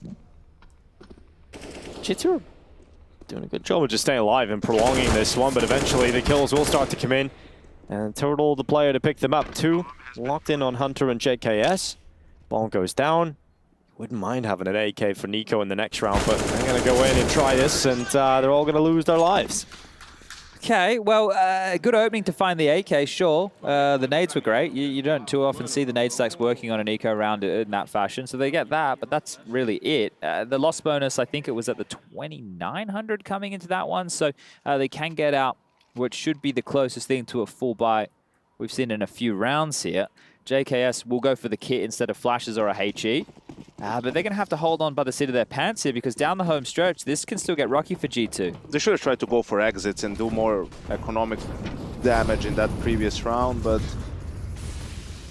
they need just some rounds. Just some solid rounds here, yeah. Because bang on, they've won 1 so far on their CT side, and that's traditionally where you'd expect G2 to do a lot of their hard work, right? That's where it becomes a bit more individual. They need to multi-kill more. The decision-making in the fray needs to be a little bit more on point, but here's Monacy's aggression again. He's been having a good map at least, 18 in total. We did see him get away with some of this aggression earlier in the game, so here he goes again. Nico has the perfect nade lined up. Should sink some real damage here. Sends it in. Monacy's under a lot of pressure. There's a lot of players coming his way, but he'll quickly get out of there after 1. Now bullets start to rattle him. But Monacy does not fall. And Nico assists, gets 1 more, sets Monacy up for a chance to goes on the 3K. He's just hanging around, picking a different angle each time as he dances around the red box. The bomb's down here for MIBR. But Insani elsewhere is making some moves, so JKS has fallen. Maybe if Exit can just pump the brakes on this one, but Hooksy's just come around the back. And Exit wasn't looking the right way. Yeah, and Insani had to chase down JKS for a one-on-one duel there, and then Hooksy, understanding the situation, knew that he could isolate that solo player of Exit outside. That's where he was a bit more cavalier about the push, and now Insani left in a 1-on-3 with 25 seconds. Let's see how many more he can find. They're both near the bomb here, Yanko. Surely they can't drop this one. Insani drops down, shot whizzes past him. Insani's getting closer, ever closer to potentially winning this round. Monacy's down. To win, it's fine. While Hunter is alive, he understands the time. There's no time for Insani to pick up the bomb and plant and kill Hunter. Yeah, he ran away. Or so, but that is going to hurt a lot, Yanko, even with the round win. Like, the economy's in the trash right now for G2. It is, and you know, Hooksy got caught jumping. Maybe he would have just rushed over to his teammates, right? Like that would have been the better call. And it's these little things that bother me, you know, about G2. That's all a little bit, just that little bit of extra fun. Nico's not having any fun, I can tell you that. This is the round that they're about to play here, where this will be a G2 timeout. Only their second, surprisingly, considering how shaky it's been. But Swanee knows, with the money where it is right now, they need to pull something out of their ass. This can't just be like, let's go into a round with some Famouses, some MP9s. Like, they need to have something a little bit special here. Here's the thing also, if you're MIBR, right? Like, what didn't work for you? These slower defaults, because they're getting into position outside and they're destroying you before you can get the default going. So what's the alternative to that? It's faster smokes outside and getting faster secret control. It's just doing a fake with the smokes and then exploding ramp or an A rush. So we'll see if MIBR is stubborn like G2 was and they repeat the call again, or they decide to switch it up. Well, they're sending Breno solo towards outside here with a bit more pace. Nade down the back pocket. Where's the third piece of this puzzle to help Breno out here? Landing quite late, so Breno should still get across without too many qualms. They've doubled ramp, which means Nico is going to have to drop back and be the heaven Anchor, which means main's a little bit more susceptible for Hunter and Hooksy as well as this round plays out. You can see the double setup from m0NESY and JKS. That boost with the MP9 making a whole lot of sense. But this is for only the 3rd CT round for G2 if they can pull this one off, and it would be quite the heist. See, the Famous is in the mix. A little bit. Ugh.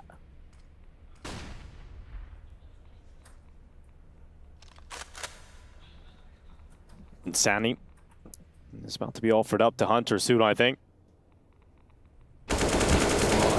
Gets the info, doesn't go down on the initial fight, and Hunter goes back into it. Nico goes down 2, and G2 have just offered up 2 lives very quickly. Now Hooksy is under a lot of pressure, and m0NESY's with him.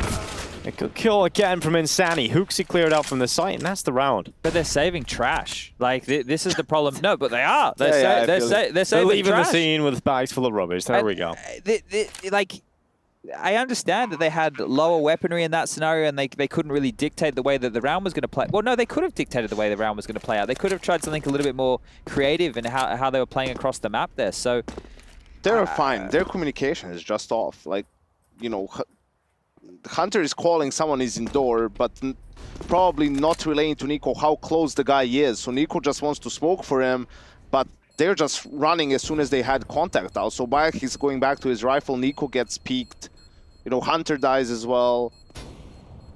And this is also, you know, Nico is making the correct play in a sense of he doesn't want to use his smoke until something happens on the map, right? You're thinking they're going to throw some utility A, they're going to come A, they want to fake it, they'll throw some utility, so you want to use your smoke once they throw something. But the MIBR just goes for a contact play and they get so close that it's already too late by the time he releases it. And now G2 are going to have to take what should be a very light investment here for everybody who died that round. That means MIBR should be able to tie things up 12-12. Insani's having a great game, 22 kills for him. Here's the thing, G2 is still fine. Like, they lose this round, it's 12-12, right? But it's frustrating rounds that they're losing, right? Like, kind of in a silly way almost that they're losing some of these rounds. So that's going to be the question mark, right? Like, can they stay mentally strong to close this game out? Very light damage there from the Famous onto Breno. He will make it across C. All right, almost had to bite my tongue. JKS has been set up towards ramp again here, so trying the same trick again. Top pop, and the top site hasn't been great. We've seen that weakness there, and double pump. Oh, even no ramp here. They're going back ramp. This is where JKS can maybe get something done, but they come out checking him.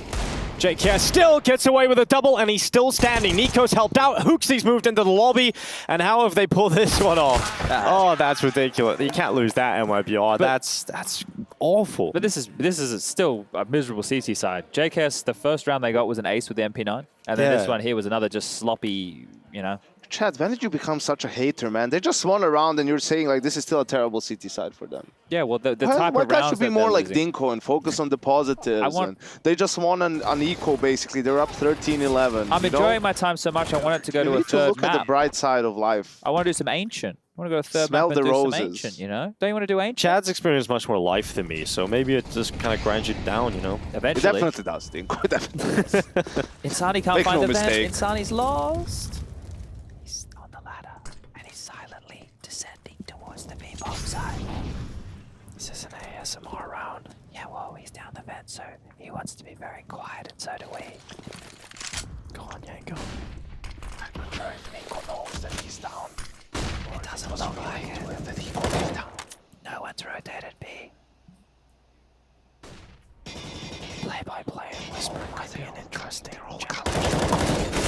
Here they come. Nico has got himself the first. And he's traded by Henny. Hunter straight to the smoke. It's a massacre. The smokes are all fading away, and Hunter, he gets another one. Finally, Turtle and Insani putting something They didn't know he was in the vent. They definitely didn't. didn't know he was in the vent. No. He was very quiet, you see, Chad. And Turtle's coming down to join the fun here with Insani, so they'll have to isolate JKS, who is on the lower side. Hooksy currently on the upper deck here, and there's 47 seconds. So if they want to reposition, there's plenty of time to do so, and that's exactly what's going down. Now, Hooksy is in a power position. He could just burrow into the back of Squeaky. He doesn't need to actually over-peak in this scenario. They're going to have to play 1-1. He's fortunate here that they're both just above the 50 HP mark. I don't know about this. No, not the peak you want to do over for Mass here.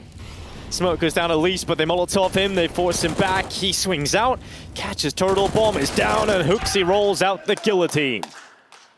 All right.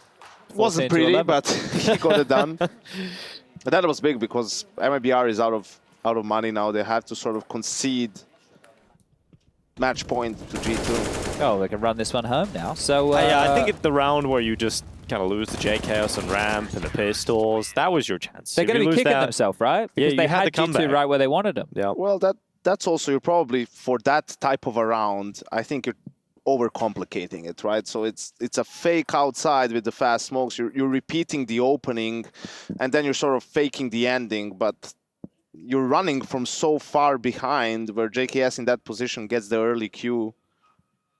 And their spacing was bad. The first guy is jumping over. You see, he knows JKS is there, but yeah, and the trade's not close enough. Yeah, there's more than a few problems in that situation. Well, who knows? Maybe MIBR can win a round. Like and this is the thing, like, don't underestimate like your advantage in freeze time. They had weaponry advantage in freeze time, no op in play. Just work hard a little bit more. You know, you have AKs versus a FAMAS. 1 M4, some pistols. You could do that. You could do a lot of things, but this was just too much for them. Yeah, and now they're going to pay the price. Yeah, this one's going to sting here. A P250 and Tech 9, 3 Glocks, a couple of smokes. They're doing the smoke wall now, but I think this one here might be all in vain. I'm just wondering how many kills Nico gets in this round. Yeah, that's the most interesting thread to He's going to get digged through the smoke, probably, the game. Oh, he saw that. He knows they're there now.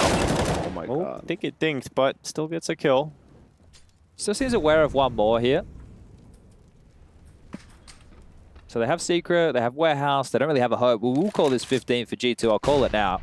I'll even go with Jason Moser to 100% that G2 are winning this round. Nico knew he was in the corner. And the best you can hope for here at MIBR is a bomb plant on the back of the Turtle. But there's no one from G2 down. Turtle's trying to be a team player at least. Yet. Look, Turtle's going, I'll make some space for you, bro. Get the... Yep, there you go. That's a bomb plant. Oh, okay. That's great. Going into what might very well likely be the final round of play here. That's some extra cash. That's about it. I think one of the positives you can look at here for MIBR is Insani's playing really well. I'm just blown away by he his had a rough performances.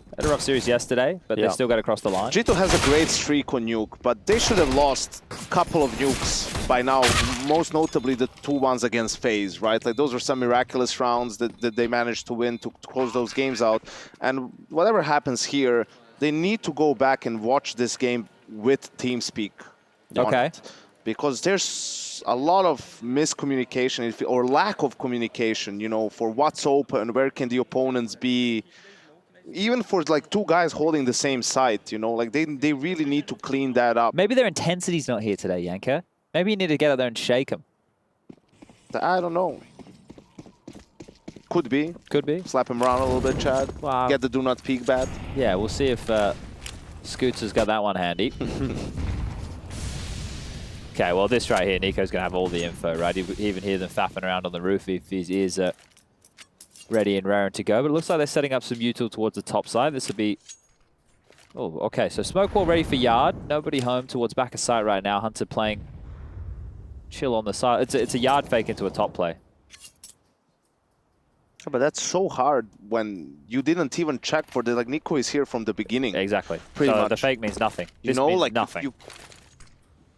It's not like the round isn't like built properly, I feel like.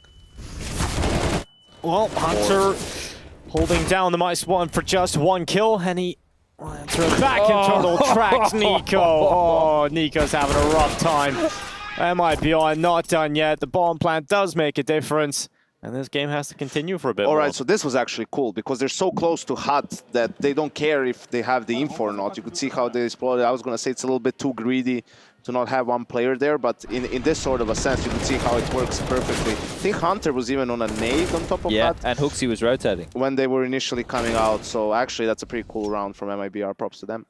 Okay, well, money is going to be depleted here from G2 to get this buy through. Nico and Monacy have a little bit of residual. Don't get it done now, we're going the distance, that's a double! Okay, Monacy. He's going to burn away, though. After that, I think it's you got a burning blaze of glory, really, when you get a collateral like that, at least. But 4 versus 3.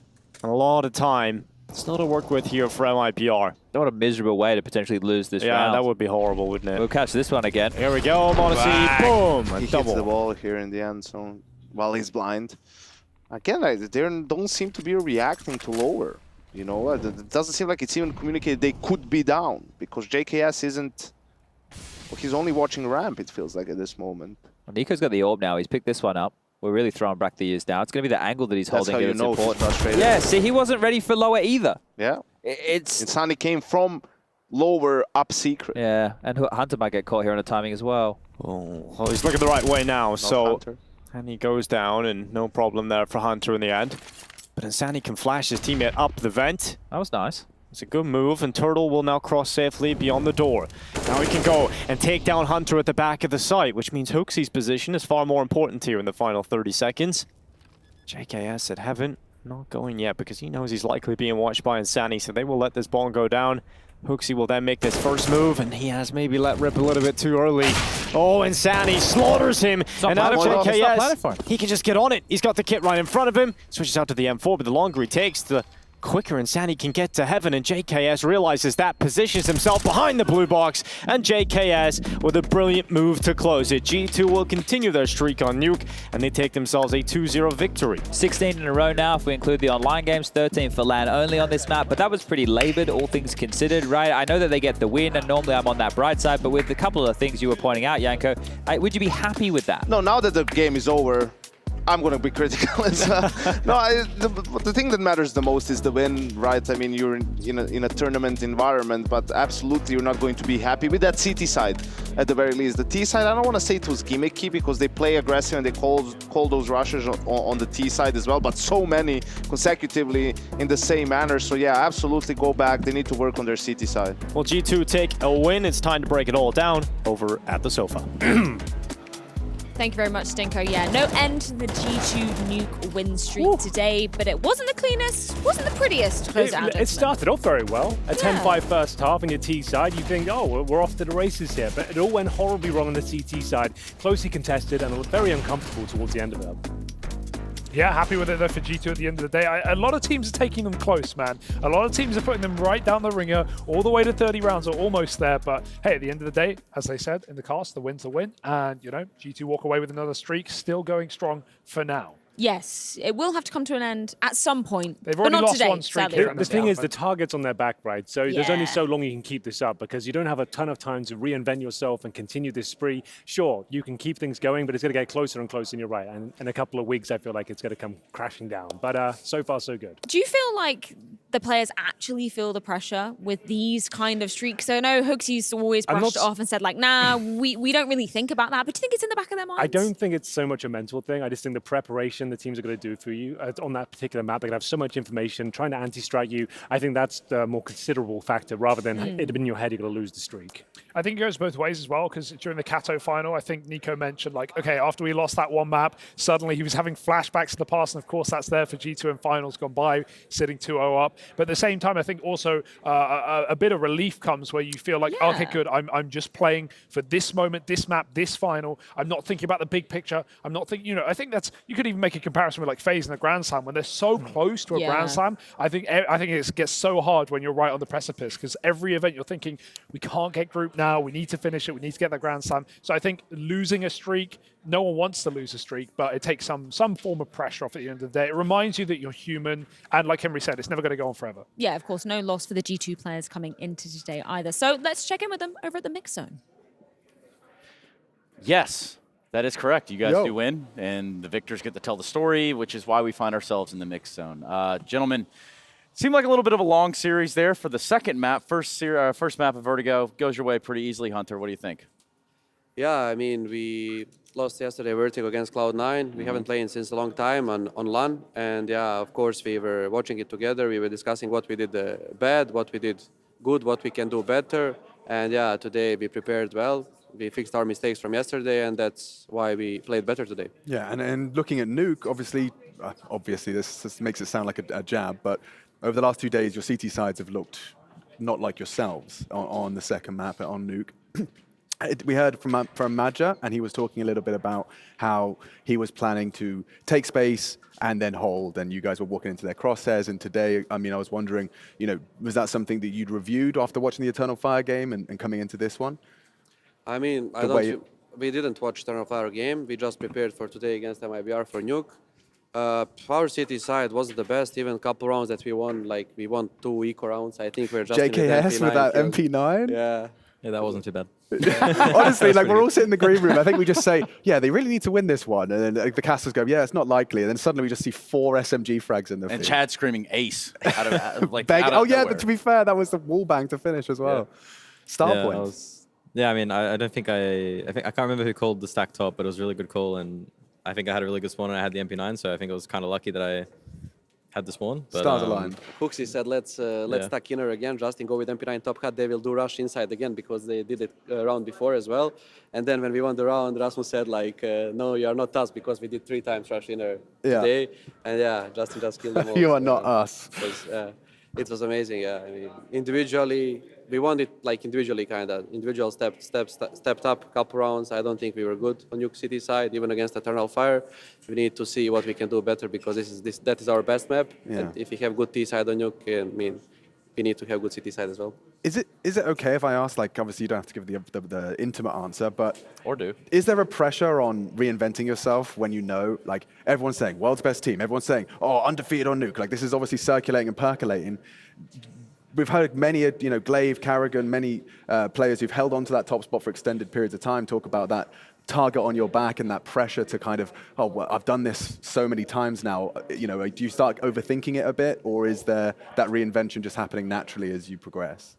I mean, me individually, I'm not thinking too much about that. No. I'm just trying to do what I feel comfortable with on the map. And on T side, we all trust Huxi a lot because he's doing an amazing job, especially on this map. And yeah, on City side, we are trying to feel as much comfortable as we can individually. And I'm not thinking, of course, we know that a lot of teams are watching us because that's our best map. And right now we are the best team in the world. It was really tough to go where we are at now, but it will be even more tough to stay. Yeah, holding on to it. It's always like that. So, let's go, Justin. Oh, sorry, I heard a little voice there in my head, and it was from this. But I just want to be clear about that. So there were times you guys gave up that ramp side. It looked like Turtle got all the real estate in the world. He was able to get under ladder. When it comes down to those situations, does it ever get sticky? You ever get well, maybe they might have bought the bait a little too hard, or how does that work? You can say, Justin, you're a ramp player. Did you mean on CT side when we were CT? CT side, yeah. Did he really get out at ramp? Boy, he was all the way up in there sometimes. Underneath the ladder, he's like, wait a minute. I don't know if he got at ramp, but yeah, today we're playing a little bit differently. I think normally we fight for ramp a lot, and some rounds I was kind of playing it to give it up and play for the underbomb side. Yeah, I mean, I think teams will just watch us now, and maybe they'll just see what we like to do, and they'll try to exploit it. And I think that's just a normal thing in CS. It wasn't necessarily something that we thought about today. Honestly, I didn't even know he got that ramp, to be honest. Yeah, I'm sure you guys will see the VOD. I'm sure I never had info that they can be up, Kevin. Yeah. There was one round. Okay, what have you done, Trace? What have you done? Anyway, yeah, go back and watch that on your own time. I guess I'll just ask you about this. G2 Fnatic, you talk about being studied a little bit. Well, Fnatic, obviously got to sit here and watch this game. How do you go about doing stuff to keep them on their toes tomorrow to win the lower bracket? I think it's just a mix of seeing what works well for us and what other teams have, watching the games back and seeing what other teams have been trying to exploit against us and making sure that we fix it. I think I don't think we should change up too much because it's what it works for us. We're comfortable doing it, and it's obviously the reason why we're really good on the map. But I think we definitely need to look out for things that we do really often, and then teams might exploit it. Yeah, and especially versus teams like Fnatic and stuff. More personal level since the first time I've talked to you since Katowice, Justin. Riding the highs of the highs. And, now you come back and you come into Pro League. Tell me a little bit about coming down from that cliff, and now you're back. You mean from that event to this event kind of thing? I think it's definitely a lot harder. When you play in front of a massive crowd and such a big event, it's not really comparable when you play a group stage. But you just need to treat it as a team, you need to have your mentality correct. And hello, handsome. Everyone just needs to understand that. Hey. And it's the most difficult thing, honestly. So can I take the two of you, because you can't see the screen from over there. Come with me. We want to show you round 2, and we want to just know what was going on in the comms, right? So come on over. We need microphones? Yeah, you're going to need to take microphones. Come on over. We'll just stand here in the middle of no man's land right here. Wait, hold up. We want to, here works, kind of, ish.